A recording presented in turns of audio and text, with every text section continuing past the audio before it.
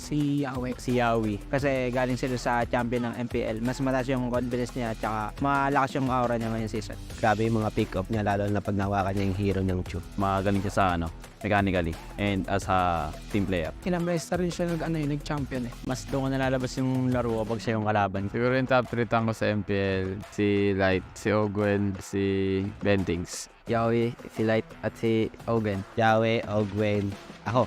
Si Ogwen, si Yawi, top 3 ko si Chakno. Si Yawe, si Light, tsaka si Ogwen. Si Yawe, si Light, si Rapidot. Si Yawi, si Perks, tapos top 3 ko ako. Si Light yung una ko kasi dami ko natutunan sa kanya kaya masabi ko siya yung inakaw. Si Yawi kasi sabi sa akin ni Light, pantay lang daw sila, mas sigit pa nga daw si Yawi sabi niya. Si Ogwen yung pinakamalakas para sa akin dahil ang play safe niya maglaro na aggressive, parang ang hirap i-predict ng gagawin niya. Top 2 ko si Yawi kasi last season, napipredict ko na yung mga galaw niya. And sa RG, ganoon pa rin. Si Chakno yung top 3 ko kahit nakakabalik pa lang kasi di mo pa rin mapipredict na kung ano yung gagawin niya. Tingin ko kailangan pa mag-improve this season siguro si Chakno kasi matagal siyang nagpahinga sa MPL so kailangan niya talaga umabot. Tingin ko malakas pa din si Chakno kasi hindi naman nakawalaan kung diyan pa rin yung gutom. Piling ko kailangan niya pa rin magbata kasi marami nakahabol sa laro. Marami na nakasabay sa kanya ngayon. Tingin ko ang kailangan mag-improve ngayong season si Renny J kasi konti lang hero pool niya. Pagtatapatan ko si Chakno, siguro yung mga pinractice ko lang din yung mga papakita ko sa kanya. Gusto ko pang makita yung improvement ni Brusco DR kasi sobrang consistent niya maglaro nung nasa amateur pa lang siya. Kaya hindi ko nasama sila sa top 3. Yung top 3 na pili ko is sobrang aggressive. Play safe siya maglaro. Pinakagusto kong makalaban siguro si Ogwen kasi last season hindi kami nanalo sa kanila. Mas exposure lang ako ngayon kaya nasama lang ako sa top 3. Yung mga na-improve ko talaga this coming season yung disiplina talaga. Siguro kaya nila ako nasama sa top 3 kapag yung Franco yung user. Mahilig tumiktok sa Franco yung first skill play up. Yun lang kasi ako malakas eh. Tingin ko yung lamang ko kay Yawi at kay Perks yung experience ko sa MPL. Si Ogwen hindi ko siya nalagay sa top 3 kasi naglalaban sila sa akin para sa akin si Light si Ogwen. Sobrang match silang dalawa. Mas naging impactful lang sa akin si Light dahil alos kapareho siya ng hero pool. Sa tingin ko lamang ako sa mga ibang roam this season kasi nung last season kabado ako and ngayon feel ko malalabas ko na yung full potential ko. Magagamit ko rin yung experience ko laban sa kanila kasi nakakalaban ko na rin sila dati and parang alam na rin yung gagawin ng bawat isa sa akin. Yung gusto ko makatapat pa rin si Yawe. Former teammate ko siya, tas hindi ko pa siya nakakalaban sa role ko na roam. Mas nilook forward ko pa si Yawi kasi gusto kong ma-check yung laro ko kung kamusta na ba ako, nasang level na ba ako. Para sa akin si Light kasi sarap niya kalaban tsaka katapat na challenge ako lagi pag RSG kalaban.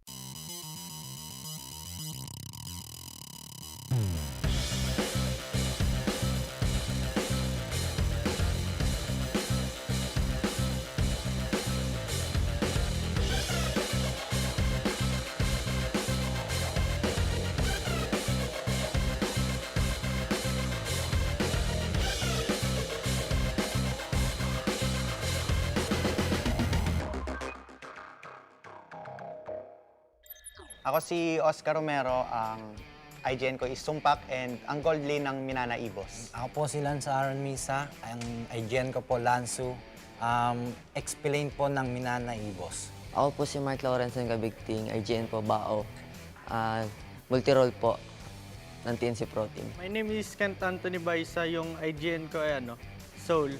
Tapos yung role ko ay Gold Lane. At ang pinasokan kong team ay RSD. My name is Cedric Gil Romero and IGN Yoshino from Mpl-Ph and as a tank roamer. Hi, I'm Jem Lanyuan of ONIC Philippines. IGN Jem, role Explain. My name is John Patrick Dagdag. My IGN is Mumukid. My role is Post 4 of APBR. Sakto po, nagpapatryout po, naghahanap po ng XP yung Minana. Pinatryout po ako ni Boss D. Yun, sabay naging okay naman po yung mga skill namin. Galing po ako sa isang amateur team and after 2 years po, galing po ako ng TNC MPL Season 1. Nakipag-break po sa akin yung girlfriend ko kaya namotivate ako mag-ML, tapos napasok ko na yung PL. Nakapasok ko ng RSGPH, Nung nagkaroon sila nung tryout, sinat ako ni Madam Lexi na nakitaan ako ng potential. Sabay pinapunta agad ako ng bootcamp para sa mga practice. Nanggaling po ako ng Euphoria MDL nung season 1. Bago po ako mapunta sa ONIC, nag-tryout po ako sa kanila and eventually nakapasok naman po. So ayun, nag-start ako sa MDL Season 1 as ONIC Arsenals. Then nag-transition ako dito sa Mpl-Ph. Yung nag-post yung brand ng tryouts, nag-register ako. Tapos, nung nag-start po yung tryout, nakitaan po ng potential ni Coach Daki. Ang masasabi ko sa pag-stay ko sa Minana Ibos, parang malaking improvements yung maitutulong nila sa akin. Ang experience ko po ngayon sa Minana Ibos, goods po sila, sabay solid po yung bonding. Ang sarap po nila kasama. Yung experience ko sa RSGI, masaya kasi nakapag-practice kami ng 5-man. Masaya din kasi nakakabanding ko sila kahit papaano. So far naman po, marami akong natutunan as a tank since tatlo po kaming tank doon and nagtutulungan naman kami mag-grow as a team. So far, yung experience ko dito sa ONIC ay yun, maganda naman yung pakikitungo ng mga tao and then bago yung management, then bago din yung mga players. Tapos yun, maraming learnings. Yung experience ko po so far sa AP brand, okay naman po. Mababait na po yung teammates, mapang-asar lang po madalas. Yung pinaka nang ibabaw na feeling yung nalaman kong makakalaro ako sa Season 12 is yung excitement. Parang nasa loob ko na yung pakikipag-compete sa maliliit man na tournaments hanggang sa malalaking tournaments. Masaya po. Nanggigigil po ako lalo ngayon. Lalo na nakapasok po ako sa MPL. Gusto ko pong manalo talaga. Siyempre, sobrang saya kasi 6 years ko pong hinihintay makapasok ng MPL. Yung experience ko sa RSGI, masaya kasi nakapag-practice kami ng 5-man. Madali na lang yung laro, may comms kami, ganun. Parang mas nag-upgrade pa po since nagka-learnings po from MPL kasi nga po ibang league na nga po itong papasukan ngayon. May pressure kasing kasama eh. Kasi syempre yung nilaruan namin is hindi na MDL, maging MPL na. So, doble yung pressure. Tapos yung mga expectations ng mga tao, pati nung kasama ko, mataas na rin. Pagkasayo po na MPL, di po siya nagsisink in lahat. Ang alam ko lang po talaga, ang tryout for MDL lang po. So, parang na-overwhelm. Kaya kong mag-adjust sa different teammates.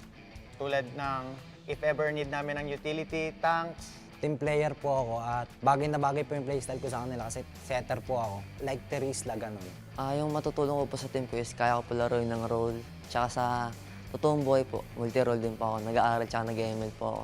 Yung madadala kong bago sa RSGPH ay mas gagalingan ko at masigitan ko si Eman sa paglalaro para mapatunayan ko na hindi sayang yung pagkuha sa akin. Ang madadala ko po sa ONIC PhD season is yung game style ko na pabago-bago. Kumbaga hindi nila mababasa yung uniqueness na dadaling ko sa laro. Siguro yung madala kong this season sa Mpl-Ph is yung adaptability kung mabilis ako maka-adapt and then yung chemistry dun sa iba't ibang kasama ko. Yung playstyle ko po kasi aggressive na mahilig makipaglaban sa lane. To be honest, sir, wala akong team na parang ine-expect na parang pinanggigigilan. Parang lahat sila pantay-pantay sa akin. Walang mababa yung tingin ko, walang sobrang taas ang tingin ko sa team na to. Lahat sila para sa akin, gusto kong makipag-compete sa kanila. Sa darating po na season ngayon ng PL, gusto kong makalaban doon ay Blacklist.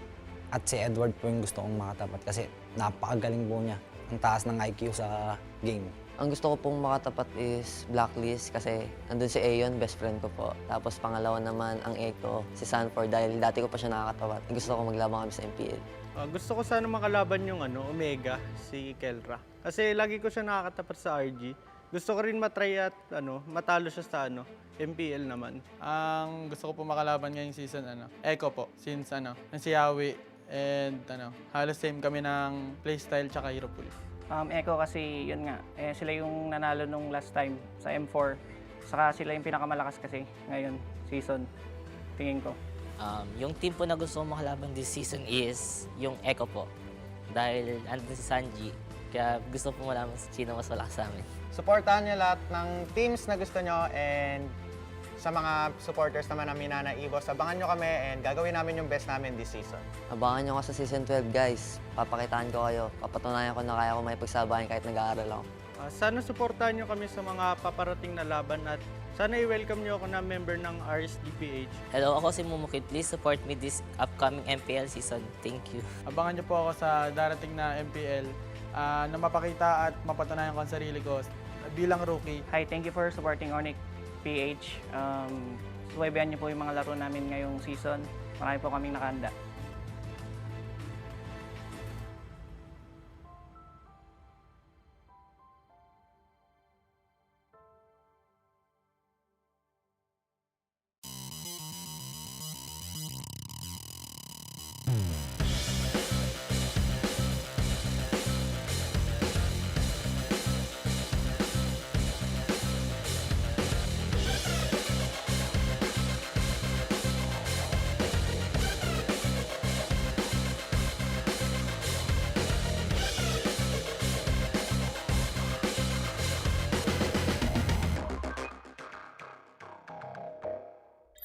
I'm Ayon Usi po. IGN ko Ayon. Mid laner ng Blacklist International. I'm Kim De La Cruz. IGN ko po Kim Poy. Roamer ng Blacklist International. Ako nga po pala si Andrew Flora. IGN ko po Andorio, ang jungler po ng Smart Omega. Ako nga pala si Ezekiel Cavilan. IGN ko Spidey. Ang role ko ay jungler. Ang team name ko ay Smart Omega. Ako si Brian Miles Santos. IGN ko is Spider Miles. Ang role ko naman is Roamer. Ako si John Marl Sebastian. IGN ko po Lord JM. Ang role ko po Turtle Lane. Si Haji, busy sa MPL. Then nag-looking for phosphors yung sila Coach Bon. Parang renefer po ako, then nag-try out. Tapos yun, nakuha na po. Piniem po ako ni Coach Bon tsaka ni Haji na mag-tryout sa kanila. After nun, pinag-tryout ako sa bootcamp. After 1 week, kinuha na po nila ako. Nung una po, kinakontak po nila ako sa dati ko pong team sa amateur. Tapos nung nag-end na po yung contract ko sa dati ko pong amateur team, nag-tryout po ako ng jungler sa Smart Omega. So, nag-audition po ako sa TikTok. And then, nanalo po ako sa The Greatest Gamer Philippines. Tapos, kinontak po ako ng Smart Omega na makakapag-lab po ng pro scene sa MPL. Galing kaming MDL, tapos nag-champion kami ni Lord JM sa Just ML tournament. Kinabukasan, ginising kami ni Boss din na kukunin kami ng Minana. Siguro yung experience ko po sa Blacklist International, masaya naman po. Pero at the same time, nakakalungkot kasi malalayo kami sa family namin. Sobrang na-amaze po ako kasi sobrang disiplina po nung pangangalakad nung nila Coach Bon, nila Coach Dex. Nung una po, na kinakabahan po ako kasi makakasama ko veteran eh. Tapos nung natuloy-tuloy na po yung practice, kumbaga nasasabay ako na. Para sa amin, wala namang bago kasi same cycle lang yung nangyayari katulad sa team namin before. Yung para sa akin naman, onting adjustment lang na ganito pala yung cycle ng pro player at solid din yung bonding kasi mas dumami kami. Masaya naman po. Marami akong natutunang bago. Siguro yung nafe-feel ko lang po ngayon, sobrang excited ako maglaro. Gusto ko ipakita kung yung laro ko talaga. Wala naman po masyadong iba sa amateur team. Kumbaga nasa amateur lang po yung paghihirap, pero dito na po ako sa pro para magpakitang gilas pa. Sobrang saya ko po kasi di ko po in-expect na ako dito sa MPL. Siguro yung gameplay ko na makakatulong sa Blacklist is yung pagiging aggressive ko po sa laro. Feeling ko yun yung isa sa malalaking factor para manalo, ganun. Yung pinakamayambag ko, siguro yung pagiging flexible ko. Sobrang dami kong pinractice na hero ngayong season eh. Lahat kaya kong gamitin na hero ngayon. Lahat ng natutunan ko po nun sa amateur scene, maidadala ko po sa Smart Omega dahil nabatak na po ako nung time na yun. Saka po yung mga ginagawa po ng mga MPL veterans sa jungler po, kaya ko din po gawin. Yung madadala ko sa team ko ay consistent, saka team player ako. Confidence ako sa laro ko, saka mag-i-improve pa ako lalo. Playstyle ko kasi is utility and sa tingin ko makakatulong yan para ma-reach namin yung top spot. And ang playstyle ko naman is aggressive. Feel ko makakatulong yun kasi baka may chance kami palagi na maka-early. Siguro yung team na excited ako or gusto kong kalaban is Echo. Since sila yung defending champion, gusto kong makatapat si Sanji po since same kami ng role. Echo. Tapos yung player si Yawi. Kasi world champion, so parang gusto ko siya makatapat ngayon. 3 player po yung gusto kong makatapat eh. Si Kyle TC, si Iran, pati si King Kong. Kasi nung amateur ako, sila rin yung pahirap sa akin nun. Papatunayan ko rin na kaya ko sila sabayan kahit nauna sila. Yung pinakagusto kong makalaban na team ay Blacklist kasi yung pinakamadaming champion sa MPL. Ito naming makalaban para sa amin APBR eh. Kasi tinalo kami nila last tournament. Tsaka gusto ko ding makalaban si Few kasi idol ko yan eh. Sa akin naman, Echo kasi MPL champion eh. Para sa mga supporter po ng Blacklist, yung Blacklist agents po, thank you po sa pagsuporta sa amin. Tsaka sana patuloy niyo pa kaming supportan sa mga upcoming matches namin. Sa lahat ngayon ng team sa MPL, ngayong season, good luck lang sa ating lahat at galingan lang natin, enjoyin lang natin lahat ng games natin. Salamat sa mga patuloy na sumusuporta sa Smart Omega sa pagtitiwala. Abangan po nila yung bagong Omega. Sa mga makakalaban namin this season, gagalingan namin lalo. Saka may babaon kaming secret weapon. Para sa mga supporters namin, salamat sa pagsuporta and di namin kayo bibigoyin this season. And sa mga makakalaban namin, maghanda na kayo.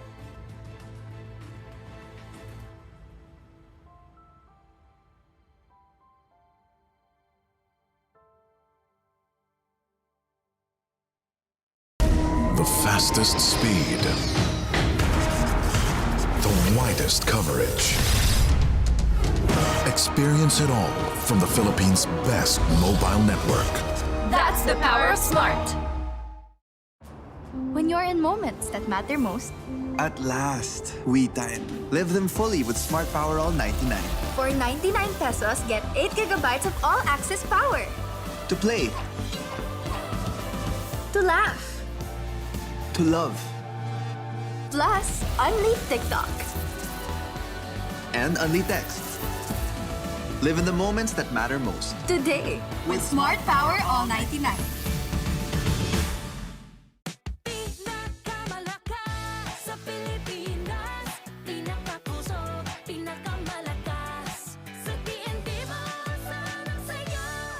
Lipat na sa TNT and register your SIM now.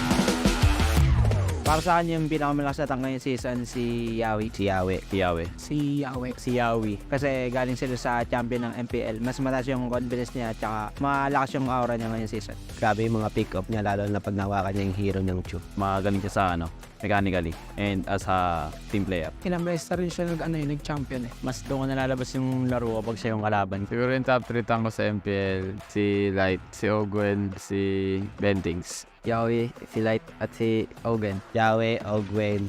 Ako, si Ogwen, si Yawi. Top 3 ko si Chakmo. Si Yawe, si Light, tsaka si Ogwen. Si Yawe, si Light, si Rapidot. Si Yawi, si Perks, tapos top 3 ko ako. Si Light yung una ko kasi dami ko natutunan sa kanya kaya masabi ko siya yung inakaw. Si Yawi kasi sabi sa akin ni Light, pantay lang daw sila, mas sigit pa nga daw si Yawi sabi niya. Si Ogwen yung pinakamalakas na tank para sa akin dahil ang play safe niya maglaro na aggressive, parang ang hirap i-predict ng gagawin niya. Top 2 ko si Yawi kasi last season napipredict ko na yung mga galaw niya, and sa RG ganoon pa rin. Si Chuck na yung top 3 ko kahit nakakabalik pa lang kasi di mo pa rin mapipredict na kung ano yung gagawin niya. Tingin ko kailangan pa mag-improve this season siguro si Chuck kasi matagal siyang nagpahinga sa MPL, so kailangan niya talaga umabalik. Tingin ko malakas pa din si Chuck kasi hindi naman nawawalaan kung diyan pa rin yung gutom. Piling ko kailangan niya pa rin magbata kasi marami nakahabol sa laro. Marami na nakasabay sa kanya ngayon. Tingin ko ang kailangan mag-improve ngayong season si Renny Day kasi konti lang hero pool niya. Pagtatapatan ko si Chuck, siguro yung mga pinractice ko lang din yung mga papakita ko sa kanya. Gusto ko pang makita yung improvement ni Brusco DR kasi sobrang consistent niya maglaro nung nasa amateur pa lang siya. Kaya hindi ko nasama sila sa top 3. Yung top 3 na pili ko is sobrang aggressive. Play safe siya maglaro. Pinakagusto ko makalaban siguro si Ogwen kasi last season hindi kami nanalo sa kanila. Mas exposure lang ako ngayon kaya nasama lang ako sa top 3. Yung mga na-improve ko talaga this coming season yung disiplina talaga. Siguro kaya nila ako nasama sa top 3 kapag yung prank ko yung may mahilig to make talk sa prank ko yung first skill play cap. Hindi lang kasi ako malakas eh. Tatingin ko yung lamang ko kay Yawi at kay Perks yung experience ko sa MPL. Si Ogwen, hindi ko siya nalagay sa top 3 kasi naglalaban sila sa akin para sa akin si Light at si Ogwen. Sobrang match silang dalawa. Mas naging impactful lang sa akin si Light dahil alos kapareho siya ng hero pool. Sa tingin ko lamang ako sa mga ibang room this season kasi nung last season kabado ako and ngayon feel ko malalabas ko na yung full potential ko. Magagamit ko rin yung experience ko laban sa kanila kasi nakakalaban ko na rin sila dati and parang alam na rin yung gagawin ng bawat isa sa akin. Yung gusto ko makatapat pa rin si Yawe. Former teammate ko siya, tas hindi ko pa siya nakakalaban sa role ko na room. Mas nilook forward ko pa si Yawi kasi gusto kong ma-check yung laro ko kung kamusta na ba ako, nasang level na ba ako. Para sa akin si Light kasi sarap niya kalaban tsaka katapat na challenge ako lagi pag RSG kalaban din.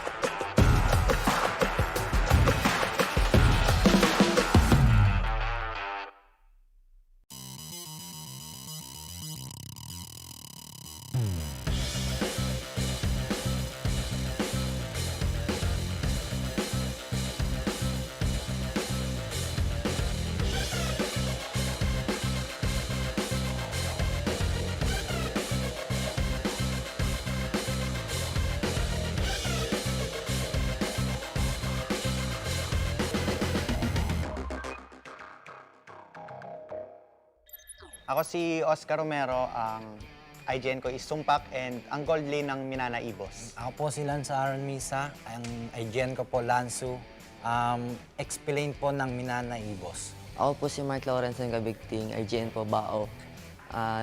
Multi-role po ng TNC Pro Team. My name is Kent Anthony Baisa, yung IGN ko ay Soul. Tapos yung role ko ay gold lane. At ang pinasokan kong team ay RSD. My name is Cedric Gil Romero and IGN Yoshino from Mpl-Ph and as a tank roamer. Hi, I'm Jem Lanyon of ONIC Philippines. IGN Jem, role explain. My name is John Patrick Dagdag. My IGN is Mumukid. My role is Post-4 of APBR. Sakto po, nagpapatry out po, naghahanap po ng XP yung Minana. Pinatry out po ako ni Boss D. Yun, sabay naging okay naman po yung mga skill namin. Galing po ako sa isang amateur team and after 2 years po, galing po ako ng TNC MDL Season 1. Nakipag-break po sa akin yung girlfriend ko kaya na-motivate ako mag-ML, tapos napasok ko na yung PL. Nakapasok ko ng RSGPH, Nung nagkaroon sila nung tryout, sinat ako ni Madam Lexi na nakitaan ako ng potential. Sabay, pinapunta agad ako ng bootcamp para sa mga practice. Nanggaling po ako ng Euphoria MDL nung Season 1. Bago po ako mapunta sa ONIC, nag-tryout po ako sa kanila and eventually nakapasok naman po. So ayun, nag-start ako sa MDL Season 1 as ONIC Arsenals. Then nag-transition ako dito sa Mpl-Ph. Yung nag-post yung brand ng tryouts, nag-register ako. Tapos, nung nag-start po yung tryouts, nakitaan po ng potential ni Coach Daki. Ang masasabi ko sa pag-stay ko sa Minana Ibos, parang malaking improvements yung maitutulong nila sa akin. Ang experience ko po ngayon sa Minana Ibos, goods po sila, sabay solid po yung bonding. Ang sarap po nila kasama. Yung experience ko sa RSG ay masaya kasi nakapag-practice kami ng 5-man. Masaya din kasi nakaka-banding ko sila kahit papaano. So far naman po, marami ako natutunan as a tank since tatlo po kaming tank doon and nagtutulungan naman kami mag-grow as a team. So far, yung experience ko dito sa ONIC ay yun, maganda naman yung pakikitungo ng mga tao and then bago yung management, then bago din yung mga players. Tapos yun, maraming learnings. Yung experience ko po so far sa APBR, okay naman po. Mababait na po yung teammates, mapang-asar lang po madalas. Yung pinaka nang ibabaw na feeling yung nalaman kong makakalaro ako sa Season 12 is yung excitement. Parang nasa loob ko na yung pakikipag-compete sa maliliit man na tournaments hanggang sa malalaking tournaments. Masaya po. Nanggigigil po ako lalo ngayon. Lalo na nakapasok po ako sa MPL. Gusto ko pong manalo talaga. Siyempre, sobrang saya kasi 6 years ko pong hinihintay makapasok na yung PL. Yung experience ko sa RSG ay masaya kasi nakapag-practice kami ng 5-man. Madali na lang yung laro. May comms kami, ganun. Parang mas nag-upgrade pa po since nagka-learnings po from MPL kasi nga po ibang league na nga po itong papasukan ngayon. May pressure kasing kasama eh. Kasi syempre yung nilalaroan namin is hindi na MDL, maging MPL na. So, doble yung pressure, tapos yung mga expectations ng mga tao, pati nung kasama ko, mataas na rin. Pagkasaya po na MPL, di po siya nagsisink in lahat. Ang alam ko lang po talaga, ang tryout for MDL lang po. So, parang na-overwhelm. Kaya kong mag-adjust sa different teammates. Tulad ng if ever need namin ng utility, tanks. Team player po ako at bagay na bagay po yung playstyle ko sa kanila kasi setter po ako. Like Terisla, ganun. Yung matutulong ko po sa team ko is kaya ko po laruin ng role. Tsaka sa totoong buhay po, multi-role din po ako. Nag-aaral tsaka nag-ML po ako. Yung madadala kong bago sa RSG-PH ay mas gagalingan ko at masigitan ko si Eman sa paglalaro para mapatunayan ko na hindi sayang yung pagkuha sa akin. Ang madadala ko po sa ONIC-PH this season is yung game style ko na pabago-bago. Kumbaga hindi nila mababasa yung uniqueness na dadaling ko sa laro. Siguro yung madadala kong this season sa ONIC-PH is yung adaptability kung mabilis ako maka-adapt, and then yung chemistry dun sa iba't ibang kasama ko. Yung playstyle ko po kasi aggressive na mahilig makipaglaban sa lane. To be honest, sir, wala akong team na parang ine-expect na parang pinanggigigilan. Parang lahat sila pantay-pantay sa akin. Walang mababa yung tingin ko, walang sobrang taas ang tingin ko sa team na to. Lahat sila para sa akin, gusto kong makipag-compete sa kanila. Sa darating po na season ngayong MPL, gusto pong makalaban doon ay Blacklist. At si Edward po yung gusto kong makatapat kasi napakagaling po niya. Ang taas ng IQ sa game. Ang gusto ko pong makatapat is Blacklist kasi nandun si Aeon, best friend ko po. Tapos pangalawa naman ang Echo, si Sanford dahil dati ko pa siya nakakatapat. Gusto ko maglaban kami sa MPL. Gusto ko sana makalaban yung Omega, si Kelra. Kasi lagi ko siya nakakatapat sa RG. Gusto ko rin matry at matalo siya sa MPL naman. Ang gusto ko po makalaban ngayong season, Echo po. Since si Yawi and halos same kami ng playstyle tsaka hero pool. Echo kasi yun nga, sila yung nanalo nung last time sa M4. Saka sila yung pinakamalakas kasi ngayon season, tingin ko. Yung team po na gusto kong makalaban this season is yung Echo po. Dahil andun si Sanji, kaya gusto po malaman sino mas malakas sa amin. Supportahan niyo lahat ng teams na gusto nyo, and sa mga supporters naman ng Minana Evos, abangan nyo kami and gagawin namin yung best namin this season. Abangan nyo ko sa season 12, guys. Papakitaan ko kayo. Papatunayan ko na kaya ko may pagsabayan kahit nag-aaral ako. Sana supportahan nyo kami sa mga paparating na laban at sana i-welcome nyo ako na member ng RSG-PH. Hello, ako si Mumukid. Please support me this upcoming MPL season. Thank you. Abangan niyo po ako sa darating na MPL na mapakita at mapatunayan ko ang sarili ko bilang rookie. Hi, thank you for supporting ONIC-PH. Subaybayan niyo po yung mga laro namin ngayong season. Marami po kaming nakahanda.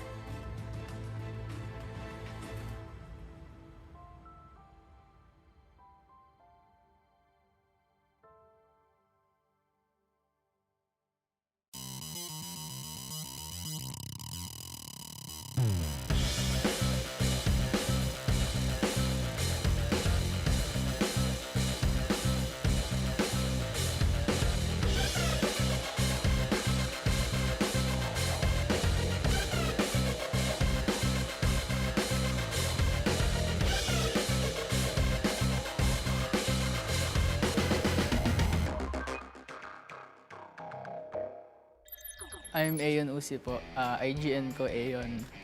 Mid laner ng Blacklist International. I'm Kim De La Cruz. IGN ko po Kim Poy. Roamer ng Blacklist International. Ako nga po pala si Andrew Peora. IGN ko po Andorio, ang jungler po ng Smart Omega. Ako nga pala si Ezekiel Cavilan.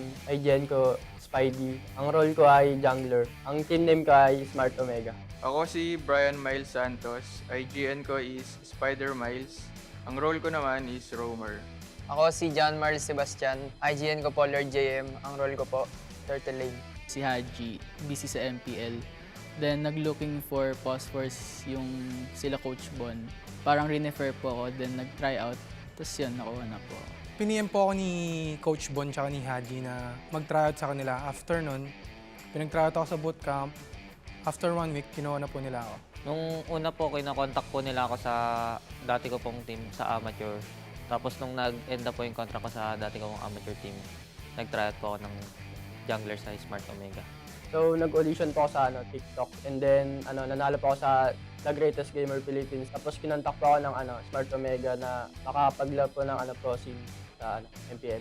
Galing kaming MDL, tapos nag-champion kami ni Lord JM sa Just ML tournament.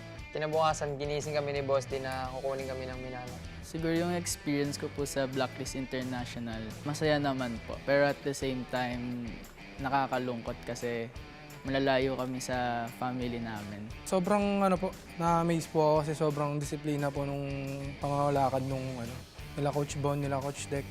Noong una po na kinakabahan po ako kasi makakasama ko veteran eh. Tapos nung natuloy-tuloy na po yung practice, kumbaga nasasabay ako na. Para sa amin, wala namang bago kasi same cycle lang yung nangyayari katulad sa team namin before. Yung para sa akin naman, onting adjustment lang na ganito pala yung cycle ng pro player at solid din yung bonding kasi mas dumami kami. Masaya naman po. Marami akong natutunang bago. Siguro yung nafe-feel ko lang po ngayon, sobrang excited ako maglaro. Gusto ko ipakita kung yung laro ko talaga.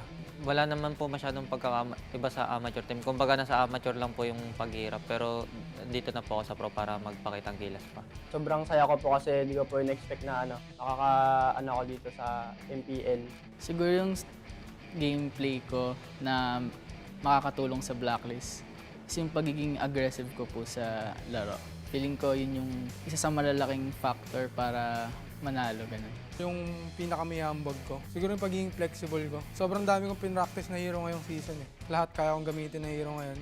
Lahat ng natutunan ko po nun sa amateur scene, maidadala ko po sa Smart Omega dahil nabatak na po ako nung time na yun. Saka po yung mga ginagawa po ng mga MPL veterans sa jungler po, kaya ko din po gawin. Yung madadala ko sa team ko ay consistent, saka team player ako. Confidence ako sa laro ko, saka mag-i-improve pa ako lalo. Playstyle ko kasi is utility and sa tingin ko makakatulong yan para ma-reach namin yung top spot. And ang playstyle ko naman is aggressive. Feel ko makakatulong yun kasi baka may chance kami palagi na maka-early. Siguro yung team na excited ako or gusto kong kalaban is Echo. Since sila yung defending champion, gusto kong makatapat si Sanji po since same kami ng role. Echo. Tapos yung player si Yawi. Kasi world champion, so parang gusto ko siya makatapat ngayon. 3 player po yung gusto kong makatapat eh. Si Kyle TC, si Irad, pati si King Kong. Kasi nung amateur ako, sila rin yung pahirap sa akin nun. Papatunayan ko rin na kaya ko sila sabayan kahit nauna sila. Yung pinakagusto kong makalaban na team ay Blacklist kasi yung pinakamadaming champion sa MPL. Gusto naming makalaban para sa amin APBR eh. Kasi tinalo kami nila last tournament. Tsaka gusto ko ding makalaban si Few kasi idol ko yan eh. Sa akin naman, Echo kasi MPL champion eh. Para sa mga supporter po ng Blacklist, yung Blacklist agents po, thank you po sa pagsuporta sa amin. Tsaka sana patuloy niyo pa po kaming supportan sa mga upcoming matches namin. Sa lahat ngayon ng team sa MPL, ngayong season, good luck lang sa ating lahat at galingan lang natin, enjoyin lang natin lahat ng games natin. Salamat sa mga patuloy na sumusuporta sa Smart Omega sa pagtitiwala. Abangan po nila yung bagong Omega. Sa mga makakalaban namin this season, gagalingan namin lalo. Saka may babaon kaming secret weapon. Para sa mga supporters namin, salamat sa pagsuporta and di namin kayo bibigoyin this season. And sa mga makakalaban namin, maghandaan na kayo.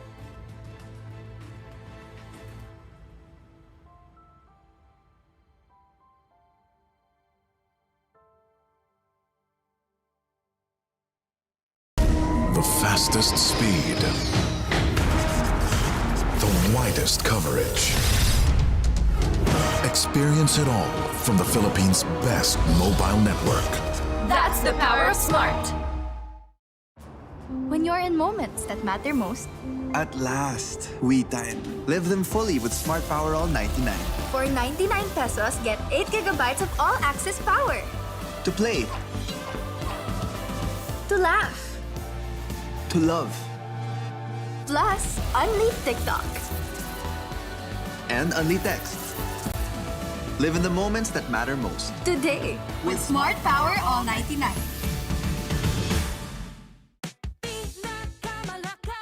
Sa Pilipinas, pinakapuso, pinakamalakas. Sa TNT, masanang saya. Lipat na sa TNT and register your SIM now.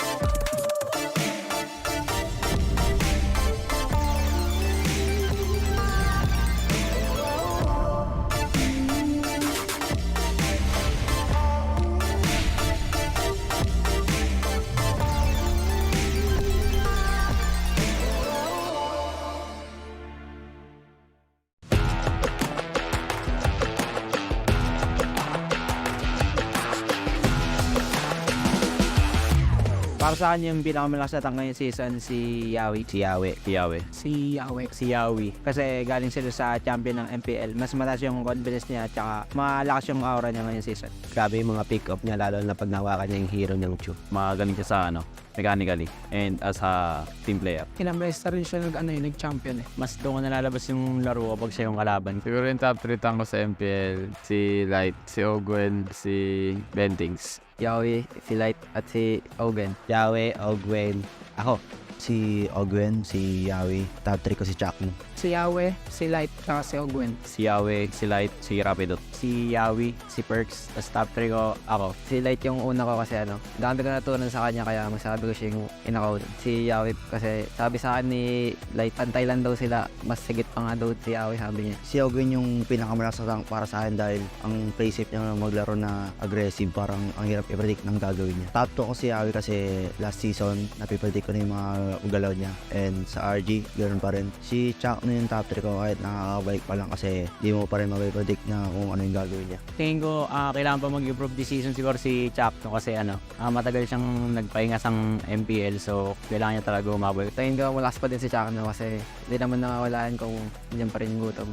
Piling ko kailangan niya pa rin magbata kasi marami nakahabol sa laro. Marami na nakasabay sa kanya ngayon. Tingin ko ang kailangan mag-improve ngayong season si Renny J kasi unti lang hero pool niya. Pagtatapatan ko si Chuck, siguro yung mga pinractice ko lang din yung mga papakita ko sa kanya. Gusto ko pang makita yung improvement ni Brusco DR kasi sobrang consistent niya maglaro nung nasa amateur pa lang siya. Kaya hindi ko nasama sila sa top 3. Yung top 3 na pili ko is sobrang aggressive.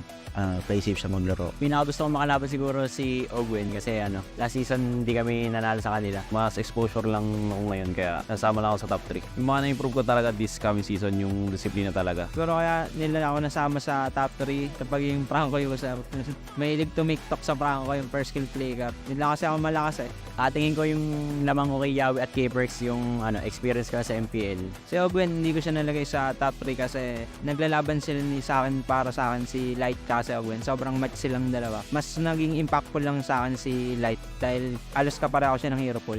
Sa tingin ko lamang ako sa mga ibang roam this season kasi nung last season kabado ako and ngayon feel ko malalabas ko na yung full potential ko. Magagamit ko rin yung experience ko laban sa kanila kasi nakakalaban ko na rin sila dati parang alam na rin yung gagawin ng bawat isa sa amin. Yung gusto ko makatapat pa rin si Yawe. Former teammate ko siya, tas hindi ko pa siya nakakalaban sa role ko na roam. Mas nilook forward ko pa si Yawi kasi gusto kong ma-check yung laro ko kung kamusta na ba ako, nasang level na ba ako. Para sa akin si Light kasi sarap niya kalaban tsaka katapat na challenge ako lagi pag RSG kalaban.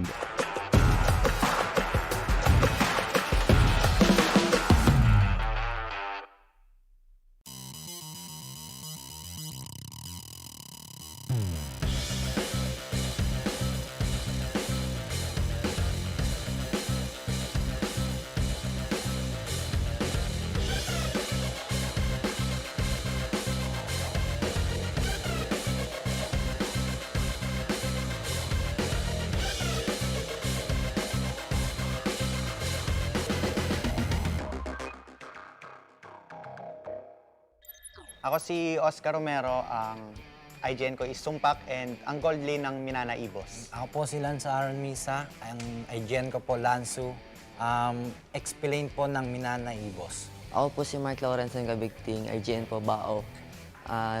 Multi-role po ng TNC Pro Team. My name is Kent Anthony Baisa, yung IGN ko ay Soul.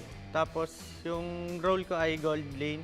At ang pinasokan kong team ay RSD. My name is Cedric Gil Romero and IGN Yoshino from Mpl-Ph and as a tank roamer. Hi, I'm Jem Lanyon of ONIC Philippines. IGN Jem, role explain. My name is John Patrick Dagdag. My IGN is Mumukid. My role is Post 4 of APBR. Sakto po, nagpapatry out po, naghahanap po ng XP yung Minana. Pinatry out po ako ni Boss D. Yun, sabay naging okay naman po yung mga skill namin. Galing po ako sa isang amateur team and after 2 years po, galing po ako ng TNC MDL Season 1.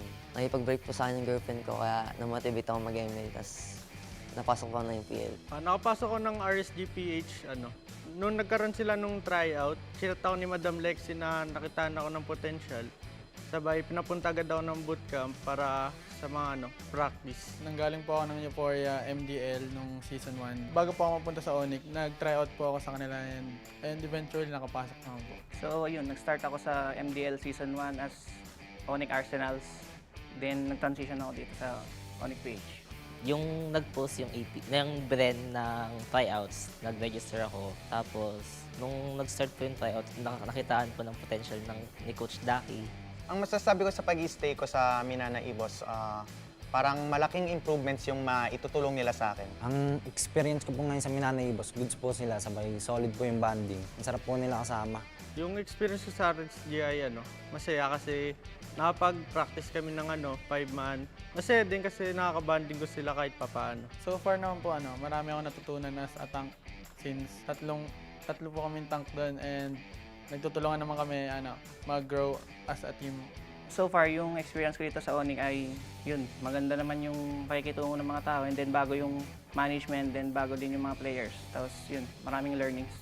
Yung experience ko po so far sa APBR, okay naman po. Mababait naman po yung teammates, mapang-asar lang po madalas. Yung pinaka nang ibabaw na feeling yung nalaman kong makakalaro ako sa Season 12 is yung excitement. Parang nasa loob ko na yung pakikipag-compete sa maliliit man na tournaments hanggang sa malalaking tournaments. Masaya po. Nanggigigil po ako lalo ngayon. Lalo na nakapasok po ako sa MPL. Gusto ko pong manalo talaga. Siyempre, sobrang saya kasi 6 years ko pong hinihintay makapasok ng MPL. Yung experience ko sa RSGI, masaya kasi nakapag-practice kami ng 5-man. Madali na lang yung laro, may comms kami, ganun. Parang mas nag-upgrade pa po since nagka-learnings po.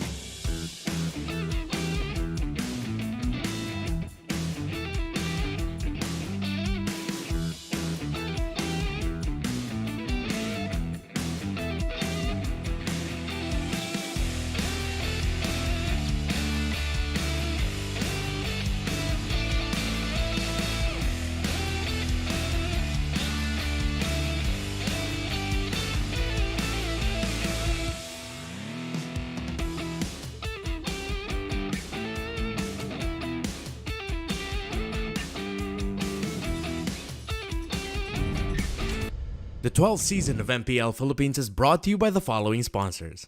Smart, the official telco partner of MPL Philippines Season 12.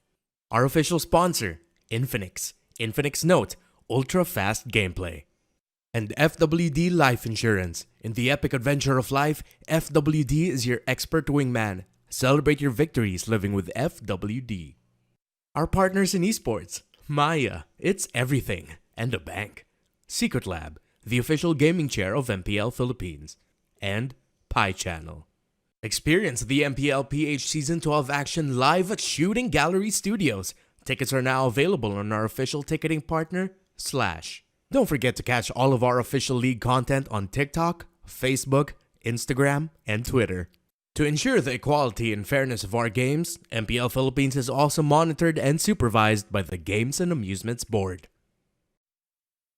Habang yung blacklist ay kumakapit pa, ayaw pa rin na napakalakas pa rin ng Pilipinas.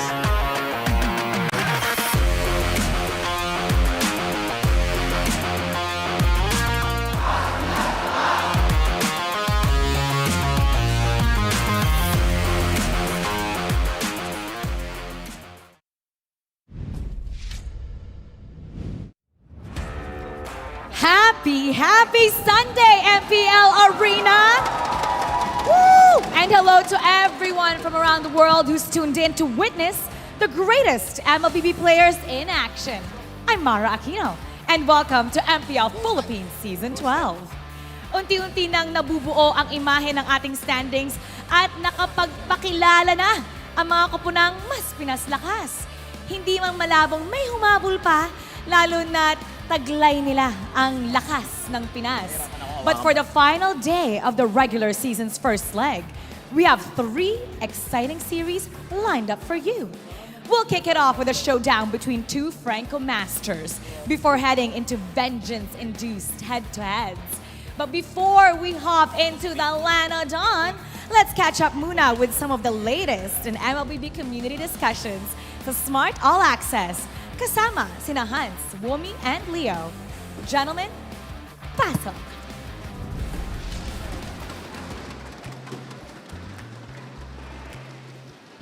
Alright, gentlemen, welcome to MPL Philippines Smart All Access. We're right here today. My name is Hans. Together with me is Womi and Mr. 305.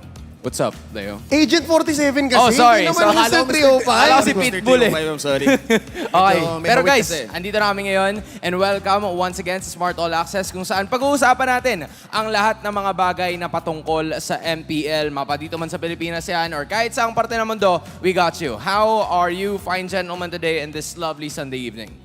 Or Currently morning? recovering. Oh my God, Morning ba? lutang din ako. Currently recovering kasi kahapon, for the first time in Season 12 history, naka-apat tayong serye and until now, hindi ako mapaniwala sa nangyari. Ikaw, kumusta? Grabe din yung mga nangyari kahapon. Rinig din sa boses ko na medyo ang daming kaganapan talaga.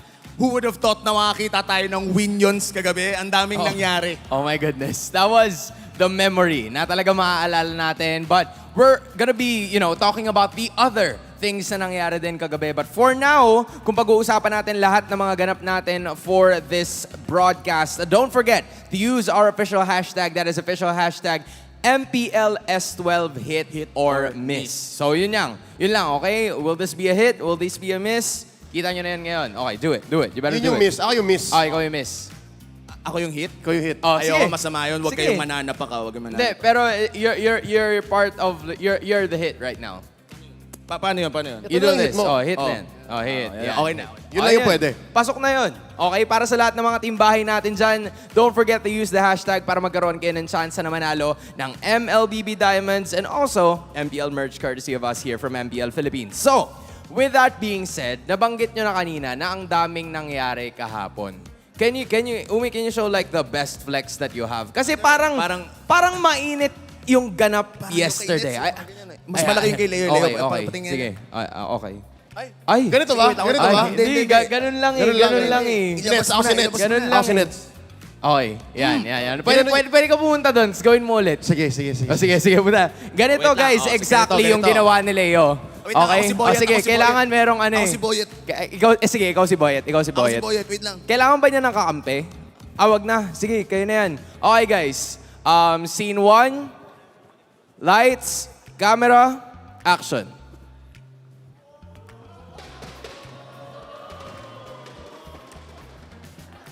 Okay na yun, okay na yun. Okay na, guys. Nice one. Okay na. Ganon. Balik na tayo. Ganon. Balik na tayo, okay? Balik na tayo. 2-0. So, 2-0. 2-0 po yung nangyari kagahapon. Kung kaya naman sobrang nagulat ang mundo nung nagpunta si Net sa harap ni Boy at AR at sinabi niya na, ay, wala pala siyang sinabi. Talagang tinaas niya lang yung arms Narinig niya. mo ba anong and sinabi go. niya doon? Oo, wala siyang sinabi. Ba't ka may sinabi? Wala ako sinabi. Wala ka sinabi. Ano. Oh. Tapos Ayan, nag-moonwalk palabas. Ayan. Yan ang hindi ko nakuha yung swag. Ayun, Pero nakuha ko. Tingnan mo to. Yan, Nakikita mo ba yung muscle ko? Grabe. Padis, may edit pa yun yung...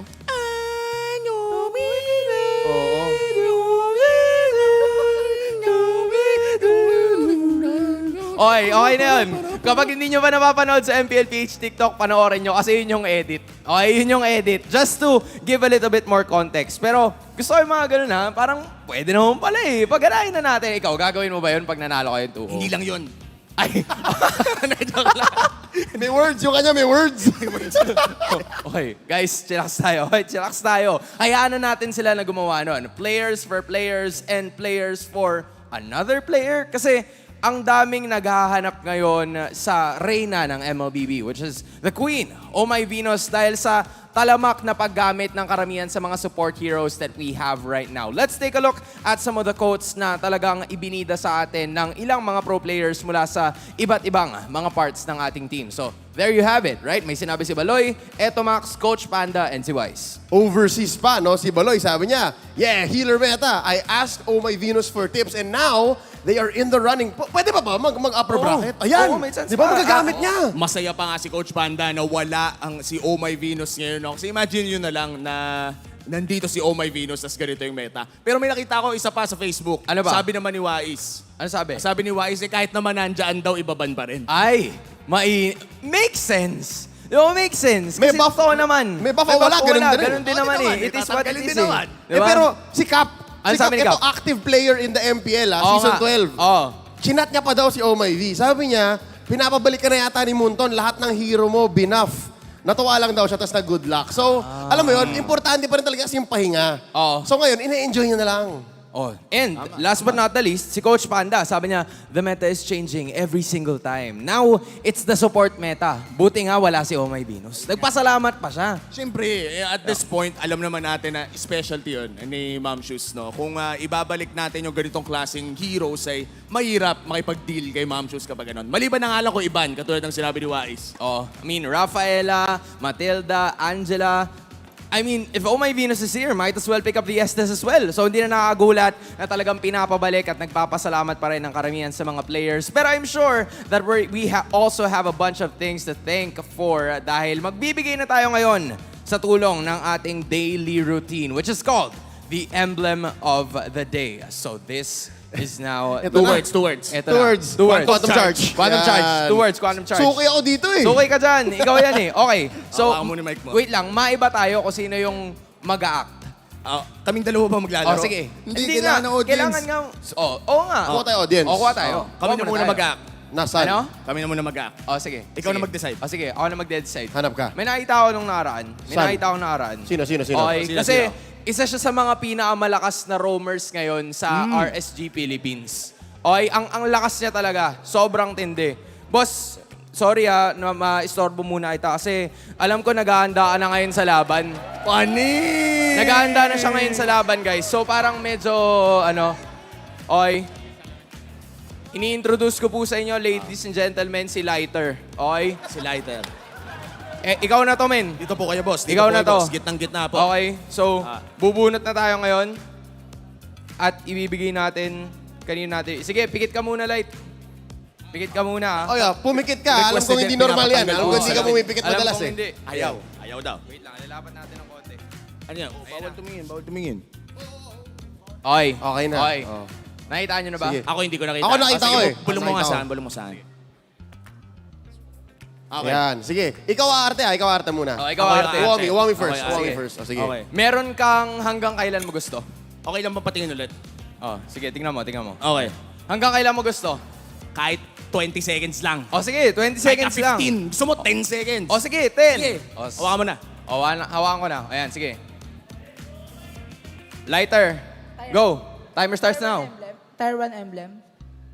One word. 10, 9, 8, 7, 6. Swift. Yan!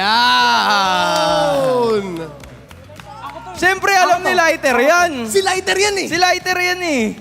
Okay, Lighter, maraming salamat. Makukuha mo na ngayon ng MLBB merch. Pero, siyempre, this is your opportunity. Mag-shoutout ka na sa lahat ng mga gusto mong i-shoutout since andito ka na rin. Shoutout po sa Ira Chowbers po, explainer. And shoutout din po sa kay Paolo Laksamana and kay AC De La Cruz and yun lang po. Thank you. Bye-bye. Yan. Ay, wait lang. Ano munang masasabi mo sa kambal mo? Kasi maglalaro siya ngayon, kalaban niya, TNC. Ay, kahit na alam kong ikaw pala yun, ano na lang masasabi mo sa sarili mo? Ano masasabi mo sa sarili mo?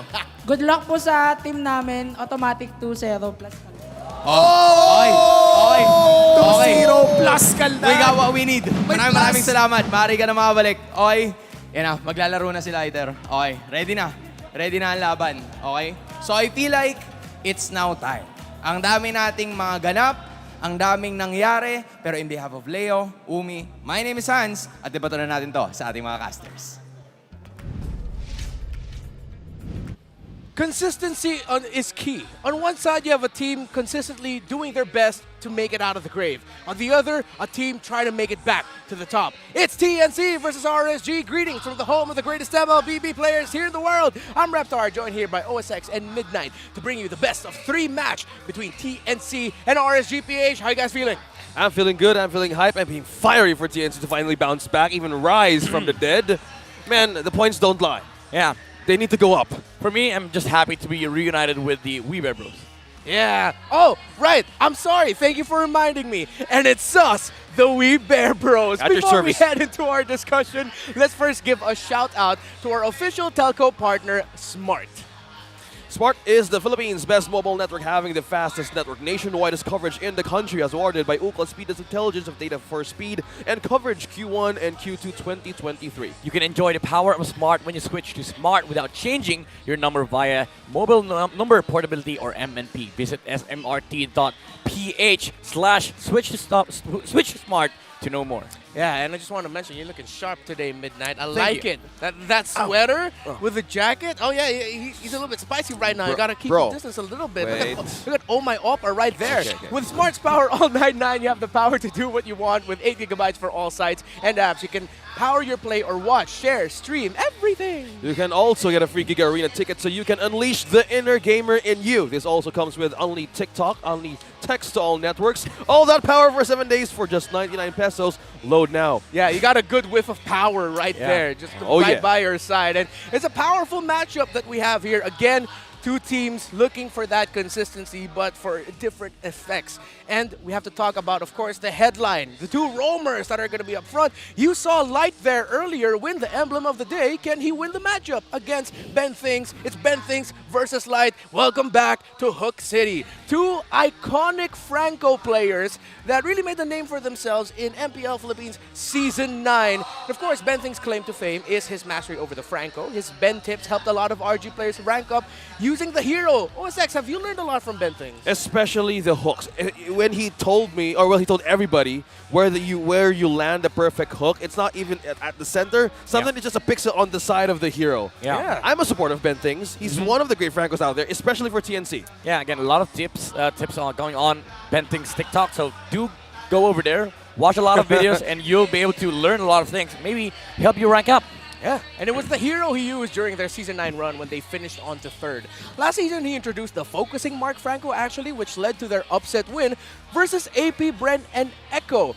But Midnight, I mean, let's look back in history. Light himself, pretty mean Franco as well. Yeah, higher win rate on the side of RSG, and even considering that more games have been played on Light, and I feel like the consistency is there. Again, Ben Things, he was the one who was kind of like pioneered the Franco Uprising in Season 9, but Light all throughout this time has been showing up with the consistency of the hooks, and not just about hooks, about the pickoff capability of the Task Force RSG. Ooh, yeah.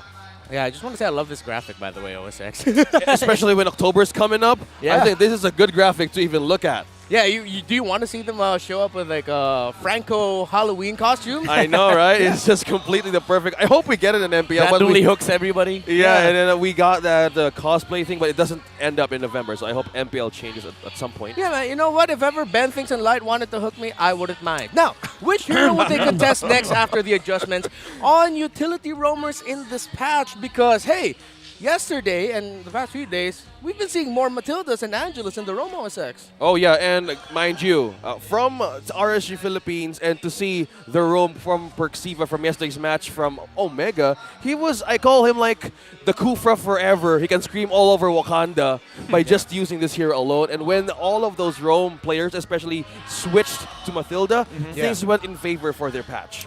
Yeah, one thing that I am kind of excited about with this Rome matchup is that I want to see some Diggy, some Angela, you know, the classics. Because it used to counter like these two players themselves, and I feel like both of them understand that. Because yeah, let's say tank matchups, it's hype, like Kufra versus Franco versus Atlas versus Kaja, stuff like that. But I want to see some Florin, I want to see some Diggy, I want to see some Angela. Yeah, on the Rome. Haven't even showed up yet. Yeah, it's so surprising that you'd think you'd be seeing more of them. We'd be seeing Diggy get banned out.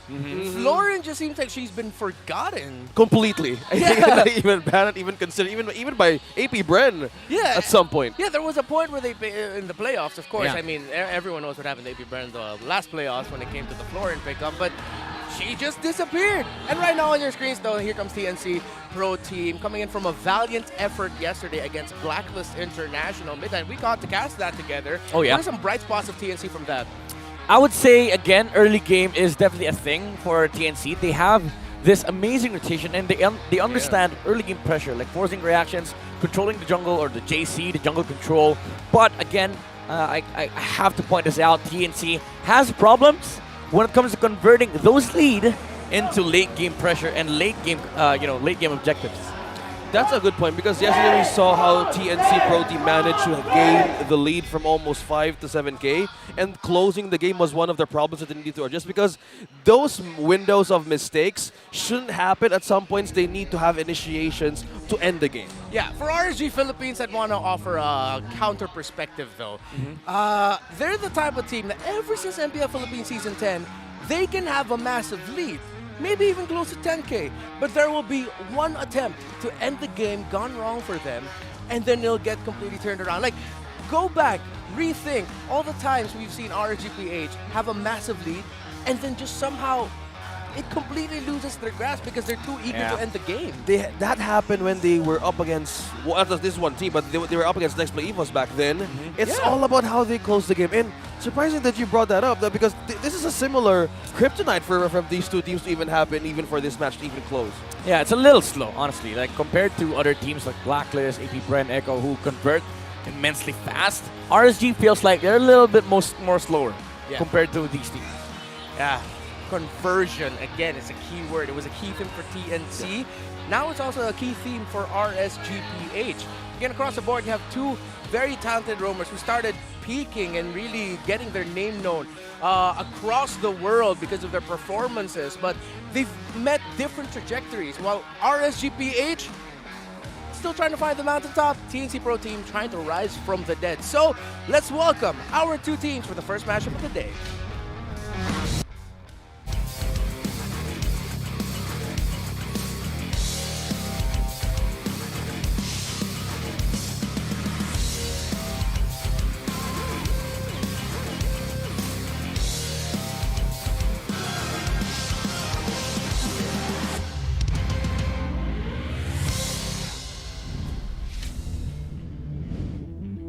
A strong effort against Blacklist yesterday saw them take a point from the Codebreakers. Can they bring an even larger Big Phoenix energy to get the series win against the Raiders? Always rise! It's TNC Pro Team!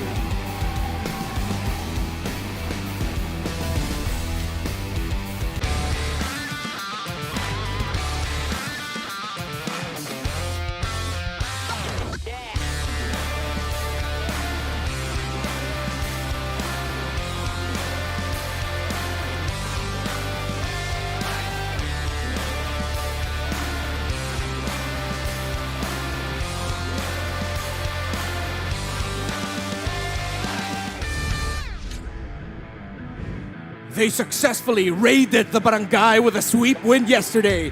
Can a former King of C douse the flames of hope of the Phoenix Army? Rise, slay, and dance away, Navs. It's RSG Philippines!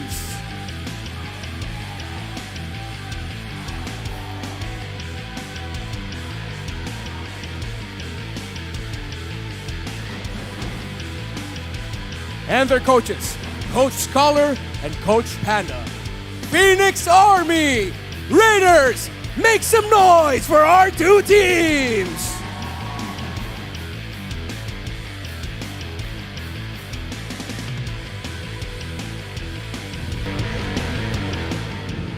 Man, that's the first time I've seen a player hit the gritty while doing their entrance. What an entrance by Navs with a hood over his head. But first, let's talk about TSC Pro Team. Innocent, King Kong, Goyo, Hesu, and Ben Things. Yeah, we're seeing the same Phoenix lineup that might rise today because we've seen how they completely had a point up against Blacklist International. With the mix that they're trying to brew here, I think they can slowly have answers on how to gain a point against RSG Philippines. Again, a keyword here for TNC is that they are able to get those leads in the early game, but they have to convert that in late game. And I feel like it has to come down to the cores here. King Kong, Hesu, and Innocent, they have to make sure that they are able to play the late game. And RSG Philippines, we saw their performance against Barangay Omega yesterday. By the way, if you missed that game number 1, Eman got an MVP performance because why?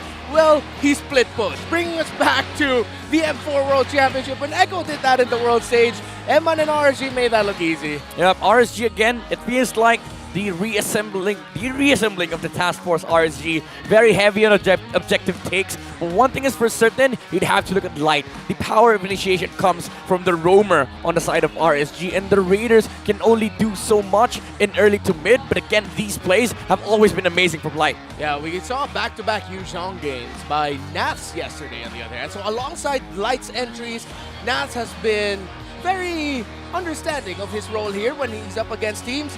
Just dive. Just work them. That's what you're good at. That's changed with RSG, you know, like Light, week 1, week 2, he was the kind of the main raider for RSG. Game 1, Yuzong, it feels like Nats, he was getting some getting some memories from his old days using the hero. Game number 2, however, was a different story. It was all Nats against the opponents, and I feel like that is gonna come into factor here. That is gonna come into play against TNC because again, RSG likes those objectives, and Yuzong is king of turtles and lords. Yeah, it's so good to be back here in the table, and we saw Yuzong today. But just by looking at the stats of TNC and RSG, something similar is the front and the startup of their own composition boils down to the first blood ratio and kill participation. It's similar in a way that they could actually have a way of having a good success hero for either for the EXP lane or their jungler, which is Irad, that we are trying to figure out how will they set up this player for success. All right, so OSX, someone who used to love playing the roam a lot before, would you stand toe-to-toe against RSG if you're TNC? Would you match your aggression, or will you try to be a little bit more cautious? How would you approach this? With this kind of situation that TNC has right now, I could say I need to go back and forth that be more aggressive in a way that you have a way to even force and block the momentum of how RSG works. Because if we're talking about RSG Philippines, they can actually start their own lineup with having a great success in their own first minute to 3. So if you have a way to slow things down a bit for if you are TNC, I think that's a good way to even just counter what they're heading at in terms of heading to mid game. Yeah, I agree to that. Block the momentum and stop the task force RSG if you're TNC. But what are our other keys to victory? Midnight, you know the thing, say something smart. That's a Yuzong. No, I'm joking. Now, TNC and RSG, they are in a very tight spot here because they are kind of in contrast with each other. Now, to be able to win against each other, they need to follow these keys to victory brought to us by Infinix. No series, ultra-fast gameplay. Now, for TNC, they have to capitalize on RSG's slow-paced gameplay. We've seen how RSG is able to play. They always try to choke out on the objectives, but they follow a path line. What I mean by that is RSG, they rarely fight outside of objectives, and that just means the less aggression and less pressure against TNC, and it is something Ben Thix and the gang can actually capitalize versus RSG. Now, on the opposition, it's quite the opposite. It's the contrary to the TNC's burning early game. Slowly burn TNC. Yes, you might get early game pressure, you might be able to get the momentum, you might be able to establish a lead, but again, playing the objectives along the lines of the game, you'd be able to choke TNC out and come out as the victors in the late game. As the Raiders, again, the task force RSG is just too much to handle in terms of objectives. Now, for both sides, the roamers are the star players here. Bentings and Light, they have to play their signature style of play. It might be coming down from a Franco pick, a Kufra, we don't know, maybe even the Angelas or the Rafaelas, but for sure, would see Mathilda in this series. Again, those were the keys to victories here for TNC and RSG, brought to us by Infinix Note series.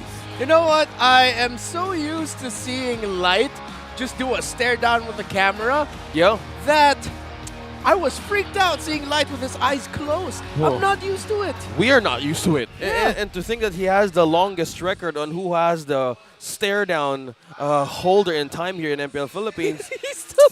I hope at some point we have a stats for that because He's resting. I'm really hoping for that. He's resting his eyes. He's resting his eyes. How is this possible? How can he keep his eyes closed for By so the way, long? that's Bentings. That's not Kyrie.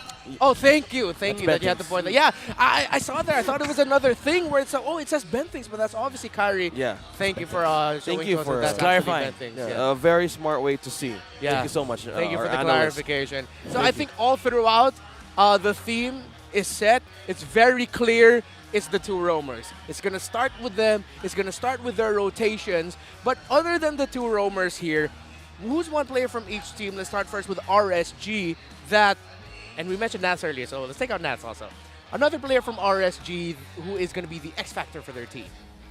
I think one thing also that stood out for me from RSG's games is Nats, and he was using the Paquito, he's back using the Edith, even the Arlet, no matter how it changed throughout the patch. So I think with Nat's instincts and how mechanically gifted as he is, I think it's still a game changer for the XP lane to even watch out for. It's really Nats, man. It's really Nats. Yeah, it's really Nats, you know. You can't take out Nats. But for me, I'd say Irad.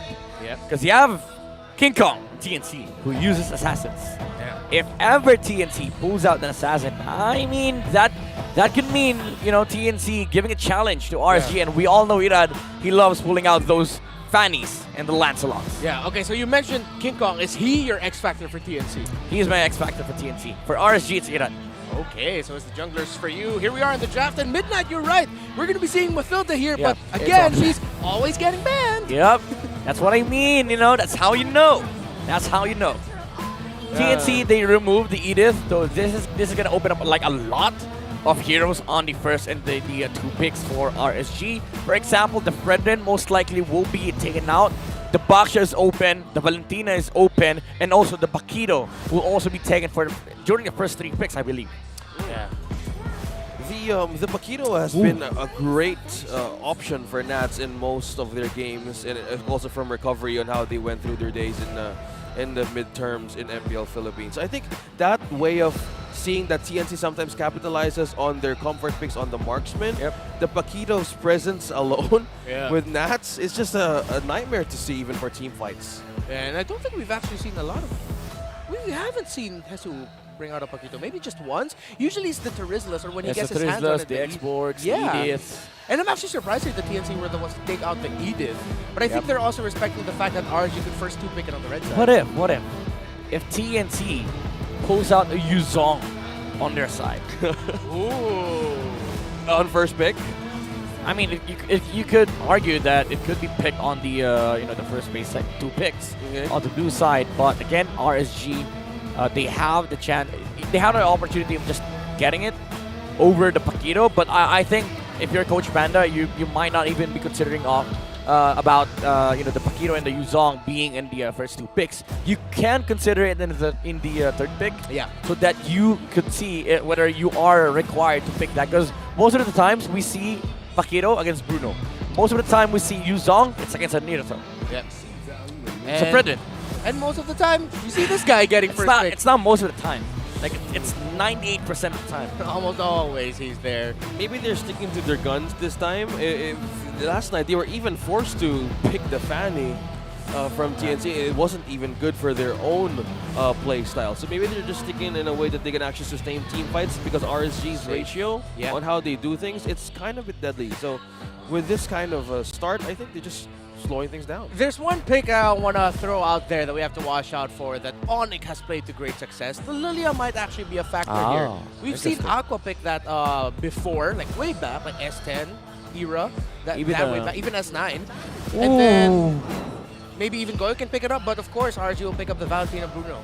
I like this. The Valentina Bruno. Again, the Valentina covers a lot of bases in your draft. Like, even if TNT snatches up the Yuzong, you could still argue that RSG has their own version of the Yuzong. Yep. Because she can just steal it, and now you pick up the Bruno. You're forced to either go Irithel or Brody against this one. Because I don't think you're comfortable playing any marksman into this lane. No, you don't. Especially with the Bruno nowadays. Oh, it's a strong. He hurts, man. He hurts. He hurts. I don't like those. The 30 damage soccer nerf, balls. you don't even feel it. No. Yeah. In the pro scene, I think it's not a factor for them. Yeah. It just keeps on working in their own favor. You know what, TNC, if they pick their marksman now, I would be quite surprised. They can actually play for the second phase. TNC play and pick up a Cho and the Faramis. I don't like this. Oh, Midnight. I can feel I don't and like hear this. your displeasure. I see the Minotaur coming up from light. I see the Minotaur or the Atlas. Oh, yeah, that'd be great. Yeah, we haven't seen my boy for a while. Hey, we haven't seen Franco yet. The thing is, you could even pick it second. Because now I'm seeing either Paquito or Yuzong again getting picked up, and then Coach Panda baiting out the Irithel or the they go for the Trizzle instead. Okay, good answer versus the Paramis, and that covers Jesus Hero as well. So what's left is the X-Board. Yeah. And I wouldn't be surprised if RSG says, nope, we're going to take that out. Bats it out, right? Yeah, straight up just batting. Quick look at the index right now, comparing the draft so far of the two teams. Oh, interesting. Wave clear is much higher on the side of RSG. So that just means that, early game, again, is going to be a problem for TNC because these conversions are just going to be a little more harder compared to what it used to be. Yeah, for TNC Pro Team, they're relying on their own strength as well with objectives. So in terms of their data back then, so it's just their start for success in the early stages. So if they actually from their matches yesterday, if they lose that window, sometimes it's a bit of a struggle to keep moving forward, and they need to answer a lot of problems along the lanes. Okay, so RSG are going to take out the Irithel. They are forcing out the Brody. Yeah. That's why they pick up the Trizzle. Brody is just a walking marksman. He has no dash apart from the stun with the second skill. You can reposition. Technically, Midnight, when he does use his basic attack, he floats. Dashes. Okay. He floats. Okay. Point taken. Point taken. Levitating. My point is, if you're a Brody and you get penalty zone, you cannot walk outside of the penalty zone. You have to flicker out. Yeah, you're penalized. It's hard. Yeah, you're penalized. That's hard. Yes, that's a lot. Yep. TNC Pro Team will take out the Joy, by the way. Interesting. Respecting the possibility that RSG might go, Irad with the Joy. So it's a good respect as well. Funny thing though, Eve is not Eve. I think Eve is totally forgotten. Yeah, Eve's dead. No, I'm just kidding. No. You have matches that are quite okay for Eve, but as of the moment, saving cores are like the utmost priority of the supports. So I'm going to add her to the forgotten list for MPL Season 12. Maybe. Yeah. Along the Claude list. Count him in. Because yesterday we saw Innocent even pull out the Claude, and that's one of the... Oheb. Yeah. Also, mostly they have this favorite heroes, signature heroes that gave them wins, but this time it's a challenge on how to pull things off. There you go. And also the Xborg respect there for the XP. Yeah. So shortening out heroes as well for Hesu. Yeah, what's left, man? Like Lapu. If you look at the pool of TNC, Lapu. But I would consider, again, Yuzong. Oh, yeah, you're right, Yuzong. Yuzong for TNC. I mean, we haven't seen much from Hesu, but I want to see heroes like Yuzong, Glue, heroes that actually can deal with the Bruno. I like this Diggy ban, however. It does tell us that they might be considering of picking up these teamfight XP laners. Hey, super crazy theory here. What if TNC's thinking of picking up a, what's that guy name again? All right, Mincitar in the XP lane. Oh, Mincitar. Okay. They're known for the surprise picks. Yeah. At some point, it's only TNC could actually pull that off. Oh my goodness, So, that hoodie is sexy. Something is up with our EXP laners today. All of them with the hoodies on. Yes, not just that. It's also Hesu. Hesu, Right. I want to be an XP laner right now. Teruzda has a hoodie skin, right? Does he? Yeah, one of his skins, he has a hood. He has a hood, yeah. Let me check. Minotaur, let's go! Perfectly There you called go. there, Midnight. For those of you watching from home, Midnight just stood up, raised 2 of his arms up in the air, and then sat back down. It was a perfect pick. It was the perfect pick. Yeah. Like, for TNC, what do? Like, this Joe can't play into the Minotaur. He can't play against the Terizla. The only option that he has is a flicker kick against the Bruno. But what if Bruno gets purified?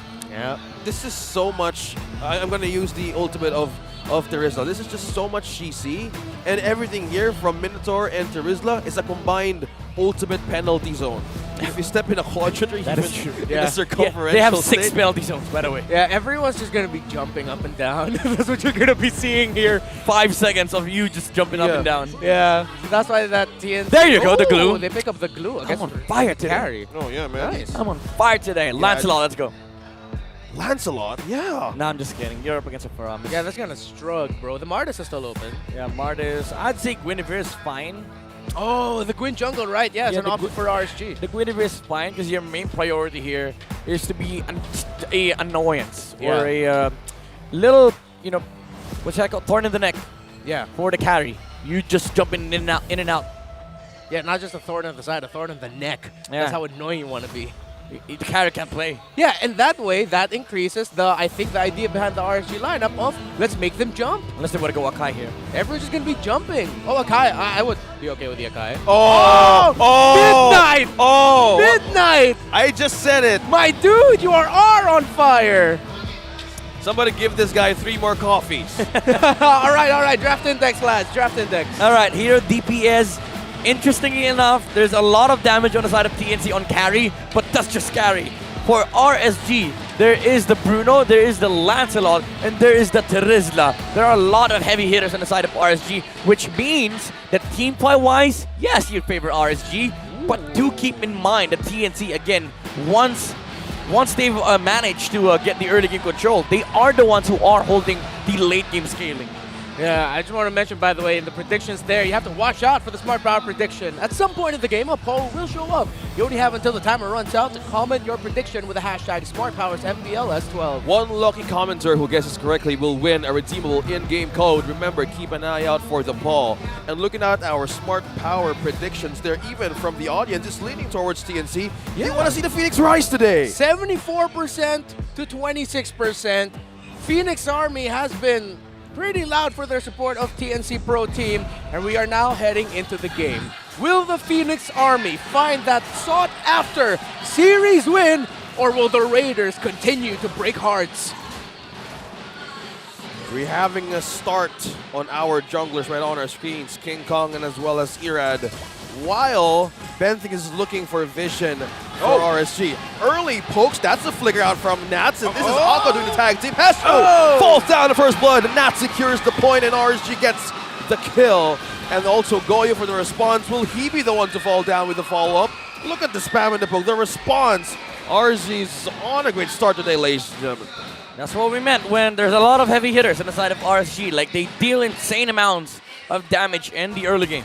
Yeah, I think OSX and I felt the same thing here when we saw that duo breaking out. We were probably both thinking, yeah, that Terizla's going to win it. As people who love picking up the Terizla for the longest time.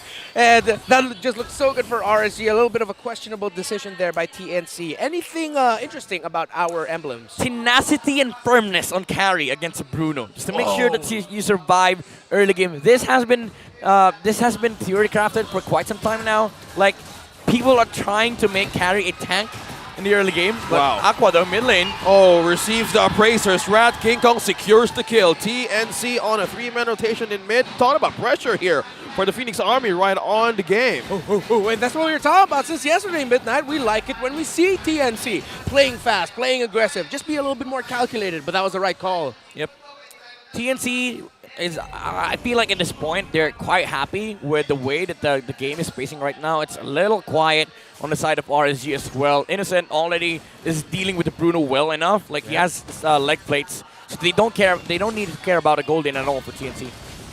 Well, speaking of goal, it's the first objective of the game. Who gets this first hand? And Oh, Kong my goodness. secures the turtle. No, Nats has been immobilized, but that is another round being activated by RSG. Now, Nats has been taunted, and Goyo takes him down. TNC on a chase, trying to take him out. That's the stun. That's the way of the dragon, and serving up the kill right onto King Kong. TNC secures a kill. Thought up at a great start. Yep, they flickered. Right completely went back with the grab. He pulls his hair back to the 4 members of TNC, and he goes down right in the hands of Hesu. Is this the TNC Express Midnight? I mean, we're seeing a different TNC. They definitely are rising from the dead, leading by 1k gold. Again, this is the consequence of not having to deal with the gold lane. You have the firmness, you have the tenacity on the carry, you leave Innocent B with the Bruno, and you show up with 4 heroes inside the jungle of RSG. By the way, King Kong was on point with the Retribution. Irad kind of messed it up a bit. It was a little bit too early, and TNC went for the punish. Yeah, punish. Taunt onto Light, forcing everybody from RSG to respond. Goyo with the Stampede, looking for a way to pull 2 members out of RSG. Still sustained and got that orange. Irad secures his food right on to the first 4 minutes of the game. Okay, so TNC, let's see what they're going to do next after they get that orange buff on forward to the Fredrin. But look at this, Goyo and Ben things together. They've just been a 2-man hit squad rotating. And for me, Goyo is now the missing piece to complete the TNC puzzle. Yeah. Everyone seems to have finally woken up, finally risen. Goyo needs to step up even more here, because when he does, TNC will finally be at full power. Yep, it has been a talk of the town, like the support on the side of TNC is a little bit lackluster, especially on aggressive heroes. Now that he's holding onto the promise, the main job of the Goyo right now is to just make sure that they are able to sustain the team fight with another realm, and of course, catch enough targets on the side of RSG while maintaining the protection for the carry. Yeah, and we saw this yesterday when Goyo... Oh, an outplay! That's gotta hurt. Wow, Eman using those hits, and he just took down Innocent. Second turtle of the game is up. That was a purified bait from Eman. TNC right on 4. Benthinx is on a target. Irad having on half HP. Now continuing the charge. Hesu immobilized 1 to hold. Nat secures 1. King Kong secures a turtle as well. Now TNC with a great way of picking up their objectives. Looks like RSG's more hungrier to counter them down. You have to address this Bruno though. Like, it's not just enough to take these turtles, because Eman has been winning, dominating even the carry matchup, even considering that Innocent has been able to kind of like nullify some of the early game pressure from the Bruno with the adjustments on the emblem and the items. But Eman, after 5 minutes, he's going to start taking towers. Yeah, that was a punishing swing at the most unfortunate time. Exactly. That Innocent experience. That was the purified bait. Like, this is how you... Okay. Irad, no. It's beginning. No, you have 0% win rate on that. Recall right away, and King Kong used the Appraiser's Rat to take down that cramp. Okay, just 4 round gold. 4 round gold between the Bruno and the carry. That's the difference. But still, it's a Bruno. It is a Bruno still. And we don't talk about Bruno. Yep, he hurts. I completely forgot the line I wanted to dish out with my own setup there. But now RSG Philippines, let's see what they can do to temper the rotation TNC has been bringing out. They have a very slight lead, but it is a very close game. Aqua slowly walk into the traps. Shadow Stampede pulled him in. Goyo received some spams out of RSG. Terrified, looking for some security out of his own turret. RSG Philippines was trying to see some way of taking down 2 there. Yeah. Meanwhile, down bottom, we have a clear from Irad as well. Yeah, that looked like really good sense by the side of TNC. It's like Goyo and Ben had a strong feeling that someone was there and they just baited it out. Yeah, by the way, we've seen XP cuts. We've actually seen gold lane cuts. We've never seen a jungle cutting an XP wave. Yeah. Irad was cutting XP wave when that happened. Interesting. But look at here, Hesu now just continuing the pressure onto the purple side buff of RSGPH. Yeah, Hesu alone up against 2 to contest this purple. He goes away, he goes with a poke. But that secure of a purple goes to Irad. Slowly wanted to take more turtle up against TNC. Yeah, I'm starting to get a feeling that TNC will really need to watch out for a massive setup here by Light. Gotta be careful. This is just too slow for RSG. Like, they're putting Eman here while Innocent is just farming it away. Oh, Light with the charge. That's the stomp, knocking out 1. That is Goyo. Use the Nether Realm. Now it's fight all over this objective. Now with the puncture, Irad is looking for a way to take down 2, take down 3. Now they're on a chase, looking for an avenue. King Kong still safe. RSG still looking for a chance up against TNC, but they completely disengaged. The Phoenix Army still lives. They have secured the turtle. The Raiders secured the turtle, and they're on a roll here, completely going in mid. Goyo, good thing he had that flicker. And he used it at the right time. It really looked like it was going to get taken out. But good sense as well to bring out that Nether Realm. And good on the side of TNC to avoid, again, the big setup that Light almost got there. But at the end, it was just a win on the Retro side by Irad. Yeah, I was saying that RSG were playing too slow. They were playing like patient. Yeah. I like it because it's fundamental, but TNC was just getting too much resources on the carry. But then Light initiated. He was like, "Nah, we're not patient. We're playing aggressive right now. We want this turtle and we want a team fight." Yeah. You know what I like it? I like it when players, even though there's no clear lead whatsoever, they just trade TPs. It feels good to see. It's like they're speaking without using words. Yeah, it's like a TP trade. It's a form of communication. Yeah, it's a cultural exchange. Yeah, cultural exchange. I like it. Well, it looks like Hess is going to be the exchange. Hughes, the ultimate. Look at the damage. Hesu connects to Light. He might get pulled here. Light is receiving so much damage. He's slowly being immobilized, but Ira looking for a way to pair the back lines of TNC. Now he goes. Targets Innocent, but that's the way of the Dragon Fall from Ben Thinks. Thorn Grows. Puncture connecting to Innocent. Still safe. Irad, look at him. Look at him go. He's slippery and he's safe. RSG with an attempt to take down Innocent from the back line. TNC still safe. Wow, this is an aggressive peel coming out from RSG. They didn't even need the Bruno. Knots just jumped in onto the Faramis right there, and he was forced to use the Nether Realm. And then TNC after that, they backed off after the Cult Altar was exhausted, as they didn't have any protection for Innocent. Yeah, it was a great team fight bait out there by RSGPH. Dare I say, that was a great effort by King Kong to protect Innocent as much as he could. Those stunts and those knockups he dished out was big. Oh, Pentix. Wow, he just dove in the pit by himself. But Irad here sees him target. That's the way of the Dragon. Used for penalty safety. zone! A penalty zone on the 3. It's go time for RSG to take down Ben Things. No setup, no counter, but Ammon secures one. Innocent is down as well. RSG's eyeing to take this turn, but Hesu is going to be in trouble. Torn Rose connecting to Ammon secures a double right away for RSG. Now, wow, it's just 3 members out of TNC, and they're stealing this orange right out Again, from the Phoenix Army Midnight. RSG slowly burning TNC's early game, even though we've seen fantastic rotations coming out from the Phoenix. It's just the slow and patient objective takes of RSG that converts into these punishes. It kind of feels like RSG is workshopping TNC right now. This is how you win fights after objective. Worldy. Oh, that hurts. Connecting one more time. The ball hits so much. Ben Things falls down. And the Nether Realm is not yet ready for the resource save for TNC Pro Team, and RSG on the lead. Looking for a way here. Oh man, earlier it was now. Oh, wait. That's the taunt and the knock-up. RSG's looking for a defense right onto Esu, but now he pulls back, like using the split, but Amethyst keep pushing down bottom with the ball. TP exchange once again up top, and it's a complete showdown here. That is the trade, that is the culture. Yeah, that's them saying, great showing so far, lads. Hell of a game. Great show. So that is how they do it. Emin is low on mana though. He's still kicking some balls right onto the turret here. So just TNC looking for defenses. Man, the damage of Emin right now hits so much. Yeah, earlier it was nasty with that penalty zone, and now it's a man of the hour. Midnight, what can TNC do? I mean, at this point, you have the turtle, right? You have to wait for a mistake that could come out from RSG.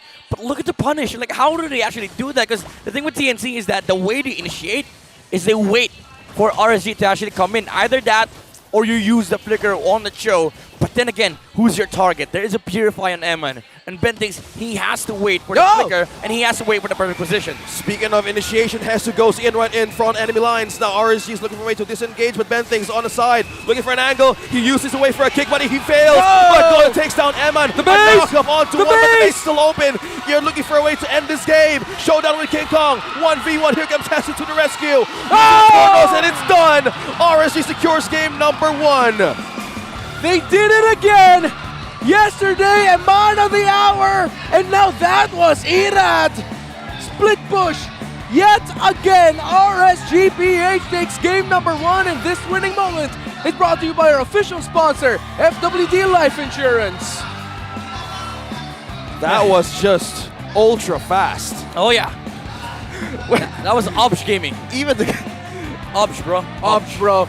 All Obsh, bro. Okay, that is a complete example of a slow burn. And TNC was gaining the lead back then in early game. And RSG's like, okay, starting the fire here, slowly, and it just happens to them really quickly.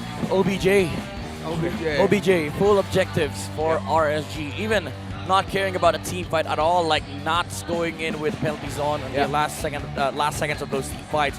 And RSG, they were backing off, but Irad was like, why are you there? Tower's here, right? Wrong direction, victory.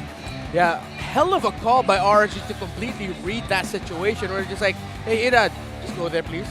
Just end the game. You have a minion wave, just do it. Can't believe it. He had all the support that he needs to end the game by himself. Yeah, teams we're starting to see here. This is one of the key things for, by the way, teaser for something that will be released in MPL Philippines pages soon. Split pushes, you gotta watch out for that. But now it's time to watch out and listen to our analyst Midnight to break down that game. Say something smart. Well, smart play definitely coming out from the jungler of RSG, Irad, with the X Factor play to won the game for the Raiders against TNC. Again, full objective takes, or the FOT, coming out from RSG. They were really just keen and focused on focusing these towers down, making sure that they follow through in the game plan with the turtles, the towers, the lords. And it came to a point where Irad didn't even have to show his mechanics on the Lancelot, as what he needed to do was take out the pace of TNC. Of course, you'd see the Lancelot rock out the Assassin Emblem with a killing spree, but have you ever seen a Lancelot rock out a blade armor just to make sure that he has enough sustainability and tankability on the side of RSG, because he is dashing in front of the lines of TNC, and he just needs to make sure that he gets out alive. He just needs to make sure that he's able to sustain these physical damages that will come out from TNC. Early game, however, RSG punished heavily TNC when they tried to go for the XP clear with the XP and support. After that, they found a very good kill in Aqua in the mid lane, and this is where we saw the strive of the Phoenix, the early game aggression that we were looking for. And King Kong was able to out-retreat Irad in the first turtle take against RSG, and that was kind of like the starting point for what could have been the late game transition and conversion for TNC. But again, looking at the composition of RSG, they have fantastic mid game. As we all discussed earlier on, they just have so many heavy hitters on their side. Yes, you take out a lot of the heroes in the early game, but when we get the items, when we get the XP, and when the Bruno is up and running, we will group up and we will win team fights. That is the main story of this game. TNC, they were able to capitalize kind of like the early to mid game pressure that they had, but when the team fight came in, like with the ults coming out from Light, with the Minoan's Fury, the damage from the Bruno, the penalty zone, the punishes from Nat as well with the flicker plays, forcing out the Netherrealm, allowed RSG to not care at all about the physical and magical damage aspect of TNC, because again, looking at their composition, it's all about late game. TNC, they were playing the scale. And one problem that TNC had was that they had no answers. They had no tools against RSG. They can't even fight directly into RSG because of the fact that they went with a Cho. And as we mentioned earlier on, that is really going to be really hard to fight into Light.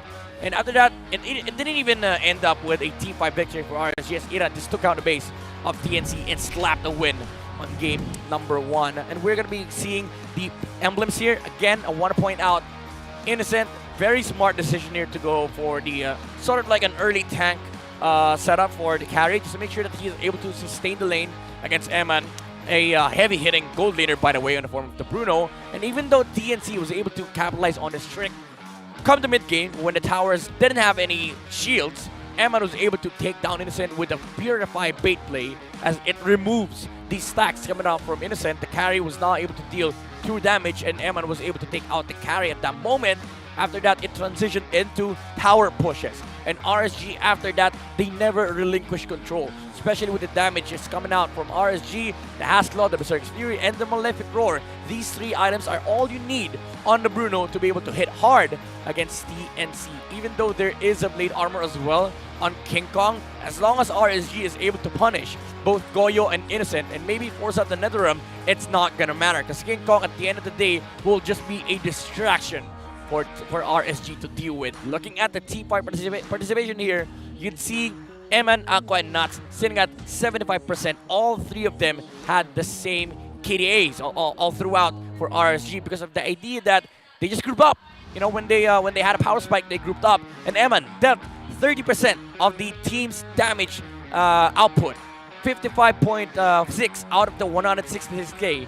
That was how just big this Bruno is for RSG. That's why TNC cannot fight, because he was rocking the Purify battle spell, and after that it was all just RSG raiding the base of TNC, even with just Iran, you know, slowly taking the base, literally slowly burning the Phoenix and getting the win on game number 1.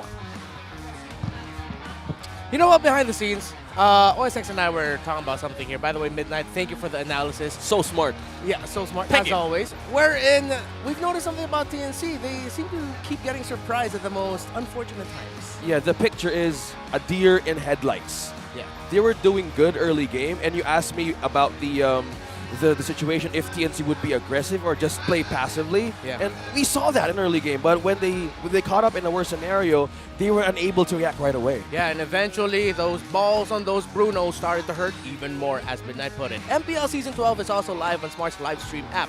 Watch your favorite MPL teams battle it out and don't miss on any of the epic power plays. Download the Smart live stream app now, available on your device's official app store.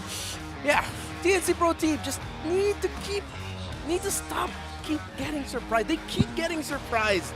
It's like they forget that out of the structure of what we expect team fights to go as, usually they fall prey to either XP laners or maybe surprises from the opposing roamers. We saw that yesterday against Blacklist International.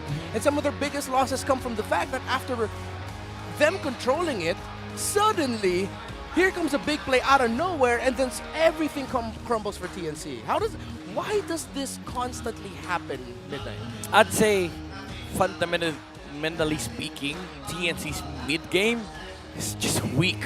Like information gathering, vision control, targeting, target selection, and also, I would say, some of the spell casting. Because again, we saw earlier when Nuts went in with the punish, the promise was showing.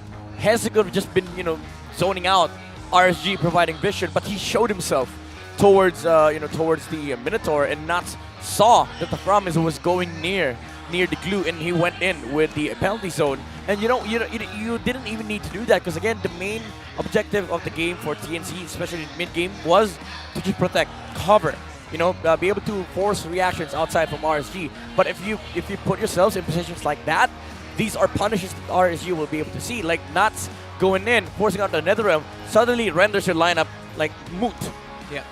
You gotta watch out and respect the abilities of your opponents, and make sure your abilities as well, you have them prepared. And again, this seems to be a trait that is shared with them and Minana Evos, wherein they can have a great early game, but then at some point in the mid game, for some reason they don't look fully comfortable, or they just forget some certain very important things. And that's also something that was evident with ONIC-Ph at the start, but once they solved that, that's why they're on a streak.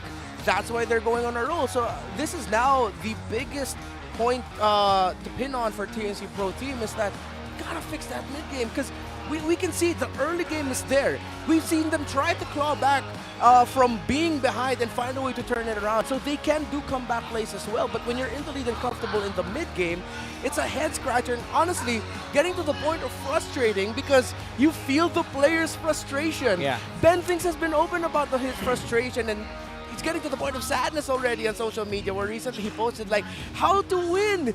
Because we get it. Dude, you guys have been so close every time. Yeah, but you also have to go back to the draft, right? Like Yeah. when they picked up the Cho, it was so obvious that good teams will pick up Minotaur there. Why not ban it?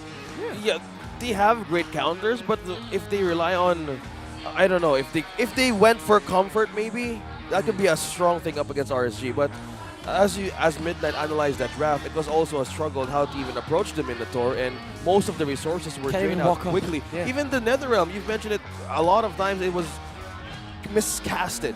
Yeah. Most of the time, and Hans was looking for a way to zone out backline, but it was answered by RSG. They have answers from front, mid, and end.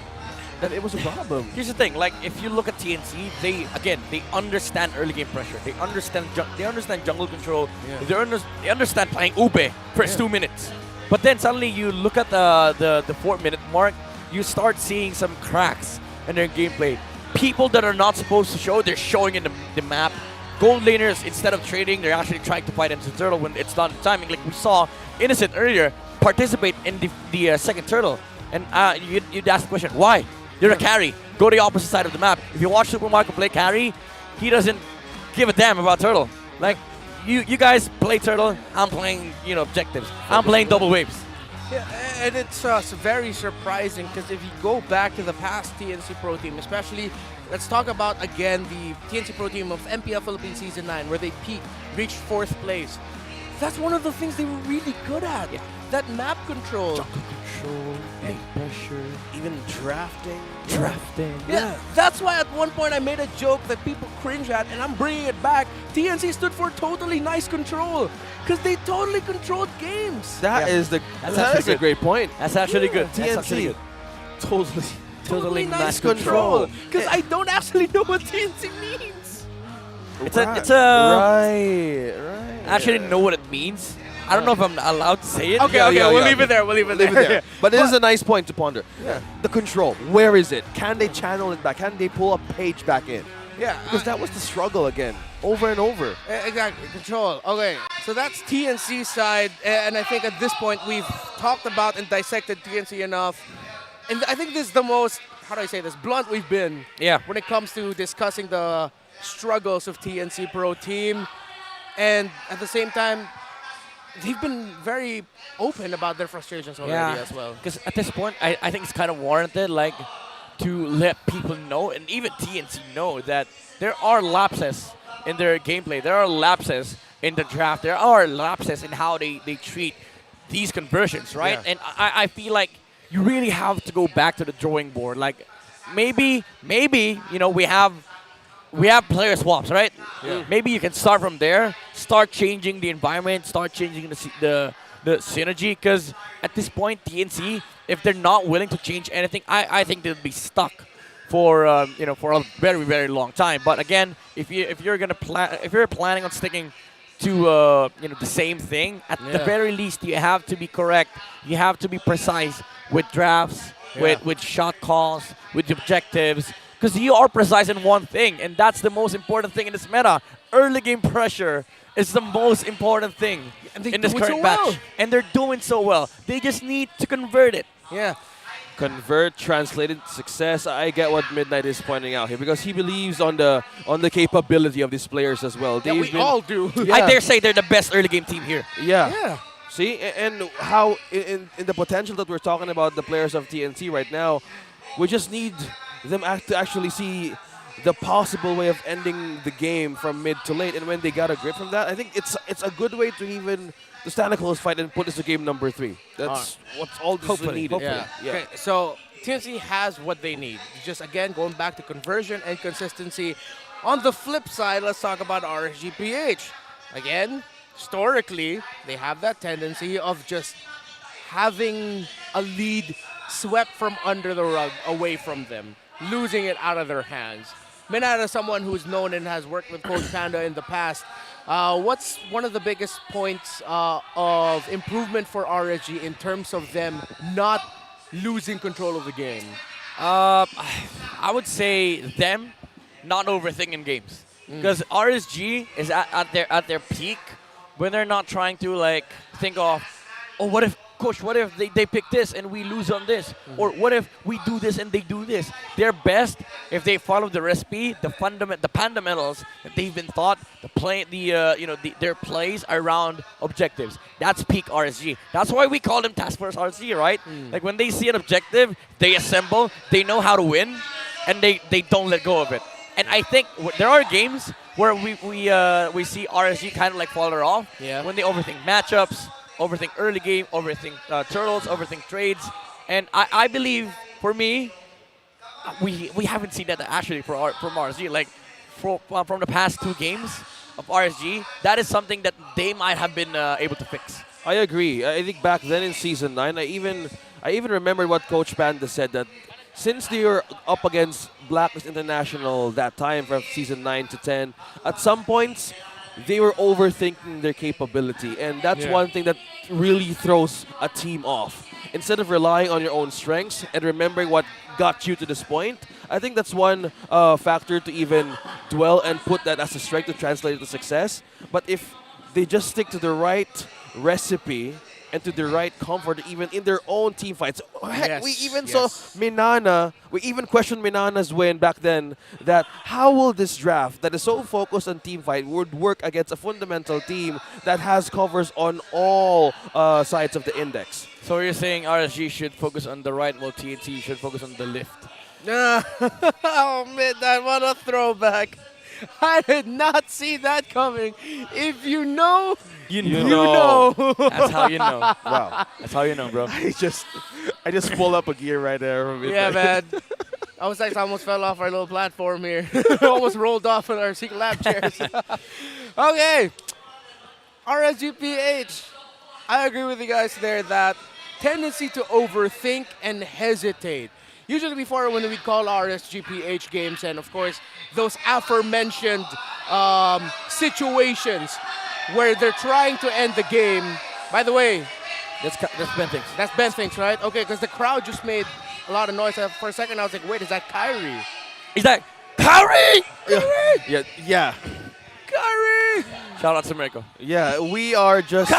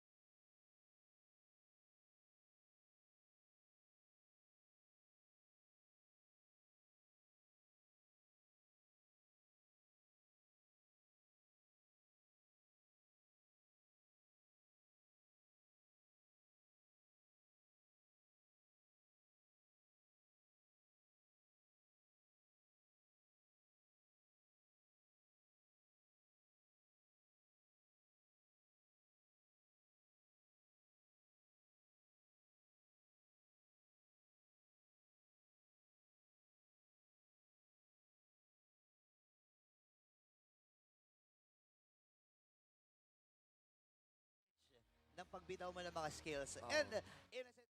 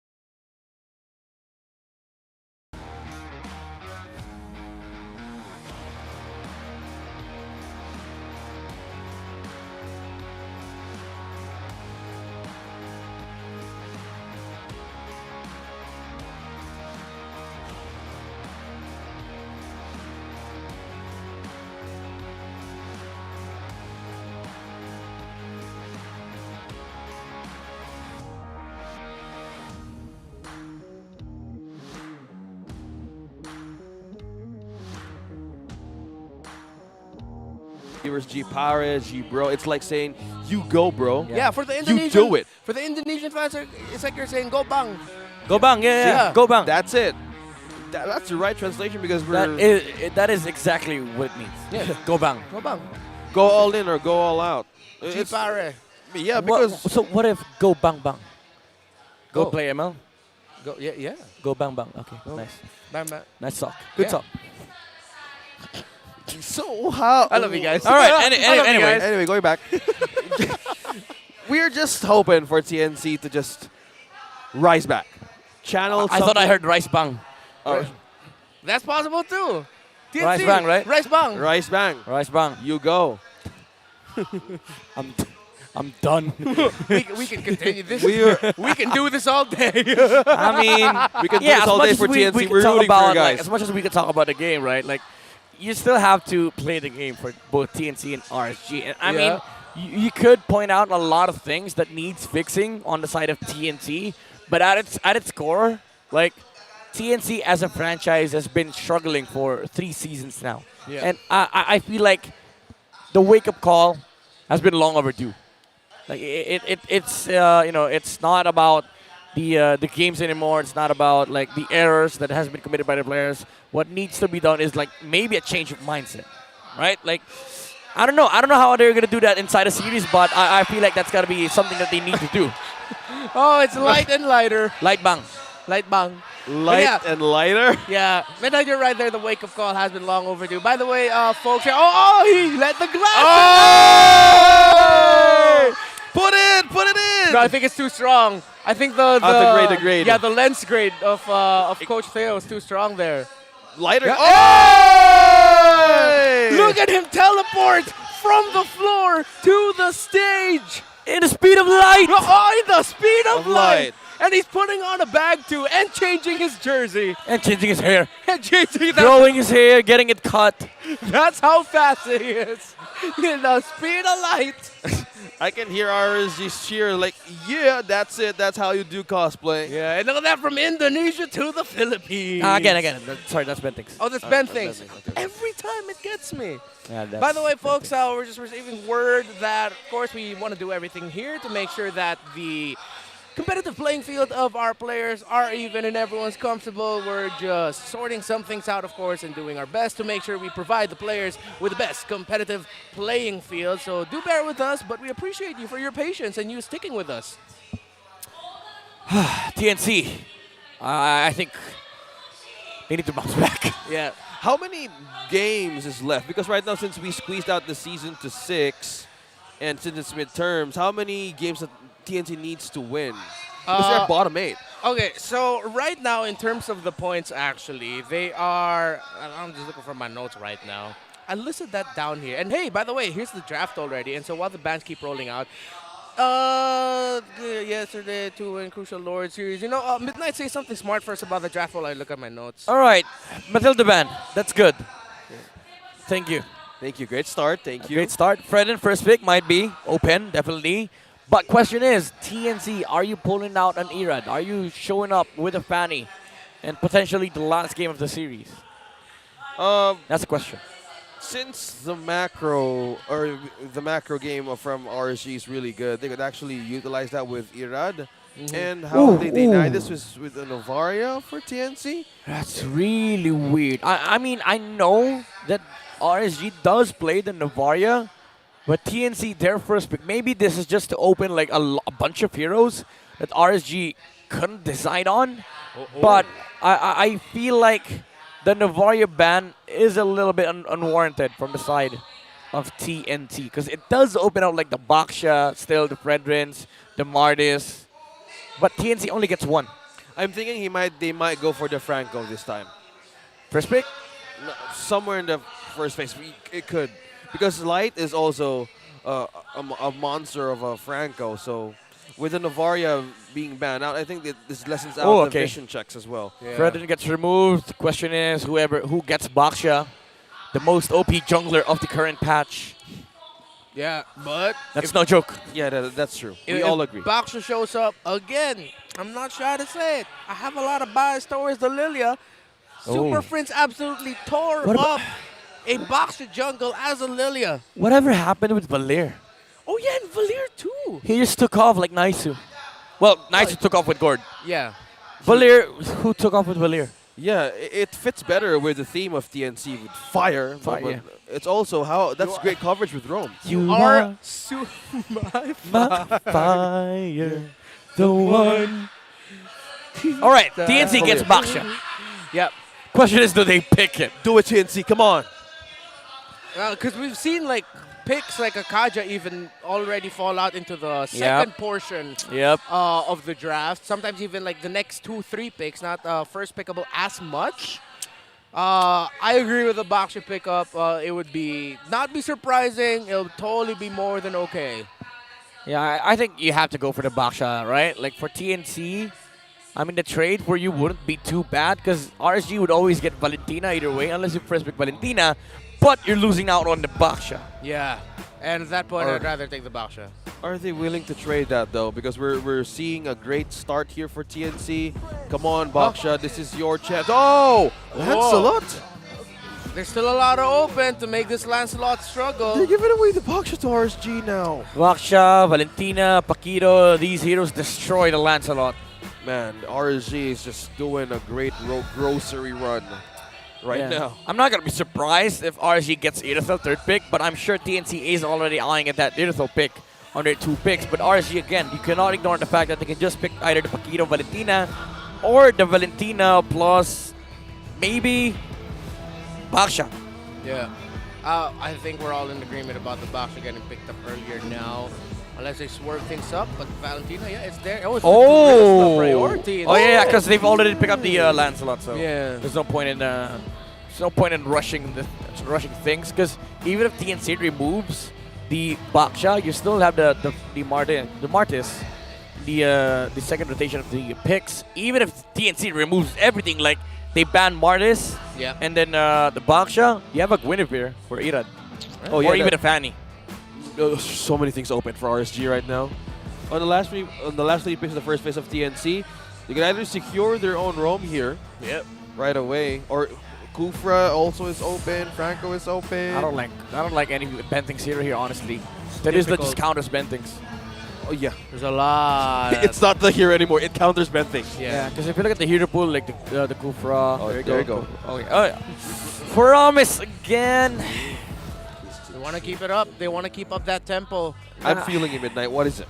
You get Bruno once again for RSG, and then you have to you kind of have to ban the Diggy for TNC. I think that's the right approach here, because if you don't, RSG might just pick it, you know? Yeah, they rarely pick it up for light, but it has been an option in the past. It is still something that you have to strongly consider. By the way, going into this day, the nearest in points to TNC Pro Team were RSG Philippines and Omega Esports, who were sitting at 8 points, TNC at 4. But with a win earlier, now the only one within in relatively close reach is Omega Esports at 8 points. So it's double the points right now for TNC that they're behind. Man, talking about keeping up. Again, the Minotaur. Oh, same thing. Yeah, counter against Kufra, counter against Faramis. This is just the perfect answer to everything. Yep. I was thinking you could have picked up the gold lane, third pick for RSG, and then pick up the Minotaur, but they might have been considering TNC banning out the Minotaur themselves. But it does put RSG in a pedestal where you're forcing TNC to sort of like ban the marksman. But either way, you'd always win out on the side of RSG because you're getting last pick.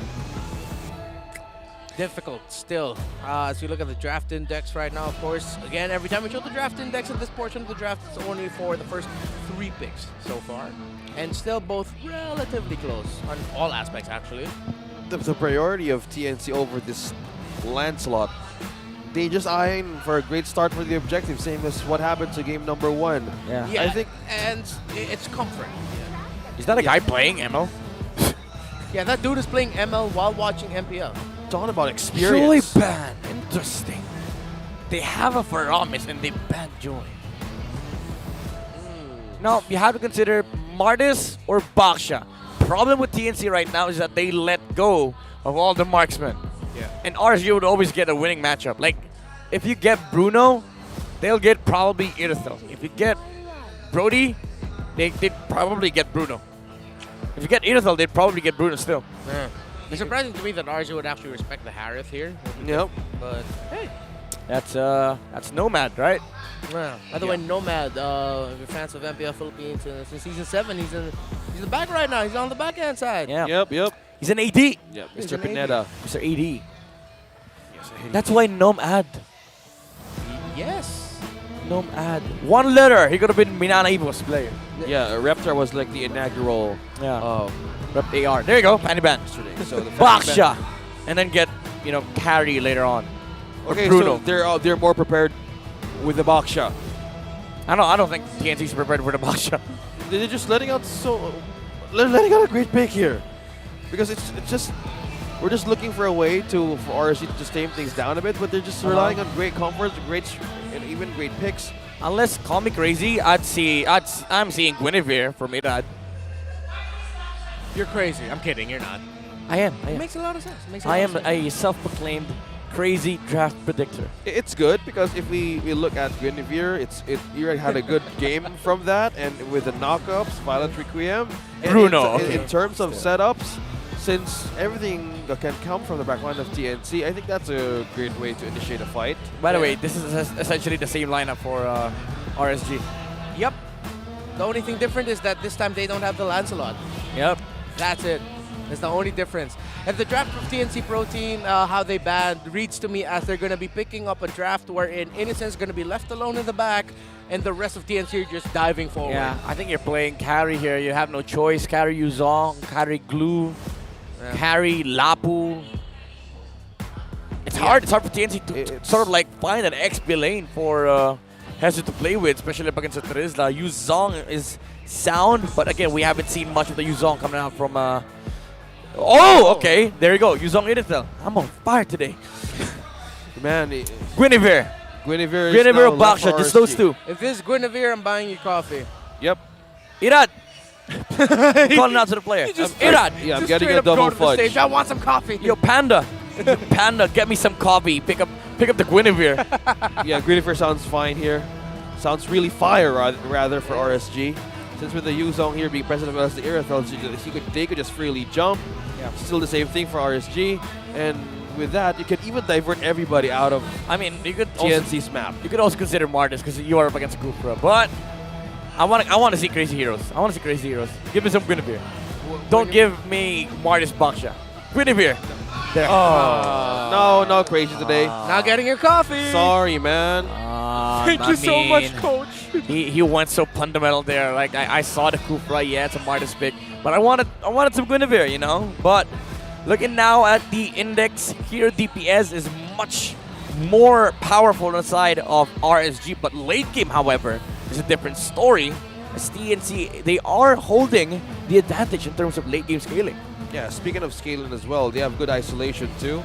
And to think that RSG right now would have more ways to counter early game against TNC, I think this might pressure for Ben things to get greater vision as well as great coverage on where they're heading at. Yeah, need more grounds to cover because you are running a lineup that depends on vision and depends on formation because Yuzong is not going to do that for you. Like, the way Knots plays it, yeah, it's kind of like the same thing. He initiates for his team, but because RSG is willing to fight, that's the thing that TNC needs to find balance with, like the amount of information on the front line, and also the the initiation coming out from either the Kufra or the Yuzong. Because the problem with this lineup is that nobody front lines. TNC Pro Team, can they pull off a victory here and force game number 3? A much needed game number 3 to end the first half of the season at least with more hope. Meanwhile, RSGPH, can they do it again? Another sweep to end the first half of the season. And just like in game number 1, Nats and Aqua, a lot of pressure onto winning those trades, those duels. In the XP lane. And goodness! They're gonna lose out on minions here. Yeah, half HP right away to Hezu. He just completely was eyeing to go back to the base. What happens there? That's such a heartbreaking. disaster. Heartbreaking start. Okay. Let's take a look at the changes. Is there anything that spots were different from the emblems, Midnight? I mean, these are okay. Like emblem setups wise, it's okay. But I'm seeing like the Wilderness Blessing on Aqua. That's gonna help in terms of RSG contesting the jungle and moving around the river against TNC. Well, speaking of moving around, King Kong really had a good advantage there to even escape. So this time around, it's just RSG doing with the pressure and push. Look at that. Down bottom, just keep on doing almost half on the gold on the plating out of the turret. Oh, XP lane has been completely decimated at this point. There's no other way to put it. Compromised. Somebody has to walk over there. Yeah, they need the help. You see Benthing's actually holding on to the minion wave as much as he could just to level it out for Hesu. But at this point, folks, Nas has won the XP lane less than 2 minutes in. This is JEC, jungle XP control. Yeah. JEC, wow. The check. The check of the game. JEC jungle XP lane controlled by RSG on the lead, almost 500 gold against TNC. First turtle is up. Coverage-wise, RSG had a great start, so they really want to contest this one early on. Would they though? Is this the right call for TNC to just do? I mean, despite the bad start. His is not even level 4. Yeah. Like, how do you contest this? And you're up against a Martis. Yeah, it's going to be way too difficult right now. This is going to be a free turtle for RSG. You can't contest out this point. TNC are going to need to recover. And actually, that's... Oh, now just going in. Well, just going in with the No half way. He's breaking down Hesu's HP bars. He's down. He's out. First blood goes to RSG. You saw it on the mini-map. He flickered, ultimate, and now King Kong is in dire straits. Look at RSG. Oh. They know it. They feel it. They've dominated the start of this game already. Oh, TNC, early game no longer in their favor. And even though they have a good late game, how are you going to cross over the mid-game spike that Eman will have on his Bruno? Completely the fundamentals of a great start for RSG. And we're looking at pressure also in mid and up top. This gives out a lot of pressure for the Rome to even have a great setup. Because as you said, there's no front line, but it benefits a lot. It's either a hit or miss for Ben Things. And also Goyas now has been peeled, by the way. Yeah. By Aqua. No, he's now forced to go back and just completely having a free reign over this minions. RS is just completing everything in their own first phase. TNT, they're essentially playing 4 heroes here with one Petrify. Like one bonus Petrify. Yuzong is not like a factor in this game. RSG completely shutting down the XP lane. Even if they like use nuts as kind of like a checkpoint there, even if they don't use it Rizla in the rotation for RSG, it's not going to matter. Because what matters for RSG is them playing with the Bruno in the mid game. You blocking the Yuzong's capability in team fighting in the mid game allows RSG to sort of reach that point in a much faster pace. And TNC Pro Team, it's not impossible to come back from a situation like this. We've seen it in the past, multiple times here in MPL Philippines, but it is going to be difficult. And we'll need to take a lot of effort and some amazing, almost miraculous MLBB to take it. And Irad, to check that no King Kong is going to be able to secure his orange buff at the least. Yeah, we've seen crazier things. We've seen impossible comebacks. And it's not a thing that we could take out against TNC, because if they see potential, off-cam kills. Speaking of which, that's Eman falling down. You were talking about not being dead in 4 minutes. How about that for TNC getting the first point here? He got the clap back against Eman. The death of the Bruno. However, they're not going to be able to push as the turtle is in the gold lane right now. Okay. Yuzong's here. King Kong. That's a jump from Ben Thing, who gets the objective here and secures the turtle. Now it's go time for TNC. Will they attack? Will they engage? But disengage for the Phoenix Army. Meanwhile, Goyo here looking for a way to pull with the Shadow Stampede. Back in his turret. Now back on the purple. RSG is looking for a way to take this out from TNC. Contention Knots and Ben thinks though. Look at the zone out from RSG. Look at the Thorn Rose wheel to connect for the damage. Regardless of the orange, RSG secures and steals a purple out of TNC. Playing like a raid boss here. The Trizla of RSG. Now they swap lanes. This is really important for TNC because now you are getting the farm on Innocent. However, they need to do more. They need to be able to shut down the upcoming spike of the Bruno. Yeah, TNC Pro Team, it seems like every time they would find something, RSG clapping back right away. That Lazala losing that purple buff hurts, especially after they were able to get a kill onto Eman. A great kill. To add to that, now RSGPs are just like, nope, we're not going to lose any ounce of control. We're going to get you right back. And let's see if, oh yeah, look at that. On the top upper left corner of your screens there, Nas just stopping the recall of Hesu. Oh, that's just so sad. Oh, another one falls. But that's just the Nether Realm doing the work. Bottom lane, still on the action. Innocent and Ben Thinks though, still on a way to secure and hold this turret. Yes, just going back to the story of this game, RSG still on the lead, but if you are a Lancelot and you are King Kong, you don't want to lose those purples, don't want to lose objectives. But by this coverage, TNC is completely answering the team as RSG setting up. Oh, nice. Nice Nice dodge. Mortal Coil out. Oh, still a safe way. That's a turret taken down by RSG. Yeah, this is going to be really hard for TNC because guess what? There is a sustain coming up from Light and the Blade Armor's already finished on Niran. Yeah, and Aqua, you rarely see him bust out TPs. You know it's a great RSG game when Aqua's TPing in your face. Yeah, it's a great start, and it signal using the Thorn Rose for the possible takedown, and that's the zone out that Nats keeps on doing. You're just putting pressure onto King Kong, stealing the purple right in his face. There's two members from RSG here who gets it. Irad secures the turtle while everything is going into chaos.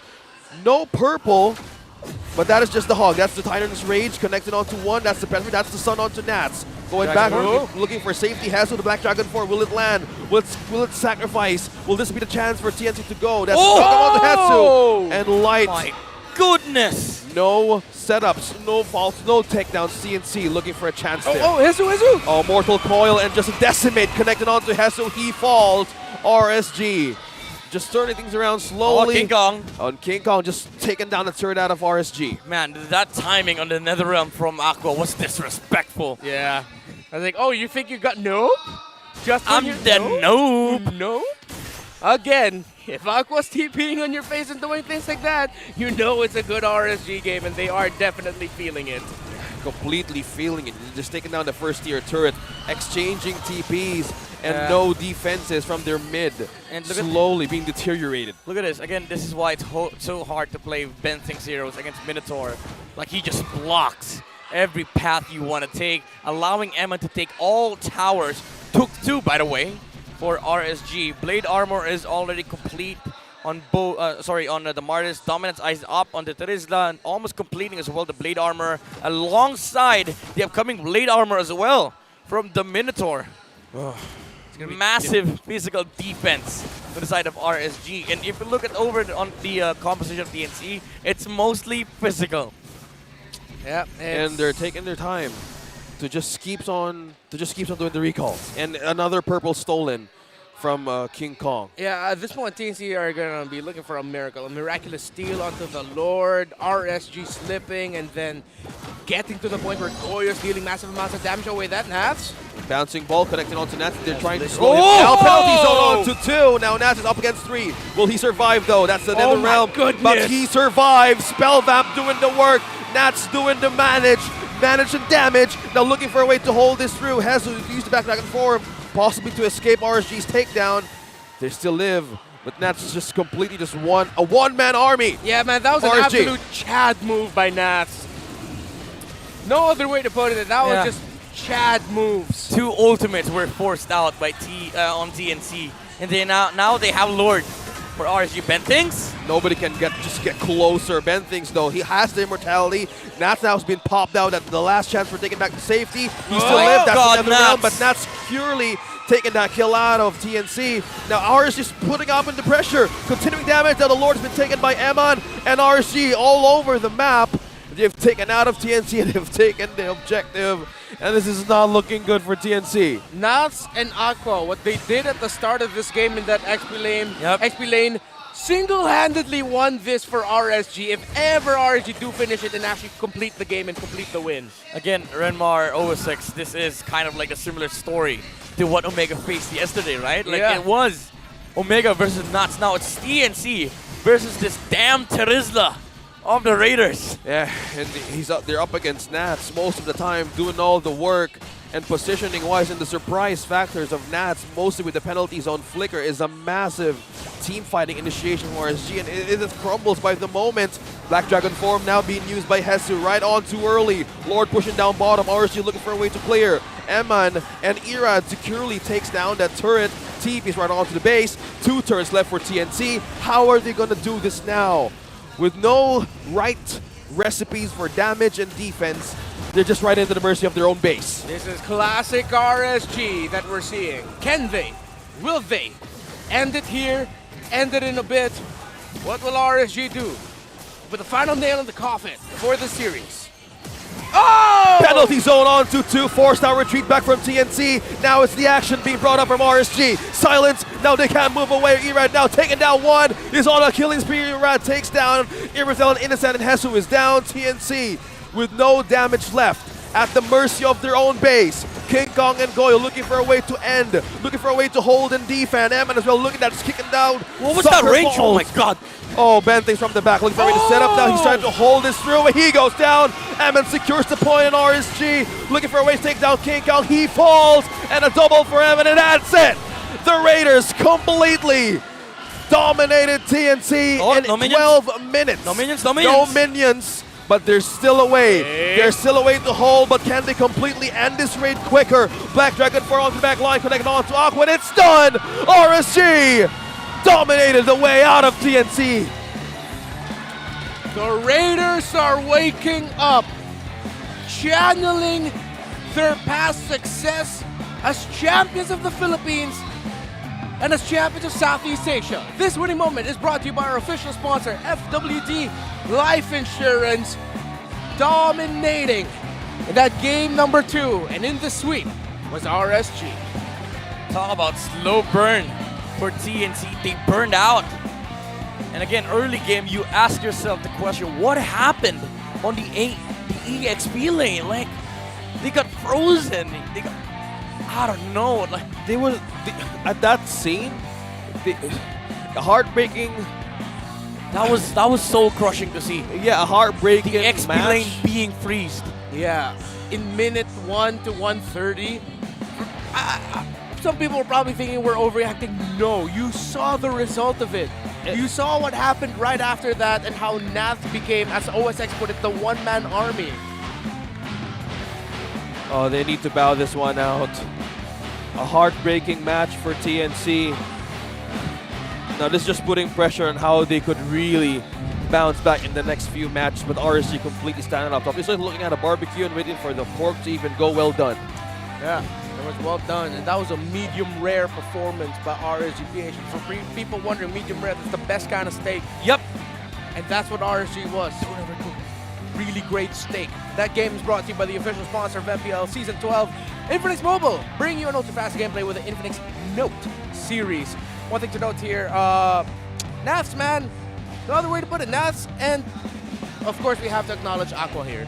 Him helping out the call there, and him also setting the tone of the aggression and the Netherrealm is perfect. Yeah, TPs, you know when Nats and Aqua are like, we go, bro. It's now like, we go complete this. It's like a slow takedown from the base and just taking down everybody. It's just there's no other way to put it. And as Remmer's looking for a way, like, how will this have a miracle Hail Mary play?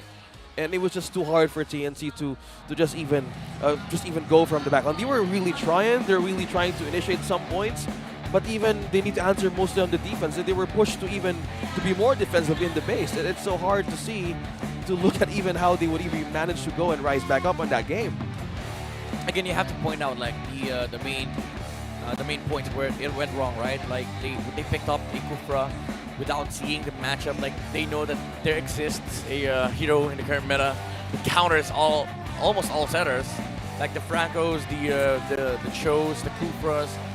It was just with the Minotaur, but it didn't even matter. It was just that play on the bottom lane with Aqua flickering in and Nuts just securing the kill onto the Yuzong that shut down Jesus' game. Again, I said it earlier, when you don't have that Yuzong, you don't have that team fight capability to actually face the mid spike of RSG. Even though it looked like TNT, they were finding like wonderful positions, the resource was just too immense on the side of RSG, and it came to a point wherein it's just a matter of how many bolts can you actually tank from the Bruno. Yeah, because even though they were able to take down that Bruno early on, like the first kill in the gold lane was actually by Innocent onto Eman. At that point, because of what happened on the opposite side of the map, that just felt more like a consolation prize. It got offset, right? Yeah, it got offset. It's like balanced right away. And then you saw there by the time, because of how the minion waves were being handled, how the lane was getting pressured, even though Hesu already had the Black Dragon form and he was getting there, and this was the turtle right after they got the kill onto Eman, it was a bit too late because, again, how Naths handled that XP lane was just one-sided. no other way to put it. We saw it right before our eyes. Yeah, first minute. That was when we got into the game. The camera's like, oh, half no. HP already. Then that was 2. Yeah. Dude, I've never seen an XP lane been frozen for the first 5 minutes. Even when they swapped, Nats was freezing XP. Yeah, that only happens when I'm playing like with you and I'm the XP laner. No, that's not I true. get That's not frozen true. a lot. No need to sugarcoat. I get frozen a lot. He's All just right. being completely honest, man. All right. I'm being honest. And I also feel what King Kong felt. Yeah. Like when my XP gets frozen, tanks show up in my jungle. I don't get my levels. Enemy jungler takes turtle. What do I do? Yeah, can't get the purples. The purple dance never goes your way. No, it was Purple stolen. dance. Yeah, multiple times.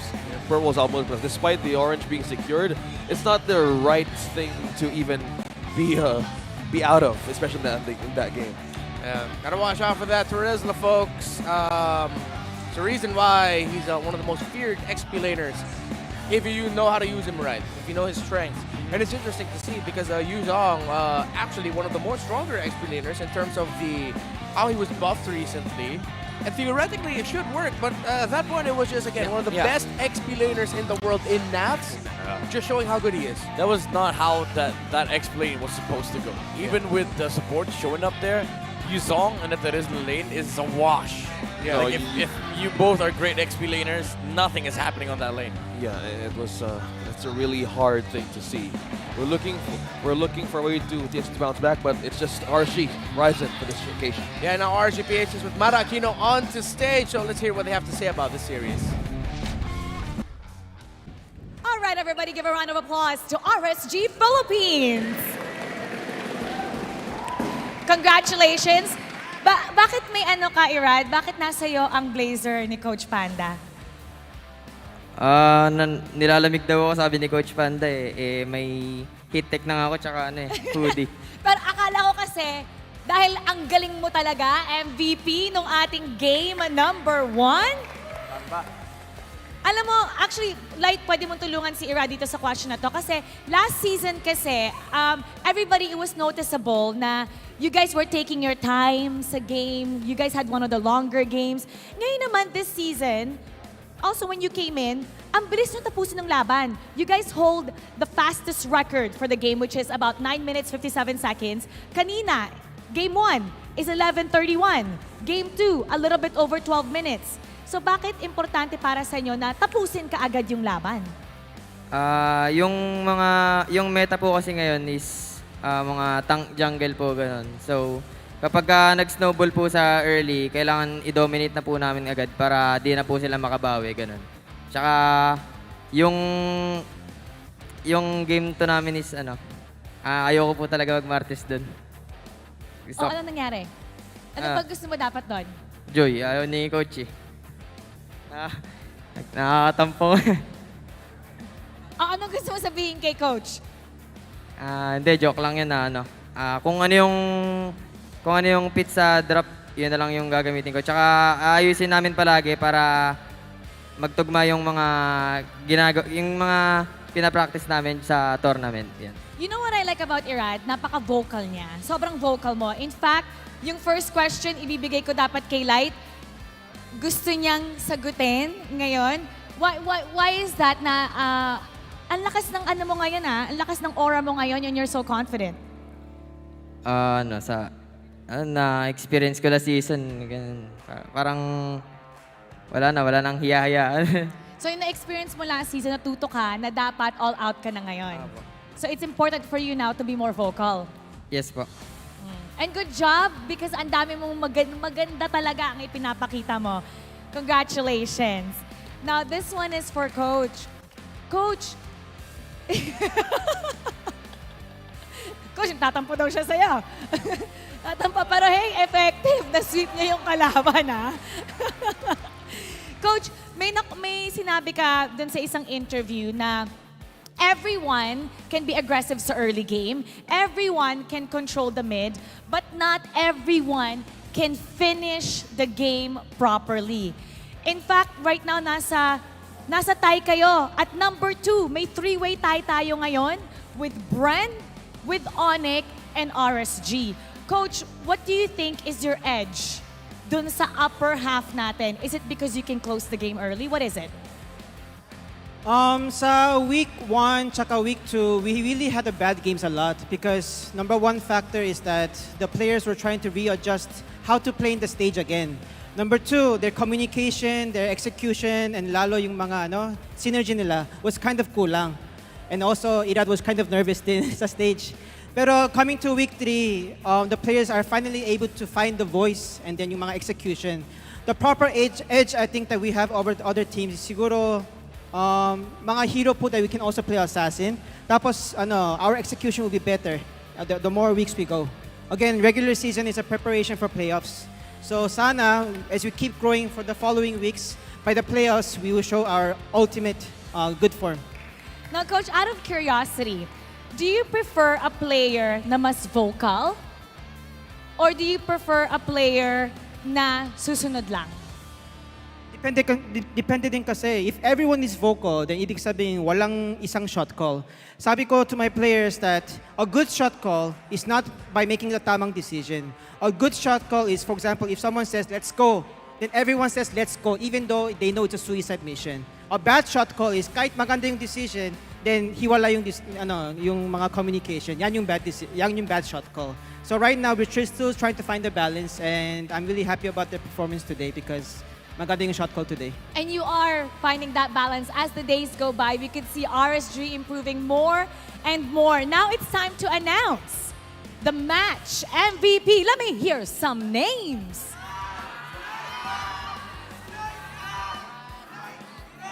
Ito, sigaw ng Irad. Tingnan natin kung ikaw nga ba ang tama dyan. Let's take a look at the screen for the match MVP.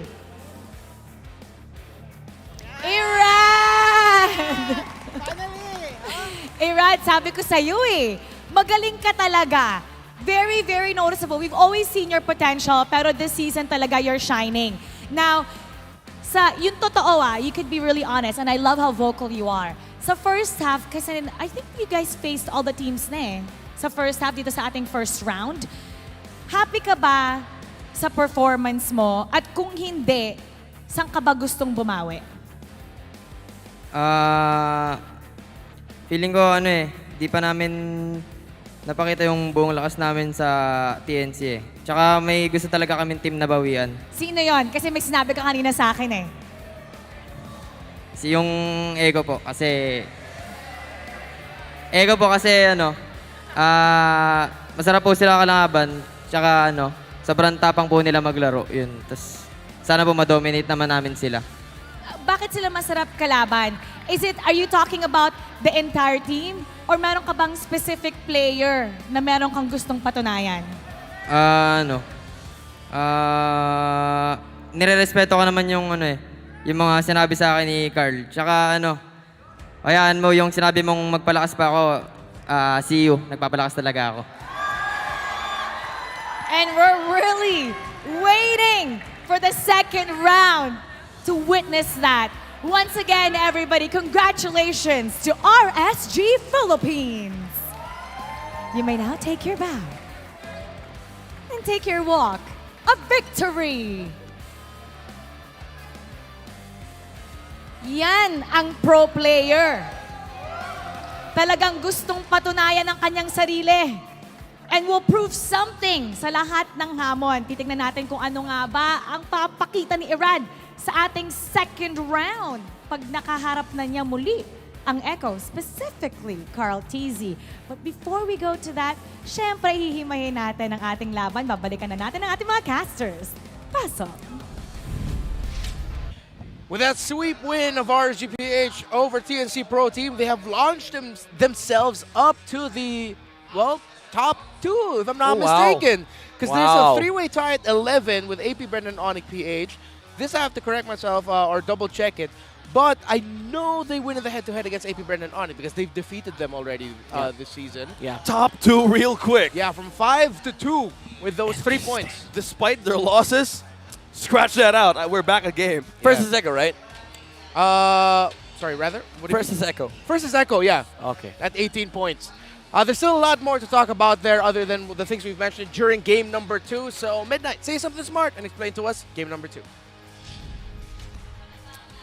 Well, freezing lanes. Say something smart. That is freezing lanes for RSG. Again, the fact of the matter is this game was based on that XP lane wherein Nuts and Aqua was able to get that kill onto TNC's side lanes, which was really crucial and what propelled RSG to have this incredible momentum in the mid game. And that has been achieved by Nuts on the Terizla. Really amazing performance on the EXP, zoning out not just the enemy gold laner, but the enemy XP laner as well. And I love the fact that after that kill, he went for fairly aggressive items and then went straight back to the dominance eyes just to make sure that there's a limitation on the side of TNC when it comes to team fight strength with the attack speed and of course the HP regeneration that could come out from Hesu. Again, this part of the game, this is the main point where TNC sort of like lost the chance to have this mid-game spike as well alongside the Bruno, because even though Eman actually died on the gold lane,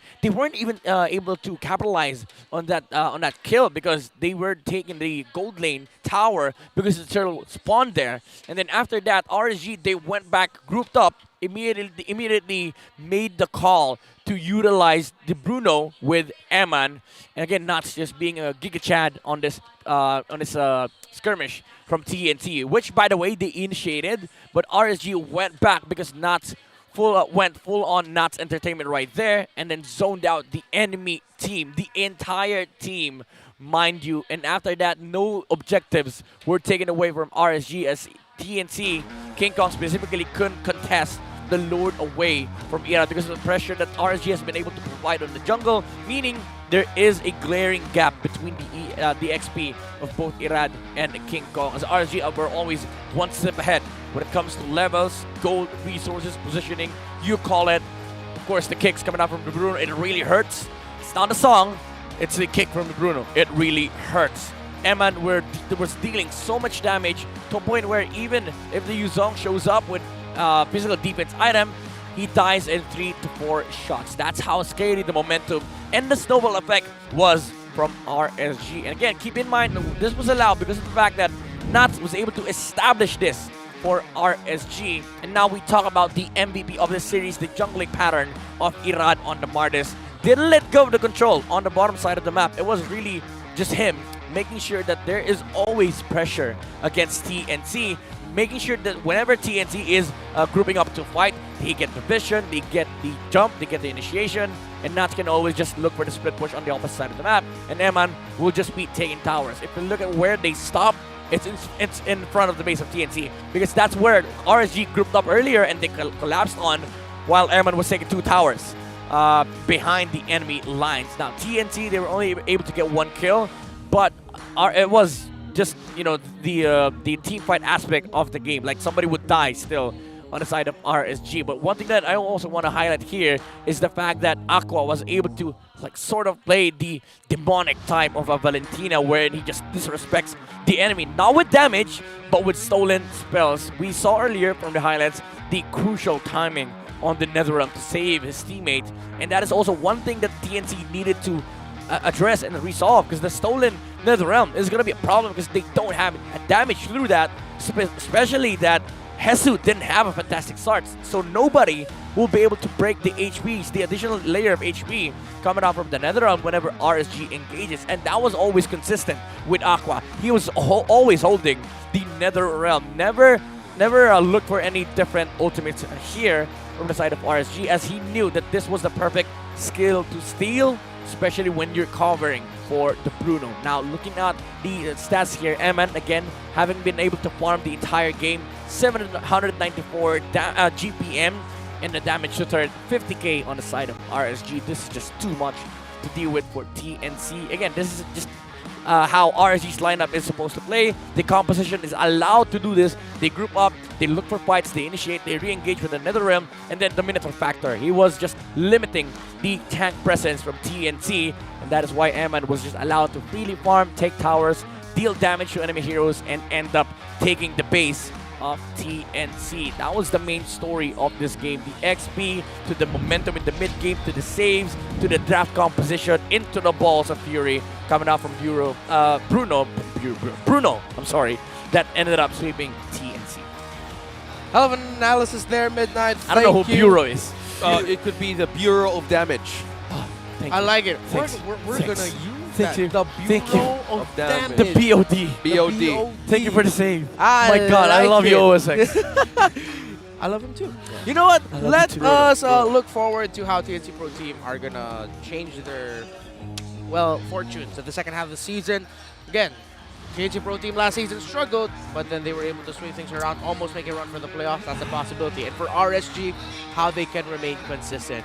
A hot match coming up for the second matchup of the day. ONIC versus Omega. Ryzen, the former juggler of Omega, now the juggler of ONIC, vowed to crush Omega. Can he deliver on that promise? It's Mpl-Ph versus Barangay Smart Omega. Coming up, before we continue, any final thoughts? Today we are about to see more of the heated matches because I heard a bird told me that something is coming up for this match. So Oh, yeah. I'm feeling the heat from this one. Oh, I know what you're talking about. Yeah, there's something big coming up. Let me just say, we're breaking friendships, we're breaking roles. All right, so right now we're gonna break by going on a break. See y'all in a bit.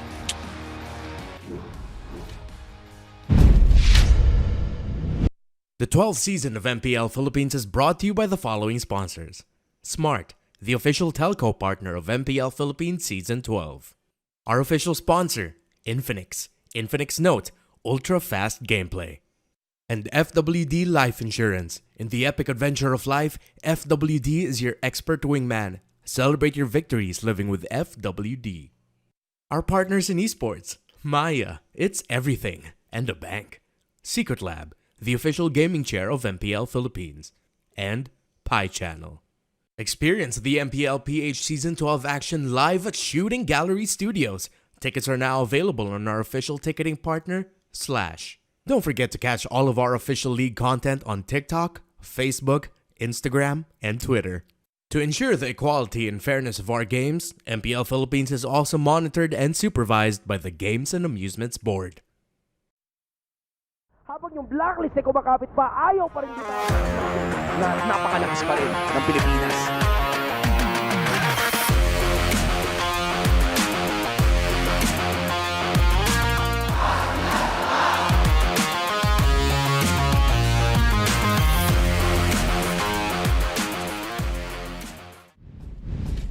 The fastest speed. The widest coverage. Experience it all from the Philippines' best mobile network. That's the power of Smart. When you're in moments that matter most, At last, we time. Live them fully with Smart Power All 99. for 99 pesos, get 8 gigabytes of all-access power. To play, To laugh. to love, Plus, unleash TikTok. and only texts. Live in the moments that matter most. Today, with Smart Power All 99.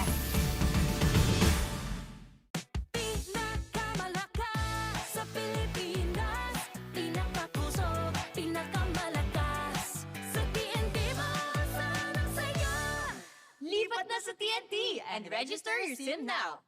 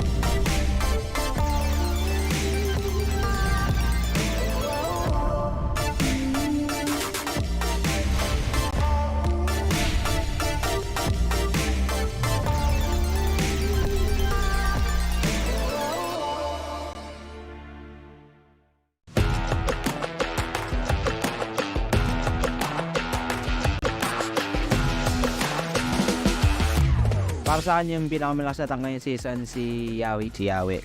Si Yawi. Kasi galing sila sa champion ng MPL. Mas mataas yung confidence niya at saka malakas yung aura niya ngayong season. Grabe yung mga pick-up niya lalo na pag nawakan niya yung hero niyang Chu. Magaling siya sa mechanically and as a team player. Kinamresta rin siya nag-champion eh. Mas doon ko nalalabas yung laro kapag siya yung kalaban. Siguro yung top 3 tank ko sa MPL, si Light, si Ogwen, si Bentings. Yawi, si Light at si Ogwen. Yawi, Ogwen.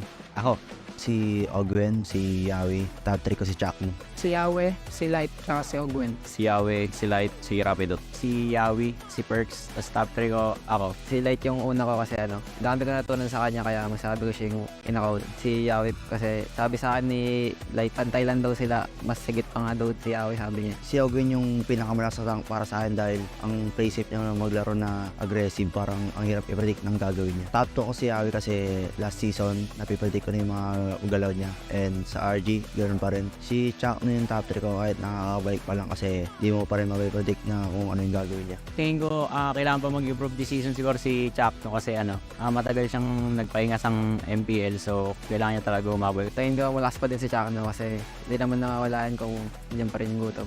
Piling ko kailangan niya pa rin magbata kasi marami nakahabol sa laro. Marami na nakasabay sa kanya ngayon. Tingin ko ang kailangan mag-improve ngayong season si Renny Day kasi unti lang hero pool niya. Pagtatapatan ko si Chuck, siguro yung mga pinractice ko lang din yung mga papakita ko sa kanya. Gusto ko pang makita yung improvement ni Brusco DR kasi sobrang consistent niya maglaro nung nasa amateur pa lang siya. Kaya hindi ko nasama sila sa top 3. Yung top 3 na pili ko is sobrang aggressive. Play safe siya maglaro. Pinakagusto ko makalaban siguro si Ogwen kasi last season hindi kami nanalo sa kanila. Mas exposure lang ako ngayon kaya nasama lang ako sa top 3. Yung mga na-improve ko talaga this coming season yung disiplina talaga. Siguro kaya nila ako nasama sa top 3 kapag yung Franco user.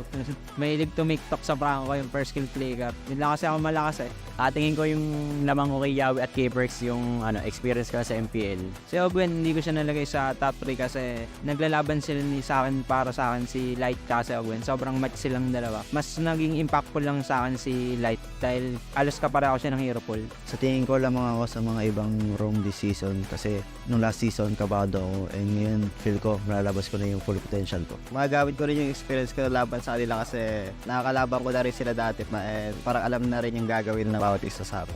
Yung gusto ko makatapat pa rin si Yawe. Former teammate ko siya, tas hindi ko pa siya nakakalaban sa role ko na room. Mas nilook forward ko pa si Yawi kasi gusto kong ma-check yung laro ko kung kamusta na ba ako, nasang level na ba ako. Para sa akin si Light kasi sarap niya kalaban tsaka katapat na challenge ako lagi pag RSG kalaban doon.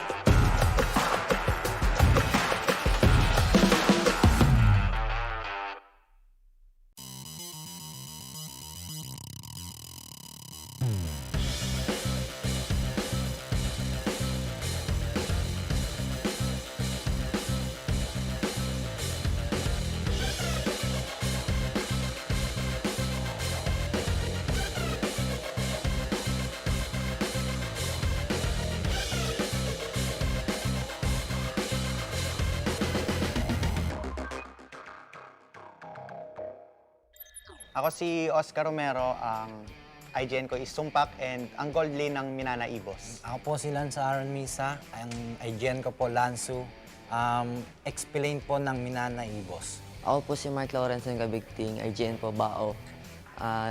Multi-role po ng TNC Pro Team. My name is Kent Anthony Baisa, yung IGN ko ay Soul.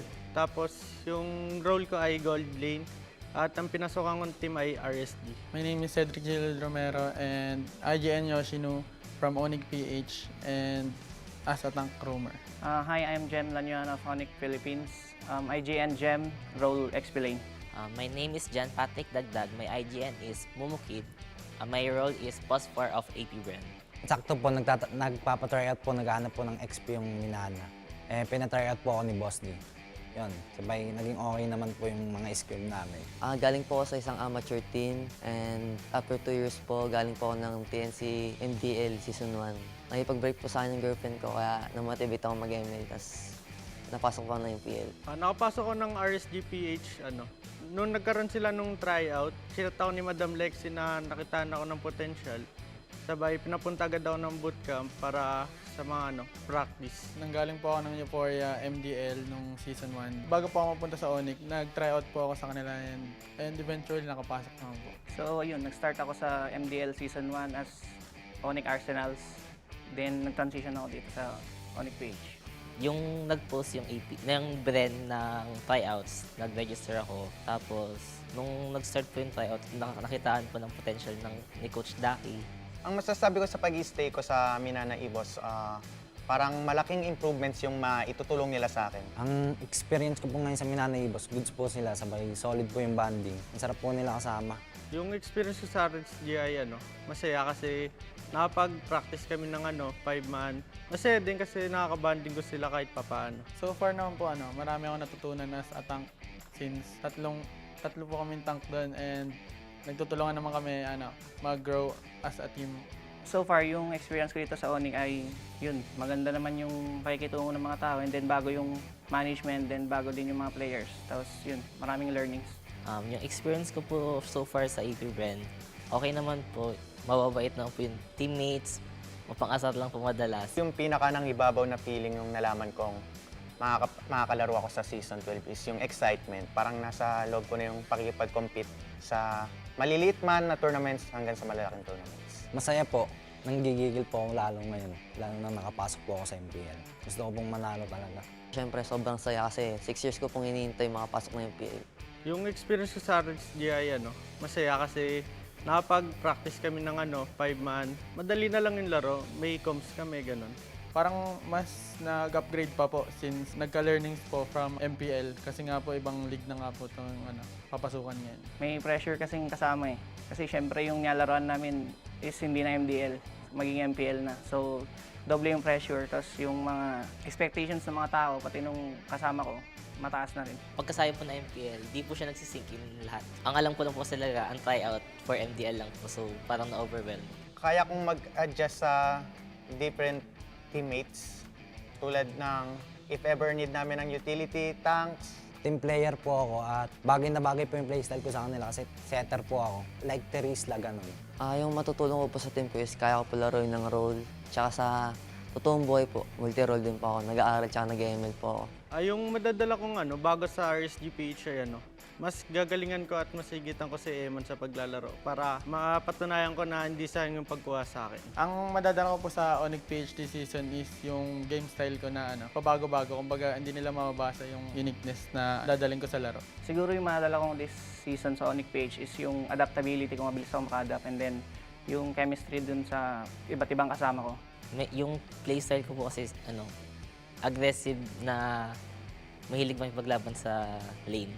To be honest, sir, wala akong team na parang ine-expect na parang pinanggigigilan. Parang lahat sila pantay-pantay sa akin. Walang mababa yung tingin ko, walang sobrang taas ang tingin ko sa team na to. Lahat sila para sa akin, gusto kong makipag-compete sa kanila. Sa darating po na season ngayong MPL, gusto pong makalaban doon ay Blacklist. At si Edward po yung gusto kong makatapat kasi napakagaling po niya. Ang taas ng IQ sa game. Ang gusto ko pong makatapat is Blacklist kasi nandun si Aeon, best friend ko po. Tapos pangalawa naman ang Echo, si Sanford dahil dati ko pa siya nakakatapat. Gusto ko maglabang kami sa MPL. Gusto ko sana makalaban yung Omega, si Kelra. Kasi lagi ko siya nakakatapat sa RG. Gusto ko rin matry at matalo siya sa MPL naman. Ang gusto ko po makalaban ngayong season, Echo po. Since si Yawi and halos same kami ng playstyle tsaka hero pool. Echo kasi yun nga, sila yung nanalo nung last time sa M4. Saka sila yung pinakamalakas kasi ngayon season, tingin ko. Yung team po na gusto ko makalaban this season is yung Echo po. Dahil andun si Sanji, kaya gusto po malaman sino mas malakas sa amin. Supportahan niyo lahat ng teams na gusto nyo and sa mga supporters naman ng Minana Ibos, abangan nyo kami and gagawin namin yung best namin this season. Abangan nyo ako sa Season 12, guys. Papakitaan ko kayo. Papatunayan ko na kaya ko makipagsabayan kahit nag-aaral ako. Sana supportahan nyo kami sa mga paparating na laban at sana i-welcome nyo ako na member ng RSG-PH. Hello, ako si Mumukid. Please support me this upcoming MPL season. Thank you. Abangan niyo po ako sa darating na MPL na mapakita at mapatunayan ko ang sarili ko bilang rookie. Hi, thank you for supporting ONIC-PH. Subaybayan niyo po yung mga laro namin ngayong season. Marami po kaming nakahanda.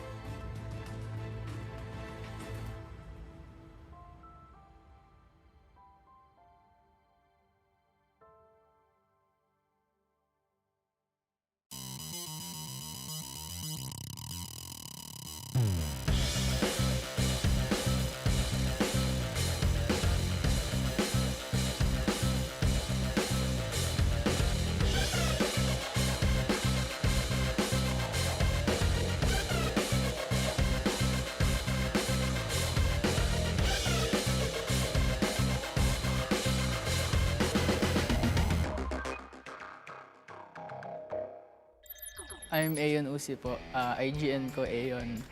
Mid laner ng Blacklist International. I'm Kim De La Cruz. IGN ko po Kim Poy. Roamer ng Blacklist International. Ako nga po pala si Andrew Peora. IGN ko po Andorio, ang jungler po ng Smart Omega. Ako nga pala si Ezekiel Cavilan. IGN ko Spidey. Ang role ko ay jungler. Ang team name ko ay Smart Omega. Ako si Brian Miles Santos. IGN ko is Spider Miles. Ang role ko naman is Roamer. Ako si John Marl Sebastian. IGN ko po Lord JM. Ang role ko po Turtle Lane. Si Haji, busy sa MPL. Then nag-looking for phosphors yung sila Coach Bon. Parang rinefer po ako, then nag-try out. Tapos yun, nakuha na po. Piniem po ako ni Coach Bon tsaka ni Haji na mag-try out sa kanila. After nun, pinag-try out ako sa bootcamp. After 1 week, kinuha na po nila ako. Nung una po, kinakontak po nila ako sa dati ko pong team sa amateur.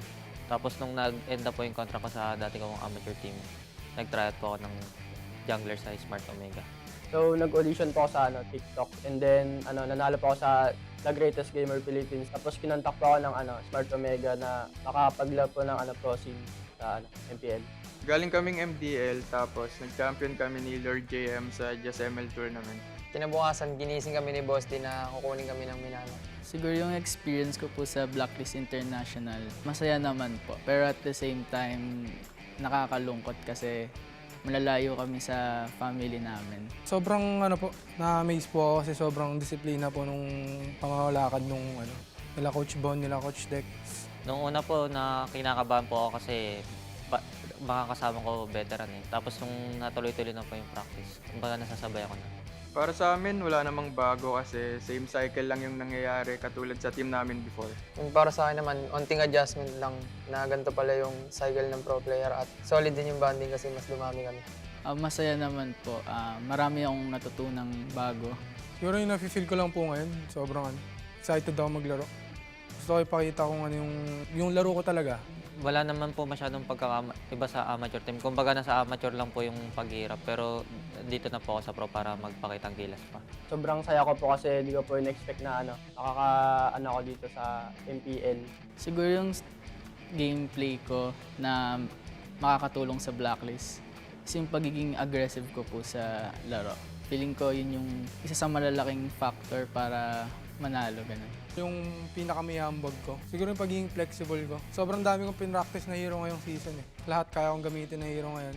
Lahat ng natutunan ko po nun sa amateur scene, maidadala ko po sa Smart Omega dahil nabatak na po ako nung time na yun. Saka po yung mga ginagawa po ng mga MPL veterans sa jungler po, kaya ko din po gawin. Yung madadala ko sa team ko ay consistent, saka team player ako. Confidence ako sa laro, saka mag-i-improve pa ako lalo. Playstyle ko kasi is utility and sa tingin ko makakatulong yan para ma-reach namin yung top spot. And ang playstyle ko naman is aggressive. Feel ko makakatulong yun kasi baka may chance kami palagi na maka-early. Siguro yung team na excited ako or gusto kong kalaban is Echo. Since sila yung defending champion, gusto kong makatapat si Sanji po since same kami ng role. Echo. Tapos yung player si Yawi. Kasi world champion, so parang gusto ko siya makatapat ngayon. Tatlong player po yung gusto kong makatapat eh. Si Kyle TC, si Irad, pati si King Kong. Kasi nung amateur ako, sila rin yung pahirap sa akin nun. Papatunayan ko rin na kaya ko sila sabayan kahit nauna sila. Yung pinakagusto kong makalaban na team ay Blacklist kasi yung pinakamadaming champion sa MPL. Gusto naming makalaban para sa amin APBR eh. Kasi tinalo kami nila last tournament. Tsaka gusto ko ding makalaban si Few kasi idol ko yan eh. Sa akin naman, Echo kasi MPL champion eh. Para sa mga supporter po ng Blacklist, yung Blacklist agents po, thank you po sa pagsuporta sa amin. Tsaka sana patuloy niyo pa po kaming supportan sa mga upcoming matches namin. Sa lahat ngayon ng team sa MPL, ngayong season, good luck lang sa ating lahat at galingan lang natin, enjoyin lang natin lahat ng games natin. Salamat sa mga patuloy na sumusuporta sa Smart Omega sa pagtitiwala. Abangan po nila yung bagong Omega. Sa mga makakalaban namin this season, gagalingan namin lalo. Saka may babaon kaming secret weapon. Para sa mga supporters namin, salamat sa pagsuporta and di namin kayo bibigoyin this season. And sa mga makakalaban namin, maghandaan na kayo.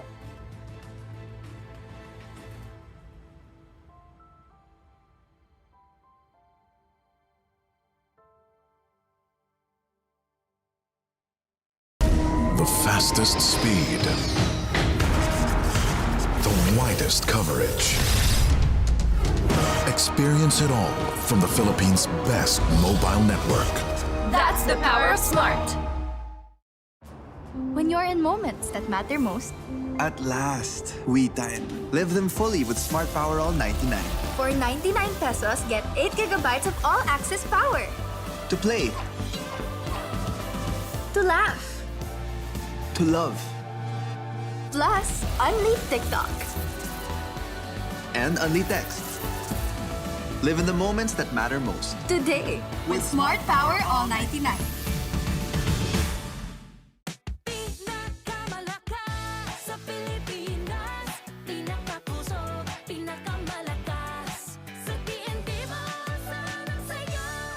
Lipat na sa TNT and register your SIM now.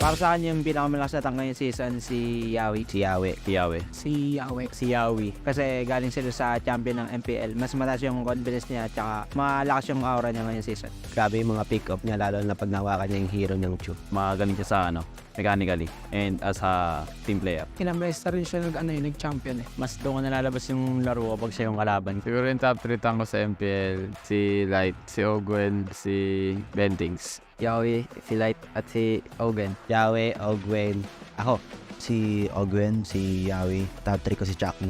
Si Yawe, si Light, tsaka si Ogwen. Si Yawe, si Light, si Rapidot. Si Yawi, si Perks, tapos top 3 ko ako. Si Light yung una ko kasi dami ko natutunan sa kanya kaya masabi ko siya yung inakaw. Si Yawi kasi sabi sa akin ni Light, pantay lang daw sila, mas sigit pa nga daw si Yawi sabi niya. Si Ogwen yung pinakamalakas na tank para sa akin dahil ang play safe niya maglaro na aggressive, parang ang hirap i-predict ng gagawin niya. Top 2 ko si Yawi kasi last season napipredict ko na yung mga galaw niya, and sa RG ganoon pa rin. Si Chuck na yung top 3 ko kahit nakakabalik pa lang kasi di mo pa rin mapipredict na kung ano yung gagawin niya. Tingin ko kailangan pa mag-improve this season siguro si Chuck kasi matagal siyang nagpahinga sa MPL, so kailangan niya talaga umabot. Tingin ko malakas pa din si Chuck kasi hindi naman nawawalaan kung hindi pa rin yung gutom.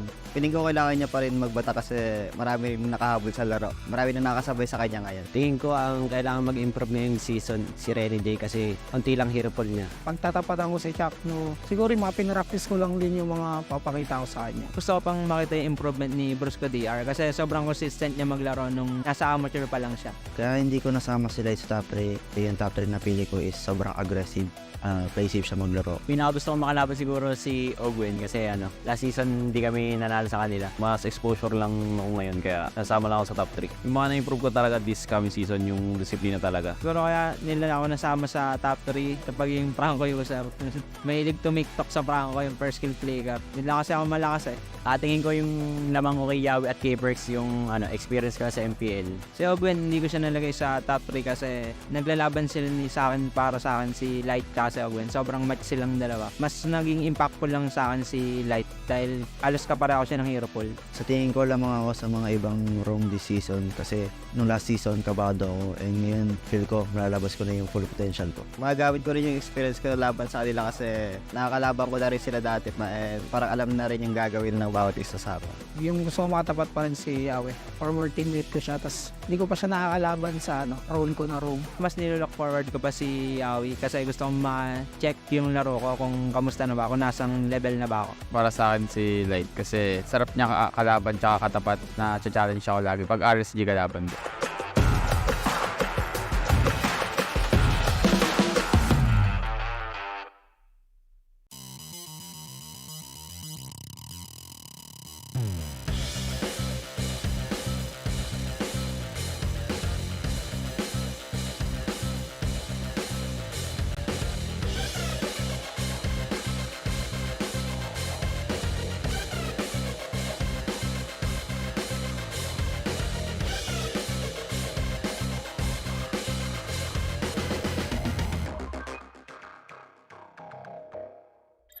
Ako si Oscar Romero, ang IGN ko is Sumpak and ang gold lane ng Minana Ibos. Ako po si Lance Aaron Misa, ang IGN ko po Lansu, explain po ng Minana Ibos. Ako po si Mark Lawrence ng Kabigting, IGN po Bao.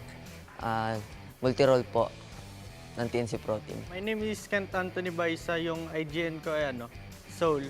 Tapos yung role ko ay gold lane. At ang pinasukan kong team ay RSD. My name is Cedric Gil Romero and IGN Yoshino from Mpl-Ph and as a tank roamer. Hi, I'm Jen.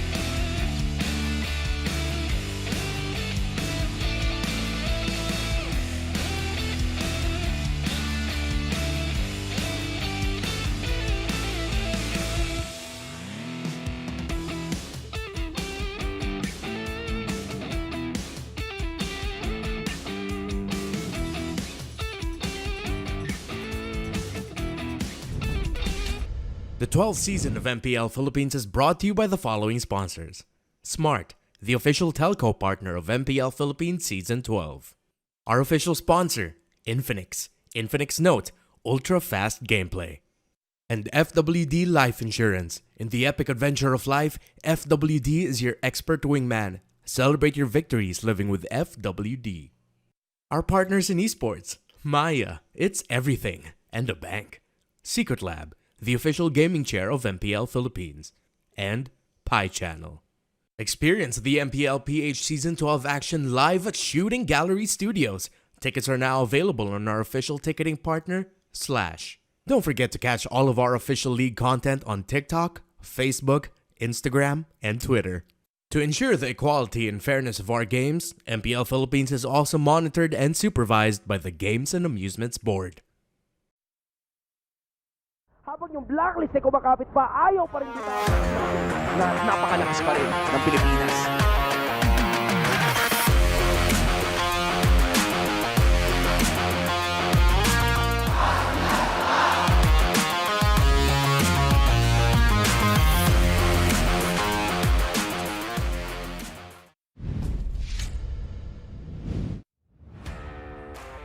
Welcome back to the home of the greatest MLBB players in the world.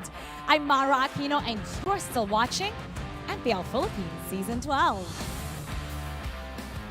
Gusto ko nga unang laban sila agad eh. Galingan nyo. Paghandaan nyo ako. Yan ang mensahe ni Ryzen bago dumating ang pinakahinihintay niyang laban kontra sa dati niyang koponan. Now, it's time. The time has finally come for the new Sonic to fulfill his mission. Manaig kaya ang gigil ng dating kabarangay? O baka may nakahandang alas ang dating niyang mga kaakbay? MPL Arena. This is ONIC Philippines versus Smart Omega. Casters, pasok. Cause baby, now we got bad blood. In second series, ONIC Philippines and Smart Omega. Oh my goodness! Greetings from the home of our greatest MLBB players in the world. At your service, I'm OSX. This here's Leo, and that is Wolf. And it's us, the We Bear Bros. Oh yeah. Good notes, I'd say, but that's my line. At your service, we're bringing you Smart Omega versus ONIC, and both are coming in from a streak. I'm so excited. I'm stunned. That's all I can say. I have forgotten to be Wolf, dude. I am malfunctioning right now. Literally. A big shout out to our student leaders and community heroes from NCR visiting the MPL Philippines Arena for the MPL Battle Trips. Yeah, it's back, and this is happening right now. As you see, we're having a jam-packed area right now, and this is completely electric for the match of the day. But before we head on to our match, let me invite you guys to watch and experience MPL Philippines Season 12 action live and on site. So get your tickets now from our official ticketing partner, Slash. Just go to slashevent.com/e/MPL Philippines Season 12 for more details. What's up, fellow Bears? Oh, you're wearing the same collar as mine. Yeah. So, yeah. How's it feel? I got the memo. Okay. I got the memo. We're on point.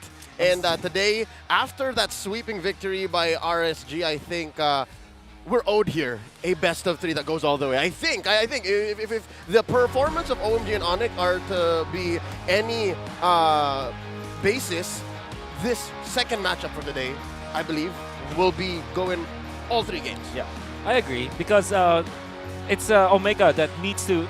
They obviously all of them need points, but ONIC they're gonna be gunning for their fourth 2-0, if ever. In a row. In a row. And for Omega, it's just recovery from them from now on. So yeah, I think this will be not an easy series at all for anyone. Speaking of not an easy series, yesterday we heard the interview back with Ryzen, how he's so hyped. And as he looks forward for this match, for the first time they're meeting Smart Omega, and he wants to crush the hell out of Smart Omega because he came from that previous team, and he said it right in the interview yesterday.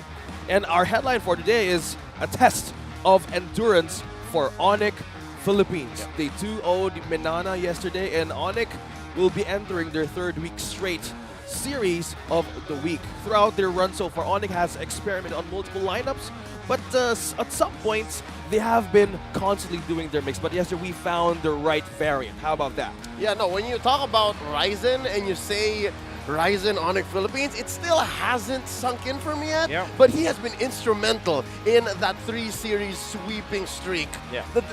Say what you will about the shuffle, but you never change out Ryzen. Yeah, for sure.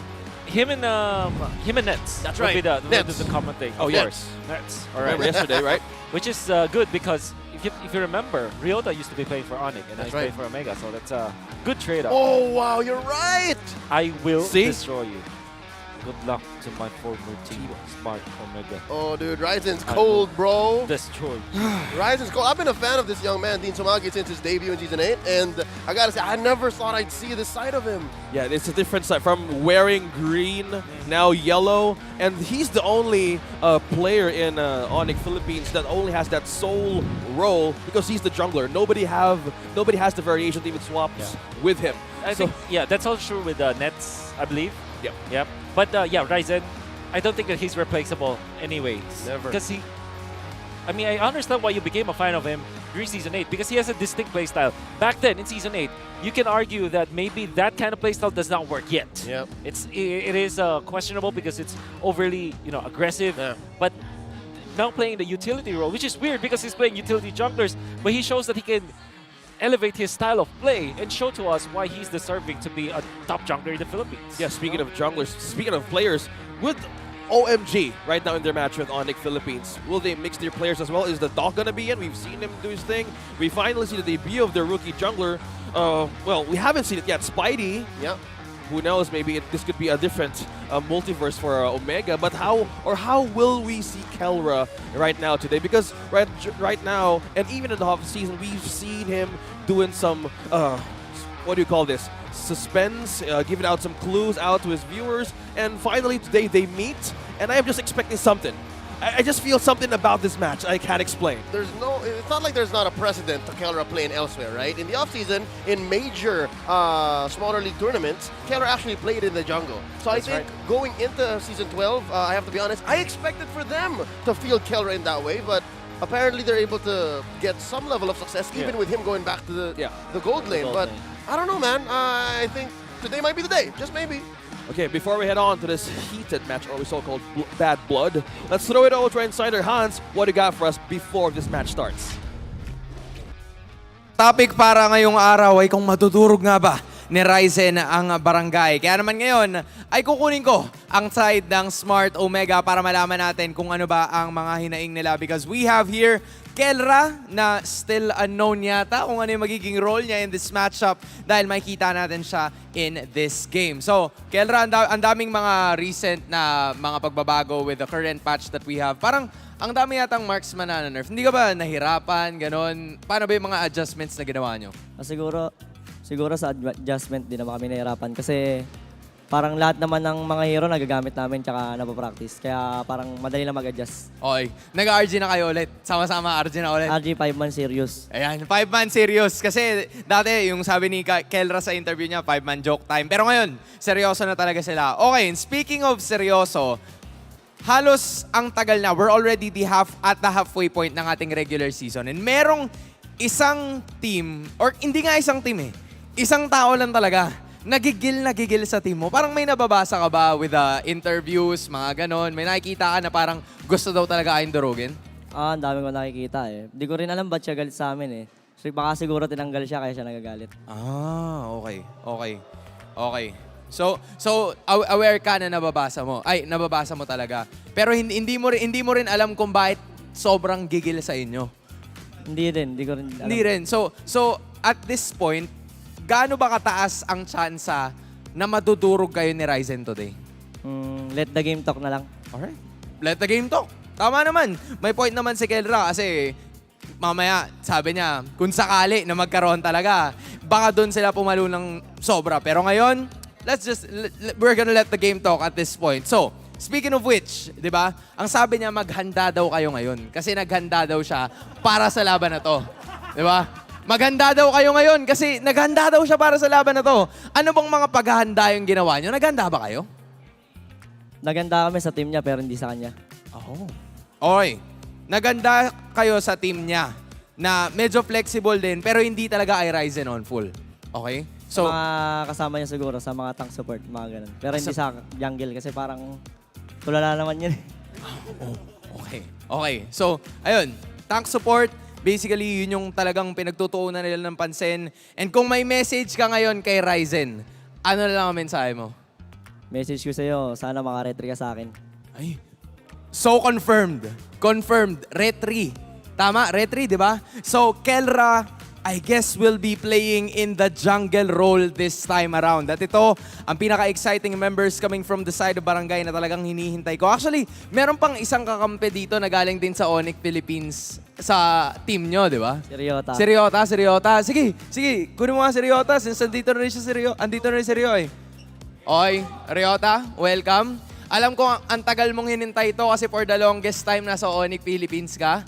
Pero ngayon na nandito ka, anong objective mo? How can Smart Omega win? Saka, ang dami talaga nangyayari na gusto ni Ryzen pabagsakin yung Smart Omega. Pero ngayon na ng ibang barangay ka na, how is it looking like for Riota ngayon? Mas confident ako ngayon eh. Okay. Mas confident ka ngayon. Ano ba mangyayari? Yung ginagawa mo dati na ganon? O 2-1? Di natin masabi. Okay. Kung may message ka rin kay Ryzen ngayon, or kay Super Friends na lang, tsaka kay Nets, na naging kakampi mo din naman dati. Anong masasabi mo? Kasi feel ko maglalaban din kayo at this point. Good luck sa inyo. Sana manalo kayo nang wala ako. Sana manalo kayo nang wala ako. Kasi nandito na rin siya sa barangay. And I can't wait for this matchup to happen. It's Kelra, Riota, and the rest of Smart Omega kontra sa side ng ONIC Philippines. Kaya wag na natin patagalin pa to. Let's throw it over sa ating mga casters.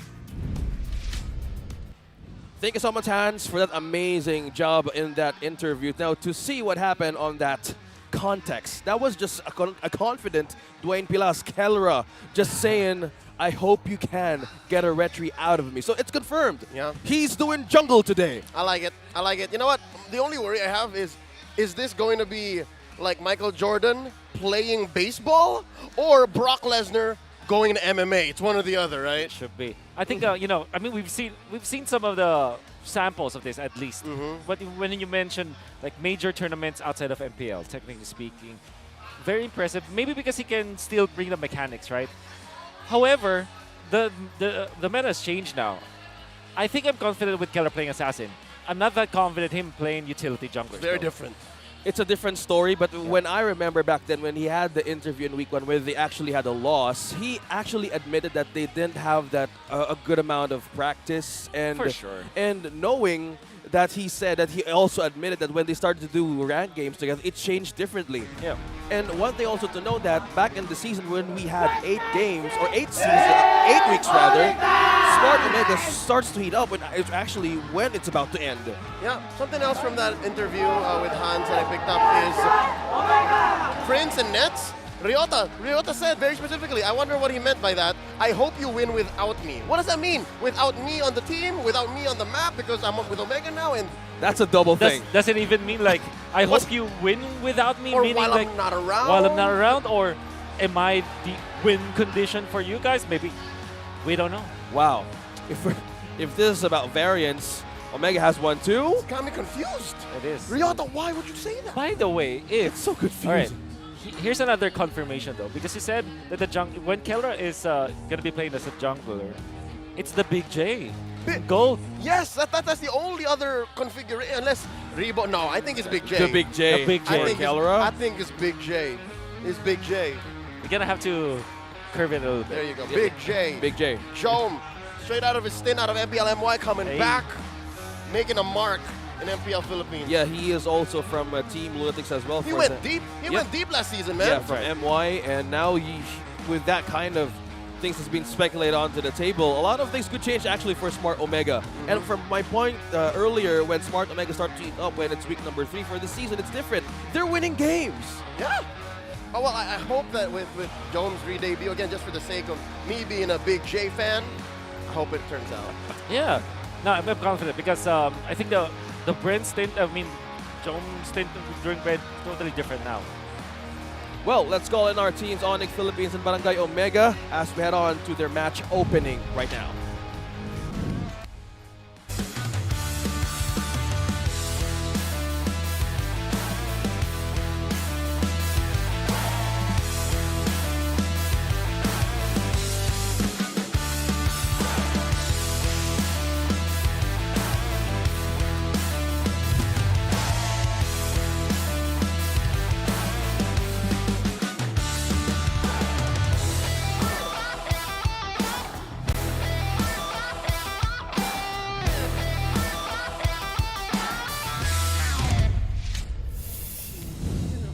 They've been cleaning house with 3 teams swept. You haven't seen them shuffle this hard since Coach Yeb.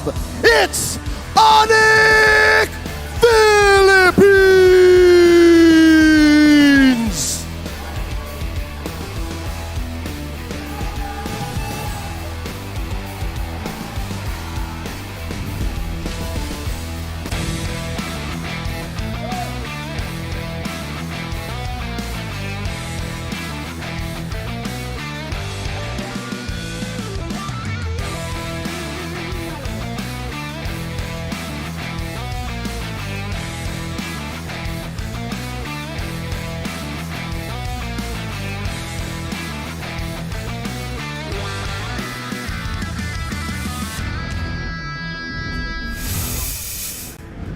Season after season, everyone's been trying to find the antidote to the lason, Barangay Magingay, for Smart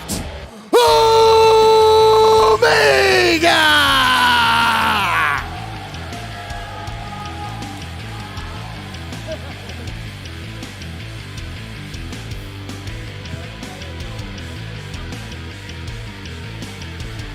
And their coaches, Coach Bam, celebrating his birthday, and Coach Stronger.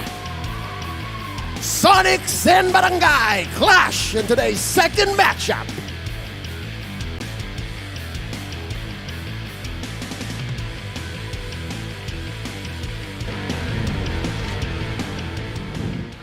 That entrance is full with confidence and fire. Now they flex a yellow beeping thing.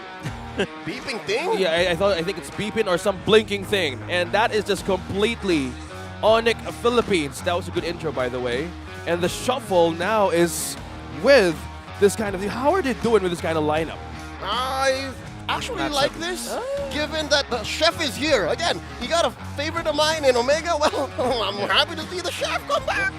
Numbers-wise, they're not that successful. And for this one, this will be the first time. And I just want to say, my goodness, jump so tall. Yeah, call him confirming. Big J is definitely a Big He's J. definitely that guy. So he's now the gold laner and Keller's the jungle debut. How will the index takes this analysis, Wolf? I wonder. Maybe we will see later on. But at least for me, we know for sure that Kelra should be acclimated to the utility jungler role because for sure, Assassins might be his strongest suit. But when it comes to playing like the utility junglers, how can he match up against Ryzen, who's far more quote-unquote experienced in that specific meta game, you know? It's hard to think about because, again, look at the stats, right? I think, given the rise of Omega, taking down big names in the league like APBR just recently, the numbers aren't as reliable. That's why, again, I stand by my own judgment and my own prejudice. Chef Rapidot's going to show up today. That's what I feel, right? And looking at the team head-to-head, something is... What's up with this? Why can't Omega get turtles? I hope I can answer that quickly, right? Maybe because Andoryu is not that experienced compared to other junglers, to their opponents. And dare I say, though, we have so many good junglers, dude, here in the Philippines. And you yourselves always talk about this in the English broadcast. Something about the Philippines junglers eating lore dance and turtle dances for breakfast, you know? Yeah, I agree about Andoryu. Personally, I find it that he still has this jitters in his play style. That's the lore dance. Yeah, and in fact, that since we're talking about the intensity and play style of Omega, you want that aggressive start. You want that aggressive, whatever it is, gamble that they can do in some parts of the game. But with this, it's with the switch of Kellera, things could actually be different. Yeah, Francis, Sam, given that maybe mechanics is one thing Kellera has over Ryzen, maybe he can also be more aggressive, given that he's different. Well, let's see how this match goes. Kaisam, it's your turn to break down the keys to victory right now. Thank you, FJ and Daniel. This is the keys to victory brought to us by Infinix. Infinix Note Series, ultra fast gameplay. And for ONIC, what they need to do is watch out for the split. Now, why is this the case? Have Omega, have they been splitting, actually? Well, if you look at their previous games, it looks so weird for Omega to still go for the Ryota split push kind of play. I'm not saying that it's not effective, but stat-wise, it does not show the results. However, ONIC should still watch out for that because ONIC plays fast. And if Omega is allowed to do the split push, they can prolong the games. That is where teams struggle against Omega when the game goes late. Now for both teams, for Smart Omega, study and outplay ONIC and Lord Dances. This is even more applicable now that Kelra is actually playing as the jungler for Omega, and what they need to do, or what they should have done before this matchup, is they should have studied how ONIC plays the Lord Dance, because my oh my, the dance moves, the steps that they're following for ONIC Philippines, they have been crisp. And here we go. For all of the non-Filipino fans out there, ako ang sinayang nyo means like, I'm the one that you kind of wasted, or maybe there's, I have a very poor translation about that. But what I'm trying to say is, when Ryzen went to ONIC and when Ryota went to Omega, they will need to prove that they belong in the previous squad, or that they are the win condition for the previous squad. That is at least my poor translation of that. Maybe FJ as well as Dan has a different translation for that kind of statement. Well, to add to that translation, I think I'm the one you forgotten. Maybe you could do better. I'd say I'm the one you let go. I'm the one you let go. Yeah, and that's a good one, Christopher. Thanks. Come to think of it, all of these work both ways. Again, Ryota, such an impactful XP laner. Ryzen, I'd say the heart and soul of Omega's jungle all this time while they were trying to put all the weight on Kelra. So, yeah, definitely. Where does this find us, right? Talking about the mid laners. Yeah, head-to-head right onto our screens. A lot of a huge deficit in terms of KDA, but is this matter for Smart Omega even?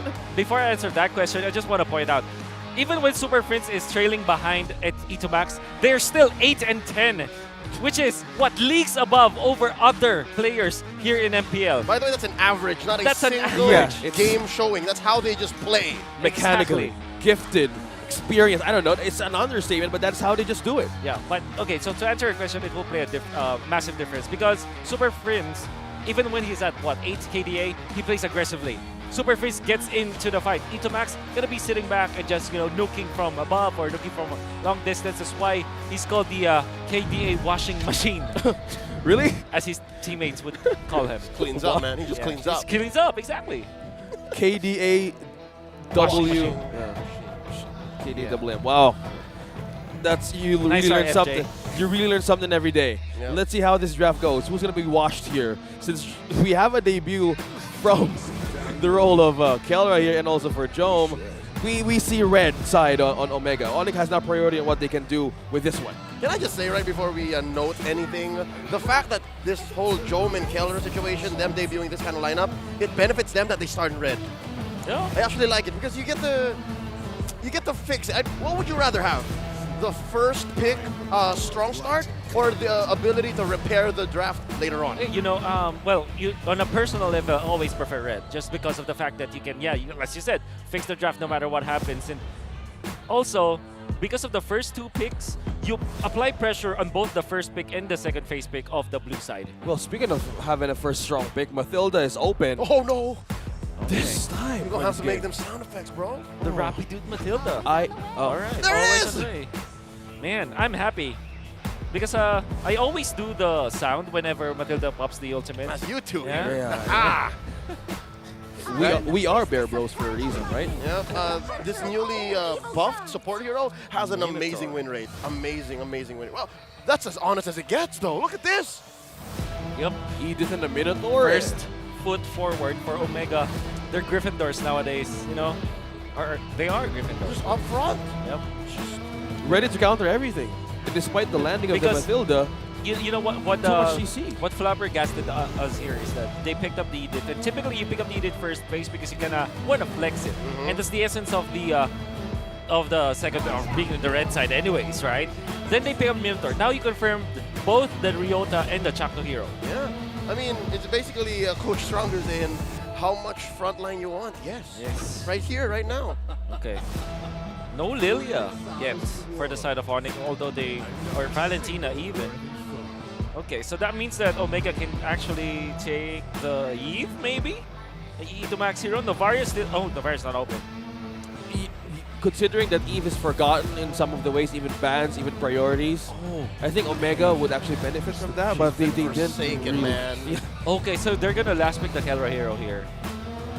Since since this is going to Jom as well, so they're trying to trim down one more here. So with distance, this is the index trying to read the game right now. So yeah, it's leaning towards support utility for ONIC, and as well as the hero damage per second. Yep, we can honestly say that with the first 3 picks, like it's Martis, it's Irrital, and Matilda. There's from the words of another bear, big time. That's right. But the Brody, of course, will be the source of DPS here for Smart Omega. See, even with just the Edith, even with just the Brody, in combination with 2 crowd control heroes, already the damage output is enough for Smart Omega. That's all the stacks, bro. Exactly. So, Lancelot ban. And also the Uranus. We rarely see most of the times that Uranus might exist. The Cram hero. And the second time he got banned. Gentlemen, they're gonna force Kelra on a utility jungler. I smell it already. Yes. Will he be comfortable though, knowing Kelra? I wouldn't know the answer to that, unfortunately, because I know Kelra as a, he takes over the game as a gold laner. As a jungler, he wants to go for assassins. What else is out there? Martis is out. Martis is halfway. I don't know if Kelra plays something like a Guinevere or something. What about a Bane though? Would you imagine Kelra in a Bane? Sure, that would be a dream come true for me. Yeah. Okay. Also, we haven't seen Bane pop up so much. Imagine, well, that would be like a trampoline. Look at all the CC. Yeah. Also the C3, right? Okay. How he builds up those damage. Trampoline. I think that's also a possible way to see Kelra's choice. In a way for the jungle, if he goes to utility but up against a Martis, you would need to actually have more mobility and sustain. So yeah, they're pushing it. They're pushing it hard. Even the land. Valentine or Lilia should be the. Oh. Okay. Double mid. Mid-Wrath. Mid-Wrath. Likely. Likely. Which could you imagine Etumax with a Minotaur? That opens up the Lilia for ONIC because that's an easy pickup because you have so much damage in the front lines, right? Speaking of front lines. Okay. This group came prepared. Okay, what else? Maybe Charizard X-Borg. X-Borg looks... Yeah, because there's no poke from Omega. And every time that there's no poke hero, you're happy playing the X-Borg. You just jump in there. Jump in. Get in. Yep. Wow. I'm surprised that both heroes actually made it through to the second phase. I agree. I agree. That is...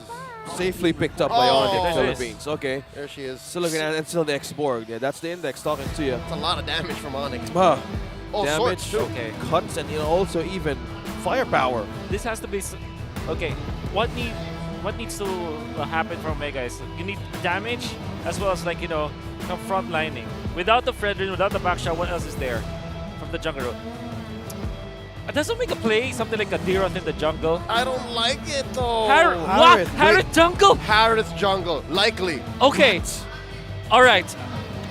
The Kelra special from the gold lane. Is it fast enough? Will now be played from the jungle role. Is it fast enough? Can't they keep up with that? By just looking at sustain and early to mid, they have answers. But for ONIC Philippines, they're covering more of the team fights and bursts from early to mid. Unfortunately, the answer to is not fast enough. And this is also, if you look at Ling as well as Fanny, they're both purple dependent. Yes. But you can get by because you can maybe invade or whatsoever. For Harith, you don't really quickly recover from lacking the purple buff. He's actually a very fair and honest hero. And you don't have Purify, you don't have Flicker. You're forced to go for the Retribution. You have the reduced CC passive. You can evade, but it all checks on how you do your micro steps with that. Exactly. I don't know, man. Kelra's instincts are going to get tested. Well, let's see who's going to be tested here in this first game of this series. Is Smart Omega versus ONIC Philippines, the debut of Kelra and Jom. Now we have Ryze on our screens. Who is going to get this match? Let's see how it goes in game number 1. Kelra jungle with the Harith. I think when it comes to just speed, might be faster than the Martis for single target jungle creeps.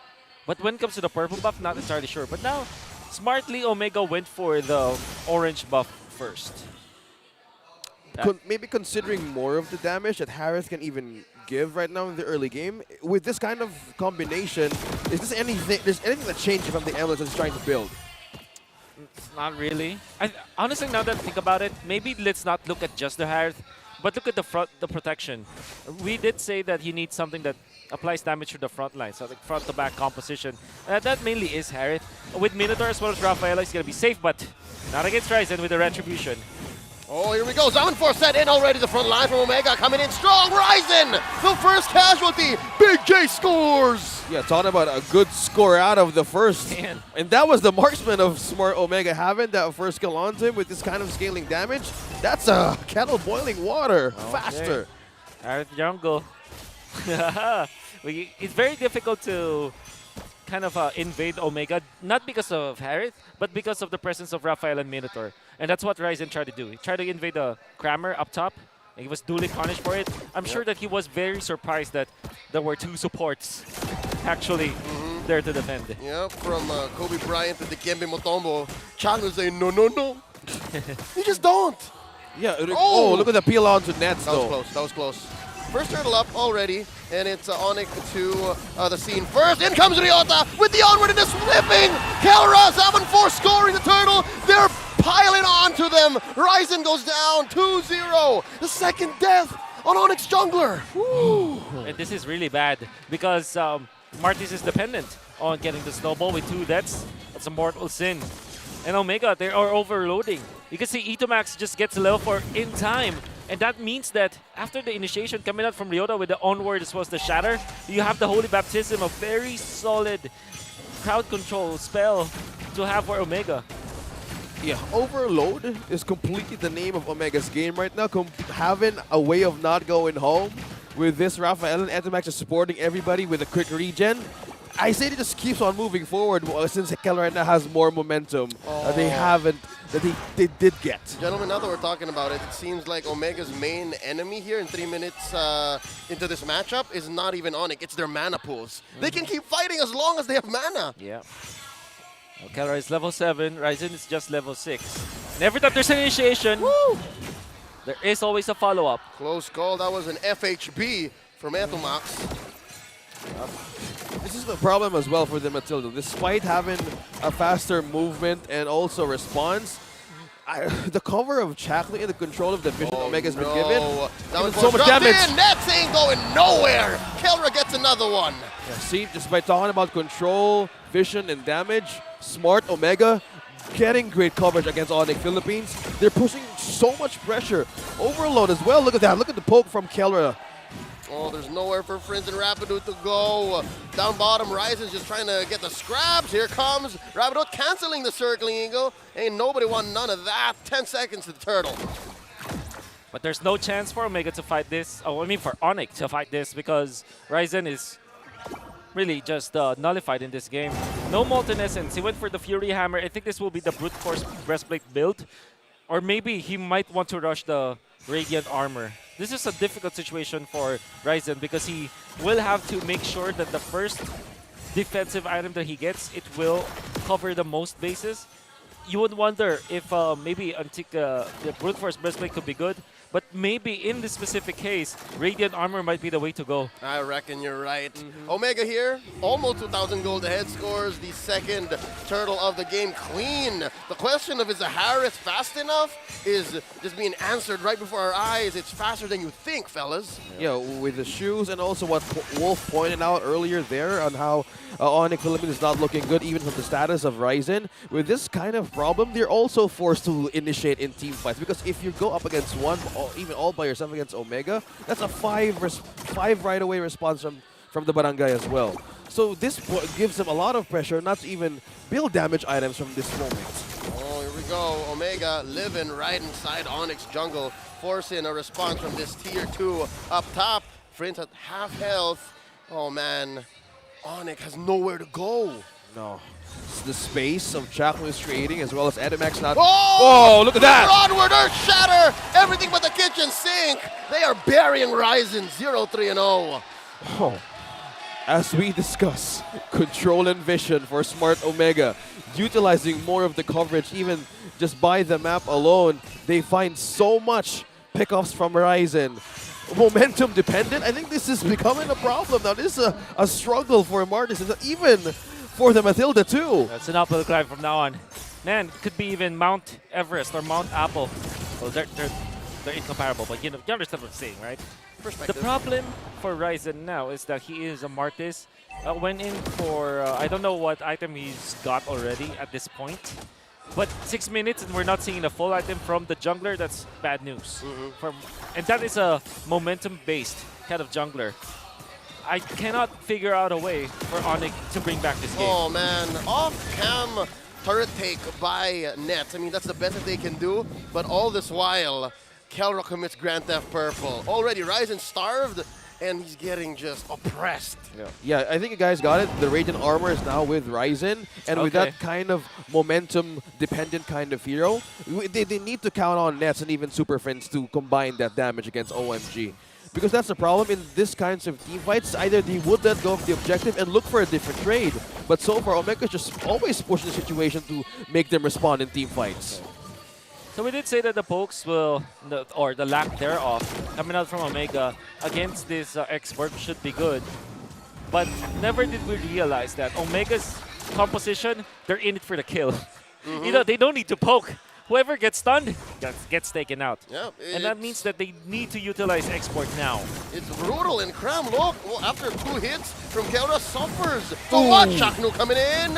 Holy Baptism spent up by Etomax, and there's still a lot of green left in Omega. They can actually force this push. Circling Eagle from Rapidut cancels it. Oh no, this is bad news again. Rapidut, we know that he can make wonders from the roaming role, but 0-0-0-0-0 for a Matilda. You don't want to see that. You'd rather see your Matilda die twice and convert into 4 kills with 3 assists, maybe 1 kill, something like that. 0 deaths with 0 assists is even, worse. Oh, talking about worse, about to get worse with a T. Flipping over Cram, Immortality pops, Zaman4 still active, and they pop his Virago armor. Joe with the torn apart memory, taking him down from way downtown, from behind. Chaknu! Fringe falls as well, Chaknu coming in, strong, still alive. Ryota though, gonna get taken down here, unless, the iframes from the Primal Wrath expiring keeps him alive. They will convert straight into a tier 1 in mid. Big J! Wow, look at that. ONIC Philippines completely disengaged. What an amazing play from the Barangay. And they're still going, man. Rapidut's in trouble. The chef gets stunned, and the chef gets taken out. Another one for Big J. Oh, wow. My goodness. This Omega composition, you don't need utility for Kelra. You just have to be Kelra. Gentlemen. The Kelra jungle. I didn't know Edith had that mechanic in her. I'm pretty sure Ryota didn't even time it on purpose. It just happened. Yeah. It's just an amazing sight to see. It's an iframe, bro. Edith on Atoy R. And just we were questioning how will this debut work for Kelra. It's working wonders. And you were questioning how will this go faster? It's just with Kelra alone, man, the microplay and the instincts of this player. That's amazing, Wolf. This is going to be a problem because if you look back at the amateur days of Kelra, before he was actually part of Execration, he was already dubbed as one of the Harith Masters, together with Marky, his mentor. He learned a lot from that guy, and both of them, they are super duper good with the Harith specifically. The solution and the Savage. The solution and the Savage, right. And now you're seeing Kelra playing the jungle Harith, which we had some reservations because we have not seen it work. But it does give the necessary damage output, the frontal damage output that we were looking for from Omega. Yep, and it looks like they're going to be pushing the advantage here. Kelra gets some shields up, some healing from his lineup. It's like he doesn't even care. Zaman4's already spent in. They're just waiting for the Lord. And by then, I believe the Zaman4 should be off of cooldown. We're expecting another big fight. Yeah, he has the CDR boot, so it's going to work out fine for Kelra as long as he keeps on getting those smokes in from ONIC Philippines. There's a flip from Ryota. Circling Eagle trying to knock them all up. And the Zaman4's once more off of cooldown. And down goes the inhibitor. There's still some heroes left from ONIC. No one has died quite yet. That's a second turret taken down. 2 lanes penetrated by Omega. Approaching a 10k gold lead, and ONIC left reeling. Wow, the deficit right now, and ONIC has up against Smart Omega. Now they're at the mercy of their own base, even for just defense by their own turrets. Oh, look at that pull. Oh, one more time. That's a 4-man knockup from the chef, but ain't no follow-through. And Jome lets off a flaccid, torn-apart memory. Oh, this is a struggle now for ONIC because they have one turret left. They're on to the last line of defense. How will this go? Well, how will they defend? Oh, Etomas flickers in, looking for a holy baptism. Oh, no one home. Ryzen goes in for the guiding winds, kept alive, but for just how much longer? Oh, here we go. Wrap it up one more time. Circling Eagle, 3-man knockup, plus an X-Borg. Last insanity. And that's going to go down here. Ryota takes him down. Ryota with the flippy flip, and Ryzen falls as well. 2 for none. The Barangay are in your house. And the base is up next. Summon Force in. Kelra Jungle. Game 1. Successful debut. And that winning moment is brought to you by our official sponsor, FWD Life Insurance. What an amazing debut for Kelran as well as Jome. What amazing debut for the Harith Jungle too. Oh, 4, wow. 0, and 4. Double support. And you saw that after already the dream scenario for the side of ONIC, they had those circling eagle that was able to knock up 4 of their enemies. Then there was a follow-up. That was the X-Borg ultimate, almost fully stacked with the last insanity. But it felt like they didn't deal any damage. The double flask of the Oasis, or the photo, double photo. Yep. Coming out from side of Omega with Minotaur activating it with his second skill, and of course Rafaela with the supports that he has. You saw that they were able to last through the last insanity circling eagle combo. Amazing plays, the layers of skills and combos right onto the composition.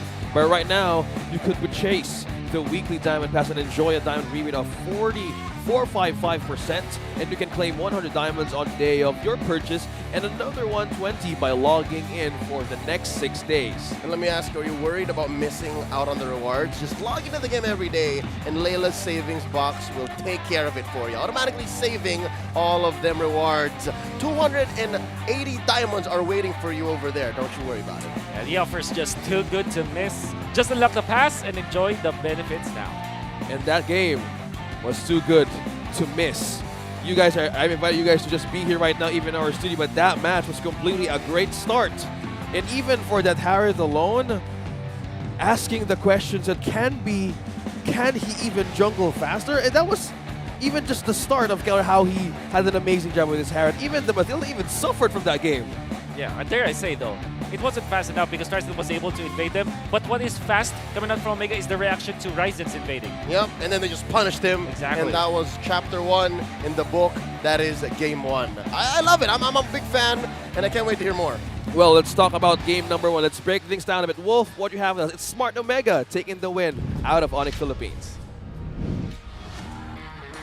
We can actually put this as one of the pocket strategies that Omega was able to put up, and they're definitely surprised us. It worked in the first try. We were flabbergasted with the Edith plus the Minotaur opening pickup coming out from Omega, but it was all in preparation. It was all a setup so that the last big Harith will be there for the side of Omega. We already predicted that the Lilia and X-Borg should be the top, or at least priority, in the last pick of the side of ONIC Philippines because of the lack of folks coming out from Omega. But then again, when the Harith was picked up, now there is no hero to actually stop Harith. No hard lockdown from the side of ONIC to be able to burst down Harith. And this meant that we can see the Omega really having a field day during the team fights. Let's first look at the first few minutes as Ryzen was being punished. He was actually one creep ahead of the Harith. As we say, it was very fast. But then, you can see Ryota with a very nice find, the suplex combination onto Ryzen. And every time that there is one hero from the ONIC side that gets stunned up, there's always a follow-up. You can see Chaknu with a beautiful use of the ultimate. And this will not be the first time. And Ryota, once again, the 4-man squad of Omega just making it so that they will own the river of this map. You see another kill that's going to be Cram trying to get away. The sustain coming out from Omega is just way too much. And we did not take for account that the defenses from Omega was actually pretty good because of the Minotaur as well as this one. And Ryota, that was one of the usage or the reactivation of the ultimate when he reacquires the armor or the robot able to do it. Now, the dream scenario from ONIC, fully stacked Last Insanity, gonna be popped early, but it wasn't enough to take on the members of Omega because of the double flask setup. Look at that sustain. Ryota was almost dead, but he was able to land the suplex, and because of that, the heal coming out from Omega was more than enough. 9-0. That was so quick.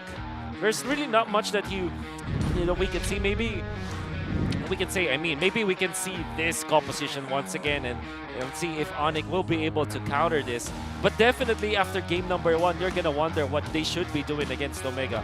First off, I think Rapidut was probably in not the best places in this game, because there was a clash where Ryzen should be saved by the guiding wind up top in his first death. There was also a time where Nets was bullied into the top lane without any help of the Matilda. If you're gonna be looking at other parts of the map that don't need the help, maybe that's where Rapidut should not be going as the Matilda, and maybe he needs to be there with Ryzen or with Nets. And that's what Omega actually exploited in this game. They saw the cracks in the armors of ONIC and just grouped up together and did not stop. You can see the double photo or Flask of the Oasis coming out from both Chaknu as well as Itomax. I'm not entirely sure how it works, but if you time it correctly, you're gonna have different procs on the shields. It will not stack in the same hero though, so that's one thing. If it does activate on one hero, there is a cooldown on that hero when the next proc of the Flask of the Oasis will be up once again. So while it is true that theoretically speaking, it's good to have double supports, it still needs a lot of communication, a lot of layering. That is one thing that Omega may have mastered, because you're going to see with how they were able to utilize Chakno as well as Itomax, they knew exactly how to take advantage of the Flask of the Oasis and the support metagame that we have right now. It wasn't that easy, but it looked very easy because of what Omega was able to show us. Study and outplay ONIC's Lord dances. We didn't even get to that point. No dances were needed because Omega was actually looking at how he was. They were speeding up the game, and even that last line with FJ as well as Dan here. Do you already have a translation for that last line? Because I think that Omega may have proven that, okay, this is the reason why we did not retain you. FJ? Okay. Stunned. All right, here's the thing. I am completely building my thoughts there for that kid alone. I don't think that last key to victory applies anymore. There was one factor that was totally ignored. Because I don't think leading up to today we expected Kelra to play in the jungle anyways. I think it's the fact that Kelra played the jungle and just forced the late game to come in at 10 minutes.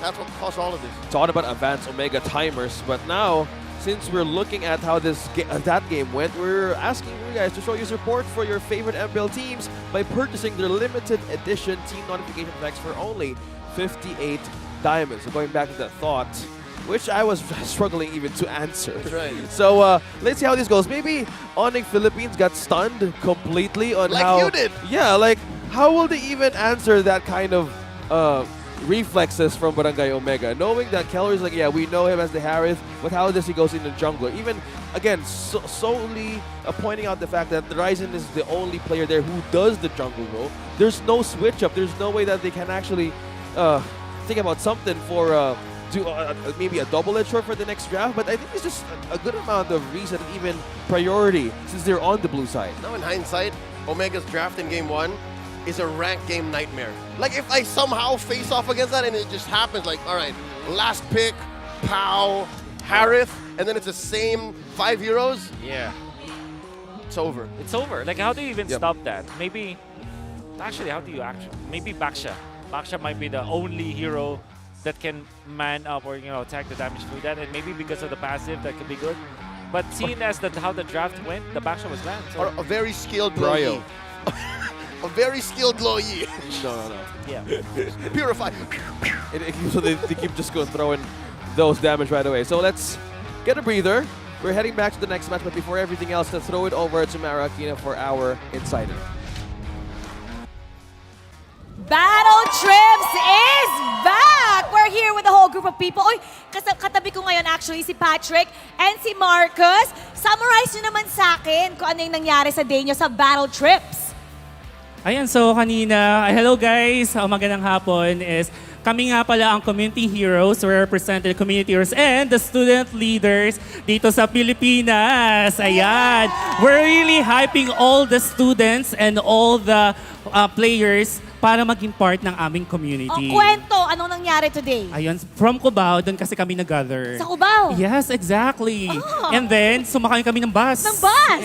Nagkaroon kami ng mini-games. Ng mini-game. Ano yung mga mini-games?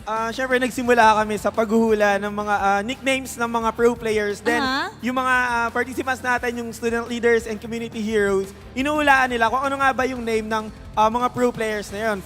So, for example, hulaan nila kung sino si Agent Zero. So, sabihin ng mga participants natin, si Edward. Then, nakuha ko yun. Ano pa yung mga games? Sige nga, isang after game. that, Isang mananalo game. na sila ng diamond. Okay, one game. Sample ng isa pang game. Ano pa yung mga games nyo? Ayun, nagkaroon kami ng familiar ka sa charade. Charade, okay, let's do a quick 10 seconds lang. Yes, sige. So, kailangan to sa mga mga heroes Okay, na heroes. alam natin sa Game. Mobile Legends. So, game.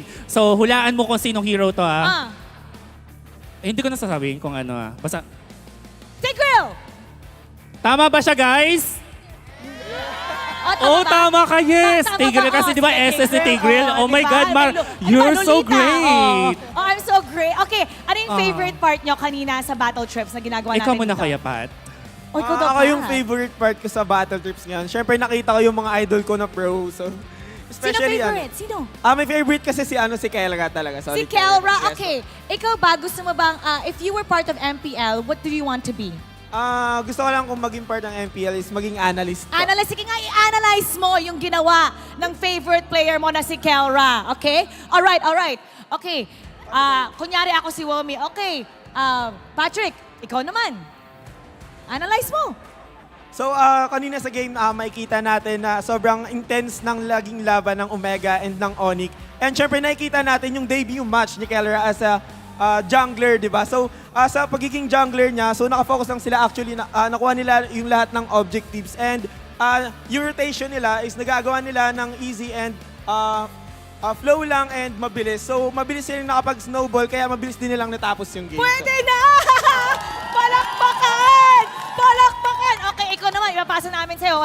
What do you wanna be? Wow. Wow. Iyan ang masabi ko. Wow, napakagaling niyang analyst. And ikaw, if you're part of MPL, what do you want to be? Siyempre, lalayo pa ba tayo? Kung saan nandito na ang ating katabi. Siyempre, magiging isang host! Okay, sige. Ayan, magkatabi na tayo.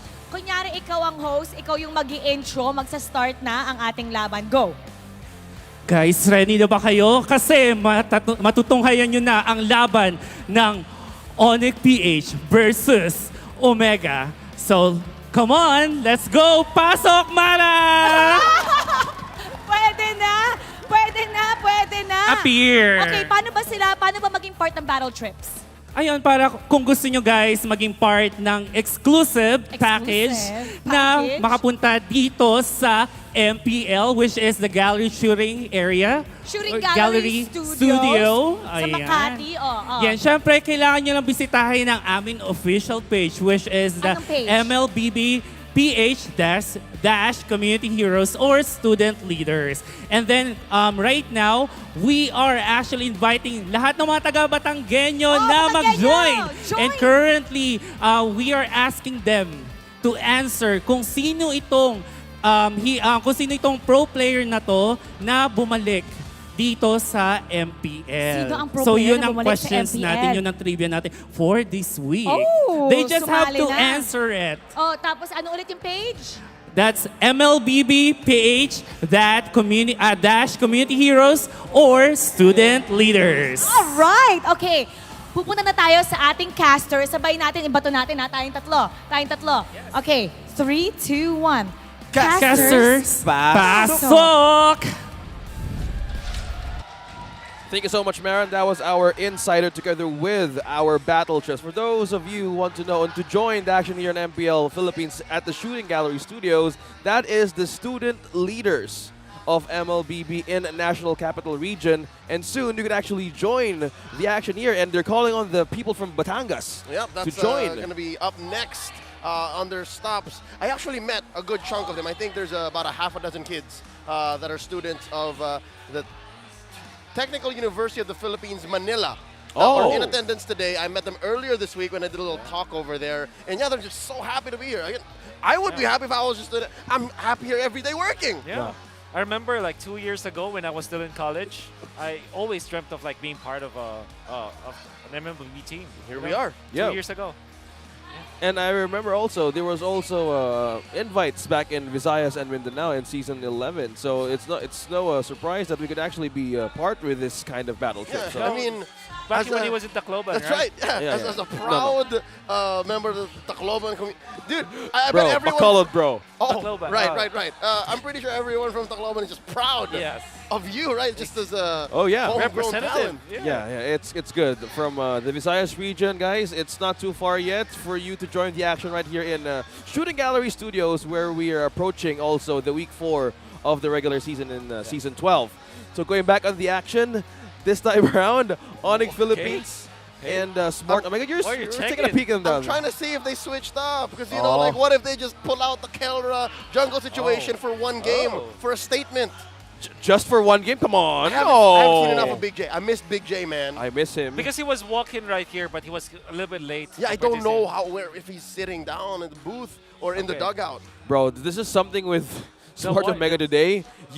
Good luck. I hope you can win without me. It's just it confuses our chance to see if they're gonna play same time around for game number 2. What if it's just as possible that ONIC goes for the shuffle too?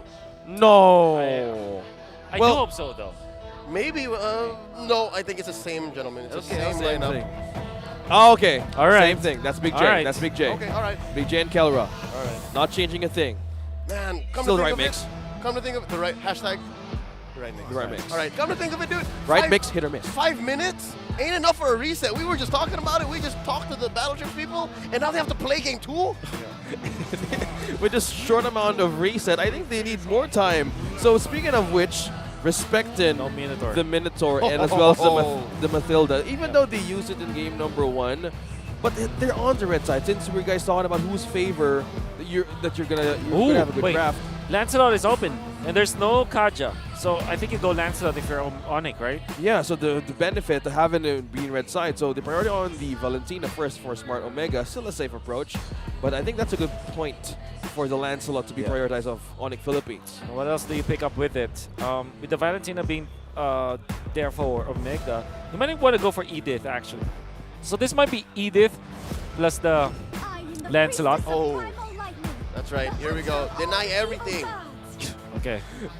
Lancelot. Catch everything. Go ahead. Shatter. Earth Shatter. Most of the times that you want to do team fights. That was the previous draft. We're looking Bless the Index once again. And we're looking at a comparison on how the approach of ONIC Philippines was. So, okay, there you have it. What a smart algorithm. Index. Wow. Did you say bless the index? I've been saying it yesterday. I think, you know, this is a gift. Because I believe that the gentleman from the rightmost part of this desk and left when on the POV of the audience, he's gonna be investing in the algorithm. Right. So he's gonna call it the OS index eventually. As a multi-million peso investor. Just big money things. Yeah, big money things. Making I don't know business. if that's a good name to put it. I am still considering that I would not include It's my up to name. you, man. With the amount of money you're putting into it, based on what practically I heard. yours. No, it's still Major owner. I'm still gonna put it to Wolf though. But they're still the same way. It's still the same Oh, as Sword no. and Brody. Okay. But they took the Martis though. Martis Okay. on Kelra. Here's what I'm worried about. Omega is defaulting to what's basically good. Yeah. I'm wondering if that's enough. Yeah. Knowing them, yeah, that is a factor too. Because, I mean, like, the pocket strategy worked. And now that in the normal setting, will it be enough against ONIC's, you know, I would say more experienced approach on this metagame? It's the Bruno. I honestly thought that the Irithel will be picked up by ONIC, but they picked up Bruno instead, which is the right amount of damage going up against the Martis. So the Martis will not be able to frontline as much. Like, the suplex coming out from the Edith might be enough. And when it comes to hero damage, however, this is Martis, Valentina, and Brody. That's a lot of damage in the early stages. That's so good. Yep. Also, Also looking at the balance of sustain and early to mid. But one thing also ONIC Philippines is capitalizing on is the isolation that they can do against Smart Omega, because in the early game, in game number 1, that was the struggle of ONIC Philippines even for Ryzen. That's right. ISO is important because you need to pick off people, and with the Edith, that could be their way of doing it. And of course, the Lancelot can also play that way, like on the isolation kind of play. X-Borg can get to be the man, which is weird because ONIC, we know that ONIC can play that game, that one actually. Oh, is that the winningest caster? That's right. No, yeah. That's indeed multi-time award winner Manjin Faldas. Yeah. Wow, that's how he looks before? Long hair. Long hair. He had long hair? Something tells me that's I didn't know. pretty old photo. XP laners are still out there. Unless the Edith goes into the XP lane, we don't know for sure if Cram is feeling it. But yeah, we haven't seen the Terizla come through. Yeah, a good band though with the X-Borg as well as the Grok. Since Brody is a much of a damage and a problem in the front lines, so they're keeping their tracks clean. I think you want to go Lilia again for ONIC, seeing as Super Prince actually played it so well. And or maybe a Gord actually. Still is good, honestly. Gord or Lilia should be the choice here for ONIC. And I say that because they want to keep the flexibility of this Edith intact. You want to last pick the Rapidude hero or maybe the Cram hero so that your first pick Edith will be put to good use. Yep, keep Omega thinking. Keep him honest. Yep. Since they're playing the safe route though, that's a good way to put it. So with this, as we're looking at mostly of the Gord. Wow. The Gord. Yeah, it's the good answers right there for ONIC Philippines. Since you can't reach the Brody, either you force him to go in front of you or you just go ahead and flicker with the Mystic Gush. Paquito's still open. Uh-oh. Oh, this is a massive do it slip up from ONIC actually. But Paquito is gonna be good, right? Give it to Ryota. Yup. And then you just wait for Chaknu. So it's Chaknu and Ryota we're looking to fill in here. So since Scoofer is banned, Franco's still open. Franco, that's a good hero with the Brody. Maybe I will not be surprised if something like a Benedetta will be picked up instead of the Paquito, but the Paquito is such a good hero anyways. Yeah, you burst down the Gord, you find the, there it is. Bruno. And Akai. Okay. That's a Romakai. XP lane. No, wait. XP. That's right. No, yeah, that's Romakai. Romakai, all good. You want to split up ONIC is what you want to do. That's right. Romakai. I don't know if Cram wants to bring back the Bast and pick up something like an Esmeralda because there's a lot of shields coming out from Omega. You completely be drained. Yep. Yuzhong is still good though, but that means that it's going to be the Rapidude Edith, which we don't know if he's used to. Or how about the Rapidude Egg? The Diggy? Did he play it before actually? Diggy looks good. Yeah, Diggy. Rapidude's played maybe one or two. The Diggy is a good answer in as his well. career. So since a lot of C's, a lot of shields, top three options. Let's see how this goes. Florin! Ooh. Okay, not being considered. From weeks now, she shows a global heal as well. Not the best win rate. Yeah. And the way they changed her kit, I wouldn't say it's an all-in buff. Like some things really definitely got shot down there. Oh man, I hate to say it, but this might be a 2-0. You feel it? I feel it. The draft coming out from Omega is just, we said about the Paquito, it cannot be stopped. And Florin is not a hero that can stop the Paquito, fortunately. Surely the global healing is there to help, but it's not enough. It's not enough. He's just too fast. Too fast, too furious, has the right punches, has the damage and burst. Knowing the Paquito, the XP, the burst is too much. Yeah, it's one thing to expect execution to go one way, but if you're not armed, if you don't have the kit to do it, it's difficult, man. I'm with you on this one, Wolf. I feel like ONIC's gonna have a hard game. Yeah. Okay, Lau, in game number 2, taken into the land of Dawn. It's match point for the Barangay Omega. Let's see how ONIC Philippines can turn this draft around. But now, the combination is with Smart Omega. Right on our screens, Keller and Ryzen quickly taking the purple out faster. and the priority of also the orange out onto Kellera, yeah, he want to get more coverage more on the Crammer right on the foot. Wait, Nets very low here. Down to a tenth of his health, and Rapido to the rescue. Doesn't have quite the kit to heal him up yet. Close call. We know that the Florian is one of the heroes that can definitely be considered as a support in the metagame that we have right now. But I still have a lot of reservations on it. In the late game, it's very, very strong when it comes to healing and supporting.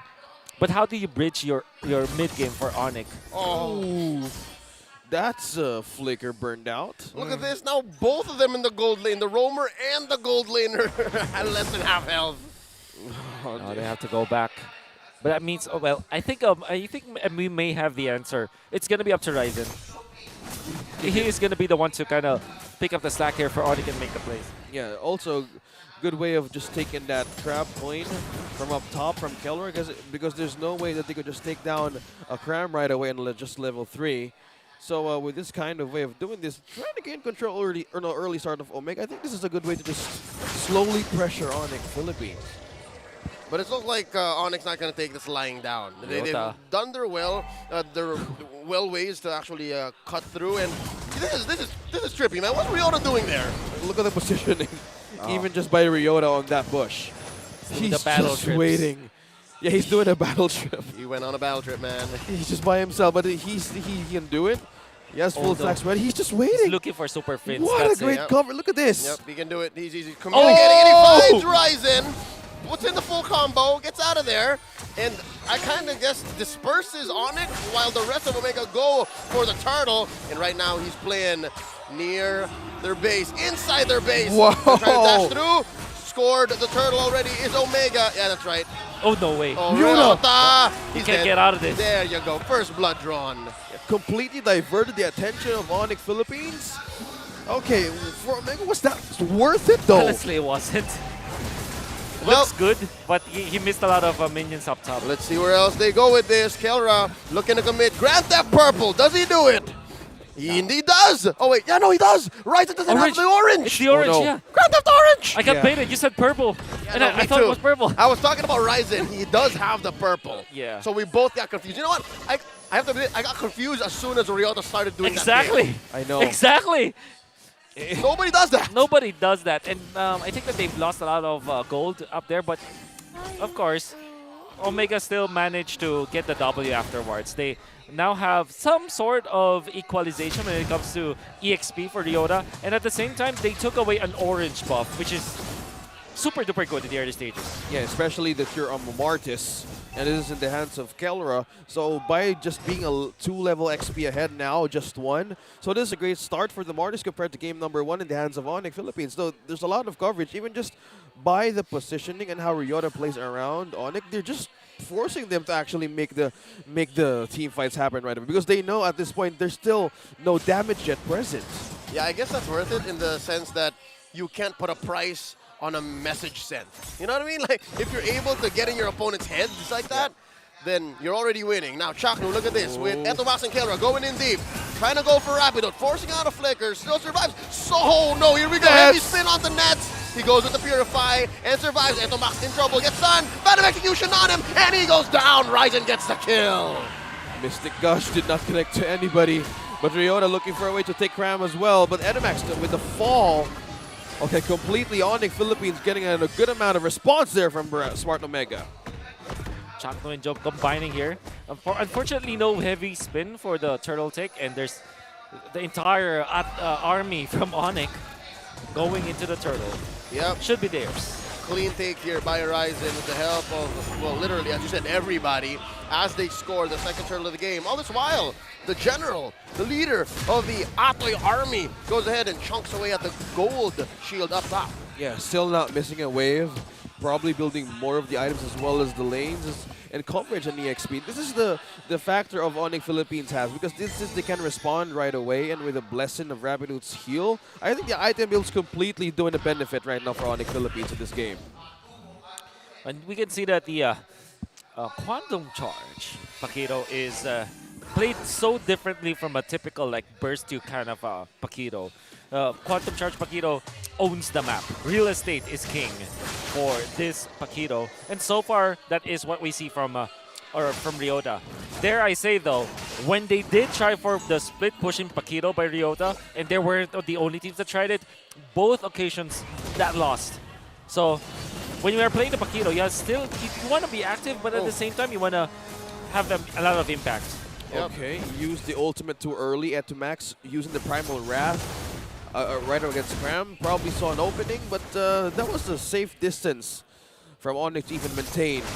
They felt there was 3 coming in from that bush. Yep, down bottom though, it's Chaknu versus Nets and Rapidot. And the shoe's on the other foot this time around. It's Omega who's getting scrambled. Omega can't make any confident plays. Forcing out a heavy spin from Chaknu. I think he smells it. He knows that Prince is up here. And Tomac spots him. Ooh, forcing out a flicker from Prince. With that, ONIC Philippines got a push down bottom and a turn out of Omega. So it's the Ryzen factor as well, going for the push. Very nice force out on the heavy spin actually from Chak instead of ONIC.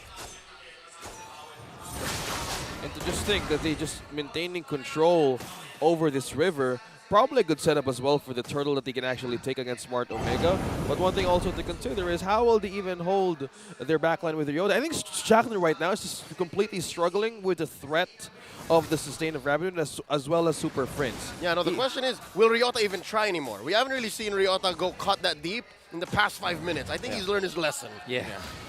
Not overcommitting. Okay, so a total reset coming in from this minute, and this is just Smart Omega just gaining amount of coverage against ONIC Philippines. Not getting near though. Yep, it's the trade. The side of ONIC, they want to secure the top lane. Oh, Cram still looking to survive. Primal Wrath on out of here. Kelra scores a turtle. And all this while, Nets was just doing some work. Taking turrets, taking names, making gold. And it's going to be too late. They're not going to be able to save this tier 2 up top. Yep. Wow. Classic Nets build. They are completely bending the minds of Smart Omega. Yup, they really let go of that objective. But one thing also, this is just a Bruno he's loose all around the map. And no turrets taken from ONIC. They have completely have their magic cards correctly for this one. Gonna be good for ONIC for sure. Now they have 1,000 gold lead just by pushing up turrets and owning more part of the map. And I would credit this to the fact that they have always been making it difficult for Chaknu to actually land the ultimate. There's no death from Chaknu right now. But at the same time, he's not given the impactful heavy spins. Yeah. It's the story of game 1, is it not? Wait, Super Prince in trouble. Mystic Gush coming in from Endomax. Misses with the recalibration. Forcing out a flicker, and here comes the re-engage. ONIC looking for some. Kelra dances on through. Oh, the decimation takes down one from Ryota. Kelra! Knockouts punch. And now, Kelra doesn't find anyone. Heavy spin finally onto Ryzen. And one more. Doesn't get the ult off. Big J unable to find a big kill. And here we go. Cram gonna be up next. Finally, OMG on the board, 2-2. A messy team fight, but clearly Omega still winning that one. That was 2 down against ONIC. Yeah. Super Vincent Cram. You would think that ONIC could have taken 2 members of Omega, but with a sliver of HP, they were able to survive. Nets is a beast right now, but so is Ryota. 2 kills for Omega belongs to this guy. Now, he has reached critical mass. The Hunter Strike and Dominance Ice, he is definitely the playmaker for the team now. Speaking of playmaking things, that usage of the ultimate that Endomax taken from Super Friends really dig a response out of ONIC right away. Because from that point, if really Super Friends didn't have a way to escape that part, nobody can even go for even a response. Yep. So if we were taking off the Rapidot even for Graham, now the front line is becoming a problem for ONIC Philippines as the game goes by. We're reverting back to the Omega timer slowly. Yep, now Omega first to the scene, going for the pull here on this Lord. 4 members of ONIC present. Etomax checking that bush. Prince throws out Mystic Projectile. Now Nets, I smell what Nets is trying to do here. He's gonna try to take down this tier 1 in mid. Lord's gonna get reset here. All this while, Ryota once more up to some business, as you will. Pushing in. I wonder if he's going to get away from this. Nets and Cram. Answering back. The response. Ryota. Gonna try to dash through the wall. Misses and gets punished. He's knocked out. Wow, a rare miss. Looking for a trade. And Rapido gonna go down. That's 1 for 1 so far. And just like that, an XP laner for a roamer. Oh, I call this a wash. Yeah, with Barangay Omega willing to give that first... It's just the first Lord anyway, but they were capitalizing on the push there. Rare miss from Ryota. Because that's a very thick wall, but there are thin parts of it. So he might have chosen the thickest part of it. That's why he wasn't able to dash through. And that's a very... that's very unlikely. It's unfortunate. His luck ran out from that iframe with the Edith earlier on. Yep. Torn apart memory almost takes down Cram. Maybe 2 stacks too short. Now the Lord Dance resumes. I am just... Oh yeah, that's the Filipino Lord Dance beat. That is a true sound. It's one of the many songs of their people. Okay, looking for a way. Lord Chakdu. here, down to a fifth of his health. Heavy spin coming through. Kelra scores 1. Big for the Barangay. This time around, ONIC gonna force the advantage here. Oh, Super Prince with an ult already spent. Cram as well. And the gush from Etomax. Ryzen takes down Etomax alongside that tier 1 in mid. ONIC forcing themselves through. They're gonna get out, he gets out. That's gonna be the Lord for the side of Omega. But ONIC, I like that decision that they did. They went in for the push, knowing that Omega already expended their crucial ultimates. They were able to get the purple even, as Ryzen is very active with the Thunder Belt now. Yeah, and also to think that Etomax and even Chakdu was respecting the Purify out of nets. Oh, the target was Ryzen all along. So they know that from this point, they can't actually be in par with the damage and defense. This is just completely buy time for Omega. This is just benefiting from what they lost in the few minutes. Super Frizz is crazy.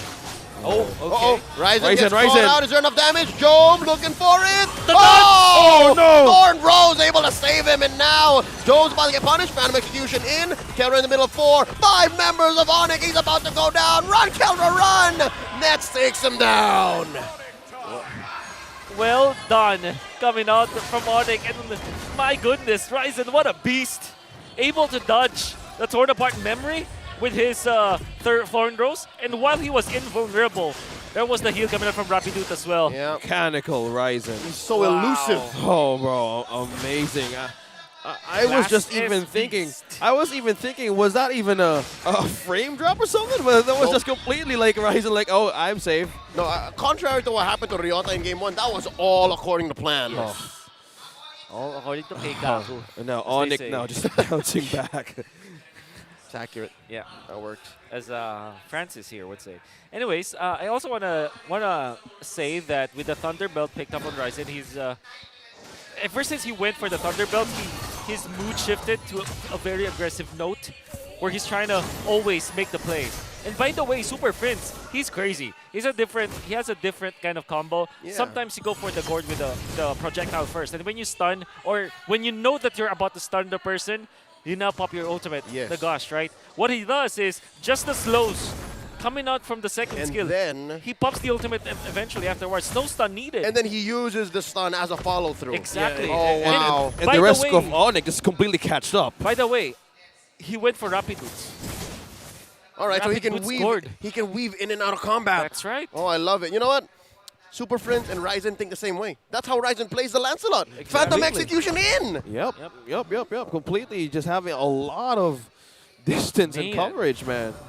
Oh, Super Friends. They're in sync. Yeah, in sync. They're drift compatible. Right. Like from that movie Pacific Rim. Oh, yeah, of course. You can't have the wrong cerebral pairing with that. So that is a good way of saying that the synergy is ONIC is so up right now that they can't miss a beat. And with this kind of consistency they're doing up against Barangay Omega, they're giving them a hard time. Even by Ryota's trying to split push around the map right now, they're getting more coverage as well.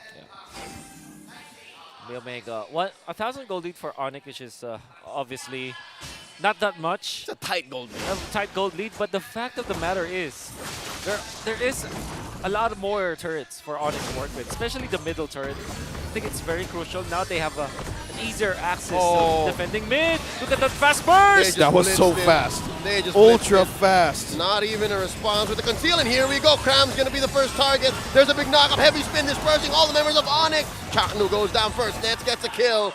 And with that, Omega says we back out of here, man. Delta split, not a good fight. Ryota still alive, sprinting on out of here. Chase it!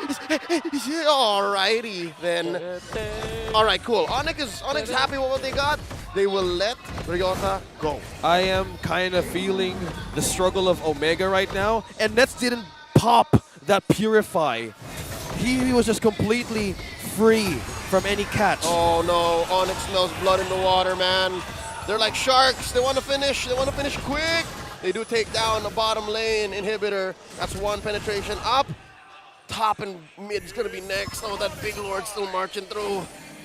I just got to say the discipline of Nets just by holding just his own micro capability and not using any resources completely he's changing the minds of Omega to what even go for Here first. We go. Chakna with a heavy spin, unable to move them. ONIC is an unstoppable force and an immovable object. They still have the Lord. Kelra goes down. I can smell it, folks. We're going to Game 3 because it's ONIC time. And that winning moment is brought to you by our official sponsor, FWD Life Insurance. The Hedgehogs has the right timers on their clocks. An amazing recovery and comeback has just happened. Okay. There are two things that we have answered in this game number 2. First is, is the Rapidude Florin gonna be enough? And there I say it was. It was honestly because of Ryzen. I think he's my personal MVP as well as Super Prince. Yep. The class S demon in the Super Prince. But the second question that we have answered is, what happens now if Kelra plays a normal hero? I hate to say it, but the Martin is quite absent this game. Yeah, it was not like the Kelra playstyle attitude thing, right? And we're kind of missing that because we've seen how the Harith went in game number 1. I think it doesn't really fit. And to think, Wolf, we were the ones who were doubting ONIC's output in game 2, right? And it's not like it's the first time we were wrong. Yeah. So with that said, we just gotta maybe let the chef cook, man. Yeah, let the chef cook. No, the Florida, because this is the first time we saw him play Florida. That's why we had a lot of doubts. Yeah. But I mean, he made it work. But honestly, it's not just that. There were so many like close calls for this, and you can see like, a lot of outplays that they took for Ryzen. But you see the idea between Super Prince and as well as Ryzen. Play fast. Play furious. They're drift compatible, man. Completely have nitrous oxide in him. They're what? NOS. Oh, no. Like when you're piloting a Jaeger, you need 2 pilots, man. Oh, right. I was thinking about his sports cars. Yeah, I was talking about the car. Yeah, because what color is your Bugatti? No, it's red. Fell right into it. So with that kind of speed that ONIC took out from Smart Omega, that was just completely the Bruin having a great time. If I can recall correctly, it didn't even reach to second presses or third. With that Purified, that was just the struggle of the tech. What's up, Wolf? What do you mean, what's up? You think we're just gonna let it slide? Yeah, You have a red you have a red Bugatti? Okay, no, that's not true. It's just a car collectibles. FW Life Insurance is the official insurer of MPL Philippines Season 12 and the Epic Adventure of Life. FWD is your expert wingman. Celebrate your victories and celebrate living with FWD. And going back to that, yeah, I collect those 16.9 cars that you put it on your shelves. That's how I collect things. They only give it to owners. No. We have it. No. We have. Comes with the model. There's a hobby shop for They that. hand you the fob and the model car. No. It's sold in No. It's not sold in hobby shops. My rich uncle's friend said that. No, that's not true. That's not true. How do you know it's not true? How do you know it's not true? No, that's not true. There's a lot of cases you can actually because they get did that give scale. him one when he bought one. Yeah. No. Whatever they say. Let's talk about the game. No, let's not go back to the game. Let's break things down a bit. Wolf, we're heading into game number 3. Break things down a bit. It's ONIC time for game number 2. Ryzen and Super Prince arrive very quickly in this game. As quick as Francis Cantero arrives in the building with his red Bugatti. That's how fast. Again, BGC to Makati, nothing for Francis Cantero because he's fast with his red Bugatti. But kidding aside, we saw that the playstyle coming out from ONIC is dependent on them winning the team fights, or at least winning the micro team fights. So I'm not talking about like the big 5v5s, but all of these small skirmishes that ONIC were able to get. And even our MVP right now, We're seeing Cram output the damage with his ultimate, the Primal Wrath. But you have to take note, ONIC was relatively quiet in the early stages. Had it not been for their second turtle, you can finally feel that maybe, okay, Omega's draft might have a better teeth or better fangs in the game. However, when it went to the team fight, when you saw that there's a lot of fight between Omega and ONIC, ONIC finally found the speed that they should be playing around with. Early stages though, it was Omega trying to go for the split push play once again. And when we were talking about Kelra being absent in this game, it's not mainly because of his fault, but mainly because they weren't able to get any kills. And one thing that we have proven, at least now, is that if they do play continuously this split pushing kind of Paquito, it just won't work. I mean, if you're looking at how Ryoto plays, it's amazing to look at, like how he's able to snipe people down and convert into kills. But application-wise, like strategically speaking, it does not give them the W. It gives them some skirmishes, but it does not give them the W. This is the best decision coming out from ONIC. They know that the heavy spin is not available anymore in the other ultimate, so despite losing the Lord, they push back. They know that Ryota is actually not here as well, as they have already forced him out and zoned him out. Ryzen playing to the backlines, making it so that Kelra will have to really look for a good play. And Ryzen, even after being trapped near the damage output, he gets out and even gives a kill to his team. Now Cram with a wonderful play, locking down Kelra, and Kelra did not have the crowd control immunity that he needs against Edith because of that surprise play coming out from Cram. So big time is coming out from Cram. That's probably why he was the MVP of this game. But all of these things combined together, you can feel that ONIC Philippines have a straight-up plan every time there's a Lord dance. Now we were talking about the keys to victory, right? Study how the side of ONIC decides to go for the Lord dances. And we can see the jungling pattern coming out from Ryzen. Pretty quiet in the mid game, 3 minutes to 8 minutes. He's just defending. He's making sure that he's stacking up on farm. He's not overly aggressive in the first 8 minutes of the game. He actually focused on just maintaining his net worth, his gold, and it might not matter if he gets the turtle or not, as long as he gets into the critical mass. And what is that critical mass? That's the third item, or the fourth item in fact, for Ryzen. After he gets the Thunder Belt, that is when it's time to go. That's the green signal for the side of ONIC to actually fight against Omega. It was a relatively quiet first 8 minutes of the game for ONIC. That's the early game. And come the mid game, now you know that ONIC has got the damage output that they needed. And of course, the outplay mechanic. Going in for the Sky Guardian helmet and then into the War Axe and Thunder Belt allowed Ryzen to have a lot of impact while at the same time keeping himself safe. And the Sky Guardian helmet was enough for him to keep himself alive from the immediate burst of Omega, and then the Florin ultimate kicks in. The global, almost global kind of heal, as well as the Flask of the Oasis, that allows them to be relatively aggressive. And also that's the reason why Cram was able to stay into the front lines as well. Also have to talk about Nets. Very safe gameplay coming out from Nets and very calculated. The usage of the Purify is also very commendable for Nets in this particular game. That allowed him to output the damage that he needs for the team. There wasn't any significant monster gold stolen coming out from ONIC. 800 to 400 is almost just what, 2 creeps? That's because ONIC just wanted to secure their own part of the jungle. It's not about invading. It's not about stealing away precious gold from the opponents. What you need to only do as ONIC is to maintain your own side of the map and make sure that you are farmed for the mid game, where they really flourish when it comes to the damage output. And I also want to take note of Super Prince and his gameplay in this game. The way that he is positioning himself and the way that he's using the Mystic Projectile as well as the Mystic Gush, it's just perfection. And perfect not because it was the best Gord plays, but perfect in a way that it allows his teammates to be aggressive as well. And he outputs the damage. Rapid Boots Gord! Looks like it's going to be meta. Gentlemen, what do you think about that? Yeah, with the board and Gord and also that boots, completely a fast way to do your team fights, and that's just ONIC Philippines doing their great work and having the match to take it to game number 3. So we just got word that Kelra will be backed in the gold lane. Really? Yep. And also this time around, it's Andoryu going back in the jungle. There you go. You said it. You called it. I knew it was bound to happen, given what happened with the whole draft situation. If Omega is forced to draft normally, then the whole Kelra jungle gambit might not be worth pursuing. Oh, okay.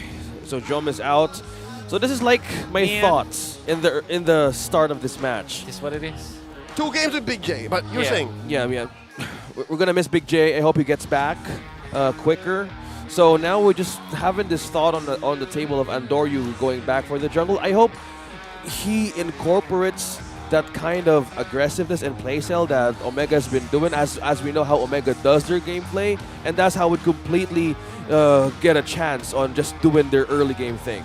So I've seen jitters from Andoryu, and maybe this time around when he saw the potential of pulling out this kind of crazy things from Omega, I think that could actually help him out to go in and on most of those kinds of opportunities. I mean, if we're gonna be, I'm just surprised. And I always say that this is like shifting players from one player to a sub player. That's normal. But shifting one sub and then shifting one player to another role in one series, that's insane. Yeah, it's hard. It's mental acrobatics. It's morale juggling. Yeah. It's again, I'm actually confused now. Yeah. But here's the thing. Already, I think Omega has done what so many other teams haven't done in quite a while. Yeah. They've broken ONIC's sweep streak. Yeah. They were winning. That's true. Like, okay, for Kelra, this is not as easy as driving a Bugatti into a Mustang the next day. It's Would not you like know? that. Is it the same? Is it hard? Is it difficult? It is difficult. Depending on how you would adjust your speed. But it's not that difficult. Depends on the road that you might take. Same road. Let's just say it's the same road, like BGC to Shooting Gallery Studios. I don't think you could get that quicker. Yeah, but the How difference. long does it usually take? No, I don't drive a Bugatti. Oh, because why would you drive a Bugatti here in Makati, right? Makes sense. I mean, certain parts of Makati maybe, but I mean on the road here. Or you don't drive it yourself? I don't that's drive why. it. No. Oh, It's, okay. we're well, talking about speed here, right? No, we're talking about like the feel of the switching. the switching, like the switching your cars, like being on the driver's seat, right? Does it feel different, like driving on a Mustang and driving on a Bugatti? Is it different? I think if you just want to drive city, the Mustang is much smoother. See, he knows. You would know. You would know. So with that said, I'm surprised that ONIC is actually sticking to their guns.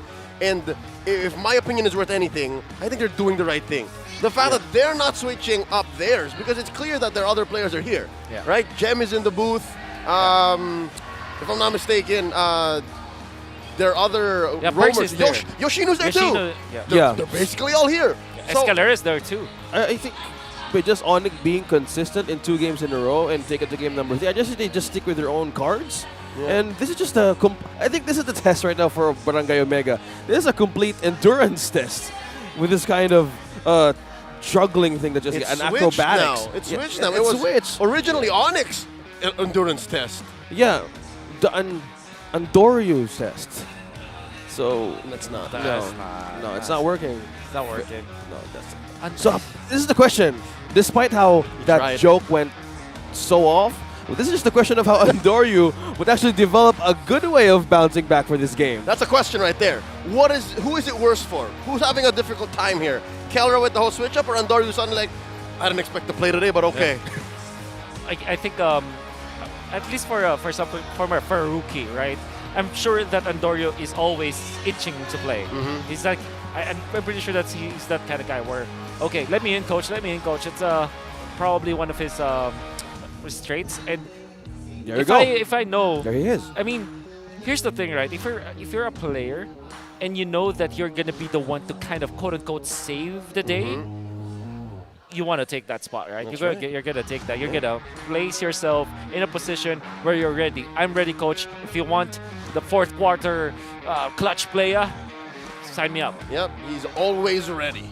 Yeah, and this is just the identity of the Barangay alone that we saw. They were winning games. They were taking a faster route for their reverse Omega timers. And maybe this time around, since Andorio is going to play with him, see, again, he's blending well. And with this kinds of attitude and play style, he just needs to keep up. And when it does kick in, it's just going to do wonders for the Barangay. So for the start, so I think the Rome Akai now, since we're looking at Chakdo, it was hard for just even to have a great initiation from the Bruno. Once he's out loose, once he's rocking the Purify, that was just used once, and it was just hard. We saw the intent. We saw what it tried to do. It's just, I guess somewhere down the line, ONIC just had a clearer path, and they understood better. Again, they're more comfortable when it comes to drafts like this. Yep. Which is a testament to how well they shuffle. Because look, even their coaches shuffled, man. That's Coach Bam and Coach Jeff. Happy birthday. At post, yes, Coach Bam, happy birthday. Where is Coach Kevin Blovsy Reyes? MPL champion, just OG Captain the league. of Riz. Oh, yeah. That's right. Where is he? He's in the booth? He's in the pod, yeah. Leader, chairman of the fashion department. That's right. He's always ready, man. He's just there waiting in the back, guiding the... I'm here to win series and go party. Go party, yeah. And all the points I need are taken already. I've already taken 2 series for You know the what I mean? weekend. You know what I mean? Yep. Sunday is for party, and I've already done my part. So, up to you, boys. Okay, that's just ONIC Philippines.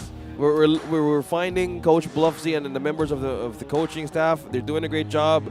Hats off to them for just maintaining. And just to see where are they going for this time around. I think if they rely more on non-dependent assassin heroes here for Rise, I think it just actually works for him. So since the Martis was present in game number 1, and when game number 2 he had a better way of executing a great start for this early game, I think that's a factor as well. When you set up a success for Ryzen for the early game, you go hold hands and just cross the bridge happy.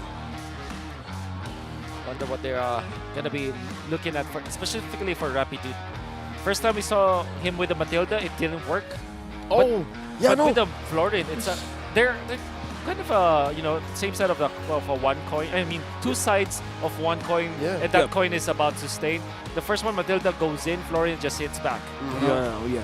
So maybe he's more of the latter part. That's an L for Matilda. Yeah, That's weird. First time. No, it's a second lose for Matilda. Yeah, but for this team, like the Matilda alone here, we were seeing great games yesterday, response, initiations, and it was the first time that we saw the Matilda being challenged. That we have a composition now, just as we've watched earlier, that they could actually go up against the Matilda, and this will give it another chance to either they let it loose or they're just fully prepared for it. Here's the thing. I believe Matilda is still a priority, and Matilda will still be top contest here in Game 3, right? Regardless of what side you're on, and regardless if it suffered a loss in the hands of Rapid at Game 1. You know what I would like to see? Super Prince Matilda. Like aggression that you can get from the Prince and Mid. Yeah. And damage based? Yeah. Oh. Okay. He could be super. Okay. Smart Omega on the blue side has the priority now, and I think Matilda is still on the top of mind for this draft, and also respecting the Bruno. It's just becoming a problem for most of the things that we saw in most of the drafts in our games in MPL. So you don't have a cancer for just the worldie alone, since when you go and group up and even when you're up against a Matilda as well, it's just completely a struggle, especially having a great momentum as a Bruno. So it's just a good thing to just even respect. Yeah. From a Barangay. That's right. Gonna be ONIC. What was the ban? It was Minotaur. Actually, it was the ban from ONIC, and I can foresee that it'll be the ban. If not second ban, it'll be the third ban. Yeah. Oh, there it is, Minotaur. And then Angela. Angela's still out there, folks. Yep. And Kaj, just saying. Yep. A lot of big ticket heroes. And Matilda, oh lord, one of them's gonna come through. Yeah, even Baksha. The 2 of them's gonna come through. And Valentina. Yeah, so much things right onto the game. Looking at the previous draft from game number 2, they were just denying the possible counter for setups with this Minotaur. The Riz got snuffed last game. The Riz. The Rizla. That's right. Oh, Irithel ban. Look at Omega just limiting the options for ONIC. Considering that Keldra used that in their in their own version of split. Man, what do you first pick here? I think you wanna prio the backshot anyways. At least for Omega. First pick Baksha? But the Matilda is also open. Right? Are they willing to trade that though? Yes. And you guys are saying if Super Friends would get his hands on this Matilda alone. Francis, that first pick slot for Omega is looking as pricey as a Bugatti right now. Like, no matter what hero you pick, the swing back is going to be enormous. Yeah, the trade is just so expensive. Exactly, you would know. You would know. There it is. Never mind. Not Finally. the Matilda then. Not the Matilda. Yeah, but Baksha though. Baksha. though. You should go Baksha here for Omega. Just do it. Just don't pick up Angela first pick, please. Don't. No way. Oh! That's just how the barangay rolls, man. Why? The more you tell them not to do something, the more they're gonna do it with a smile on their face. Oh. The numbers don't matter. Even the index doesn't matter for the barangay Omega. Here's the thing. We don't know if it's gonna be a mid Etomax Angela or a Chaknu Angela. Yeah. Okay. So you go Valentina, you go Baksha, you steal it away, ONIC. You don't want to give the Baksha Angela combo. Please. Edith's don't. open too, by the way. I'm just saying. That's also true. They could either take actually, it now. Now that I think about it, I think Edith Valentina is much more valuable. Like, surely you get a Baksha, you get one Bugatti. But if you go Valentina Edith, you get what? 4 pickup trucks to go with it, you know? There it is. The Baksha. Nope, they deny the Angela Baksha. That's right. Just seeing that contention rate on my our God. screens. Okay. So what do you get, ONIC Fredrin? is happy. You get the big Fred. Oh yeah. You get the big Fred. In a way. You get a marksman now. Maybe Claude actually for Omega. Or Really? See value in me. No? Oh, I think they're gonna be last picking the Harith. So never mind. I think they will pick up something like Martis or There Fred. it is. All It's right. a Fred. There it is. It's the Fred. It's a big Chad. It's the Fred. Still a good counter though. Whoa, wait. We've already gone through games that have no Freds in them. 97% contest rate. We must have missed, what, a couple? Yeah. Oh, wow. Yeah, that's how valuable Fred is. 3 weeks in and only... Oh, okay. And So, he- so even this crosses is real good for off-season. ONIC. If they're reading this through, they're gonna be banning out the Harith for sure. Because Harith Angela is actually pretty nasty. So they ban a carry. They will ban Beatrix and Harith. That should be the case. They've got to see it coming, right? Okay. There you go. We're looking at the draft index on behalf of the draft so far. It's all about damage. ONIC Philippines, Like, yeah. Hero DPS is 5.2, and then huge. That's big damn, as Mr. Nice would say, aka our tall Americano. Yep. Here. Mr. Rezabek. Yep, Jay-Z. Have a safe flight from Japan, by the way. Yep. If ever, Will take you, you for will the you be? pasalubong.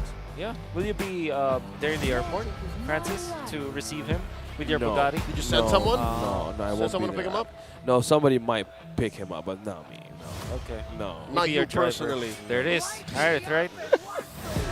Yeah, with the X-Borg out of the picture right now for ONIC Philippines, they would need to have a great initiator for this one, since there's no way of pressuring down or draining down HPs. Sir, wake out up, of please. Sir, the game's about to start.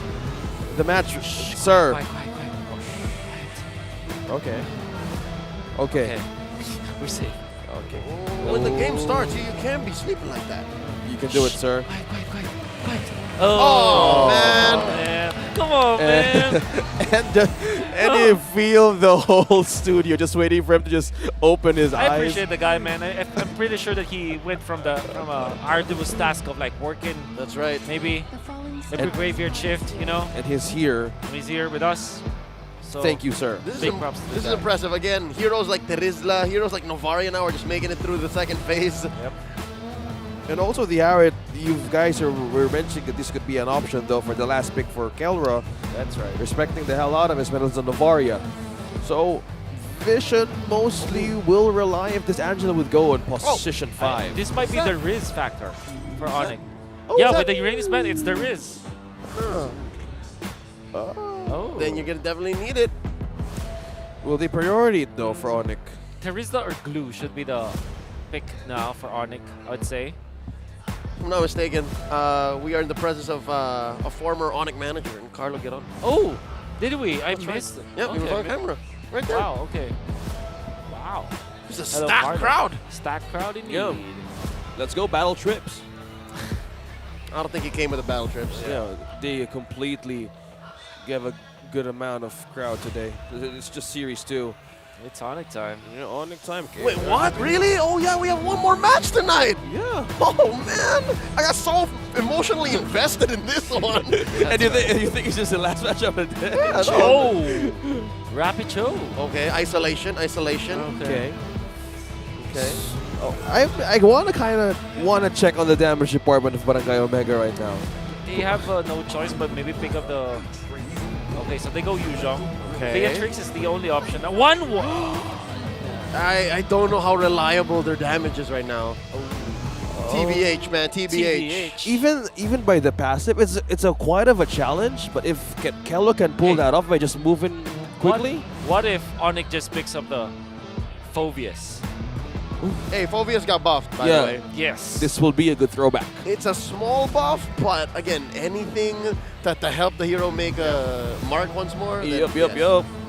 I hope they pick up the Phobius because it's something that is unbothered by Edith. Because of the shields, you can really just, literally just brawl against the hero. But they can just go back to something simple like Rizla, not to be confused about Mara's dog, and the Paquito. Again, another hero that nobody expected to come through the second phase. Yeah.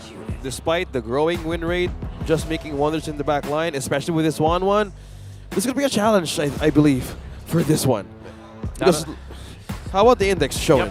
A lot of damage, a lot of DPS from ONIC, but a lot of support coming out from Omega. So I would say that's pretty even. Even the spread coming out from both teams, like you can see the burst only is the advantage coming out from ONIC, but ISO and teamfight, they're almost all the same. So this is going to be a very close fight, I would say. No clear winners. Yeah, if you're talking about the front-to-front, though, as soon as Omega gets their level 4s, then they can start, stepping on the gas, just pedal to the metal. We will pick fights, regardless of where the Angela is.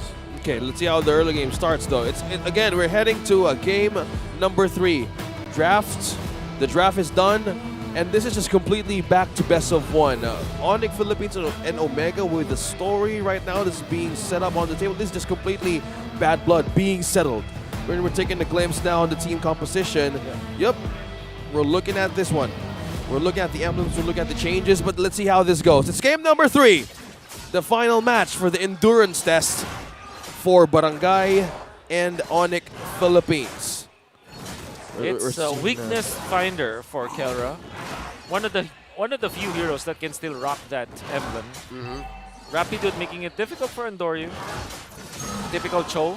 The benefit of the Cho is you can clear the minions in the mid lane very, very quickly. And what that allows you is to be in time for the invades. Yep, and he's still there. Look, he's keeping up the pressure. ONIC Rapidud in the face of Andoryu and Chaknu just being a giant nuisance. Forces out a response and Earth Shatter, and onward from Chaknu, kicking Rapidud right out. Oh, he's still here! Oh, he pulled the rope-a-dope! And who's gonna score the Little Wanderer? It looks like it went over to ONIC. Now Chaknu in trouble. Combat still ensuing here. Oh man, ONIC is living inside Omega's jungle. Etomax forced to use a regeneration early on. Now they're getting pushed out of their lower quarter of the jungle. Man, ONIC so aggressive.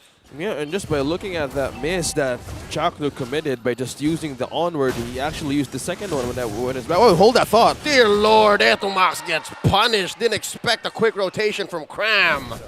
I was just talking about CC, but yeah, it's ONIC Philippines doing the great work, especially on the great start in the early game. How is this doing with the items, Wolf? Yeah, I think when it comes to important first set of items, you are going to be looking for the corrosion sight first on 1-1. But I think that teams are now starting to build 1-1 differently. Sometimes you go Demon Hunter Sword Rush actually, but obviously the natural progression for a 1-1 is the corrosion side. Here we go, first turtle up, Black Dragon form coming in from Ryota. Turtle at a third of its health.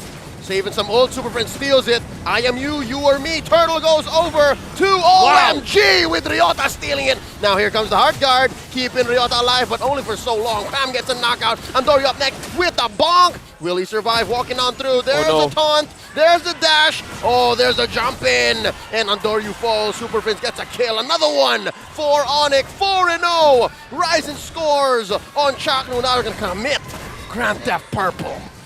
Yep. And it was under the noses of Omega. Nothing they can do about it. Off cam. We almost missed it, but we just got a glimpse just at the right moment. Kelra goes down as well. Oh, no. He felt very confident because he's got a swift crossbow. But Nets was already farming up so much. Now Nets has the corrosion side. And of course, Super Prince, very crucial. 3-0-2 for the Valentina. 5 kills in 3 minutes. Wait. Something tells me Super Prince also is rocking. Is he Wilderness Blessing? Okay, let me see. That should be the case. Yes. Oh, dude, he's so fast. Quantum Charge plus Wilderness Blessing. I call this the 4 boot strat, where you have one boots from the agility, 1 from the Wilderness Blessing, and 2 from Quantum Charge because that's 2 boots. Valentina already levitates anyways. Yep. Yeah, he doesn't need that, but yeah, this is a complete athletic Oh, here we go. emblem lineup. Ryzen kicks Andoryu right on out of that bush. Man, speed is the game for ONIC. 2.9 3K golded in 3 minutes. Zoom. You talking about Zoom being indeed. fast. Look about that. Cram is forced to use that. Out a Black Dragon form. Right, Ryota survives for now. Yup. But now we're looking at the barangay now being, or we waiting for the right moment. Here That's the kick. we go. Full-on combo. Gave it over. Heart guard in Andoryu with a taunt. There's just too much damage coming in. Super Prince gets another kill. 4-0-2. 4 minutes in, gets a COD. Oh wow, my God! We said that it will be close. It was close, like theoretically speaking, but the way that ONIC plays in this big trump card that we saw from Super Prince going in for the zoom kind of build, man, it's like he's using OSX's Bugatti now, right? Oh, look at that! Look at how fast it is! Look, You see that? He's just quick. Levitating fast. Super Friends. Super fast. This is just the pressure onto Kelra. We know constant sprint. Yeah, see, you're seeing sprint, Super Friends, and Super Sprint. Oh no! Just by responding down bottom, just giving pressure for Kelra, and this is the problem right now, since they could actually rely on the damage of Barangay Omega in the later stages of the game, but this is just completely a shutdown early on for this 1-1. My dude, that's a second buff stolen away by Ryzen, by the way. Oh, 1 no. purple and 1 orange. Oh, this is a problem. Even Andoryu cannot save himself from this. Oh, well, they do get a clapback kill. Ryota takes down Cram with the help of a couple of members of OMG. Yeah, he was just going in too deep, probably getting for vision as well. That's a knock-up though from Rapidude. But also, I like how they're doing their focuser on the mid lane since they got the bottom lane turret. Probably they're just applying slow pressure across the map since there's no damage yet present for the barangay. Okay, Andoryu is level 7, Ryzen is level 9. And Andoryu, by the way, goes for Brave Smite this time. It's a normal build actually, but at this situation, like everybody from your opponents are working fast. And by the way, Mpl-Ph backshot. Oh.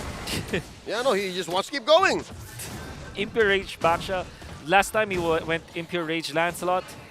Ryzen is just a shaper of meta, Hey, you know? I ain't running out of mana. That's what he's saying. Ooh, even hits the plate.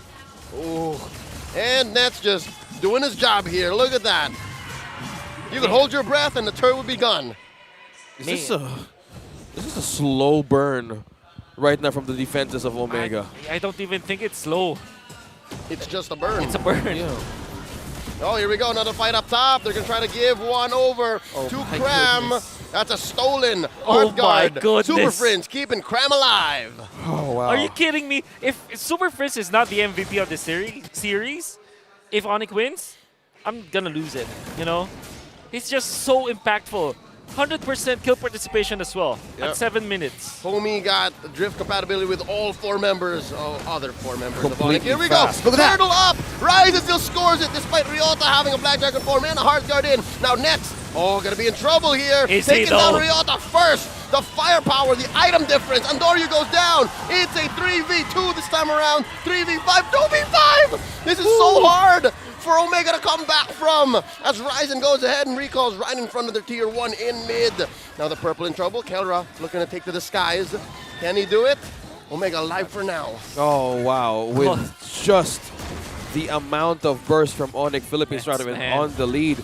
By just having the Angela here in Omega, they know they get 2 out of 1 kill. Nets with the Purify says, call the ambulance, but not for me. It's definitely for Ryota, and even through the hard card as well as the ultimate from the Yuzhong, the firepower coming out from Nets, timing it with the Petrify, or at least the Dragonate form coming out from the Dragon form of Ryota. The extra control wasn't there just because of the Purify, and he immediately went in for the damage.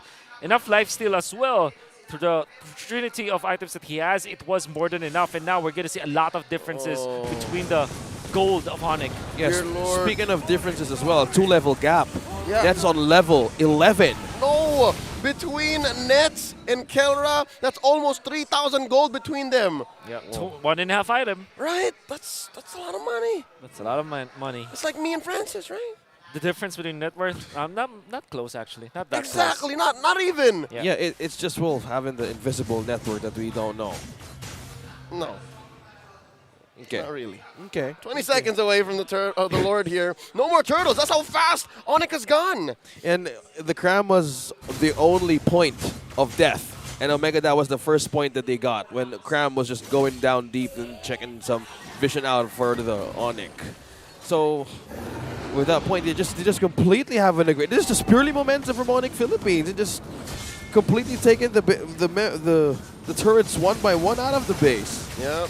Okay, let's zoom into Nets. I mean, why not, right? The man of the hour, very, very quickly. Even the attack speed is just crazy right now. Didn't even have to look for anything else. I think his emblem set is Quantum Charge and Swift. So he went for Swift. It's the first tier of the custom emblem. Late game carry, no problem. I'm activated in less than 10 minutes. How do you recover Omega? It's so difficult. You need Keldra activated. That's why I feel that the 1-1 is not enough in this meta game that we have right now. Yeah. It's too weak. We saw it on the first time the 1-1 was showed, but just the nerf. I think they did her like a difficult time to even farm up in his own lane. Yeah, they nerfed her again. Yeah. So it's like you need well, from what I understand, the 1-1 needs to be proactive to make that damage work in early game. She needs to keep moving. She needs to push the advantage. But here, Keller doesn't even have an advantage as ONIC knocks on through their front end. Well, you can say back doors. Mid and bottom in jeopardy this time around. At least their holy shields get popped, so ONIC still on time. Oh, that's the play. Oh, Rapido with a kick! And now Andoryu is in trouble. Ryzen gets the kill. Oh, Rapido gets punished though. Punished hard as a Hearthguard comes into Kelra looking to take to the skies. Will he be able to survive? Ryzen jumps onto the wall. Ryzen's top baiting. Lane inhibitor falls. Now mid, and the Lord as well. Omega still defending. Omega still alive, still breathing. Yeah, that was a great initiation from Rapido, but one thing also, the follow-up from the ultimate combo. Wait. Oh, that was close. Oh, they're on a chase. Ryota trying to draw a line between ONIC and Omega's base. Not gonna work out. One skill one coming out from Super Prince, and you take out what, 3 bars of Kelra's health already? Yep. 2 or 3 bars. Scary. What's looking like? So he did not go for anything like a Rapid Boots build. He went for Arcane, and then of course the COD being in there with the Crystal and Lightning Truncheon. Yep. He packs up a punch. That's it. That's all he needs because again, Keller doesn't have enough money to build anything defensive. Yep. It's all like we rely on you on the damage now in the later stages of the game, but it's not. Yeah, it's not possible. And they don't have any sort of Radiant Armor, because the thing with Radiant Armor is that if you pick it up on your gold lane, in your XP laner or maybe a roamer, it affects and helps your teammates because it nullifies the attacker, right? So there is no holder of Radiant Armor from the side of Omega. That means there's no way to kind of neutralize at least the damage output of Super Prince. And you can see that even just with just one skill 1, it was already a lot of damage done onto Kelra. And that's what's so ridiculous. Super Prince is the only magic damage outlet of ONIC. I mean, I don't know if Yeah. you can count Ryzen. Yeah. He's a utility jungler. He deals some damage, but no, it's all Prince right now. This is the Prince game. He's gone super. Super damage, super on the control, and freely this Lord is melting quicker.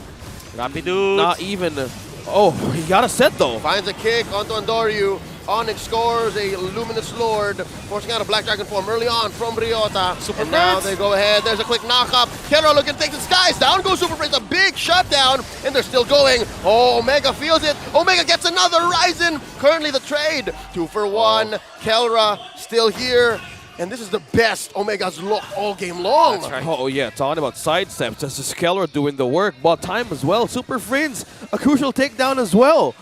And Ryota didn't even have to commit the Petrified that fight. It's shocking. And go again, Ryota. Still cannot save his ally. A kick found there. Rapido down. And the Lord still up. Omega.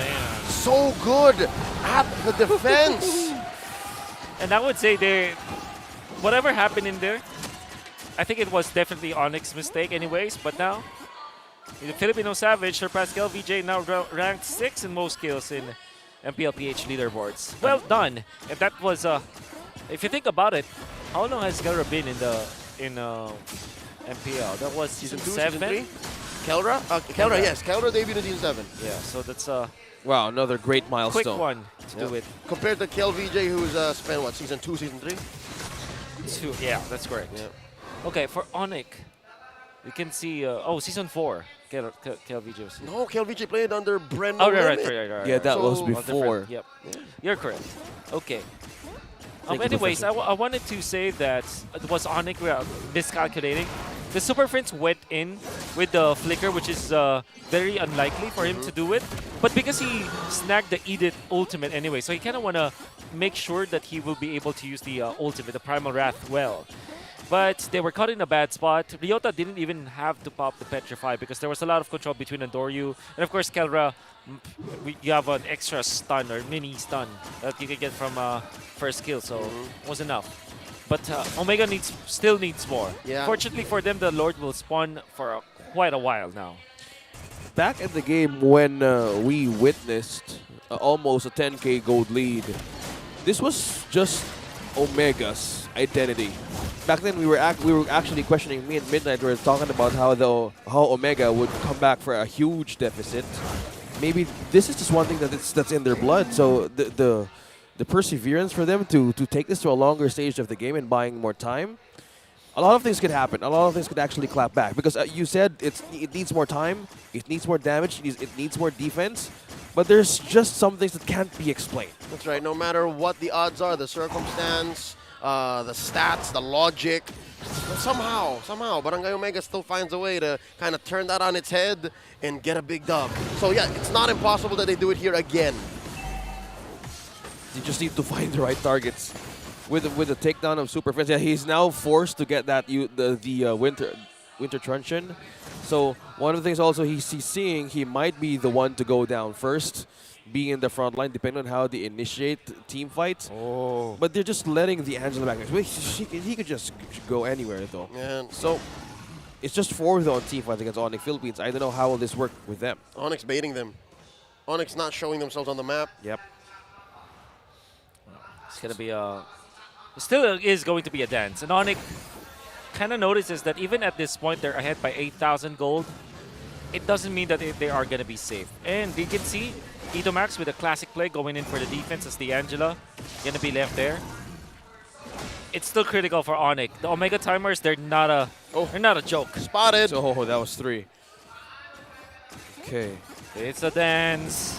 Oh, here we go. Chocno catches a lot of light wheels. Gets taken down quickly by Nets. And now Ryzen pushes through. I think that's the green light. That's a sign. ONIC says, you know what, we're just going to blitz this Lord. And here comes the Barangay. Rapidude in the back line. Black Dragon form. And that's a winner tranche by the Friends. And there's a quick knock-up. Ryota dealing a lot of damage. A knock-up by Rapidude himself. Super Prince steals the Black Dragon form. Minion inside the base. The Barangay needs to defend. Kelra takes his disguise. Rapidude goes down. Etomas gets the kill. And this time around, ONIC is trying to clap back. But Kelra's not done.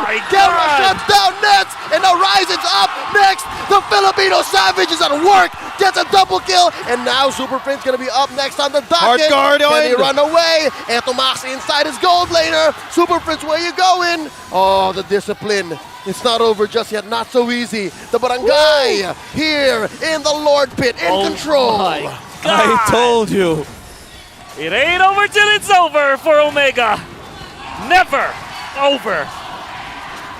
My God, Omega timers. And when you're asking what time is it, it's typically ONIC time, but this time it's Omega. They also have their watch. Wow. We were just talking about that huge goal deficit onto almost 10K, but this is how the fight went. Rabbit was struggling to find the great angle. Yep. You see Rapidot, even with this not having Chakdu, it was not enough for them to actually pierce through. And you can see here, Kelra popping the ultimate. Unfortunately, transferring it to someone else because Ryzen was actually going to the back lines. And maybe that's the sort of a mistake coming out from ONIC. Man. Had it been that Ryzen just tanked through, I think that he will definitely survive because Ryzen is very, very tanky. Savage Airlines, bro, took off like twice. Yeah, SA. That's a return flight home.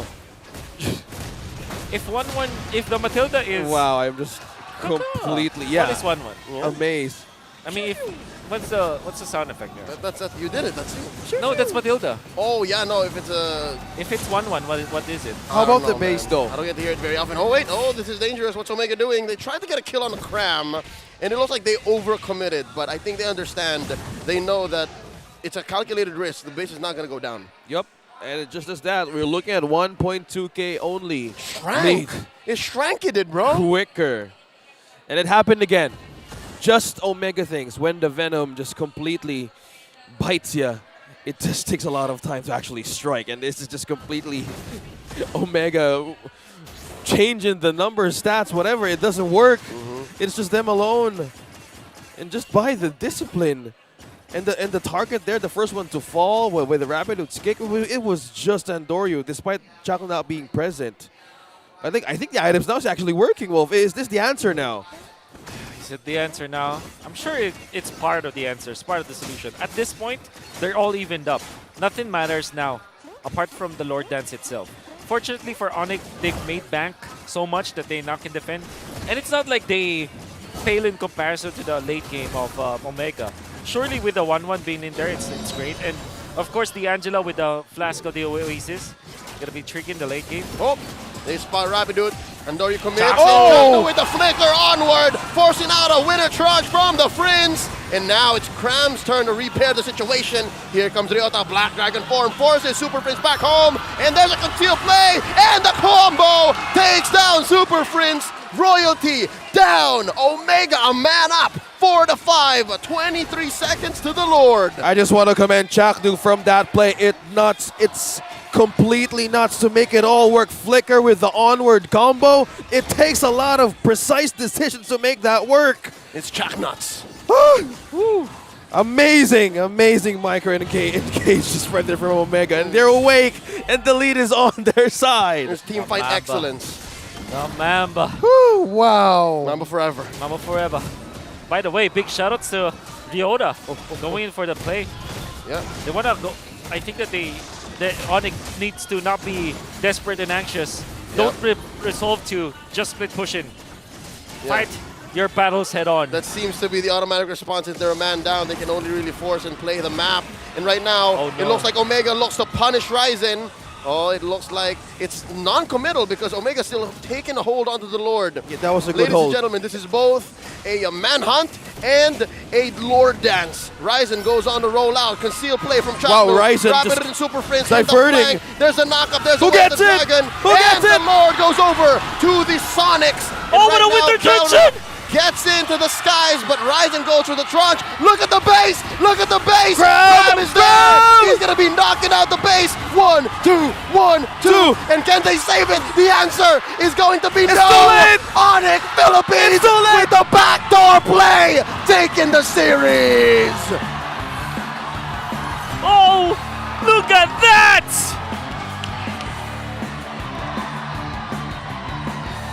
My goodness! Ryzen straight to the opponent's booth. That was his booth. That was his booth. I came from there. This is my house. At some point, that was his booth. Unbelievable. Just by doing that diversion onto Smart Omega, they had it. But how they prioritized that split. Ryzen rejoiced. That's the hug. Despite the contention and the bad blood, that's how they love each other. Brothers.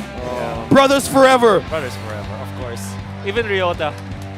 As much as we say that this is bad blood, I'm sure that they're all pretty close. Gentlemen, wow. People watching at home, this has been one of the most fun and amazing back and forth series we've ever seen in Season 12. And I could not think of a better way to end it. Like, come on, they're so equally just placed, and then they both team fight so well. Come on, it really had to just come down to either a wipeout or somebody getting the backdoor win. Oh my. And just by that small mistake, they rejoice, they greet, they're respected, acknowledge the strength. Coach Bam as well from Omega. That's right. Amazing. Wow. Despite what happened, that was completely the best game of this week. And that winning moment is brought to you by our official sponsor, FWD Life Insurance. Happy birthday. That's the birthday buff right there. Yeah, for those of y'all who don't know, Coach Bam was once a member of the Omega family. That's why he's so close to Etomax and to Kelra. Man, what a birthday gift to Coach Bam! And what a week for ONIC. They completed the Grand Slam. 3 series, they got all of it. 2-0, 2-0, and 2-1. Yeah, and their win streak continues. How's the standing looking now? The last victory was a 2-1, but still, that's 4 series wins. 4 series wins. For the Sonics. Well, it's beautiful. My God.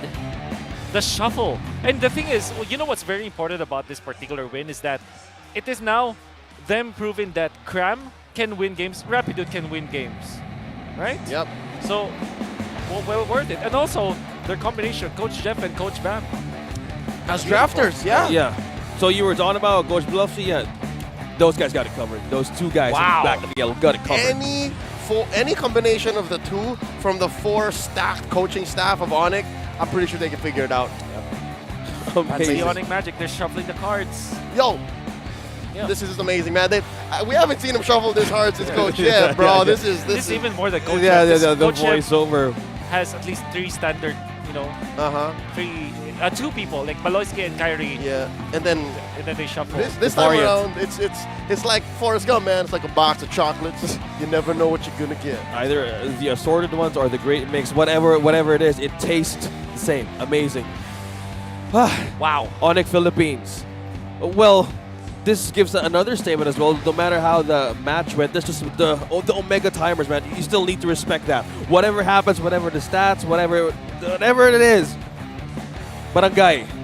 What is this guy thinking? No, I'm just playing back the last few moments of the game, man. It was beautiful. Yeah. Because there was the magical chairs, what you call it, or trip to Jerusalem. Yeah, yeah. Philippines magical chairs internationally.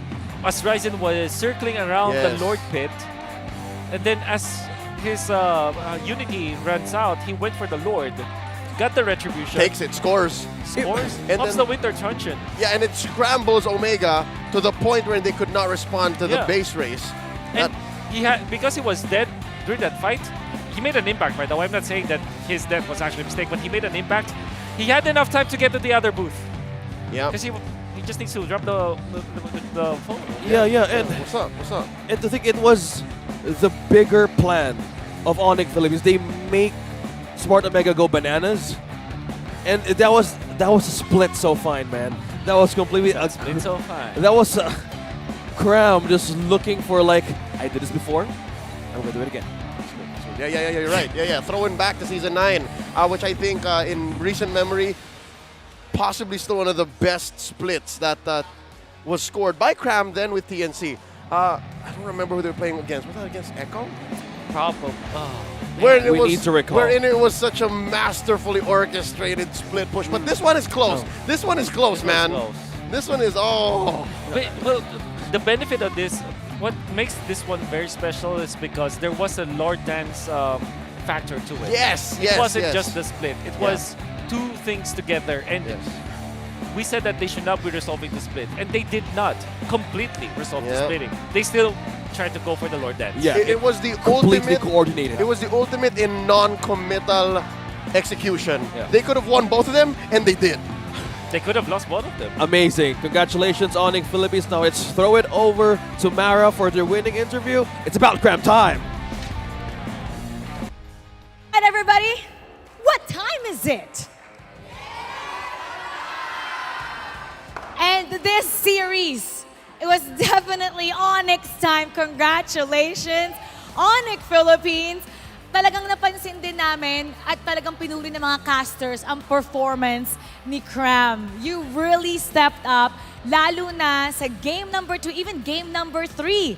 Now, let's talk about ng final moments. Kasi kami rin sigaw ng sigaw. Akala namin it's gonna be another win-yins. Okay? And then mukhang magka-comeback ang Omega. And then nagkaroon kayo ng split push. Kaninong call yung backdoor? Sa akin po talaga. Kasi, Sa'yo talaga? kasi yung yung nakita kong opportunity nun kasi yung Yuzong parang nag-dragon agad dun sa mid, papunta dun sa may clash sa may Lord. Sabay yung Angela, nakita ko na sumarib. Kumbaga, may nakita rin ako opportunity na yung creeps talaga nasa mid. Kumbaga yung mata ko kumislap. Kumislap? Paano kumislap? Ipa-focus namin yung camera. Paano kumislap yung mata? Patingin Pikit lang, pikit. paano? Ganon. Now, nung malapit mo nang mabasag yung tore, tapos nagka-try na silang mag-recall, ano yung first reaction mo? Ano yung tumatakbo sa isip mo na papunta na mababasag mo na yung base? Sabi ko, tapos na. Tapos na. Wag nila pauwiin, ganun. And it worked dahil sa'yo. Congratulations. Palakpakan natin si Cram. Winning moment. Pero yung game 3, you guys had a 12K lead until muntik na mag-comeback yung Omega. Pero pag-usapan natin yung game number 1 kasi talagang na-mind-blown din kami, Nets. Mind-blown yung game 1. What happened dun sa game 1? It was a 9-0, wala kayong nabasag na tore. Ano sa tingin mo yung nangyari doon? Sa tingin mo ba gigil yun ng Omega? What happened? Nabigla lang din po kami sa drop. Di po namin expect yung drop nila ng game 1. Tingin ko, kaya lang pinasok si Keldra para dun para magarit. Yun lang. What did you think about that? Hindi ka ba parang, ano yung reaction mo? Kasi for the first time sa MPL career ni Kelra, nag-jungle siya. Very first. Do you think that was supposed to be something na para sa'yo? Siguro po. Pero tingin ko po talaga, pinaktis nila yung yung hero nilang yun. Tingin ko pang lang yun, pang game 1 lang talaga. Pang game 1 lang. Okay, pang game 1 lang. Okay. Now, alam nyo, by the way, ngayon, kanina may 3-way tayo sa second spot. But because of what happened right now, ONIC now has solo second place. Now, a lot of people, especially dahil kay Boss A, dahil ang iyong tongue, a lot of people are saying na overconfident daw ang ONIC. Anong masasabi mo sa kanila? Pero kasi ngayon, number 2 na kayo, just right behind Echo. And this seems to be the best of ONIC since this new lineup has come in the MPL. Chamba lang. Kailangan lang namin practice, stay humble, ganun. Nasaan si Boss A? Ano sabi hindi what? Hindi bagay. Okay, redo! Rewind! Okay, rewind. Ano ulit? Boss A, anong masasabi mo? Kasi simula nung pumasok kayo dito sa MPL, ito ang best performance nyo ngayong Season 12. Siyempre thankful sa yung mga sumusupport sa amin. Ano masasabi mo sa comment na overconfident daw kayo? May nakating... Hindi, lang kami, i-continue lang namin yung ginagawa namin. Tsaka sana supportahan niyo pa rin kami. Yan. Pero ikaw, hindi mo continue yung ginagawa mo. Pag minana na lang ulit.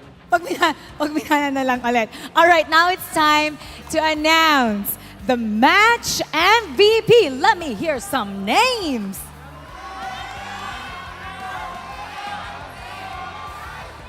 Okay, let's take a look. Let's take a look at the screen for the match. MVP. Ryzen! Okay, Ryzen. Actually, alam ko na ikaw yung match MVP. Sinesave ko to. Kanina, pagka panalo mo, pumunta ka kaagad sa ONIC. Nagpakita ka talaga. Para kang naghahamon. Wala kang sinabi, di ba wala silang sinabi sa'yo, walang exchange of words, di ba? Ngayon, nasa iyo na yung mic, ano ang gusto mong sabihin? Kasi, pinakita mo lang actions kanina. Now, you can say the words. Okay lang yan. May leg 2 pa naman. Bawi kayo. Ano pa? Okay, kanina, by the way, before everything started, sabi ni Calra, hindi naman daw niya kasi alam kung bakit ka galit sa kanila.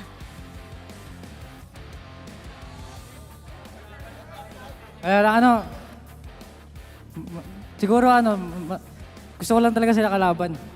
Para malaman nila kung sino sinaing nila.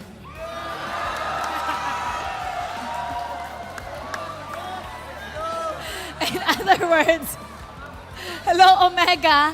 Ako pala si Ryzen. Ako ang sinayang nyo. Final words to the fans. Final words to the fans. Oh, sige. Happy birthday nga pala kay Coach Bam. Oh, happy birthday. Happy birthday. Once again, everybody give it up for ONIC Philippines.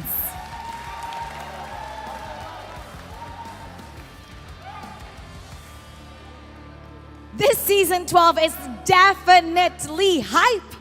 A lot of exciting moments, a lot of exciting plays, and a lot of exciting rivalries.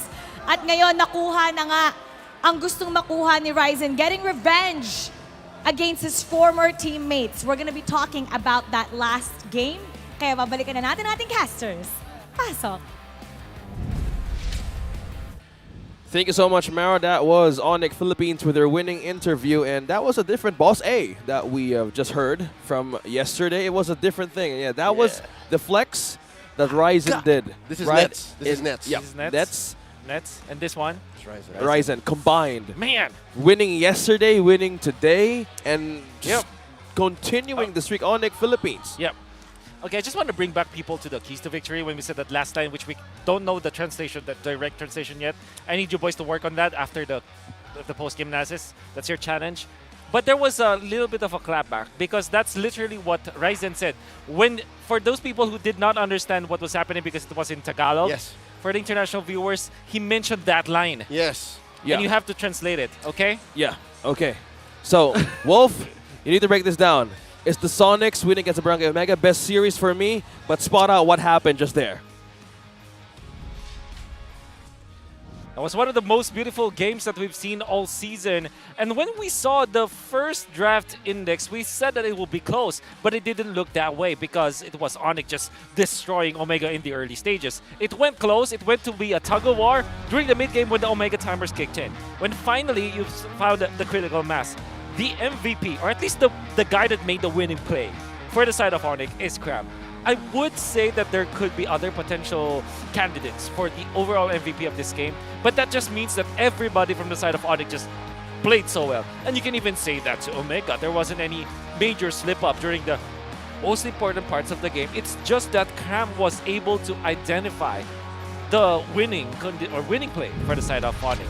And for those who have seen the interview and might not have understood what Cram said that he saw that the Yuzhong already used the ultimate, and he also saw that E2max as the Angela already utilized the hard card as well during that last fight. Let's discuss that later as we see ONIC just focusing on the early stages, taking advantage of Ryzen's aggressive gameplay with this Baxia. What this allowed ONIC is to take control of the river. And by the way, we would like to take note that Super Prince has 4-0-2, 100% kill participation with maximum speed build. We know the turbo build, and he was able to get himself safe. Nets also playing this well. This is the start of some of the slip-ups coming out from ONIC as they went in for the play. They did take out Andoryu, but that was in exchange of Rapidut. And another good fight coming out from Omega. Here they go, as they will be for ONIC. This is going to be a good fight for ONIC, but the defense will be there. But look at that counterplay coming out from Omega. One of the slip-ups coming out from ONIC as they will be taken out with Kelra having E2max helping him out. And there's another play from Rapidut. Unfortunately, was very low and there wasn't any follow-up. Nets wasn't ready for that turnaround. So in we go, 16 minutes in. They know that the Yu Zhang ultimate was already used. And they also know that the hard guard is not available anymore. Super Free Friends takes the ultimate coming out from Ryota, but quickly cancels it. Unfortunately, Ryzen transferred the ultimate, the crossbow tank, into Nets, and Nets received so much damage from Kelra that he cannot tank. And they almost lost this game because of it. Chakno with a great initiation, and Super Prince getting out. By the way, big shoutouts to Cram going for the knockout punch. Could have saved his teammate, but Ryota was able to catch up with the Petrify maximum range. And another stalemate. Ryzen getting the Lord. Very well done. And you can see that Cram is already there because he knows that the Angela ultimate was already used. Good communication coming out from ONIC, and there is no way for them to survive this. Cram already taken out, and not even as the crystal goes down, you can see Ryzen running to the other booth and flexing, giving us the coldest celebrations so far in Mpl-Ph Season 12. Let's look at some of the other stats, like Itomax and his kill map. You can see, all right, very quickly. But nevertheless, you know that he has a lot of impact across the map, and you know what's important about that factor is you know where he is given or showing us where he is thriving. Now, I want you to look and put your attention towards Super Prince. Not the first time he did it, going for the speed build. Okay, so I think the pull yourself together is it might be a bug or a visual bug, because I'm pretty sure I looked at the lobby and it was the triple speed build. All right, and apart from that, the fact that Nets managed to control himself and only died once in this game, that was from the hands of Kelra. And the fact also that Kelra only died twice in this game, that was actually very, very surprising. And of course, the gold standard is known as the gold standard because of how well he plays the game. He almost won the game for Omega. Had it not been for ONIC just winning the Lord Dances. Still, the keys to victory, it's all about the Lord Dance for ONIC, and they have not been beaten just yet. The decision making coming out from the ONIC members has been crisp, and this is a product of their arduous and grueling training sessions. We're gonna see ONIC once again, but the same time, I think that they have placed third now when it comes to the standings, so they're in a very comfortable spot. Nets being the highest GPM, that's not going to be surprising, but of course, Kelra outputting the damage in the midst of a Paquito, with the Valentina being in there, he still managed to output the most damage in this game. And you're gonna have to hand it to Andoryu. He did not give up his position despite having so much of a problem in the early stages. Still managed to make the good plays in the latter portions of the game. Monster Gold Stone and heavily favoring ONIC. And we know for sure that ONIC really had the game in the first few minutes. But here we are, ONIC showing us how it's done. And I do hope that the gentleman beside me already knows the translation. Can you translate what Ryzen told us in the post-game interview? From that winning moment that he flexed his muscles right on to Kelra, and from that interview, he stated in that interview, Smart Omega, I am the one you wasted. Yeah, that's as close as it gets. As close as I think the actions, as always, actions speak louder than words, right? Okay. So just like doing this right in front of Kelra says everything you need to say, man. Just You let me go. That's how you flex You it. wasted a lot. It's Yep. like Francis letting go of his Mustang just because he has a Bugatti. Yeah, it's it was a different thing. Yeah. So in life, either you choose a different direction and just commit to it. Here's the thing, too. Ryzen has grown quite so much in muscle mass as well. I don't think he's been working out as hard. He's growing. Did you see the pull-ups? Yes. Yeah. His delts, his traps are amazing. We had the stats. His lats, dear Lord. ONIC Philippines had the workout stats. Okay, we're having a match. We're having a great match on the last series of the day. It's AP Bren versus Blacklist International. Man. AP Bren needs to recover fast. Whoa. They're in a technically losing streak. Yes. Wow. Losing streak. It's been a tough week for AP Bren fans. This is an exciting match to see. Looking at all of the achievements and experience, gold medalists as well. Wow, recovery is imminent. They need to have a great game for this one. They've lost. Yes, we saw AP Bren lost from the world champs. Let's see how this goes because Black International as well just looking for a way to shake things up. Once again, this has been the We Bear Bros. I'm OSX. This is Leon. This is Wolf. This has been me for the season. I'll see you once again.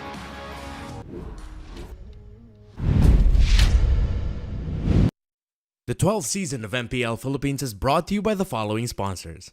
Smart, the official telco partner of MPL Philippines Season 12. Our official sponsor, Infinix. Infinix Note, ultra-fast gameplay. And FWD Life Insurance. In the epic adventure of life, FWD is your expert wingman. Celebrate your victories living with FWD. Our partners in esports, Maya, it's everything, and a bank. Secret Lab, the official gaming chair of MPL Philippines. And Pi Channel. Experience the Mpl-Ph Season 12 action live at Shooting Gallery Studios.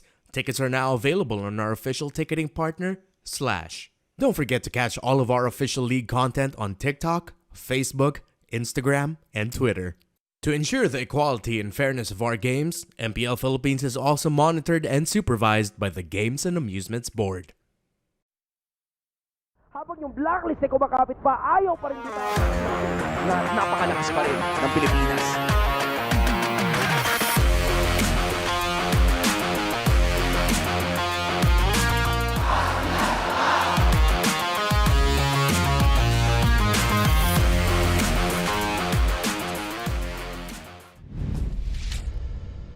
The fastest speed,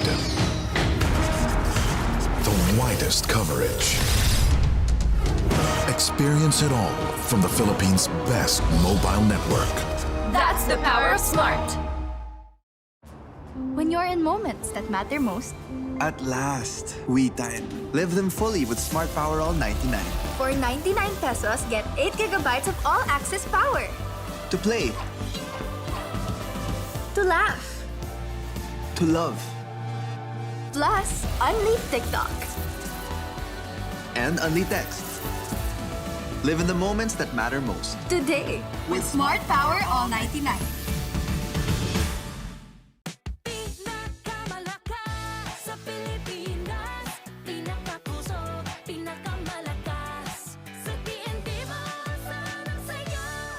Lipat na sa TNT and register your SIM now.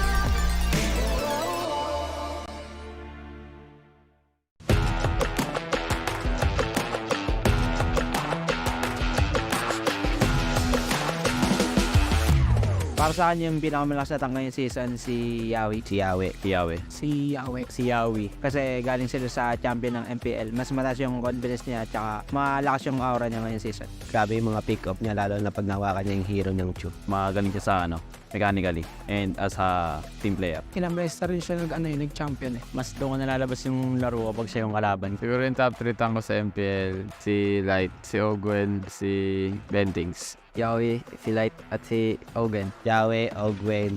Ako, si Ogwen, si Yawi. Top 3 ko si Chakmo. Si Yawe, si Light, tsaka si Ogwen. Si Yawe, si Light, si Rapido. Si Yawi, si Perks, tapos top 3 ko ako. Si Light yung una ko kasi dami ko natutunan sa kanya kaya masabi ko siya yung inakaw. Si Yawi kasi sabi sa akin ni Light, pantay lang daw sila, mas sigit pa nga daw si Yawi sabi niya. Si Ogwin yung pinakamalakas para sa akin dahil ang play safe niya maglaro na aggressive, parang ang hirap i-predict ng gagawin niya. Top 2 ko si Yawi kasi last season napipredict ko na yung mga ugalaw niya, and sa RG ganoon pa rin. Si Chuck na yung top 3 ko kahit nakakabalik pa lang kasi di mo pa rin mapipredict na kung ano yung gagawin niya. Tingin ko kailangan pa mag-improve this season siguro si Chuck no, kasi matagal siyang nagpahinga sa MPL, so kailangan niya talaga umabot. Tingin ko malakas pa din si Chuck no, kasi hindi naman nakawalaan kung diyan pa rin yung gutom. Piling ko kailangan niya pa rin magbata kasi marami nakahabol sa laro. Marami na nakasabay sa kanya ngayon. Tingin ko ang kailangan mag-improve ngayong season si Renny. Okay. Tsaka ano to kuya? Ano to? One day old. Ha? 1 day old na One chicken. day old na, oo. Birdie, 1 day old birdie. So, eto. Okay. Eto, 3-10. So, pwede mong yayain yung tropa mo. Kasi si kuya, since season 11 pa siya nandito. Ngayon, totoo yan. pinagbigyan siya na pumasok dito. Kuya, pwede ka ba makausap? Pwede naman. Yun. Baka busy. In case lang. Ano po bang pangalan nyo? Leo po. Leo. Oy, shout kay Leo. Shout out kay Alam Leo. ko nanonood ka, Leo. Sino madalas umorder sa'yo, kuya? O, yan na. Wait lang. Dinudumog na tayo. Oy, Wolf, libre mo Ay, wait ako. lang. O, sige. Thank you, Makipag-usap ka. Wolf, Thank you, salamat sige. Kuya Leo, sino ba ang pinakamalakas na tumuhog? Kami bang mga caster, mga player, o yung galing sa production? Pare-parehas Pare-parehas. Sino maganda? Pero sinong mas madalas mong nakikita? Sabihin mo kami. Player. Player. Sayang. Anong uniform ng player? Anong kulay? Marami naman At least, lahat. Bumibili kay Kuya Leo. Matagal na po kayong nasa fishball industry. Tama. Wait lang, kuha na ako ng pantuhog. Andito na Kasi rin mukhang masarap. Ako, gustong-gusto ko na rin eh. Again, nandito lang yan sa may Shooting Gallery Studios. Palipat-lipat yan si Kuya Leo ng pwesto. Ay, Kuya Leo, Ngayon, nandito siya sa loob. Pero pwede rin siya pumunta doon. At syempre, tamang food trip tayo. Habang nag-ML, pumu-food trip. Alam mo, sasaw-saw lang ako eh. O sige, lipat ka na doon. Saglit lang, boss. Guys, Masaw-saw lang. tumutuhog lang ako ng hotdog. By the way, andito lang kami sa may bandang likuran. Okay. Double check na natin yung mga sausawan. Alright? 10 akin ha. 10. 2 hotdog. Maganda ba yan? Maniniwala sana ako eh. Yan. Ito daw, pwede daw to, pre. Yan, sausawan niya ng binagbarang ano yan. Oo, sausawan yan ng sausawan. Ito, dito tayo. Okay. Tinikman natin, taste test. Taste test, sige. Okay. Ito na, boss. Pakayawak. Ayan. Oh, yan. First bite. Thank you, Lord. Thank you, Lord. First bite, thank you, Lord. Cheers. Yan. Oy!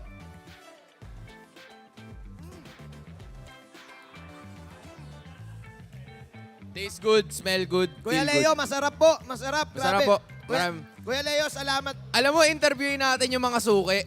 Sige. Yung mga Sino ba suki. yung mga Ito. Ito po, isa sa mga suki po natin ngayon. Suki ito, suki. Isa po siya sa members po ng production natin. Pangalan niya po ay Carrots.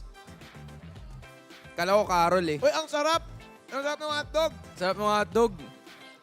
Ano masasabi mo sa fishballan? Ang sarap. Ang sarap ng fishballan. Anong favorite mo? Yung hotdog ba? Yung squid ball? Mga ganon. Anong favorite mo dyan? Chicken ball. Chicken ball daw, yung chicken ball. Ayan, order na rin si Nara. Okay guys. Dumadami na tayo. Let's tusok Carl Tizzy style. Dapat lagay nyo dito si Carl Tizzy eh. Carl Tizzy. Feeling ko kailangan i-try ni Mara yung, ano sabi mo, 1 day? 1 day old chicken. 1 day old chicken. Anong ibig sabihin ng 1 day old chicken? Isang tao, isang araw. Niluto? Sa 1 day old. Hindi. Anong ibig sabihin ng 1 day old chicken? 1 day lang po nabuhay. 1 day lang nabuhay? 1 day old. Oy, libre ni Chantel to ha. Libre ni Chantel. Kaya ako pumunta dito kasi libre mo daw.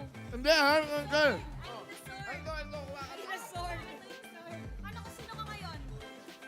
Lancelot. Lancelot to softball. To Susukin mo yung... Panis! 1 day old na born. Paano to? Ito?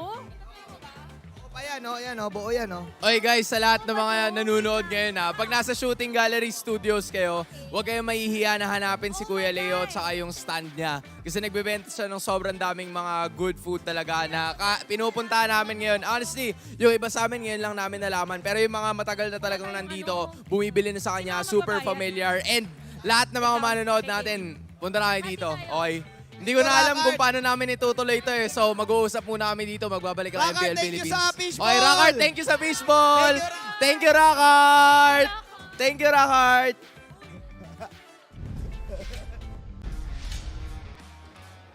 ONIC and Minana have been rivals since the amateur days. And here to take Minana Evos to new heights, we have Banoobs. Hello. Give us a quick history sa inyong dalawa ni Boss A. So yun nga, sabi mo, we've been rivals since the amateur scene. Tapos, they're ahead of one season being transitioned to amateur to pro scene. So ngayon, humahabol kami. Na-inspire din naman kami sa kanila. So yung mga trust ko sa akin, tatanggapin ko lang talaga. Okay. Alam mo, kasama siya ni Manjin ngayon. Kamustahin natin sila Manjin. Manjin, kamusta kayo dyan? Mukhang game na dito yung isang player ng ONIC Philippines, si Boss A. Boss A, kumusta naman ang atmosphere ngayon sa ONIC? Okay naman, handang-handa kami. Ngayon.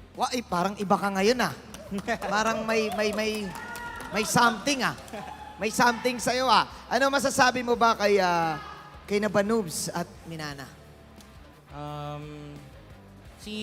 Yung Minana kasi nung pasok nila sa season 11, ang inuna nila hype. Puro mga influencers. Kami inuna namin practice. Okay. So, ibig sabihin, puro hype. Puro hype. Puro hype lang. Puro hype. Mara, puro hype lang daw. Okay, ang Minana. Yun yung nakuha ko. Parang nararamdaman ko na yung tempo sa mangyayari ngayon. Alam mo, kailangan natin ipagtanggol ang Minana Evos. We are gonna settle this. Alright. Feeling ko may comeback kay Boss A Kasi kung usapan trash talk lang, baby ka pa. Oh!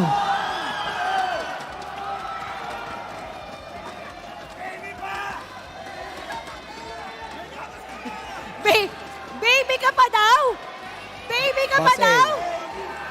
Ano masasabi mo? Baby ka pa daw. Payag ka ba nun? Payag ka ba nun? Baby ka pa daw. Kung usapang ML, dinosaur ka na. Oh! Mas pipiliin ko maging baby. Mas pipiliin ko maging baby, no? Kesa dinosaur. Naku! Dinosaur daw, Mara. Dinosaur. Kasi wala siyang baby Oh. Doon na pumupunta, men. Doon na pumupunta. Wala palang baby. Parang doon na pumupunta. Kami may nice one, baby. Ano sagot mo?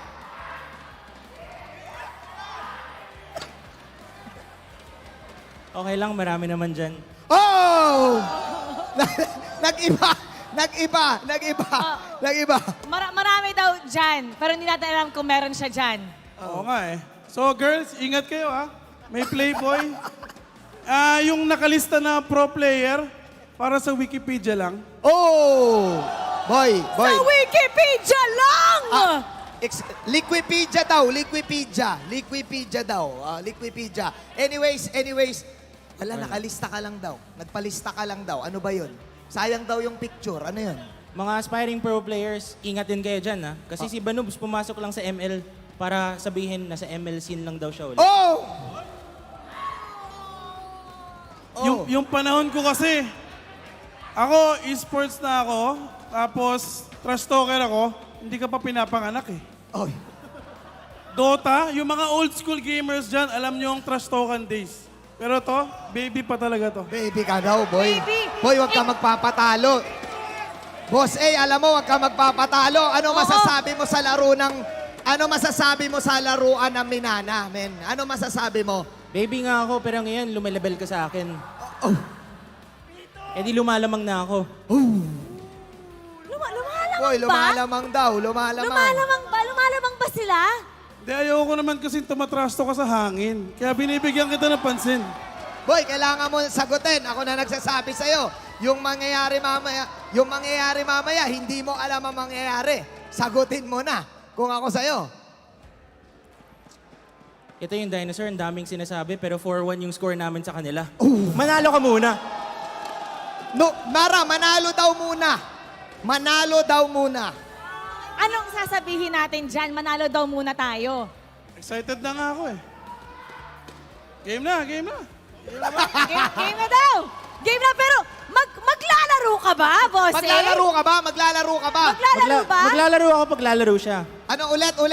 Maglalaro ako pag lalaro si Banu. Maglalaro daw siya kung maglalaro si Banobs.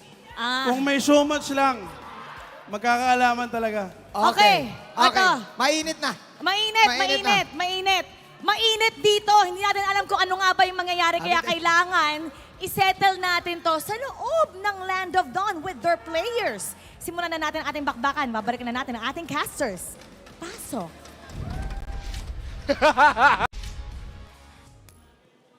Maraming salamat, casters. Kasama ko ngayon ang mga beautiful correspondents ng team ng Blacklist International and ng TNC Pro Team. Magpapakilala muna sila sa inyo. Unahin natin sa Blacklist. Hi guys, I'm Danica Suazo, your official team correspondent of Blacklist International. Yun, alright. Alright, wow, okay. Medyo napagod lang sila sa Game 1, of course. And for TNC Pro Team? Hello everyone, I'm Jay Rich, the recent co-correspondent for TNC Pro Team. So si Jay Rich. Tama? Jay Rich, pronunciation. Ayun, may fans ka doon? May fans ka doon? Ayan, si Jay Rich at saka si Danica. So kanina nakita naman natin nagkasagutan si Butters at saka si Miko. Pero sila hindi naman sagutan to. More on anong kailangan. Kasi shy type muna sila sa isa't isa. Umpisa pa lang. Pero unahin natin si Danica. Danica, kumusta ba ang magiging correspondent ng Blacklist International? Actually, sobrang masaya kasi yung iba naman sa members, ka-close ko na din. Pero, so si Sensui bago pa lang. So, mas nakikita ko yung sa behind the scenes, like yung mga, kung paano sila sa bago maglaro. Okay, so... Nakikita ko sino yung nagbibigay ng mga inputs, like mga ganun. So, sino pinaka nakikita mong nagbibigay ng input sa team? Nagulat ako, hindi ko ito in-expect. Si Renny J. Si Renny J? Pag meron silang pre-game discussion, nagugulat ako, ay, si Renny J pala. And anong example na sinasabi ni Renny J? Hindi ko ba sabihin? Hindi, parang... Isa lang. Yung, kunyari... Kunyari magtatanong si Coach MTV. Okay, so guys, sa tingin nyo, ano yung mali dito? Ganun. Tapos si Renny J talaga yung, ay, Coach, ito ganyan. Okay. Ang galing niya. Okay. Nagulat ako. So, Magaling Coach, si Renny ito J. ganyan. Okay, quote on quote, Coach, ito ganyan. Yeah, Renny J. ito ganyan. Ito ganyan. Ikaw naman, Jersey, tama? J-Rish po. J-Rish pala. Malapit na. J-Rish. Ano naman ang napansin mo sa TNC Pro Team? Ayan, so, ang insights ko lang sa game natin kanina, kasi parang kulang sila sa teamwork. Kulang sa teamwork. Okay. Bakit? Kasi Ba't mo nung nasabi yun? first game, di ba, lamang na. Oo. Kaso, nabaliktad tayo. So, feeling ko yun yung kulang. Teamwork. Kulang ba sa kaldag? Pwede na. Pwede. Kulang. Ay, nako, parang pumaamba ka ng kaldag ah. Hindi. Sample ba? Sample. Ay, nagkahamunan. Sample ba? Nagkahamunan. Hindi ako Wala, kumakailan. Dito prepared, pero parang nagkahamunan Grabe, hindi ako Nagkahamunan, one move. Parang Kasi hindi ka walang ready ah. Parang hindi pang dancer yung outfit ko. Feeling ko dapat yung host muna. Sige. Oy! Dapat ikaw muna. Hindi ako marunong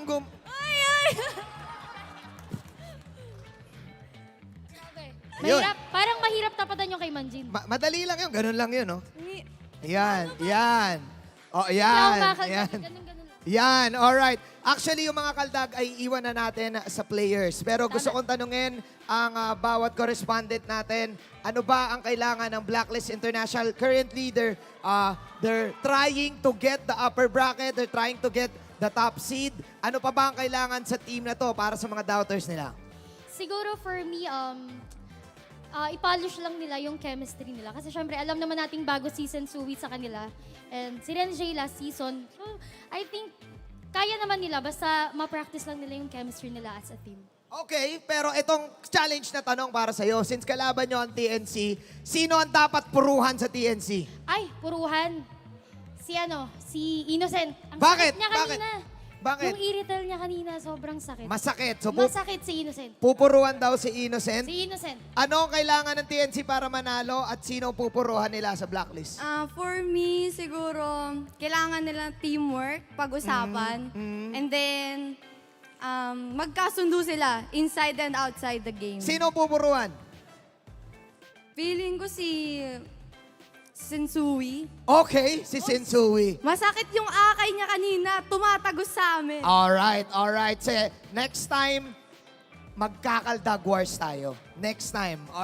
Nag-ready Papractice muna. Practice ka muna. Alright. Papaturo ako kay Yue. Pasa nyo na sa ating mga casters. Alam nyo naman yung ginagawa ni Mara. In 3, 2, 1, go. Casters. Casters, pasok. Vibe here is electric! Ay, may tambol pa. Dun. Okay, sobrang energetic ng ating mga crowd dito sa MPL Arena. Kaya ngayon, we're gonna have a cheer battle against Hans right over there. O, Ready kamusta na ka kami dyan? dito eh. Kamusta ka dyan? Ready na kami dito. Ready na ba tayo? Ready na tayo? Ready na! Okay, pero you know what? Kami muna kasi kami yung nanalo eh. Kami yung nanalo. I'm gonna need cheerleaders. Leader for the cheer. Kayong dalawa. Okay, ipapasa ko sa inyo, okay? We're gonna get the echo site.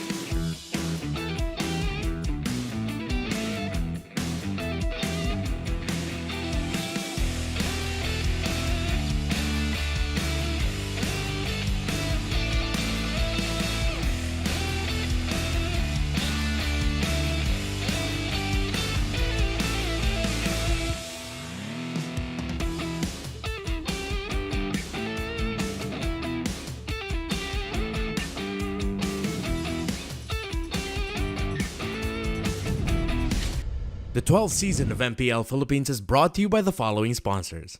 Smart, the official telco partner of MPL Philippines Season 12. Our official sponsor, Infinix. Infinix Note, ultra-fast gameplay. And FWD Life Insurance. In the epic adventure of life, FWD is your expert wingman. Celebrate your victories living with FWD. Our partners in esports, Maya, it's everything, and a bank. Secret Lab, the official gaming chair of MPL Philippines. And Pi Channel.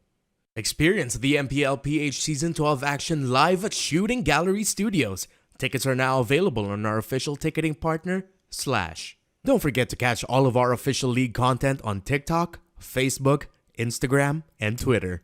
To ensure the equality and fairness of our games, MPL Philippines is also monitored and supervised by the Games and Amusements Board. habang yung blacklist ay kumakapit pa, ayaw pa rin dito na napakalakas pa rin ng Pilipinas.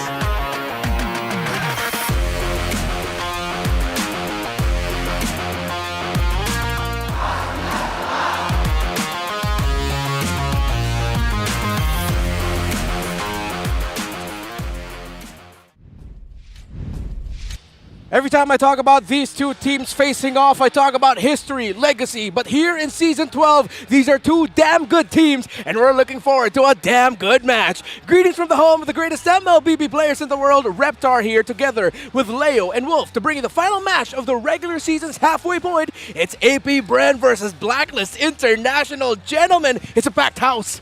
You forgot to say we're the Wee Bear Bros. We are the Wee Bear Bros. That's right.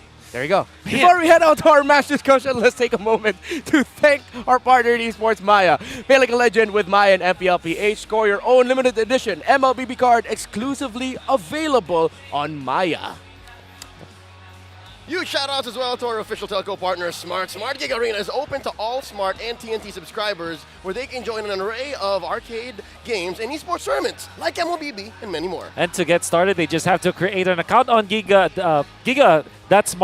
Arena.smart using their Smart or TNT mobile numbers. All right, I feel it though. The excitement in the air in this packed house in the final day of the halfway point of our regular season. How are we feeling? Are we just as excited as the atmosphere? I'm still trying to get over what happened previously. That was one hell of a series between ONIC and Omega, but now, as we prep for APBR versus Blacklist, I'm reminded of the mechanical excellence and the game IQ on display, lane per lane, row per roll, between these two teams. I think we know for sure that at least when it comes to what is at stake for both teams, like Blacklist International needs the points for sure, but they just won. And for APBR, they're put in a weird spot where they are actually in a losing streak, right? Yeah. Which is weird. Yeah, it is a bit weird to listen to, but Revenge of the Hive is our headline this time around because these two have a very close history. Again, when you go all the way back to the previous seasons, but I want to go back to MPL Philippines Season 10, wherein it was the beginning of the start of the rising again of the Hive. Yes, that's exactly what I mean. 10. Okay. Yeah, it was. Because remember, in that lower bracket matchup between Bren Esports then and Blacklist International, it was a very close series. It went all the way to 5, and it really looked like Blacklist were going to get eliminated. But then APBR just missed that mark, and of course we know what happened then. But it's been a wild ride for these two teams since then. Yep, this APBR we have now, save for the name, doesn't look very different, to be honest, from about a year and change since then. But their opponents now, the ones that they had to face off in said playoffs, very different. This is a very different Blacklist International. And of course, we know that the house itself of Blacklist International are celebrating because of the patch. Not entirely sure if Bren Esports also share the same sentiment, but we know for sure that in Blacklist's facilities, they are surely happy about what happened during the patch with healing meta. Exactly, and here's the lineup for APBR. Marco, super at that. Kyle TZ, Few, Flap TZ, and Ogwen. You mentioned it, Leo, not that different from the lineup since that S10 matchup.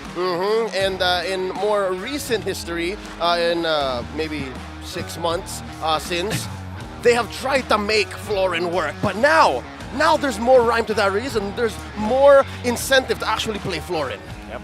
They're going to be playing up against Renjay, Edward, Haji, Sensu, and Oheb. What I always say about this new patch, the way that Blacklist International can easily adapt is, even when the VY's duo is not there, 3 out of the 5 members of the original Ube that won the M3 World Championship is still there. So they are just acclimated. It will not take so much of an adjustment from them because Renjay, we saw how well adjusted he was.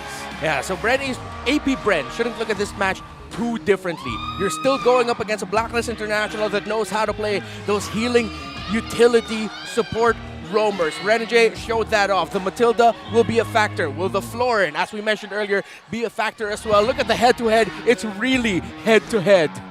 Yep, as close as it gets, numbers-wise, hero pool-wise. I'd like to think maybe for APBR, I think there's more pressure on them to actually show up, given what's happened in the past couple of series for them. They might show us something new here. It's something that's not on screen. Florin. Yeah, that's one. Apart from that, but yeah, kidding aside, I think I was actually surprised that Ogwen's most picked hero included the Minotaur.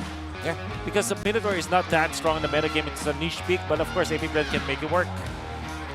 Tower secured internal control ratio.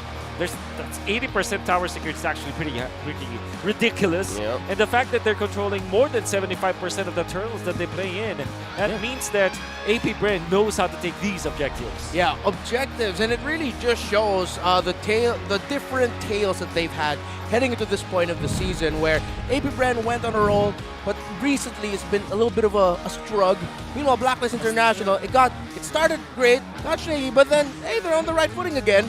So it looks like Blacklist International is going into this with a little bit more comfortable momentum compared to their opponents, but they still really have to consider a lot of eyes were on APBR, and rightfully so. And despite the struggles that they've had, they do have the strengths there. Let's talk more about the strengths, the weaknesses, and the keys to victory for these two teams, APBR and Blacklist International. Here's Wolf. APBR and Blacklist International's keys to victory are brought to you by Infinix, Infinix Note Series, ultra-fast gameplay. Let's look at Bren Esports. Is it time? Florin for the win!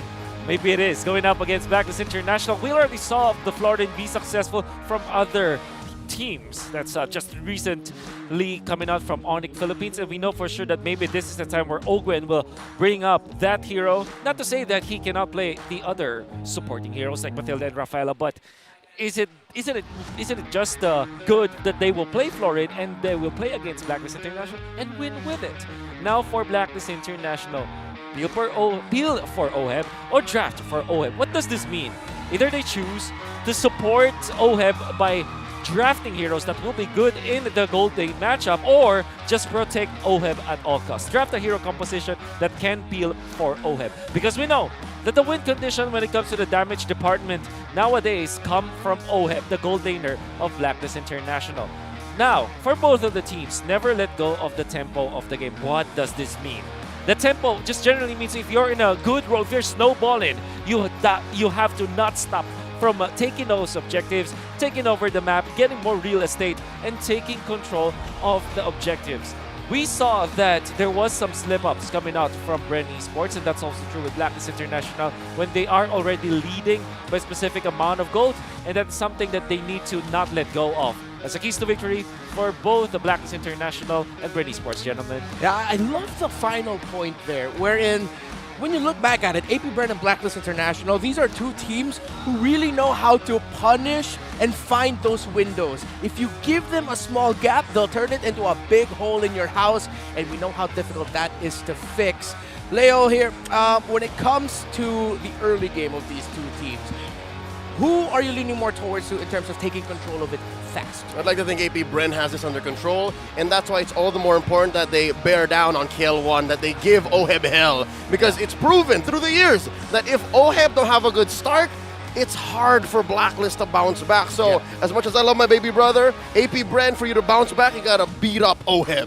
Yeah, for Blacklist International, though, if ever that does happen for them, what's that one thing they're looking for, Wolf, in the mid-game, or the opportunities to turn things around? What are those little errors that APBR like to make? I guess it's not just about the errors, but yeah, surely, to answer your question, some of the time where APBR just kind of splits them up and just, disperses their formation. That's one kind of weakness that they should be looking at. At the same time, they should be the ones to force Bren Esports into that spot. How do they do it? By trying to go for the 4-1, the classic Blacklist 4-1. 4 of their members grouping up together, Edward being on the long lane side of things, Yeah. Conditions, well placed, gentlemen. And here we are, the final matchup for the first half of the regular season in MPL Philippines Season 12. Welcome to the draft of game number 1, and pretty sure you guys agree with me here. Every time these two teams draft against each other, it's always a joy to watch. It's a chess match, and there goes the Matilda. APBR says, nope, we're not giving that to the heel man. Yep, the heel man, of course. When it comes to the first set of bans, I think apart from the Paquito, surely the Fredrin and the Baksha will be the priorities. But seeing as Blacklist International and APBR loves those two heroes, maybe they are not gonna ban it. I'm not gonna be surprised if Edith is actually the choice for APBR instead. Ooh, sorry, as one of their picks or one of their bans? The Edith. Yeah. As a pick. As a pick. Yeah, for some teams, again, it being in the first one or first two, if you're blue or red respectively, it's worth it. I think I agree. I'll double down on that. I reckon that for Bren Esports, for AP Bren, rather, maybe not so much. There's so much more worth left out on the map. With the Baksha banned out, you got Fred, you got Val, you got, oh, dude, Kaj is open. Kaj. Fred, what was that? Fred? Val and Kaj, yeah. First name basis. It sounds like a good group of friends, you know? Yeah. But yeah, I do like the Fredrin for Blacklist because it's one of their classics anyways. And with the Baksha not being there, it just makes it a prime choice. Yeah. Now you go Edith for Bren. Edith Maybe Val? Irithel. Oh, Edith Val, yeah. Oh, dude, even Irithel is open too. Bruno. Yeah, that has to be an option here. Blacklist International have shown that they know how to really supplement OHEB's Bruno incredibly well. If ever the Bruno does pop up, that means AP Bren, they might hold on to their mid laner piece a little bit later, because if they show the Valentina early, then Blacklist is going to be happy with just picking up the Bruno already. Okay. What is the benefit of having the Valentina? Of course, it is going to be in the hands of few. A man of a million moves for side of AP Bren, knowing that he can be effective with his Valentina, that gives a lot of like comfort for AP Bren. But at the same time, there's no reason not to. Of course, the Novaria is there, but a Yuzhong priority, that to me is a surprise. It is very surprising. Leia, I love the reaction that you had there. Yeah, no, again, this just shows that Coach Ducky, Coach Bren, the boys, they're on the same page. Yo, we're going to give OHEB hell. Yeah. Flap TZ, sick 'em. Yeah, it's going to be a formation breaker for sure. So this makes the pick here for Blacklist International, the XP lane, even more important. Who's going to give Yuzhong hell to make sure that AP Bren won't be able to give OHEB hell? No Paquito, so maybe just the Terizla, and then the... I guess they want to go Brody right now for Blacklist International. Because among all of the other marksmen out there, Brody is probably not that scared of the Yuzhong. But of course, with the Angela and the Irithel, you're going to be A-okay. Yeah, and I feel like that Irithel and actually those first three picks, it seems like Blacklist International are taking a little bit of a page from one of their longtime rivals' books. Smart Omega love to pick up the Eerie and Angela combo. That's right. And we don't know where the Angela's going. Yeah, it's still flex. Although, I don't know, man. It would be a true test in how much Haji has grown as a captain. If we say that it might be a mid Angela, you're going to take away a good chunk of that mechanical giftedness he has. Yeah. And then you're going to move it to macro and shot calling. That's true. And there's the Bruno this time. Bruno. Big shout out to our cameraman. What an image. Like focusing on MTB first, then blurring out and looking at Ducky. Wow. Cinematic. Cinematic. A la Nolan. Is that right, Mr. Wolf? Yeah, that's definitely right. Vision and information. That's the kit now for AP Bren, especially after getting this Novaria. Then you combo it up with a Bruno. That's a lot of the damage that they can output. Single target damage that will really help them burst out the members of Blacklist International. Any other things about the draft index as we head into the second phase of the draft, Leo, that really stand out here for you other than the vision and the info? Well, Sustain, again, it's very Blacklist of them despite Oh My Venus not being present. They have a solid front line in the Fredrin alone, and then the Angela being ever present, omnipresent, doesn't matter where you are. Now going into the second phase, oh wow, I love it. I love it. AP Bren onto them. I could have sworn maybe the XP laner would have been picked up in phase one, right? But they're like, no, Benedetta, we know what you're up to, Edward. We know. Yep. And I wonder will AP Bren even consider the Terizla ban at this point also? Yeah, just limit the Agent Zero heroes. Yeah. I think that's a right choice. Yeah, it is. If it's not the Terizla, then Terizla in my mind also. Blacklist takes away the graphics, so they're still considering the flexibility of the Nova. Yeah. People are just ready for the smart game phase of the day, actually. Yeah, they're already showing it up. That's for later, folks. Yeah, it's for game 2, if I'm not mistaken, right? Yeah. Okay. So, with that said, we're expecting AP Bren to actually ban out an XP laner here. If not, I can see them maybe blocking out a roamer or a mid laner just to make sure that they know where the Angela's going. Okay, so that means that maybe Terizla or Export choices for the counter to the Yuzhong. There is. There is. I called it. Hey, is there still enough? Would it be a good call, rather, for Blacklist International to just put that Fredrin in the XP lane and then pick up a different jungle? It depends on the jungler of choice for AP Bren. I would park that question and answer it later. Maybe if the jungler is now revealed for AP Bren, because you want to make sure that you are faster. You're playing faster. Okay, so if you're AP Bren, you're already looking more into picking up the roamer or mid as the fourth pick. That's right. Because you'd want to be able to leverage the fact that that consideration of the Fred flex. Fourth pick for AP Bren locks in the flex. Like the Novaria will be revealed, like for sure. Yeah. Regardless. Oh, there's the Martis. I was gonna say that's one of the few junglers left. They even take it out. Akai is left for AP Bren. Maybe they pick it up, but that's one. Not entirely sure if that is something that Calteasy will love to play. Oh, are they watching? Or this is the... Oh, okay. So there was... I think that... Oh, it's the VY stream. VYs are actually re-streaming, probably. Yeah. Okay. Yeah. Is that Toriyama? Yeah, it was Toriyama. Yeah, that's Toriyama. All right, that's one and the only. That's the trio. Okay. It's a good friend, Tori. All right. I love, again, every time these two teams draft, so many options to consider. The flexes. The world is their oyster. Exactly. I wonder what else. They show it. Rafaela. There you go. They show it. Confirmed. It's going to be Rome Rafaela. So wow. Rafa Bruno. Front to front. Oh man, I missed Rafa Bruno. Right? Yeah.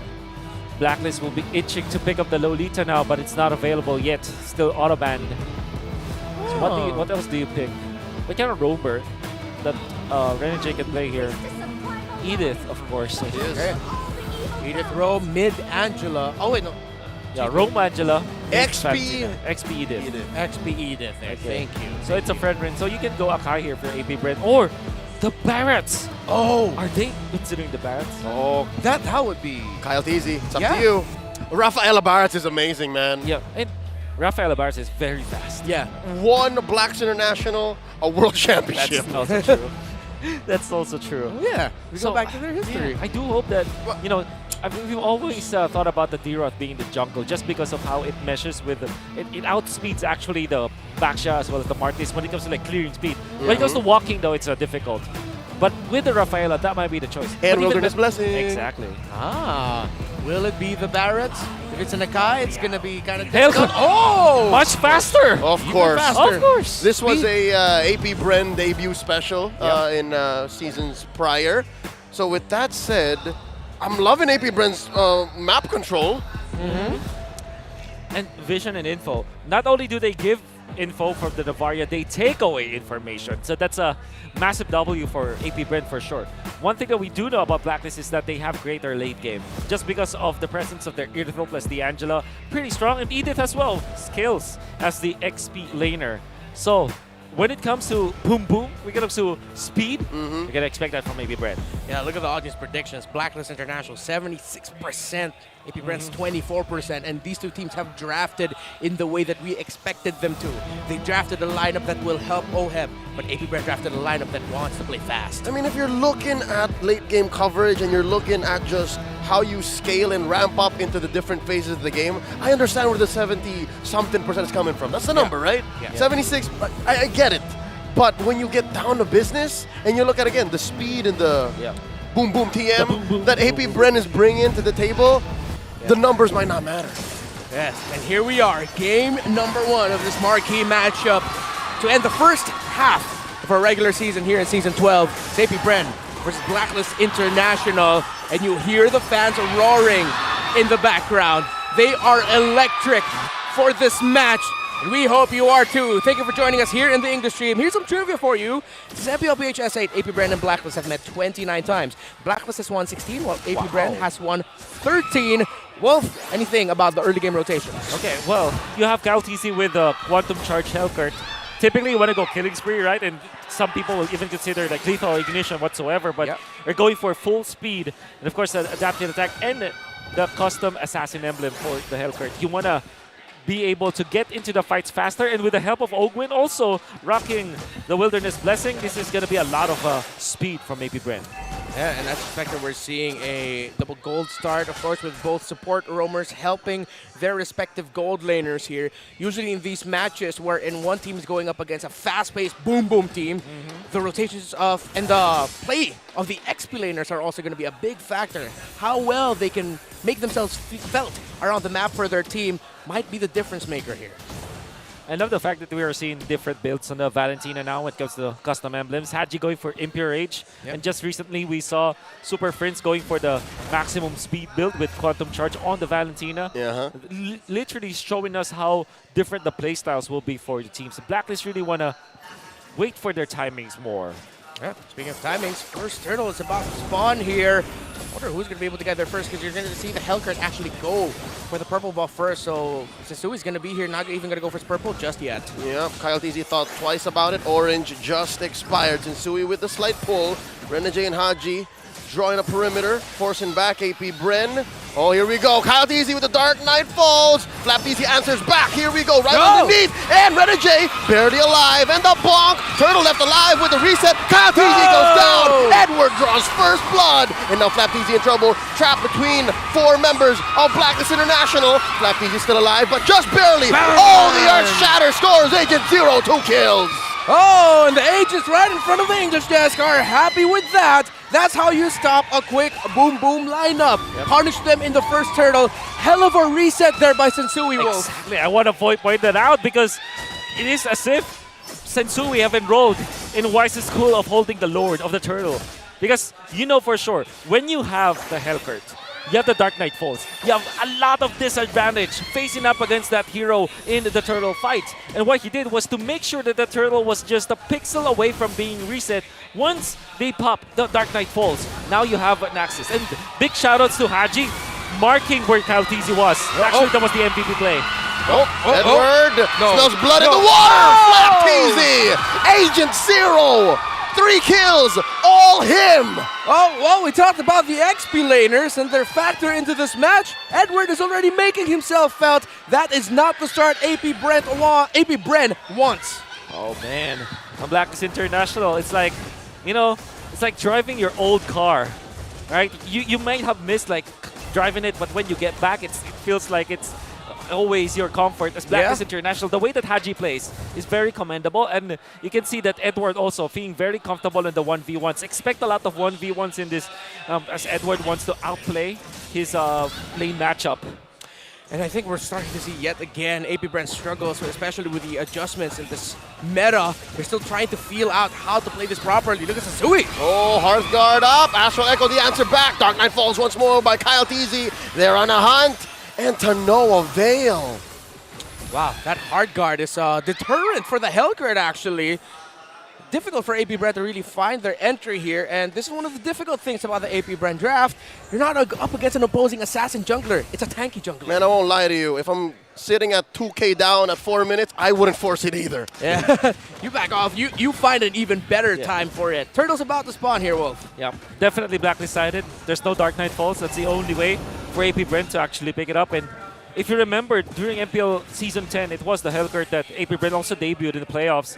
And they were so masterful with it, utilizing the Dark Knight Falls. However, Blacklist International knew exactly that that's going to come. I think that AP Bren, the surprise factor from the Hellcurt is no longer available. Here's the onward and the combo. Whoa, no way! Early Black Dragon form. Kyle TZ steals it from right underneath. Blacklist the shutdown by Super Marco. Agent Zero is down. Now AP Bren on the offensive. Sensui here in trouble.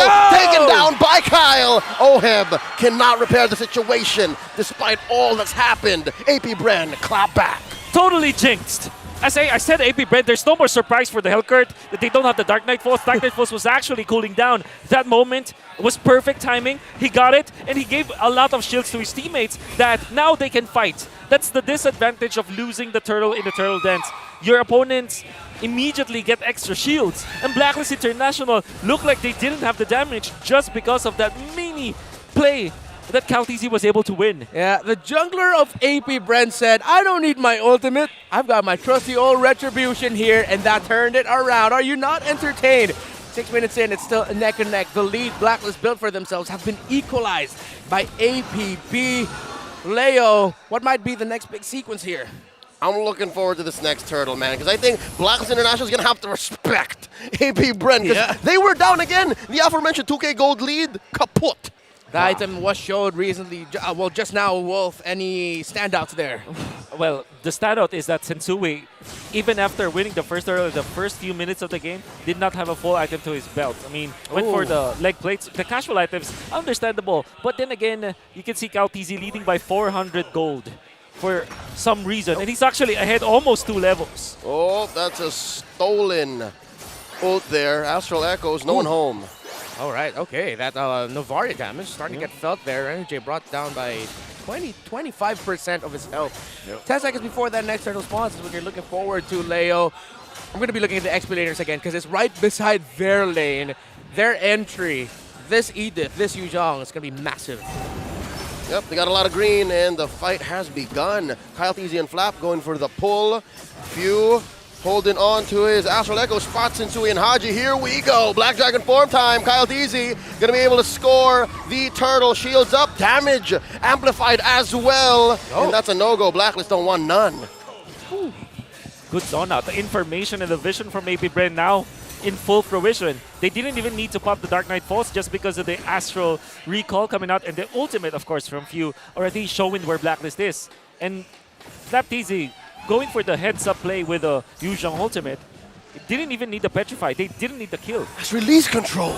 Exactly. They could have spent so much more, but, you know, just the game IQ and the awareness, like, no, we got it. Yeah, and more control, even more so now by Blacklist International, knowing it'll be a bit too risky if we try and defend this turret.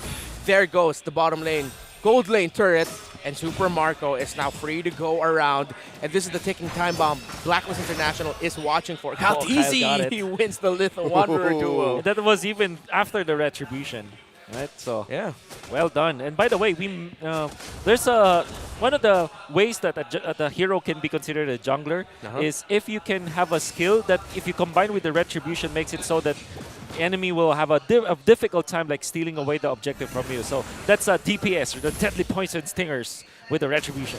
Okay. Haji has the ultimate of the Novaria and the fused damage here. Little by little, Blacklist is starting to get warning signs of, guys, this is a Novaria, this is a Bruno. The burst damage, you might be able to end matches or duels before they even begin.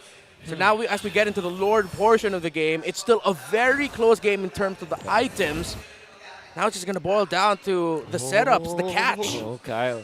Kyle knows. Oh, this Kyle is a precarious bush, and now, here we go. Dark Knight falls. Oheb gets a Heart Guard in him. Renegade very quick on the trigger. CalTZ retreats.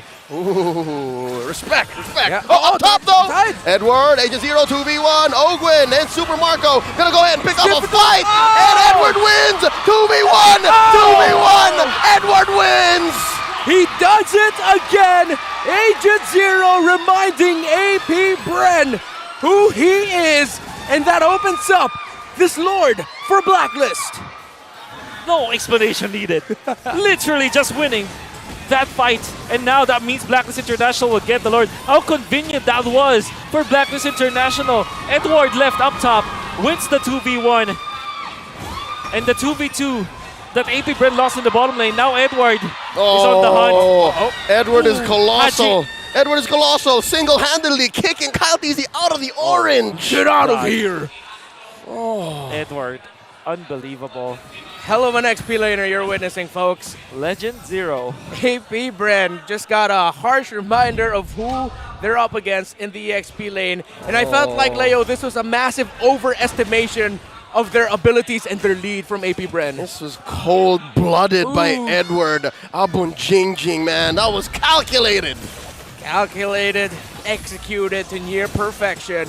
Now APBR have found the game, swung away from their favor. Windtalker now for Oheb, and now APBR will start to feel the wrath, not just of the Primal Wrath, but of this Angela Irithel combo. By the way, that was Dominance Ice to deny the heal, and of course the Blade Armor. Oh, here we go.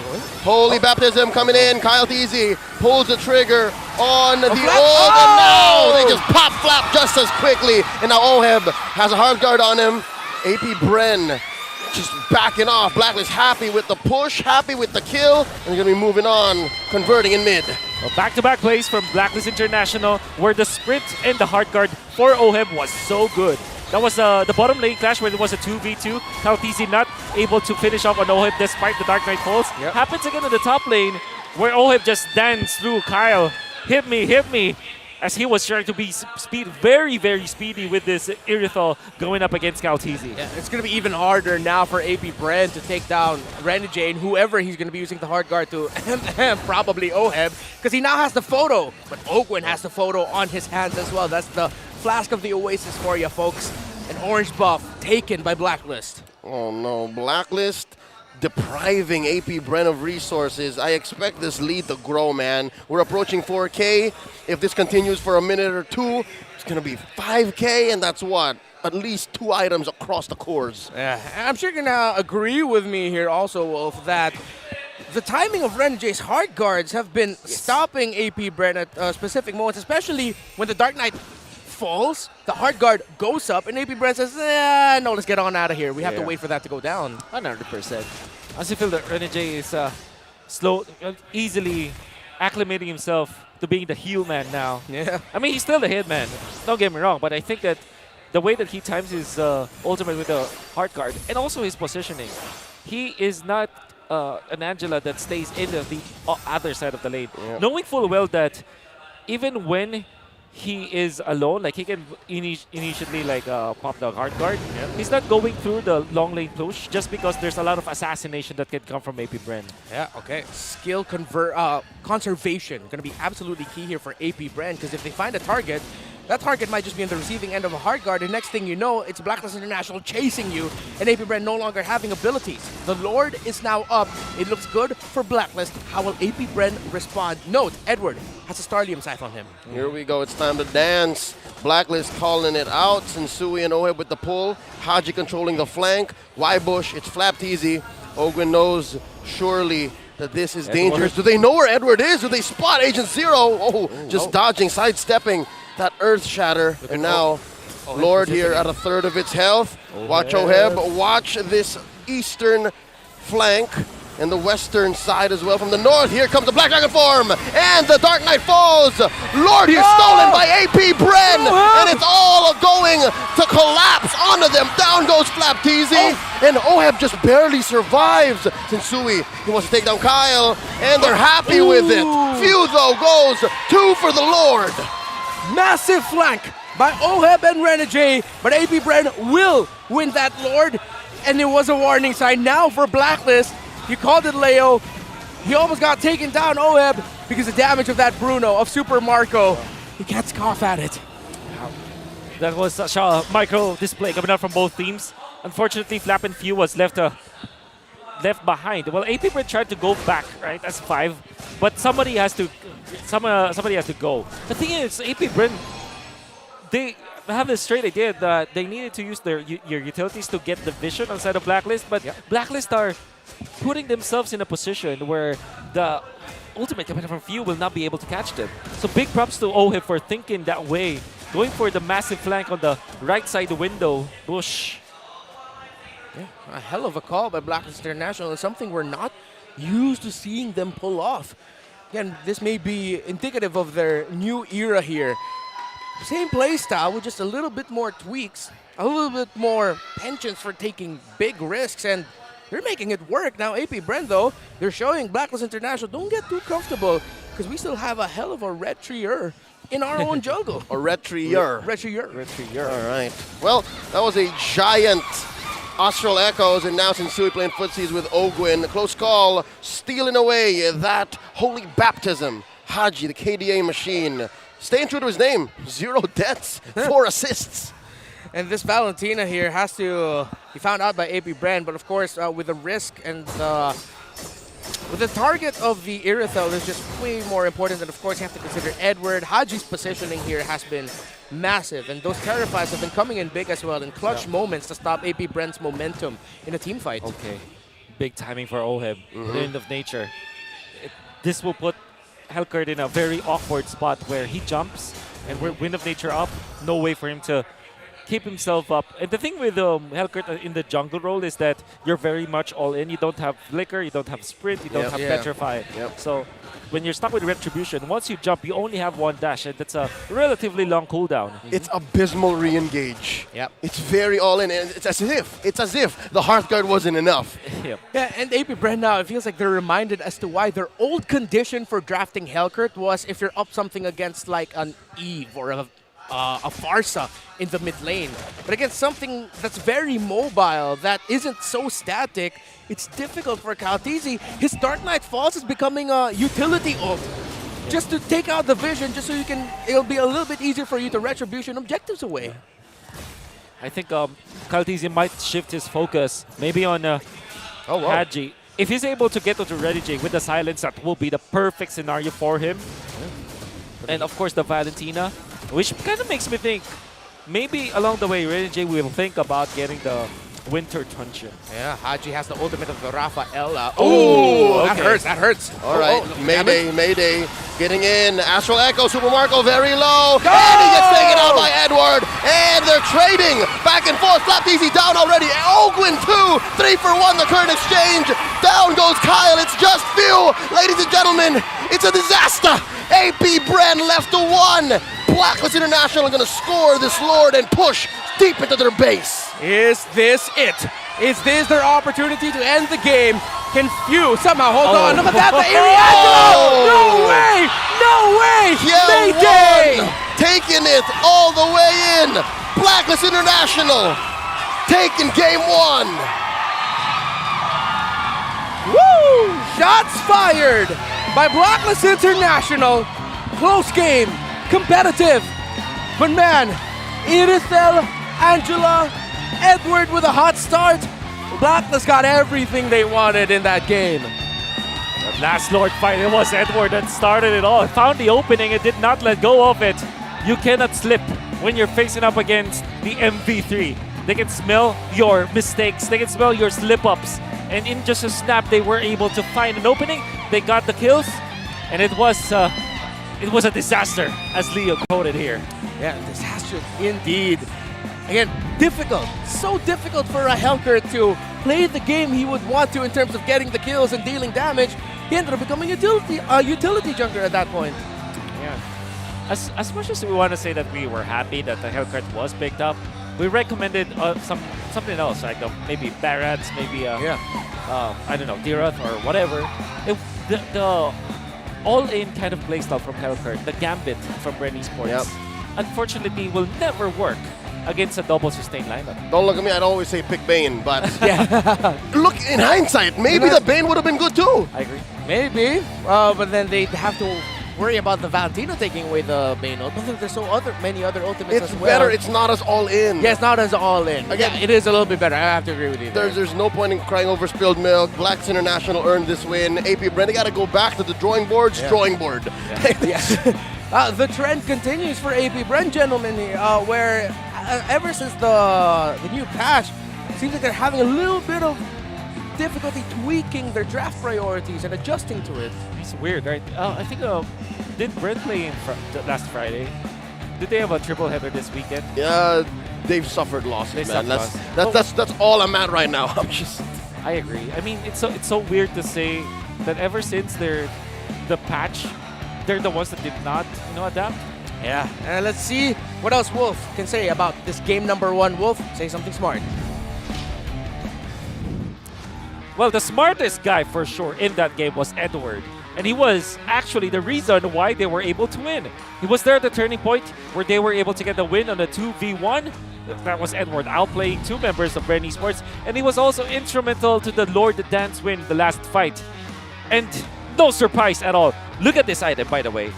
Dominant Size into Blade Armor, 2 of the most important items in that the first clash that he won. It was a 2v1 against a supporting Rafaela, and of course the Bruno with critical damage, with lifesteal, with a lot of physical damage.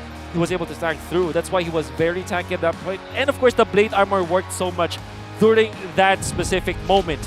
And the timing was so perfect for the side of Blacklist International with Edward taking that and then the turtle. So let's look at the first few first few turtle fights, as Blacklist International will amass 2,000 gold lead. APBR will then recover from this. But, of course, Blacklist International managed to win the macro battle. Here's the 1v1 between Edward as well as FlapTZ. As we did say, expect a lot of 1v1s that will be happening in this fight, as Edward is just a beast during these fights. Great play coming out from APBR, utilizing and stealing that turtle with a 4-man stun coming out from FlapTZ with the Petrify. So APBR in fact are winning and have staved off the 2k gold lead, but the clash happens up top. Again, dominant size blade armor. Look at Super Marco just receiving a lot of damage whenever he attacks. And Edward with the flicker play punish them even. Renegade, look at the timing of the hard guard. He knew that KaoTZ will jump because he already found him there. And now they will counter. Despite the Dark Knight Falls being in there, they still will lose. In another fight, APBR managed to steal the Lord, but FlapTZ as well as Few are already left in a very bad spot. They will be taken out in this fight. Look at that. Sensui and Edward knew that they can go for Super Marco. Super Marco went out like a light. Unfortunately, because even when he has the Wind of Nature or maybe Lifesteal, being in front of an Edith will mean that he will die. And Few did not have a way to save himself. 1,400 crit damage every hit from a very quickly attacking Irithel. You're not going to survive as the warrior. And what was Edward? A showcase of why Edith is going to be the top pick. Sensui, of course, in the first 5 minutes of the game, look at his positioning, able to get the turtle and eventually the W against KaoTZ. Interestingly, there was a lot of retaliation coming up from Brand Esports as they were able to stem the bleeding, stop Sensui from getting so much, and eventually win the jungle battle at the mid stages of the game. But Sensui, of course, making sure that he will be able to control that Lethal Wanderer, now managed to give a lot of control in the river for the side of Blacklist International. More on the emblems of choice. Edward going in for the support emblem, not a surprise there, but what's surprising is attack speed for Edward as his first tier item. And why is this the case? Why did he go for the attack speed instead of something like a tanky first emblem? Well, we know that Swift is scaling. One of the few first tier custom emblems that are percentage based, which means that no matter how long the game goes, it will have an effect. And we know for sure that Edith is technically a marksman and is going to be getting a lot of benefit from attack speed boosts. And he was able to output the damage afterwards with a Starlim Scythe. As his last item, he packs up a punch. And like we said, when Super Marco revealed himself in the Lord fight, he cannot defend himself from both Sensui and Edward. He may have the Wind of Nature to go up against Oheb, but he will not be able to save himself from the magic damage nukes coming out from Edward as this Edith. More of APBR versus Blacklist, as APBR only were able to get 3 kills and not a lot of damage returns. Not even Monster Gold Slow because it was a pretty even game. But when it comes to being impactful in team fights, you have Oheb, of course, having the highest GPM. And then Sensui having a lot of assists this game. Even after losing significant amount of the turtle EXP in the early stages of the game, he was able to back up and was also able to secure the first Lord for his team. So that's a lot of good stuff. I still feel that Edward played this well. One of his best games this season.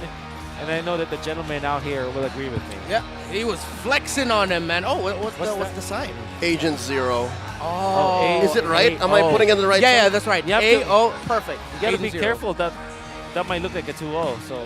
Oh no, that's why. Okay, you gotta be careful. The disclaimer was there. By the way, you can like, follow, and subscribe to the official accounts of MDL-PH. That's our development league here in the Philippines. For Facebook, it's fb.com/MDLPH.official. And for YouTube, it's at official MDL Philippines. A lot of young, bright talents there. Not just in terms of the casters, but of course, the amazing players and teams as well. Folks, watch out for the weekly giveaway that will be posted on MPL Philippines Facebook page for a chance for you to win your own Smart Bro devices. Mechanics to join the giveaway will be posted after tonight's broadcast, so watch out for that. Yeah, MPL Philippines is the gift that keeps on giving. And now, in just a moment, Leo pointed it out earlier during our draft, we're going to be seeing some awesome faces in the crowd.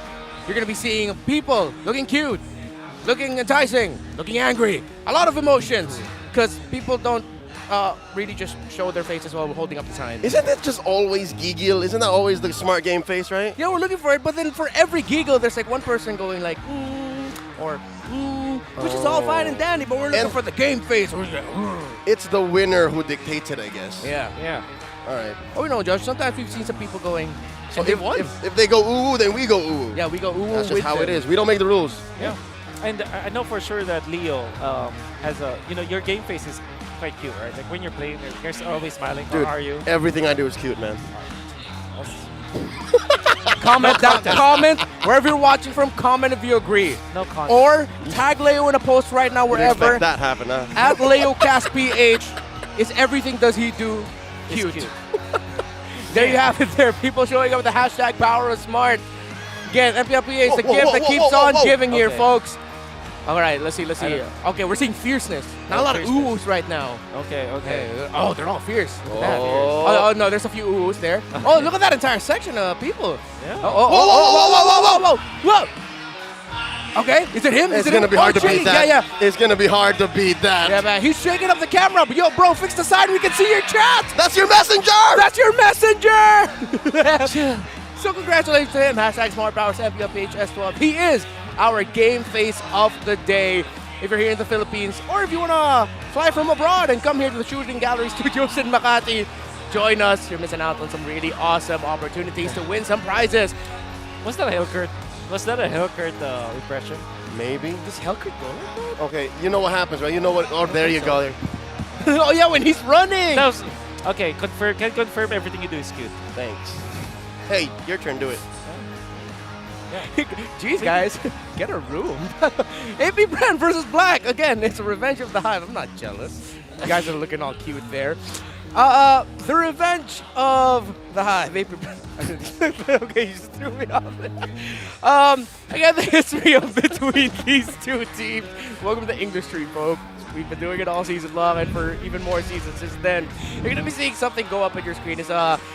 Please follow us, because it's a bit of a doozy, but don't get overwhelmed. We're going to show up in 3, 2, 1. Oh, perfect timing. Oh. Look at the regular season matchup between AP Bren and Blacklist International. Bren has won the regular season matches, sweeps. But then when it got to the playoffs last season, it was a 3-1 win for Black. And again, remember, that sent AP Bren down to the lower bracket where they got eliminated. Yeah. And that ended the run. Yeah, exactly. And if you're gonna be noticing some of the patterns of the changes, like there's almost always a common hero for both teams. Like for example, Frederick is always there. You have the Terizla, you have the Lapu-Lapu always being in there. It's almost as if they have the same playstyle. Being AP Bren being the more, I would say, creative in a way, but because sometimes they do pick up. Oh, okay, well there's no Hellcurt in here.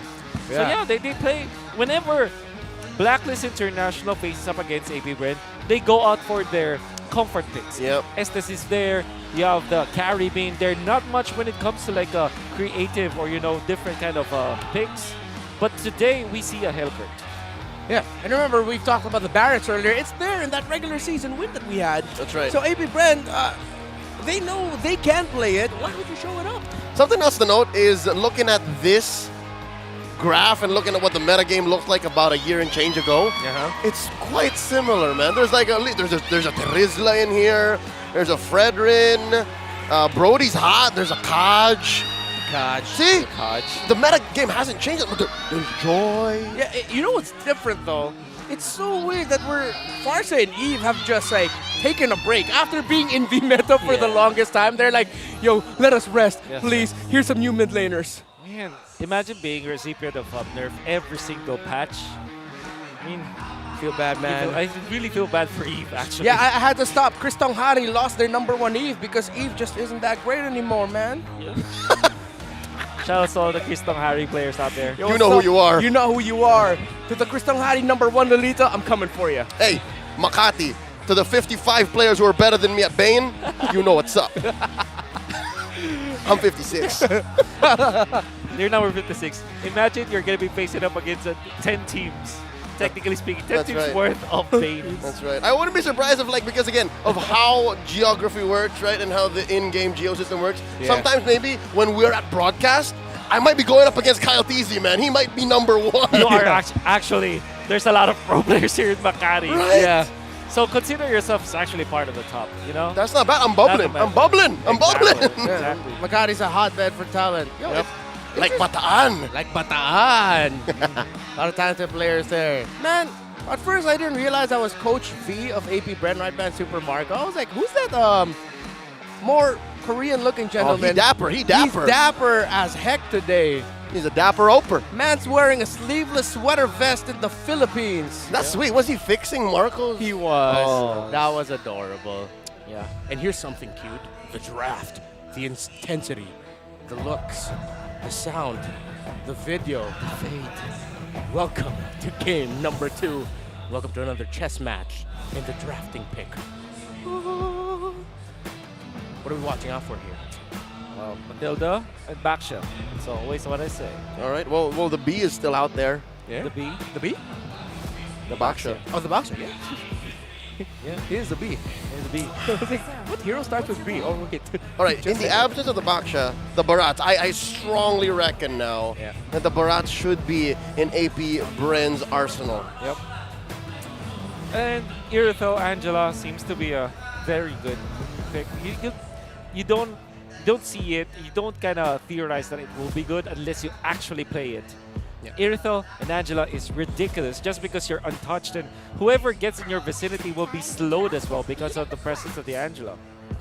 Okay, Joy gets taken out. I want to give that to AP Bren. Yo, Blacklist draft looks. This is a splitting image of the M3 season 10 winning just pattern, right? Like we just do what happened in game 1, man. Just do it again. Yeah. Okay, Jella Matilda gets taken out here. Fredrin, maybe? Yeah. Makes the most sense. Yep. Fredrin and Baksha should be the priorities now for Blacklist. I'll not be surprised if they go Edith, actually, because they might feel that AP Brent can just steal it away. I think that in every phase of the draft, they mentioned Edith to be picked up. But then again, we see value in you, Fredrin. Yeah. You should. You should. He's a detective. How many seasons is Fredrin meta? Season 10, right? Since his debut. Yeah. Exactly. Well, It took him maybe a month or two to start breaking out. Yeah. And that includes his whole 2 weeks off. Yeah. And then that's it. That's it. All the way. Yeah, remember in the growing pain era of Fredrin, you were like, oh, we don't think he's going to be that great again. And then suddenly, here he is. I blame Weiss never for going away. I actually blame Weiss for this because he put it in the jungle. It used That's to be right. EXP. Yeah. Yes, I remember the likes of Renzio, who's now playing in MPL Cambodia. Even Edward would have played it before, and then suddenly Bruno Baksha, double B. B and B. B and B for the B's. All right, you go Irithel Angela. Oh, no Angela. Okay. Yeah. Yeah. But I still feel there. Irithel Edith? Rafa Irithel? Oh, Edith actually. Yeah, sure. Right. What if they end up just reading it back and going a little bit more fundamental pre-patch Kaja for Renege? Oh, it is indeed open. That is true. That is very true. Yeah, Edith, Irithel. Man, this metagame, I just gotta say, this metagame is so frontline heavy. Yeah. You can go Irithel, Fredrin in the opening phase and still have room for a roamer. Yep. Can you believe it? Exactly. That's wild. And there's Brody. Ooh, Brody. Wow. So do you go Yuzhong now if you're AP Brent? Or Lapu Lapu actually? I wouldn't mind the Lapu. I miss the laps, bro.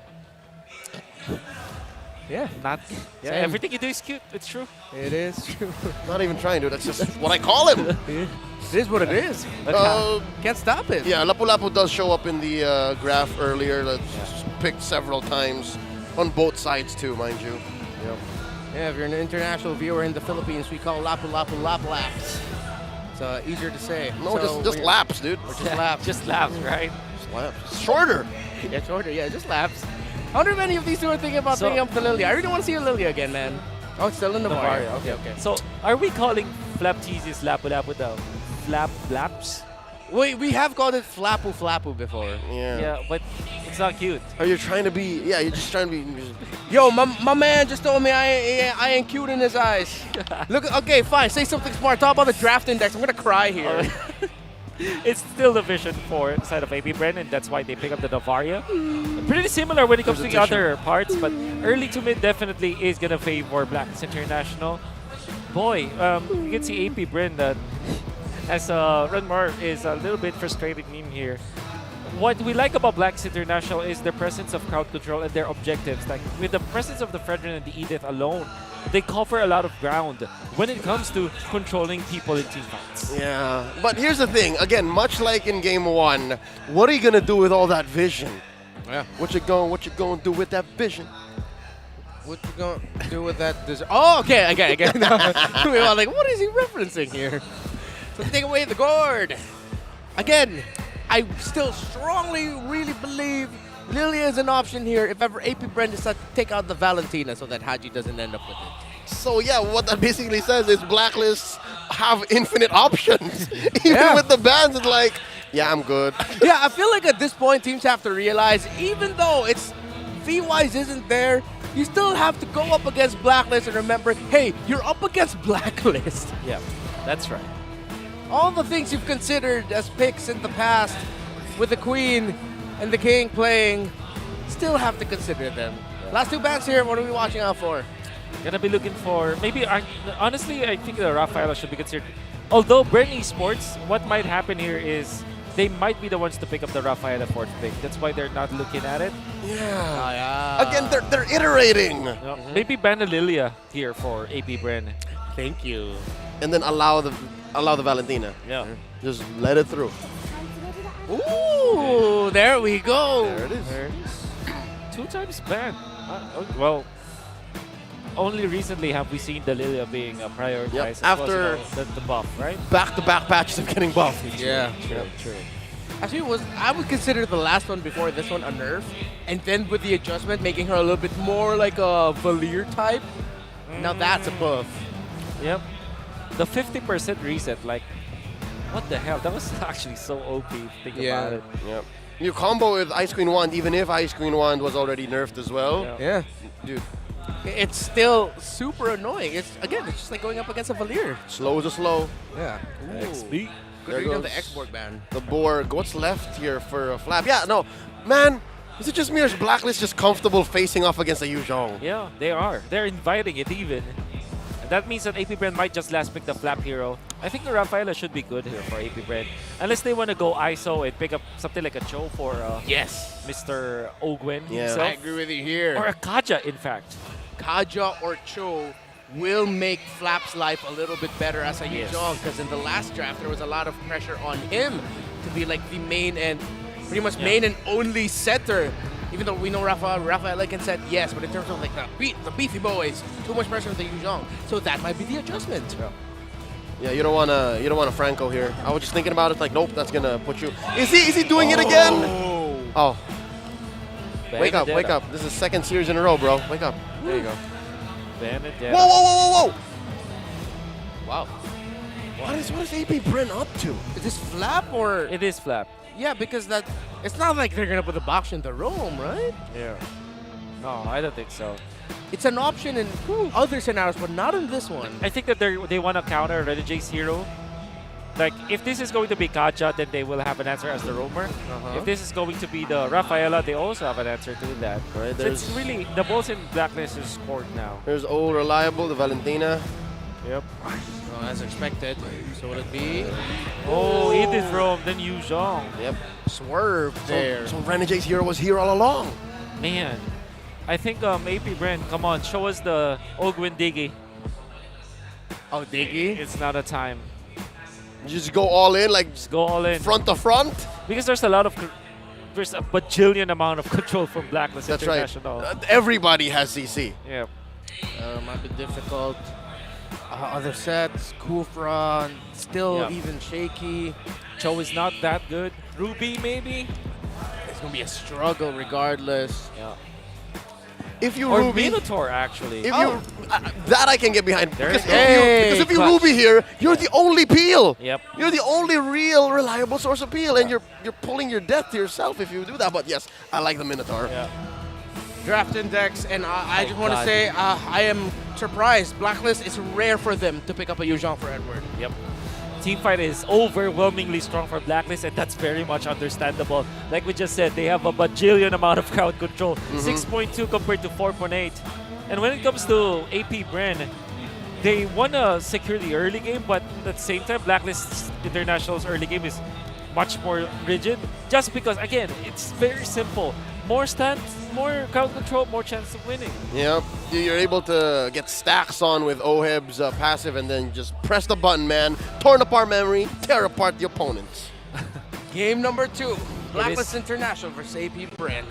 That was a hella bars there. Yep, you are indeed a cute guy with cute things. Man, at some point, I don't know if you guys are messing with me, but I do like it. I'm not complaining. Not complaining. Man, check it out. That's a couple of, man, dude, so much boots in our emblem talents these days. You see that? Everyone's wearing shoes. And I you hear the wonder. fans. Yeah, you can hear the fans. Interestingly, I wonder what happened in there. Sensui was faster, but Ogwin now being bullied up in the. Although I think the AP Bren, we were happy about the Minotaur pickup, but at the same time it kind of felt like they didn't have any other choice. Yeah. Because we were trying really difficult to see what is the roamer there. Oh! Quick sequence there. Haji walked into a lethal bush. Didn't expect for there to be 4 members of AP Bren present as they scored a lethal wanderer. Close call. Yeah, AP Bren wants to be a little bit even more aggressive here. Hey, that's a brave smite on the Brethren Wolf. Yeah. Okay, yeah. It's been a while. It's been a while. It was Andor you actually picked it up earlier. Yeah. I still feel that other sites will be. Oh! Super Marco still alive despite Renegade's efforts, and now the Hitman's gonna finish the job. First blood goes to Blacklist. Still on a roll since that game number 1 on that Edith. Super Marco a little bit too eager there without a flicker. It was easy for Blacklist to call that. And Renegade and Oheb, wow. By the way, they also denied 1 gold cart away from Super Marco. So Renegade actually achieved 3 things: protect his gold lane, deny the enemy gold lane of a gold lane cart, and also kill him. That's a double whammy. Now Kyle Teasy jumps right on the Sensui. Might be a false engage. Not enough firepower between these two. Not quite yet. Under 2 minutes. Turtle spawns in 3. And the Hitman continues to surprise. Or are you surprised? Impress, rather, would be the more accurate term. No level 4 yet here for Ogwen. But oh! Haji goes. Astral Echo thrown out for good measure. Sensui, Edward in AP Bren's vision. Renegade coming in with the onward. Ogwen in trouble, coming in with the motivational roar. Here comes a big black dragon. Ogwen gets popped by Agent Zero. Kyle Deasy scores a turtle, and that means it's time to turn. Few throwing out those astral meteors, and they're not done. Blacklist backs off. Renegade, so much impact with this guy. The usage of the suplex is just way too good from this guy.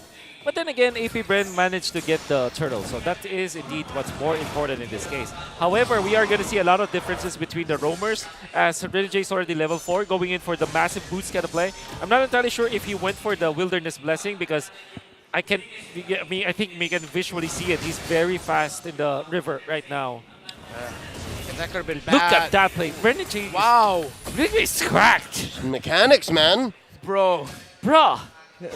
Whatever kind of food they're feeding him in the Blacklist camp, man, it's waking up the Hitman. What do you mean? He's been playing this way all his career. Of course the guy will say that, and I agree with you.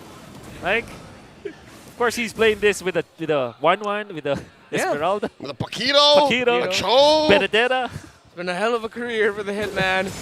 Blacklist International need to watch out though for Kyle Teasy, because could have been worse for AP Bren, but Kyle winning that massive retro battle was great. Here we go. All 5 members of AP Bren collapsing on the Sensui, but he survives, and Haji steals away the Minoan Fury. Yet still, Sensui falls. That's a kill for AP Bren. Blacks International once more backing off. All this while, Agent Zero just clapping away at this tier 1 down bot.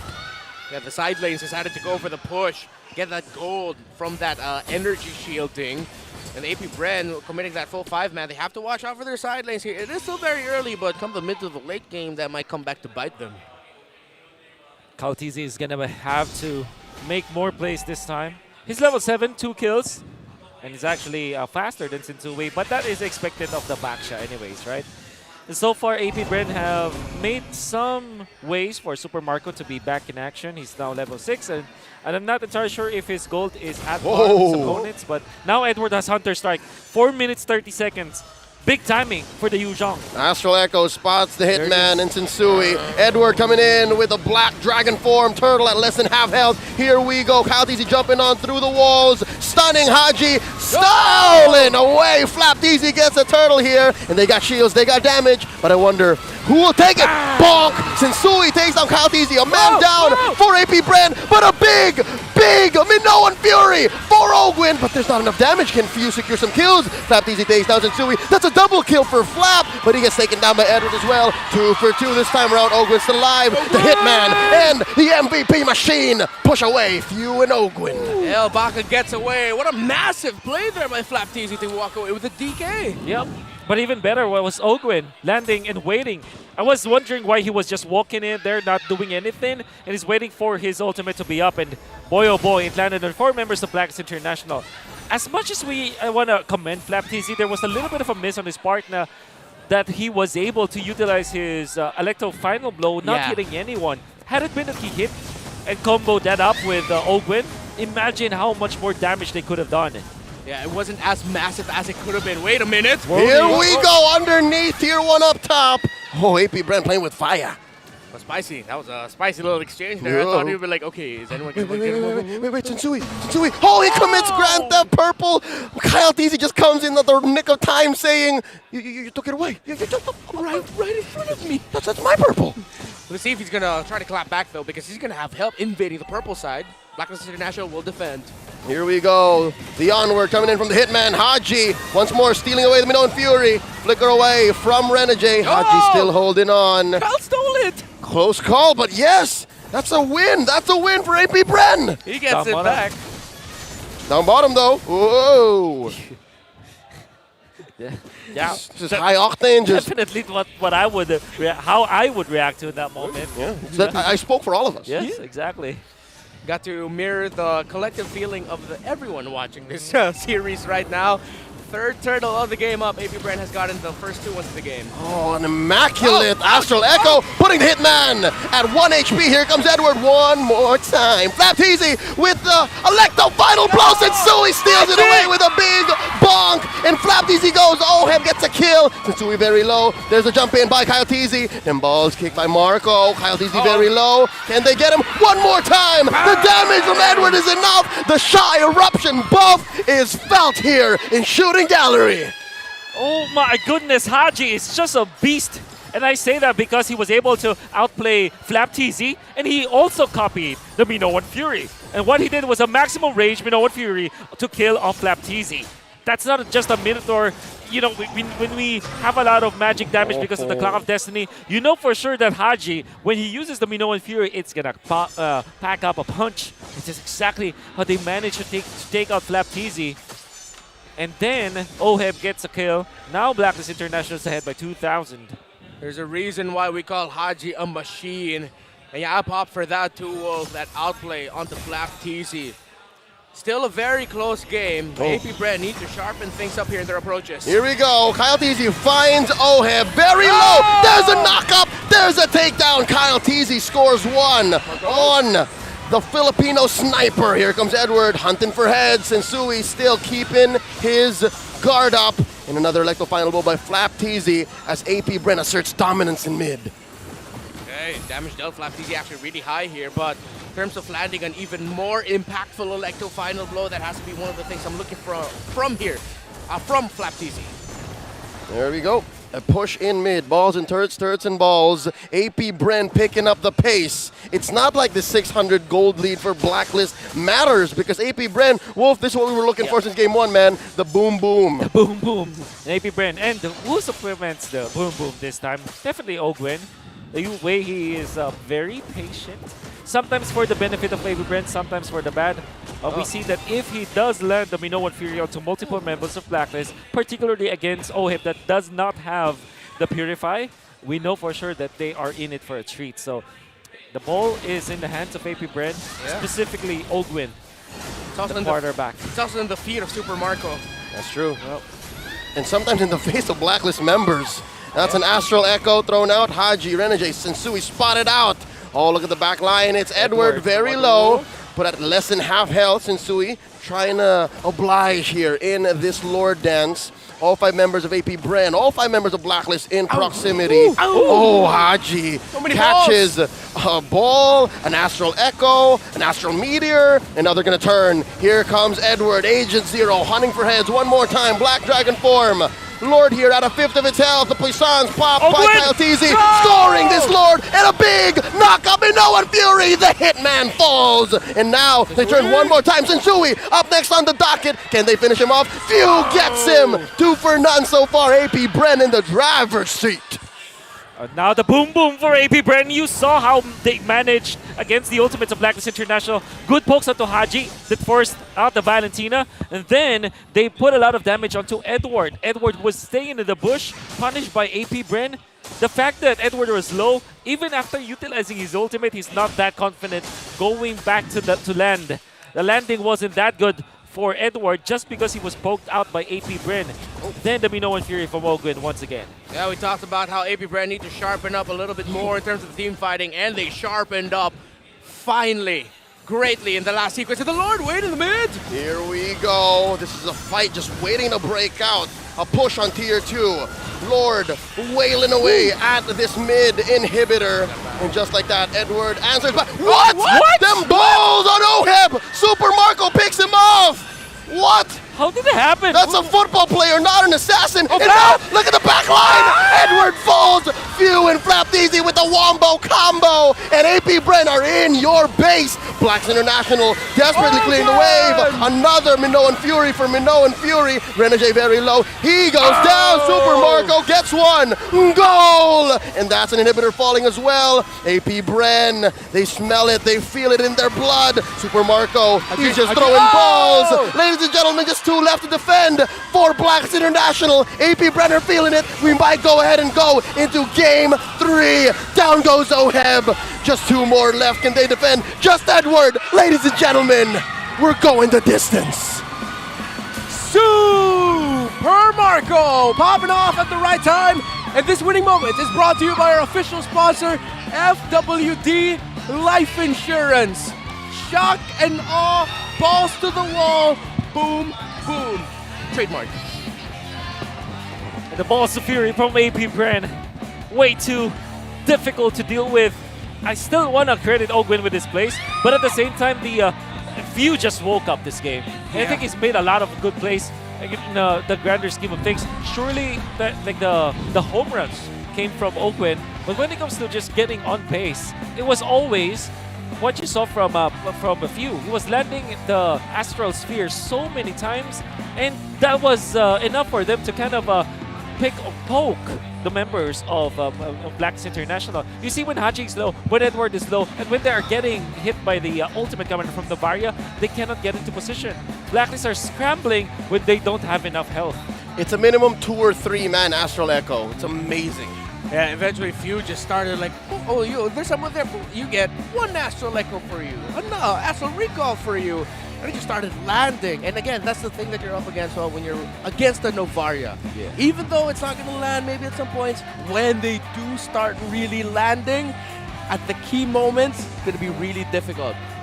Other than Few's amazing performance there to show up, pretty sure there's other things Wolf can point out here. So Wolf, say something smart.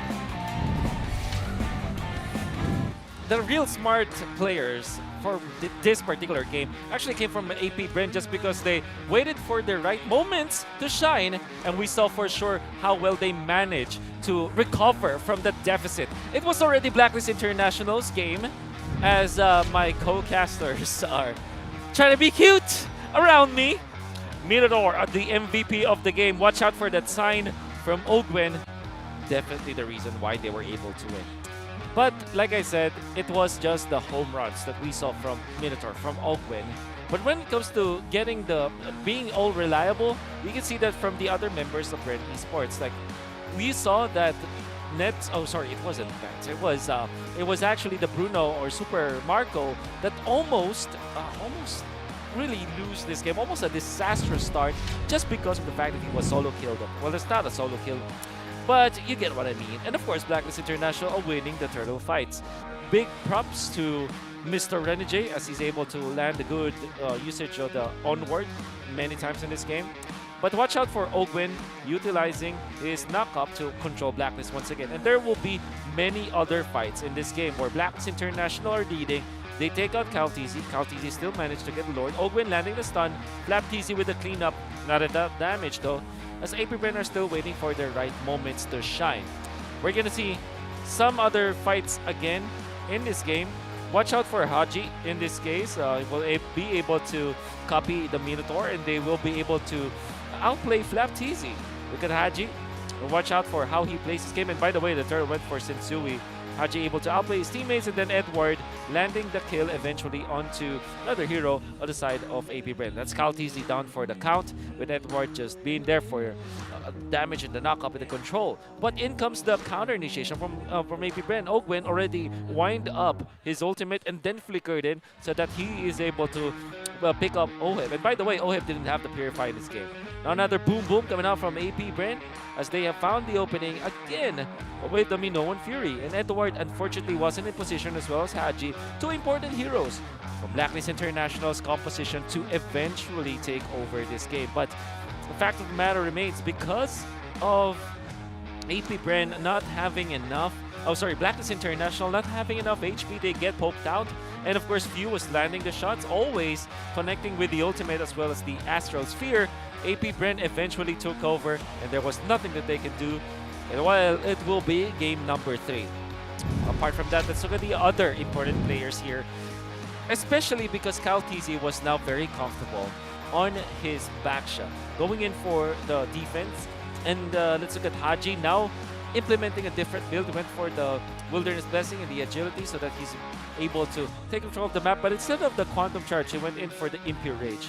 Renegade went in for the double boot strat, or as we say, the very fast build-up, the Turbo Roam, going in for the speed as well as Wilderness Blessing to go with the Tenacity, or with the Tag Emblem, and of course the Quantum Charge, aiding them to win this game. I think that Renegade had a lot of impact in the early stages of the game nonetheless. And it was Blacklist International just winning the early stages of the game. But of course, we see APBR recover afterwards. Still, this game could not be just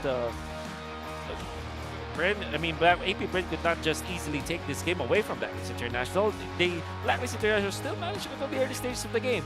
But like I said, Few as well as Ogwin just really showed up in this game. And they were able to easily take the tempo of the game, then ride the momentum, and did not stop at all controlling the game. Part of the keys to victory that we talked about earlier is when someone takes the tempo, when a team takes the tempo, they should not stop from controlling the game afterwards. And that's exactly what we saw from the side of APBR. This means that we will be seeing them in action for game number 3. We know for sure that it will not be, this is Primetime Sunday, it will not be a 2-game series for sure. And now we are in it for a treat. It's Primetime Sunday, it's MPL, we are gonna see game 3 in action. And I wouldn't be surprised if the Novaria will be taken away by Blacklist International, be it from a deny pick or maybe from a ban. Because back-to-back games, Few had a lot of impacts. And in this case, in this particular game, he woke up. And he decided to make a lot of good plays for the team, even when it's pretty low-key. Like, who would think that the Novaria Astrosphere will be having a lot of impact when it comes to... Well, it does kill people, but when it comes to poke, it's hard to use that hero for just that purpose. But because Few is on point and is on the mark, he was able to have a lot of impact for his team. And another thing that we have to talk about here is the fact that Super Marco managed to recover. He already lost one of the cards in the top lane. He already died. And technically speaking, there is a very difficult condition for him to be able to get back into the game. But APBR managed to find a way so that this Bruno will be back in action. And you can see that his impact in the latter portions of the game was, as you would expect from Super Marco, very, very super. But that is my analysis for game number 2. I'm sure that the gentlemen here have their own opinions, especially about the boom boom that we saw from AP Brand. Yeah. I miss Rockhard. By the way, Rockhard loves saying boom boom. Yeah, a lot. that's actually his patent. Yeah, the patent. TM. Boom boom. TM. That's why we mentioned the TM earlier. And yeah, man, we mentioned we are expecting a damn good match, and so far, it's a damn fantastic match. There's so much on the line here. I mean, besides the fact that AP Bren, this last game, hedges on if they win a single series all weekend, and a true test of all of the accolades they've gotten throughout their AP Bren / Seabowl World Tour. Does it have to come to this? Does it have to come at this cost, right? And for Blacklist, man, it just feels like it's another day in the office, but what does that mean? Well, hundreds of agents here in the shooting gallery making noise or going out feeling like, yo, what was that? In a good way. In a good way. Yeah. It's a packed. It's actually a very packed stadium out here. And honestly, I felt, I was thinking earlier, why am I running out of breath? Why can't I breathe properly? Then I remember there's just a lot of like oxygen and CO2 being cycled around here. Yep. There's agents like Yay over here, right there. Agents over here, up there. Yeah, actually, shout out to you guys. Yeah. Oh, wow. I didn't realize they actually allowed people up there. Yep. Yeah. Oh, hey, it's our camera operator from up top. That is really great. Hey, speaking of up top, let's talk about the standings, actually. Because now with that win, AP Brand sits at 12. They're confirmed the point. If they end this with another win, so winning the series 2-1, that means they're going to be tied with ONIC, but since they've already beaten ONIC, they're going to be the ones securing the second place at the end of this first half of the season. Okay. For Blacklist International, they now sit at 11 points. It's a Wow, that was pretty close. Yeah, it's a crazy tie situation there, but they currently stand. They are over RSG Philippines because of the 2-0 record they have over there. So it's still very tight from position 2 to 5. Actually, no. 2 to 6 in the table. Very close, but the ties are all within like 2 to 5. This is a good season. I'm liking it. Yeah. I'm liking how that mid. It's not even mid, bro. Like just even if you're in mid, you're still pretty high up because the gaps are so small. Yeah, that's right. Which kind of makes it so that we're in the midterms anyways. We're in the first 3 weeks of contention, and I think it's literally the last match of the midterms, right? Yeah. And then we go to round 2. Yeah, perfect. And this is such a good spot to be in, especially for the teams up top, because playoffs will be very quickly dawning on us. This is just a 6-week season that we have. Yeah. You'll never know. I mean, if you just shut your eyes and then wake up, it's already week number 4, and you're already like... Blink and you miss it. Yeah. Blink and you miss it type of situation. There's a lot of things in this season where if you miss out on week 3, you're missing out on a lot. Yeah. Again, yesterday we had 4 matches. First time in a day of a regular season where we're going to get like 4... Well, I should have said first. Before were there 4 match days? Can confirm it's the first in season 12. First in season 12. But maybe the earlier days of our... Yeah, I can confirm that in the past seasons we've done 4 match days. Okay, it's in a regular during season. I think during the pandemic. Yeah. We've tried to fit some make in. things condensed. Because there were times where we'll have to like move the skip the season and skip just because of the pandemic. Wow, didn't even realize that. Marquee season, and wow, how times change. And again, I mentioned when it comes to these 2 organizations, history, legacy, it's all there. And right now, as the draft is about to go in here, they've shown off why they are 2 of the more highly touted teams. Going into the season, a lot of eyes on AP Bren.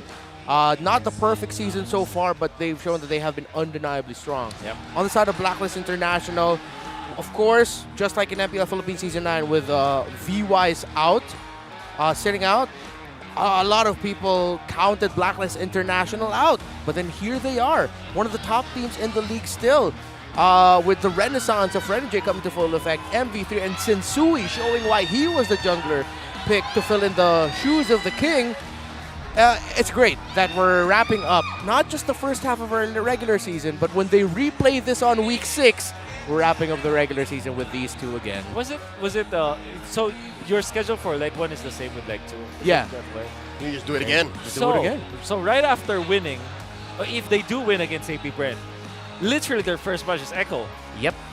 Wow, what a Spice. schedule. What a week for Blacklist, because technically your week doesn't end if it starts on Sunday. Next Friday you face off against the world champions again. They only have a sum total of 4 days to prepare for the world champs. Yeah, one of the more challenging, taxing seasons for players. You want to end the streak too? Oh yeah. That's also Okay, true. never mind. You know what? I take it back. Blacklist has a lot on the line as well. Yeah. They do.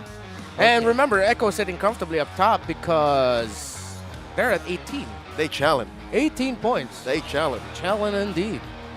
Daddy JP, man. It's been wild. A hell of a season. Hell of a day, hell of a week, and a hell of a season so far for all of us. And we appreciate you for taking time from your day to join us here in MPL Philippines Season 12. We look forward to seeing more of you wherever you're watching from all over the world with the M5 World Championship rolls up here in the Philippines. Of course, more details. You're going to have to watch out for that.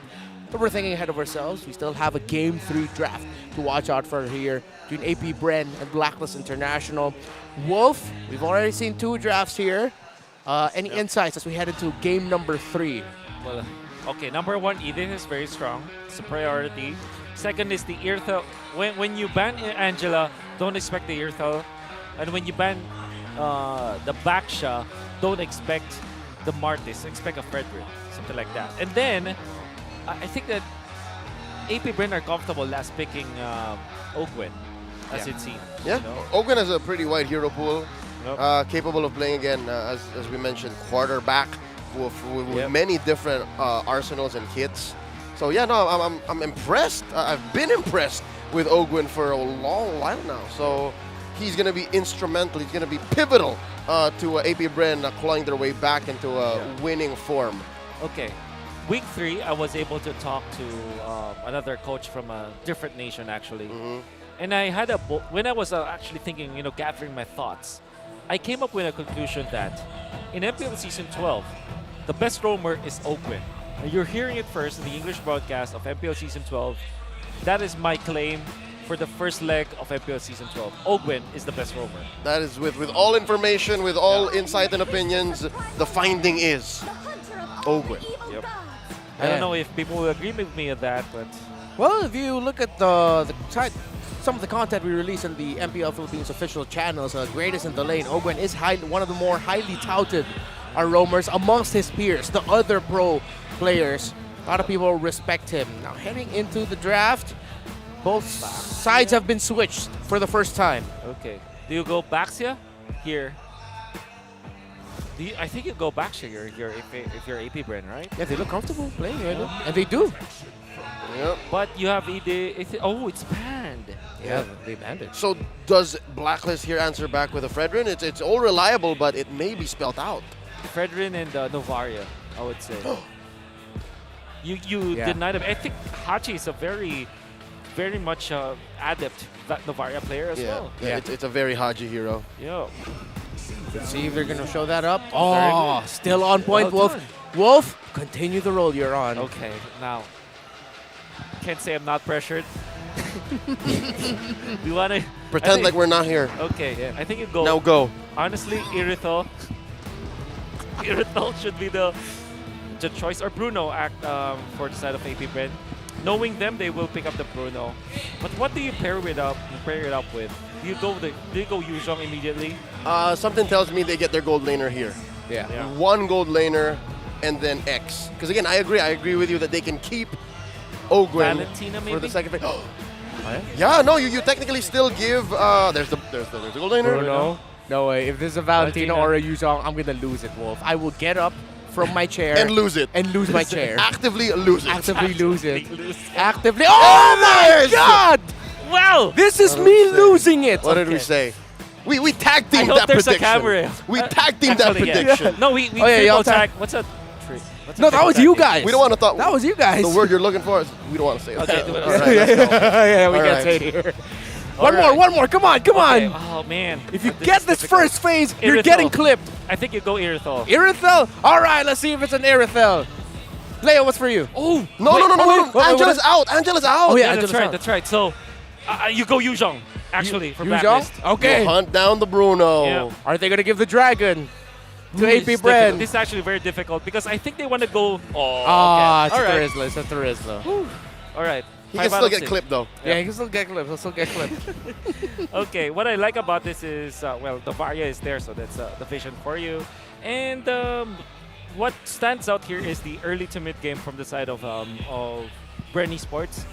And why is it important? This is because AP Bren really flourishes in this kind of playstyle. I think that if they're, if we were ranking teams when basing on how they play the early game, Echo and Bren really tends to really tilt in that balance, tilt in that direction. I mean, and why we apart from the Angela not being banned, the Irithel might not be picked on the third just because I think Blacklist might consider the Beatrix Nova combination. Ah, yeah, Novatrix. The Novatrix. And And they banned it. Good read by Bren. Yeah. Or Bavaria. Okay. Oh, wait. I'd take that. Well, AP Bren. I'll allow it. Wait, what was the one you said? Bavaria? Bavaria. I love Bavarian. Close enough, so I like Close it. enough. Bavaria. You're hungry. I am. I am hungry. Yeah, me too. We haven't had dinner yet. Yeah. Will AP Bren consider banning out the Brody in this scenario? Choke out Oheb. Yeah. And then put him in the awkward position of a blunted Claude or an odd Irithel. Yeah. Or What an else even would be left? other Clint. They might go Ixia if in that case. Right, That will they've be their showed pocket it strategy. before. Yeah. They have Novaria. They have Ixia. Yeah. And they already drafted a Fred Turizla to help support the front Yeah. line. I don't know if the Turizla's okay, though. I would want something else sturdier. Yeah. They banned out the Minotaur, something along the lines of maybe a Grok, or a Kufra even for NJ. Yeah, with that, I would be okay with the Ixia. Yeah, okay. So Renegade Kufra and then Iksha Oheb. Those are our calls for Blacklist. On the side of AP Brand, on the flip side, if it's a Kufra there, it might be a Franco or a Grok for Ogwen, mayhaps. Yeah. And then you're looking for the Expedite that can match up against Terizla with the lack of Edith and not having the X-board. It's actually difficult to think about what could be left for Flap TZ. But then again, if you're facing up against a front-to-back composition, maybe something like a Benedetta might be a point of consideration for AP Bren. Or something like Uranus, in fact. Well, they banned on Asia. They read it. They read it. They know. Between Ducky and Vren, nothing gets past them. Yeah. Yeah. They're this pretty smart, Yeah, so this might end up becoming the Brody, the Clint, the odd Irithel. The blunted Claude. I just hope that it will be okay. It's the Layla, I've always talked about it. Yeah, the Layla. I was thinking that too, Layla. Or, okay, on. what if we reel it back a little bit? Is Harriet still okay? Oheb has played Oh. Mia in professional play. I'm just saying. That's He has. right. Okay. So Layla or Harriet actually might be our best options. Yeah. But then again, you pick up Kufra or Rafaela first. Okay, it was a Brody. So it was a Brody. Yeah. So boring. It is. I just gotta say, man, I gotta double down. Because this is dangerous. It is. The Brody, I mean, I trust in Oheb, Blacklist trust in Oheb, Agents trust in Oheb, but with the way AP Bren is playing, this tempo that they're at, the Brody's dangerous. Yeah. Yep. So that means that you can easily use Yuzhong or Lapu-Lapu here for AP Bren. If it's down, any of those two, Yeah. is a Rafa Brody making sense for Blacklist? Yes. Yes, because you can get out of harm's way when you're facing up against front to back. You can just back out, wait for their ultimates to be down, and then just get back to the fight. Well, Rafa Brody, that's a good one, or maybe Florian actually. For Blacklist? For AP Bren. Oh. Whoa. Okay. Did I say a bad word? No, it's not. It's a magic word. It's a magic word. Okay, Oh, so it's a Benedetta Kufra. is there. And as we mentioned, and the Kufra, they still, I think it's smart though, because surely the Rafa Brody is good, but because they pick up the Kufra, they take away a good hero for Renegade. That's right. And now Renegade is the one who has to compromise. Yeah. Okay. Unless, what if? No, I don't think this is the setup for it. Renegade can play the Novaria again, but this is not the setup, folks. Don't try this at home. What if they go back and bring out a Faramis for Renegade? I'd rather, I like it, but it should be Haji to pick it up. And it's a Roam No, Novaria. Roam Novaria. Okay. So we laid down the options. With 10 seconds, who do they lock in? You can stand up. I get one. You can. I you get a stand one. up. There it is. But do they switch it? They do switch it. So Okay. you get another one All too. right. Hey, we're on fire today, boys. Yep. Great way Fine. to end the first half of the regular season. Ow. Great way to close. Great way to close. Okay, Vision, of course, favoring Blacklist and the support because imagine like having Faramis, just so much sustain that they can get. But at the same time, the damage is overwhelming there for side of AP Brand. The Boom Boom is still alive. Their team fight and their early to mid is there. The way for Blacklist International to win this is if they have good, maybe mid-game Ube timer, perhaps. Yeah, short to say, AP Brand, if they have their way, they're going to run over Blacklist. It's been a hell of a series and a hell of a season so far. Here we are in game number 3. It's been competitive all throughout. Remember, in game number 1, AP Brand were run over by an Irithel Angela combo. Game number 2, bring out the Benedetta for Flap. Ogwen with the El Baka. Showed up really greatly for AP Brand. That's a midnight trademark. But now here we are in game number 3. Who will take this series? And in the first half of the regular season, with a lot of bragging rights and a good amount of points as well. I'm still favoring the Baksha all the time. And especially because it's Burn Esports, they know how to utilize it.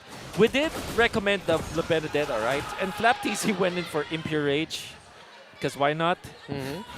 He's loading the game from game 2. Yep. Yeah.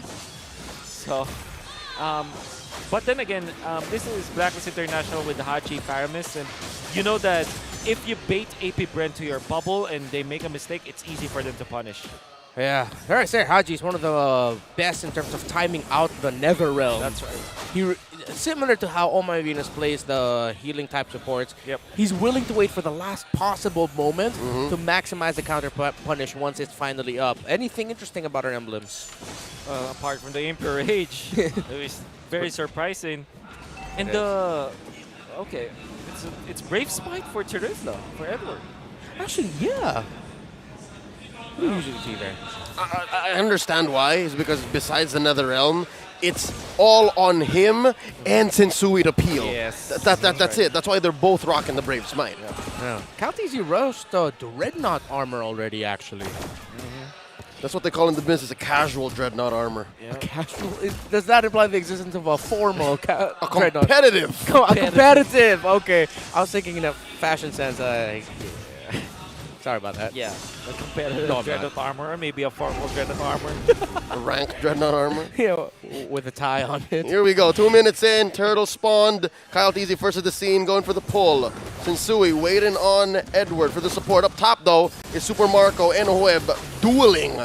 AP Brand Few stole away the Nether Realm, and there's a jump. Oh, and it's answered back by a penalty zone Nether Realm of their own. And look at Edward, very low. Another Nether Realm. Nether Realm on Nether Realm. Nether Realmception as Edward falls. Few takes his head. Now Haji's up next on the docket. Back onto the turtle. Few gets out of here. He knows this is not a space for him to be in. As Sensui recovers. Sensui back onto the turtle as well. Flapteezy hunting for the hitman. Where's it gonna go? Turtle scored by AP Brand, and they collapse onto Sensui. That's one more down.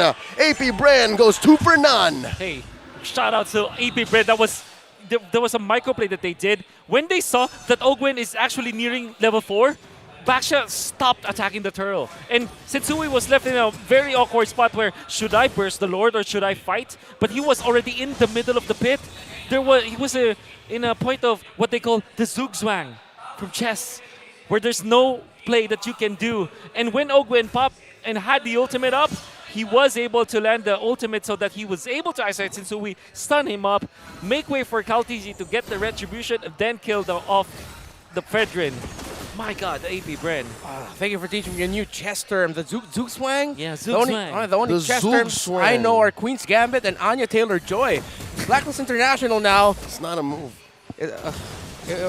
Maybe. I appreciate her. Blacklist International. Dare I say, it was quite uncharacteristic of them to continue going after that turtle. Usually Blacklist aren't afraid to just say, hey, let's back off and just bounce back in the next one. Yeah, let's cut our losses, move on elsewhere. But real quick, before something else breaks out, I gotta say, that wouldn't have been possible. The Zug Swang that was forced by Ogwen would not have been possible without Ogwen's talents. Yes. Right? He's doing the Valentina everything shoes because he's moving so fast. Yeah. So he's basically crip walking around. The Valentina everything shoes. Wolf broke it down earlier better. Yeah. VES, we'll call them Vessies. Of course. I'm not referencing anything. He has wilderness blessing, he has quantum charge, and he has agility. Yeah. Anyways, I would like to, to also commend Few because he was able to make sure that the Netherrealm was the Netherrealmception, and then FlapTZ outputting the damage. I'm not entirely sure if we can calculate the impact of the Mpl-Ph, but we know for sure that every 8 seconds you deal adaptive damage. That's pretty huge when it comes to extended team fights. Oh, massive vision. Quick jump in by Ogwin. They all know where they are. And quickly, just as much, there's a Netherrealm. And KyleTzy jumping into the back. Puissance Edward in trouble. Netherrealm from AP Bren as well, stolen away by Few. And just like that, they are at a stalemate, but AP Bren stands their ground. Oh man, this duel of Netherrealm timings between Few and Haji is a treat to watch. Meanwhile, the bottom lane, it's a trade out. Blacklist gets the bottom tower. Yeah. This is what is always good about Blacklist International. They're not giving away things for free. Still, they are struggling by a lot. And credit goes out to Ogwin once again in the turtle fight, going in for Edward. And then the entirety of AP Bren dodging the penalty zone. Oh, KyleTzy gets something for free! Drive by! He did it! Where'd it go? Where did it go? Wait, Sensui walked away from it. If I'm not mistaken, alright. that should be the case. Yeah, that should be the case. And for a second there, wait, he's orange, but wait, no, that's like, There we go! Hey, catch him! Edward's gonna fall here. Ogwin scores 1, and KyleTzy's not done. He says, get over here. Haji goes! Super Marco gets a ball right in his face, point blank range, and Renegade gets on out of here. But just as quickly, Blacklist finds a rotation in mid. No one home. Folks, it's the AP boom boom that we're seeing. It seems like AP Bren have learned from game 1. Have learned from game 2, and they're applying everything here in this game 3. Yeah. It's just a combination of all of the good things that they applied and eliminating the wrong things that they did in game number 1. And we can see that AP Bren, especially with how they are utilizing this backsha, the speed of play that they're doing, the Antikyras now available for KyleTzy means that the damage output coming out from OHEB, which relies heavily on the early stages, is going to be nullified. We know that the Brody, when you play it, you have to also be in command of the game. Sui actually used a retribution. I think they were trying to make a play there for the roamer of AP Bren, Ogwin. Vision provided, so they know where they are. Look at FlapTZ doing work up top. Yep. And now Blacklist are forced to answer. They're sending Edward over there to deal with the situation. And I wonder if that's enough time, because AP Bren are going to be a man up if Edward stays. Okay. Ooh. Saw someone get hit by that Astral Recall. Now Blacklist International are forced in an unfamiliar territory for this series, wherein it's not close. Heading into the mid-game portion, it's very much AP Bren. They can't even contest this turtle. It's huge. 3K for AP Bren. All 3 turtles over to the black and yellow as KyleTzy checks in. Not going to be able to steal it, but still has a retribution up. 4,000 gold lead for AP Bren, and they're taking over the map now. I wonder if Blacklist International are planning to kind of split for now. Whoa! OHEB, very, very aggressive. Might go ahead and take down FlapTZ, and he gets his way. What a read there by the Filipino sniper, but in the bottom lane is a trade out. Blacklist International are going to lose their turret down bottom. The second one there, unless, oh yeah, it's gone. It's gone. Man, OHEB, I can't believe that he's able to calculate that. And he knows that he will be able to take down FlapTZ. If you think about it, FlapTZ did not have any defensive item apart from the... Whoa! No. Spotted! KyleTzy uses the retribution to stop OHEB's recall! Wow, what a decision by Kyle. That was just a pixel. Honestly, he saw just from 1 pixel in 1 frame of a second. Yeah. And he was able to pop the retribution. He knew he had a feeling. Killer instinct. And right now, Edward coming in. Flicker penalty zone. Forcing out another realm. Super Marco pop by Haji, and they're continuing. They're fighting onwards. KyleTzy gets pulled in. Renegade throws him over. An Astral Recall. Haji with a double kill. And they're not done. Ogwin very low. Edward's still alive. Wailing away. Hammer time. Can't touch this. Blacklist pushing in. Down goes FlapTZ. Haji goes for more. Ogwin the only one left. What's going on? What is going on here? Blacklist International. Edward with a flick-up penalty zone, changing the fortunes and the story of this game. It's now neck and neck. My goodness, Edward, what a beast. Going in for the blade armor, radiant armor. And you can see, even a few tried to go for the play, for the defense. He scratched his head afterwards because Sensui was ready for him. The taunt was just pixel perfect. And now, the tides have turned. Blacklist International now have the tempo. Could have sworn this Lord was going to be all AP Brent, but now it's 50-50. Yeah. They didn't even have Brody during that fight. Yeah, when all else fails, Agent Zero. Blacklist International, let's see now. Can they continue this momentum or will AP Brent find a way to turn things around? Penalty zone entry. Astral Echo spots so many of them. There's Super Marco with the Worldie. Mind you, Haji still has another realm, and the fight continues. So much green spent by AP Brent, so many ults down the drain. That's right. And look at this, Flapteezy just about to respond. Ogwin with the jump. Haji spots Flapteezy. No one home, and AP Brent looking to blitz this Lord. Flapteezy making a great play, going for the long lane push. Sensui?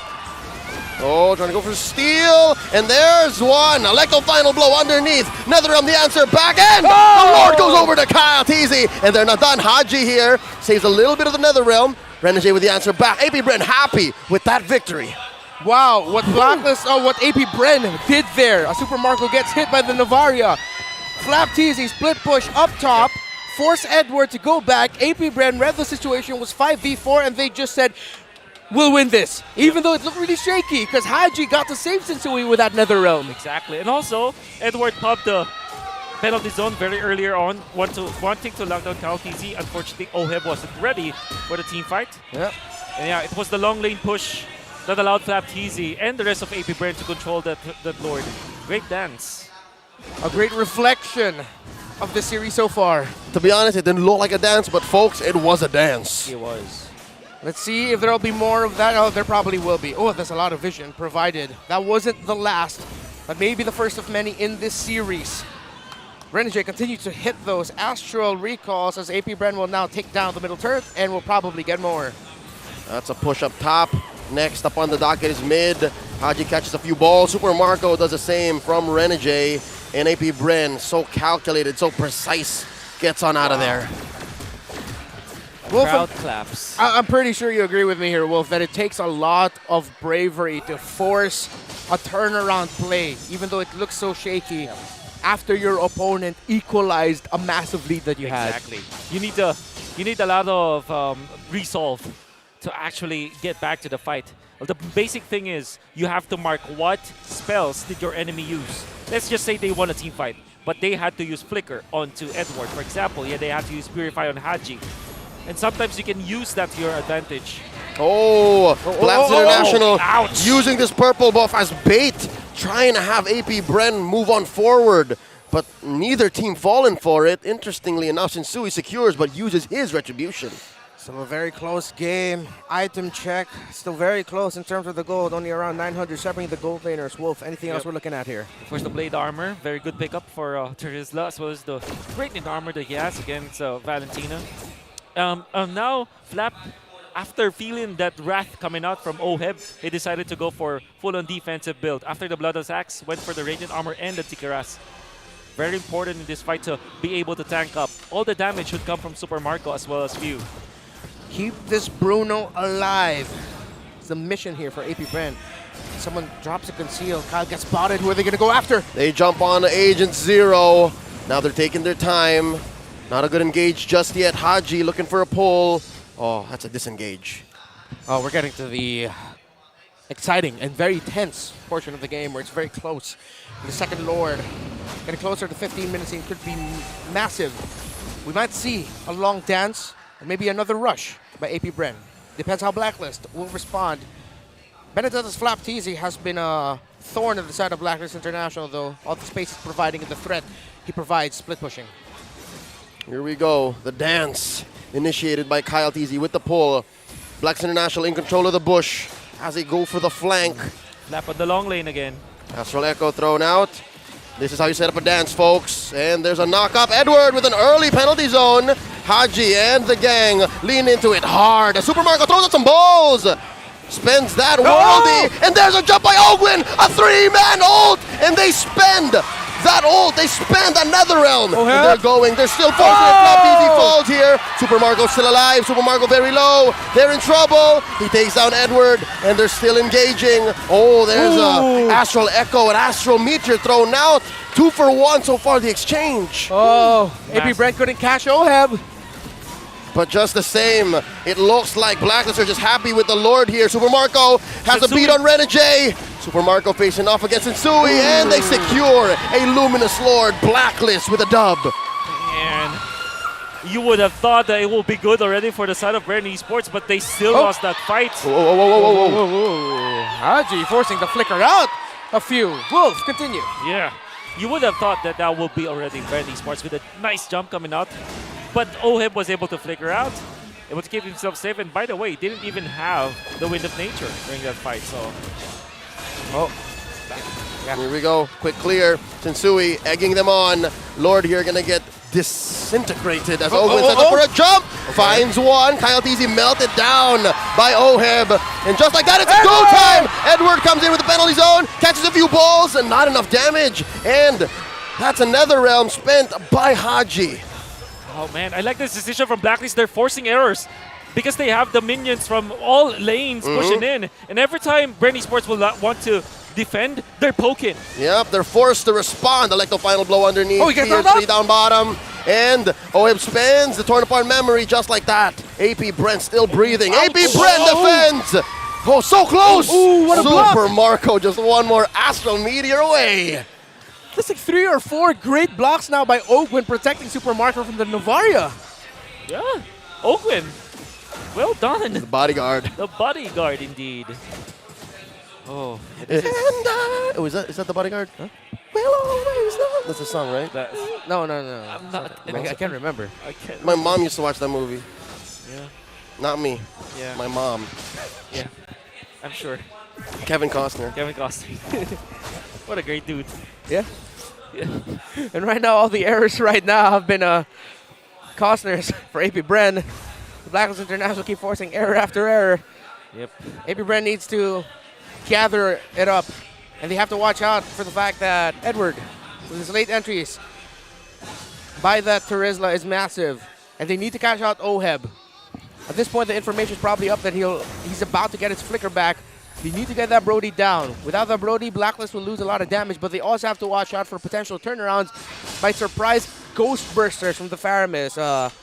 Certain factor that is very low-key in Faramis matches, but you have to watch out. It's overlooked. Overlooked, It's what usually teams do here. Interestingly enough, what Blacklist now has in spades is vision. So easy for them to say, you know what, there's something over here, we can move over there, answer that, Edward. But they have to think about it very well because on the other side, AP Bren, they can work on this long lane all day. Flapty has been doing this for days now. Well, exactly. Perspective-wise, he's been doing it for days. Yeah, and that's very important. But it's weird because in the last 2 important Lord fights, it kind of felt like Blacklist International aren't that scared about the long lane push, and they are winning the Lord fights afterwards. So something tells me that Blacklist International have prepared for the long lane push during Lord dances. Okay. Blacklist International, one of their go signals is if they see Edward Flapteezy's far, they go a little bit more forward, and they're doing just that. Lord down to 30k. Oh, this could be anyone's. Here we go. Lord at less than half. Lord at a fourth. And they're taking their time here since he has a retribution. Mind you, one of the sharpest in the country. Edward, sharpest in the world. Here comes Flapteezy. Gonna try and pop that immortality. Oh, not on my watch, says Haji. And okay with a jump. Watch Super Marco kicking them both. Sensui's down. Where's this Lord going? Flapteezy falls. Sensui still secures. But Sensui falls. Oh, Lord Marco. Kicking balls. Kicking balls. That is point blank as Kyle DC secures a kill. Onto Edward. Is he going to go down? Oh, wow. They're so good at protecting themselves. The trade so far, 2 for 1. But Blacklist wins. I definitely believe that Blacklist are very happy about that. Even after losing Sensui, when they lost 1 for 2, they still got the Lord, and Flapteezy is going to be down for 18 more seconds. Plenty enough time to position themselves for the side of Blacklist International. Straight up instinctual by Sensui. Immortality popped. He stood back up. Red Tree 1 gets taken down, but Blacklist are happy that their jungler got the Lord. You saw there the desperation from Super Marco. Oh, I popped this Immortality. Let me just get one more hit. No, he Red Tree'd the Lord away from my feet. Wow. And that's what's going to be coming into play here as we wait for this Lord to crash into AP Bren's inhibitor down bottom. The frustration. You got to imagine what's going on through AP Bren's mind. You could have sworn that was the perfect engage for them. It really looked like it. But now they have backs against the wall. And Blacklist see them. Sensui knocks up Kyle Teasy. Kyle Teasy holding the line. Pops the Puissance. Lord still up. And Blacklist taking their time. There's a wave waiting to crash in mid. Once again, Edward in the vanguard. Edward is doing so much. Edward's just carrying more than his weight, maybe tenfold. Mortality not available for Edward though. Could be massive. Here we go. Immortality on Kyle Oh, flop! The electro final blow. There's the knockup. Whoa! Canceling the torn apart memory and the Nether Realm. And the answer back once more. Hachi is saving them so much. Edward's fallen. Kyle Teasy's down. Super Marco, the only one left alongside Kyle Teasy. And it's a 2v2. It's a 1v2. And Super Marco is the only one left. The lone survivor from AP Bren. Can he? Super Marco, you're going to have to dig deep here near. Pull off a miracle or will Blacklist not force it? Oh, gotta clear the waves. They're not gonna force it. And there's the Worldie, the discipline from Blacklist International. They can take their time here. It's dozens of seconds until the next member of AP Bren is respawned and they pop the Immortality. It's just a matter of time. Blacklist International, they know they are seconds away from the dub. Haji's here. Oh! And that's it! AP Bren gets wiped out! Blacklist International gonna take the series to close off the first leg of Season 12. Mas Pinas Lakas!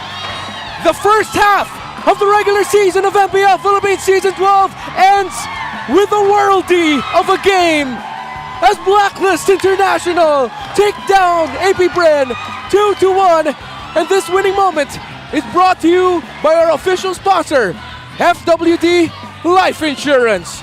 Are you not entertained? Blacklist International just defeated the recently crowned IASF World Champions. They just defeated the SEA Games 2023 winning lineup. What now, everyone watching from all around the world? What now? For me personally, Haji was the MVP. Edward also played so well. And no whip. You saw it was very quiet in the first few minutes, but in clashes that are very important, he was on point.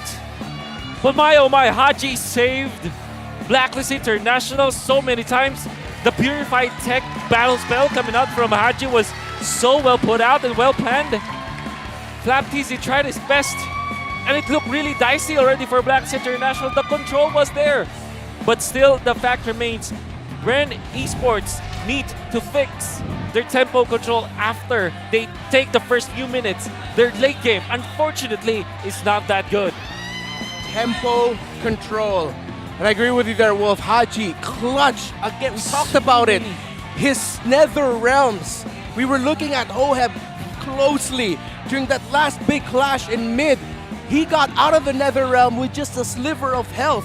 One basic attack kept him alive, and the Immortality stayed up. Flap tried, but they just couldn't break him. Wasn't the Lord fight? That was the Lord fight, right? No, I'm talking about the mid. That big mid clash. And then at the same time, the pull from Haji. Shadow Stampede coming in big as well in that last one. That was a lot to dissect in that last clash For there. sure. There's way too much that Blacklist presented. And all this time, what really irks me is the fact that I have no hand sign for Haji. We got one for Kill 1. We got one for Agent Zero. Okay. We don't have one for Haji. We need one for H-Town. What's... Sorry, KDA Machine. KDA Machine. I don't know why I don't know where H-Town came from, but yeah. Unbelievable. I can't believe it because I guess the fundamental is always there. And because I asked if it was the Lord fight, and now I can confirm that happened more than once. The way that Haji is baiting his opponents by putting Edward up there, waiting for the most perfect moment to pop the Nether Realm. Maybe taking advantage of the body of Smith, of course, coming out from the turret so that he's able to survive. But the moment that you saw that the entirety of AP Brent overcommit to Edward, NetherRealm pops, and now they're left in a very bad spot. It's such an easy catch for what? 2 or 3 ults from AP Bren. All that Haji has to do, all the Black has to do is just NetherRealm. Yeah, and the Purify as well, by the way, is important because sometimes he's very near the turret slot that he can easily be caught off, especially with a Petrify coming off a flat TC with the Alecto Petrify combo. What you do is you can even like preemptively pop your Purify. Yeah, because you have the window. The window. You have the 1/4 of a second window. Yeah. And then you pop the NetherRealm and you're A-okay. Yeah. Haji just played like a beast. An absolute monster. What a monster. Wow. You know what? All of them. Oh, yeah? This is not a one-man job. Yep. All of them deserve our flowers here. And folks, if you're just tuning in or only you've been watching Mpl Philippines Season 12 news, this may not be the Blacklist International that you're very familiar with Oh My Venus and Wise, but this is still a Blacklist International you need to watch out for. And for the people who knew of AP Brand because of their performance at the IESF World Championships, this is the AP brand that is now, after a hot start to the season, struggling after a shift in the meta. They lost all their series this week number 3.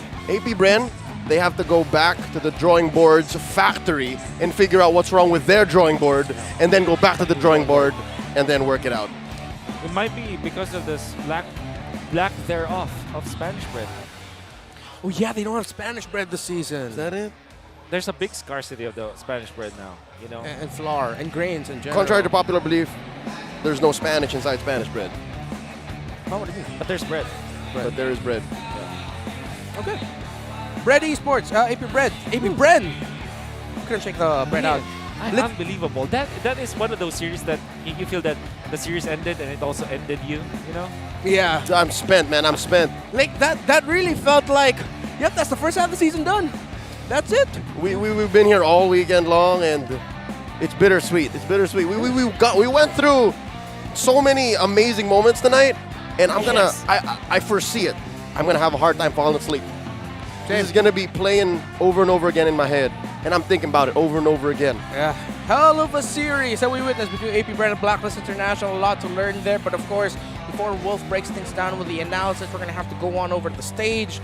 So many great moments here, but now it's time to hear from the players of Blacklist International themselves and to see what they're feeling, because I'm pretty sure they're ecstatic that they got to end week number 3 with 2 missions accomplished. Marakino, your turn. Everybody give it up for Blacklist International. Let me hear it from you. Blacklist? Wow, parang na-rehearse ha. Good job, everybody. Congratulations sa inyo.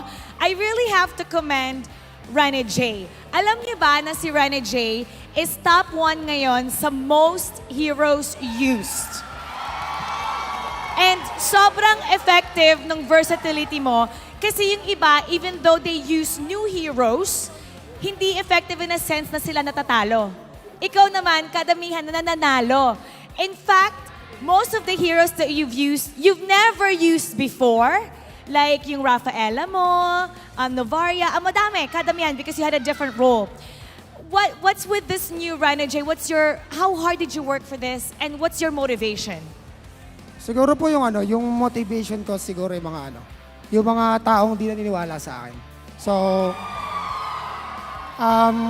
lahat naman po ng mga pinractice ko, lahat yun pinaghirapan ko talaga. Lahat sila, hindi ko agad-agad na master. Talagang ginrind ko talaga siya. Tapos nagtanong ako sa mga coaches kung paano gamitin yung bawat hero na yun. So, yun po. Alam niyo ba, in 7 series, Rhino J has used 9 different heroes. Give him a round of applause. Great job, Rhino J. Edward naman, Edward. Ayan, sabi ko na nga may titilik pag hinawakan ni Edward yung mic. Great job, by the way. Alam mo, kitang-kita yung dominance mo game 1 pa lang kasi ikaw kaagad nakakuha ng first 3 kills. Kita yung gigil, kita yung dominance. Pero maliban sa game, ang ating Hall of Legends, very influential Hall of Legends, ito kasi Edward, magkakaroon ulit tayo ng voting. for the next Hall of Legends inductee. In fact, hanggang October 5 lang. So napakabilis lang at magko-close ka agad yung ating voting. If you were to vote for somebody na hindi included sa Blacklist International, sino ba sa tingin mo ang deserving? Tingin ko po si Coach Daki kasi matagal na rin siya sa pro scene. Ayan. Si Coach Ducky. Apo. And what else? What is it about? Why do you think he deserves it? Ayun, yung mga sibol, niya, yung mga achievements niya rin po na napapatunayan niya yung sarili niya ganun. Inibitahan na muna natin din ang ating mga manonood, pati yung crowd dito, to vote kasi hanggang October 5 lang. Especially ikaw, alam mo yung pakiramdam na maging Hall of Legends inductee. Go ahead, share it. Yun guys, mag-start na kayo mag-vote ngayon. I-vote niyo si Coach Daki. Oh, okay. Tama ba? They can vote whoever they want, but he's gonna vote Coach Ducky. Thank you so much. Now, it's time to announce the match MVP. Let me hear some names.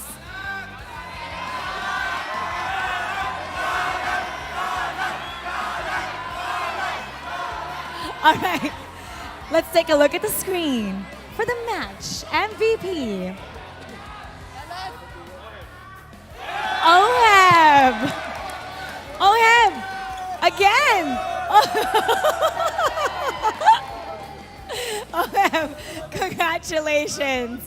Congratulations! Tinapos nyo ang inyong round 1 on a great note. Now, you're gonna have a tough challenge ahead. Yung susunod na game nyo will be against Echo Philippines, which has evidently been a struggle since season 11. And the last time na tinalo nyo sila, actually, since upper bracket pa, nahirapan kayo ng M4. So what is going to be different this time around sa round 2 going up against Echo? And how are you guys going to handle this? Siguro next week, hindi lang sa Echo, kundi sa mga iba pa namin kalaban siguro. Marami silang makikitang bago na marami may pasabog na ilalabas siguro next week na kaabang-abang talaga. Meron ka bang message sa inyong fiercest opponent? Kasi ang Echo right now, solo number 1. Nobody near them. Everybody else is fighting for number 2. Do you have a message to them? Siguro next week siguro marami silang makikita bago galing sa amin. Yun siguro. And we're looking forward to that, Oheb. Once again, everybody, give it up for Blacklist International. You may now take your bow and take your walk of victory. Congratulations to Blacklist International. And with that, Blacklist is at now 3rd place sa ating standings. Hihimayin natin ang kanilang magandang ipinakita. Babalik tayo sa ating casters. Pass up. New hand sign proposed there by Wolf H-God for Haji. Oh, right. Okay, so Agent Zero, Okay. PL1, Okay. H-God. H-God. Right. Well deserved MVP performance. Dude, though it looks for like an Chris. H. It does look like an H. Thank you so much, Wolf. Yeah. No, we have simple happiness. Yeah. We are happy with simple things. We do. Congratulations to the Filipino sniper getting series MVP yet again for Blacklist International for Kill 1. They got a lot more left in the tank, but I'm sure Wolf has a lot more to say. So, Wolf, say something smart. Yeah, this is AP brand leading the charge and leading the economy, leading by every single thing. Real estate is theirs. But there was a team fight around the 8-minute mark that definitely bring the momentum back to the side of Blacklist International once again. Then all they had to do was win the team fights. So let's look at the MVP of this game, which I definitely agree with. Look at that. Wilderness, agility, mage emblem, and then the lethal ignition. So much damage from the Faramis. But what this allows as well is that you'll have a lot of shields with the Nether Realm. We'll talk about more of that later because personally I think the Faramis coming out from Haji was the MVP of this game just because of the fact that he was able to utilize his teammates to bait out the rotations coming out from his enemies, and then also pop the Netherrealm with the Purify so that it will be perfect as a way of punishment coming out from Blacklist International.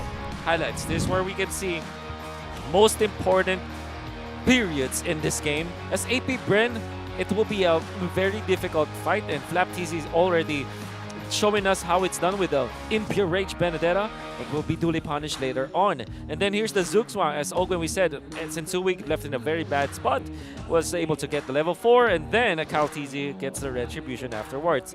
More of Bren Esports as they went into the top lane. Again, Ogwen making the good plays for the team. Had it been that AP Bren was the winners of this game, you can definitely say that Ogwen's performance was MVPs, but MVPs performance, that's Edward and Haji. You can see the Netherrealm perfectly placed. Sensui will be able to snag Kautizi. That was actually Haji with the Shadow Stampede play in the middle, able to snag one. And watch out for Sensui, because few, he will scratch his head after this play. He'll try to defend with the dash, but Sensui with the taunt was there, ready for him.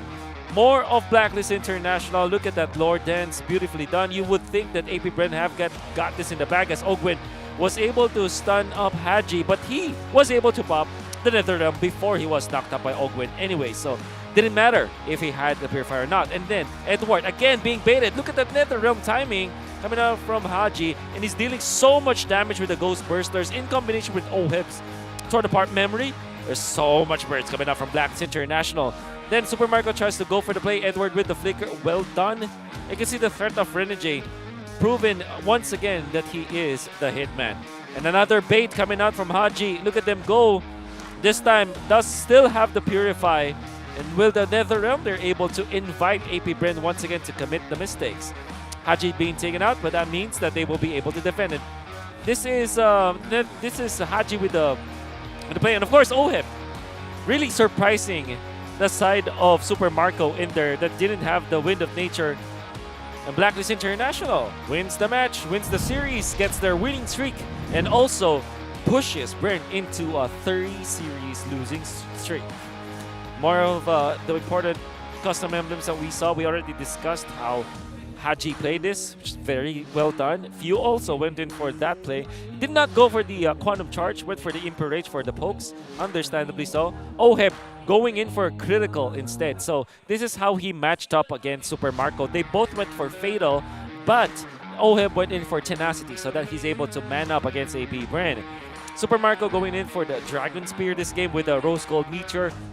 Does back up a punch, and you can see that he's already outputting the damage against Blacklist International. Sadly, that will not be enough, as the Blade Armors are a lot coming out from Blacklist International. And another tech itemization coming out from Edward. Good tech pick with this Twilight Armor to go with the Blade Armor.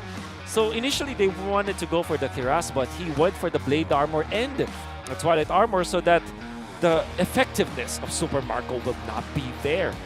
We know for sure that Twilight Armor has been reverted to its original form, where any kind of damage above 900 is not going to be that effective, and Super Marco really felt like he's hitting a brick wall when going up against Edward, and Edward survived this so much. Very instrumental to the comeback victory of Blacklist International. Still, MV3 showing us how it's done. Sensui also giving us a hell of a game with this game. And of course, Renegade with the vision and Duvario that he was able to show us. The Faramis last pick coming out from Blacklist International was near perfect. Giving it to Haji was the best decision, of course, for side of Blacklist International. And it's going to be interesting to see how Blacklist International will consider this. Mirroring the legendary Mark Henry in a promo against John Cena, Oheb said, well, sort of said, we got a lot more left in the tank. They still have a lot to show. Let's see what else Blacklist will show. But you saw there, Edward, a shout out the legendary coach Ducky, Francis Glindro.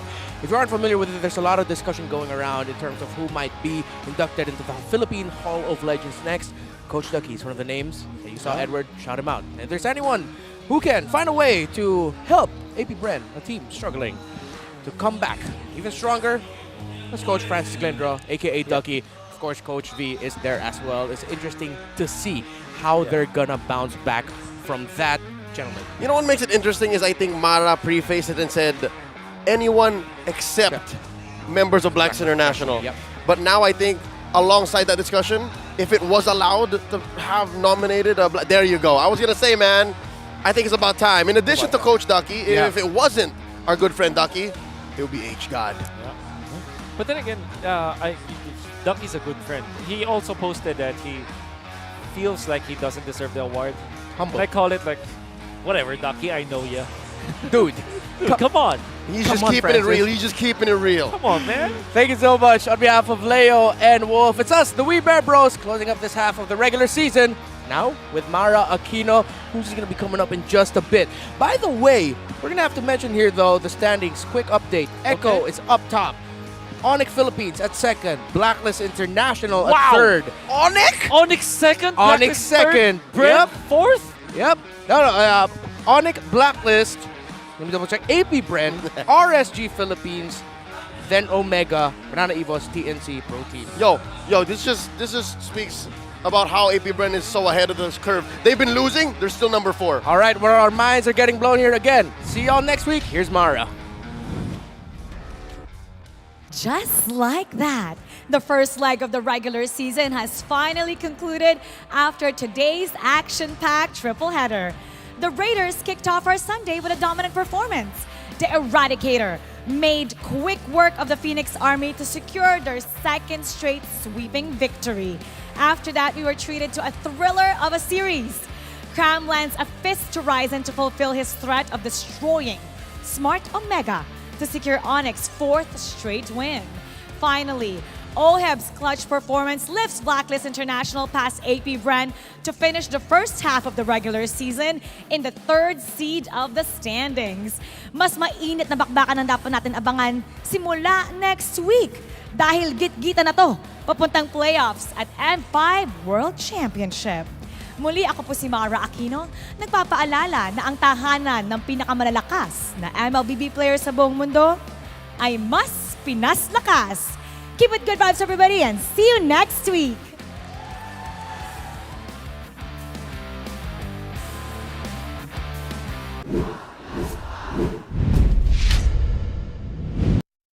The 12th season of MPL Philippines is brought to you by the following sponsors.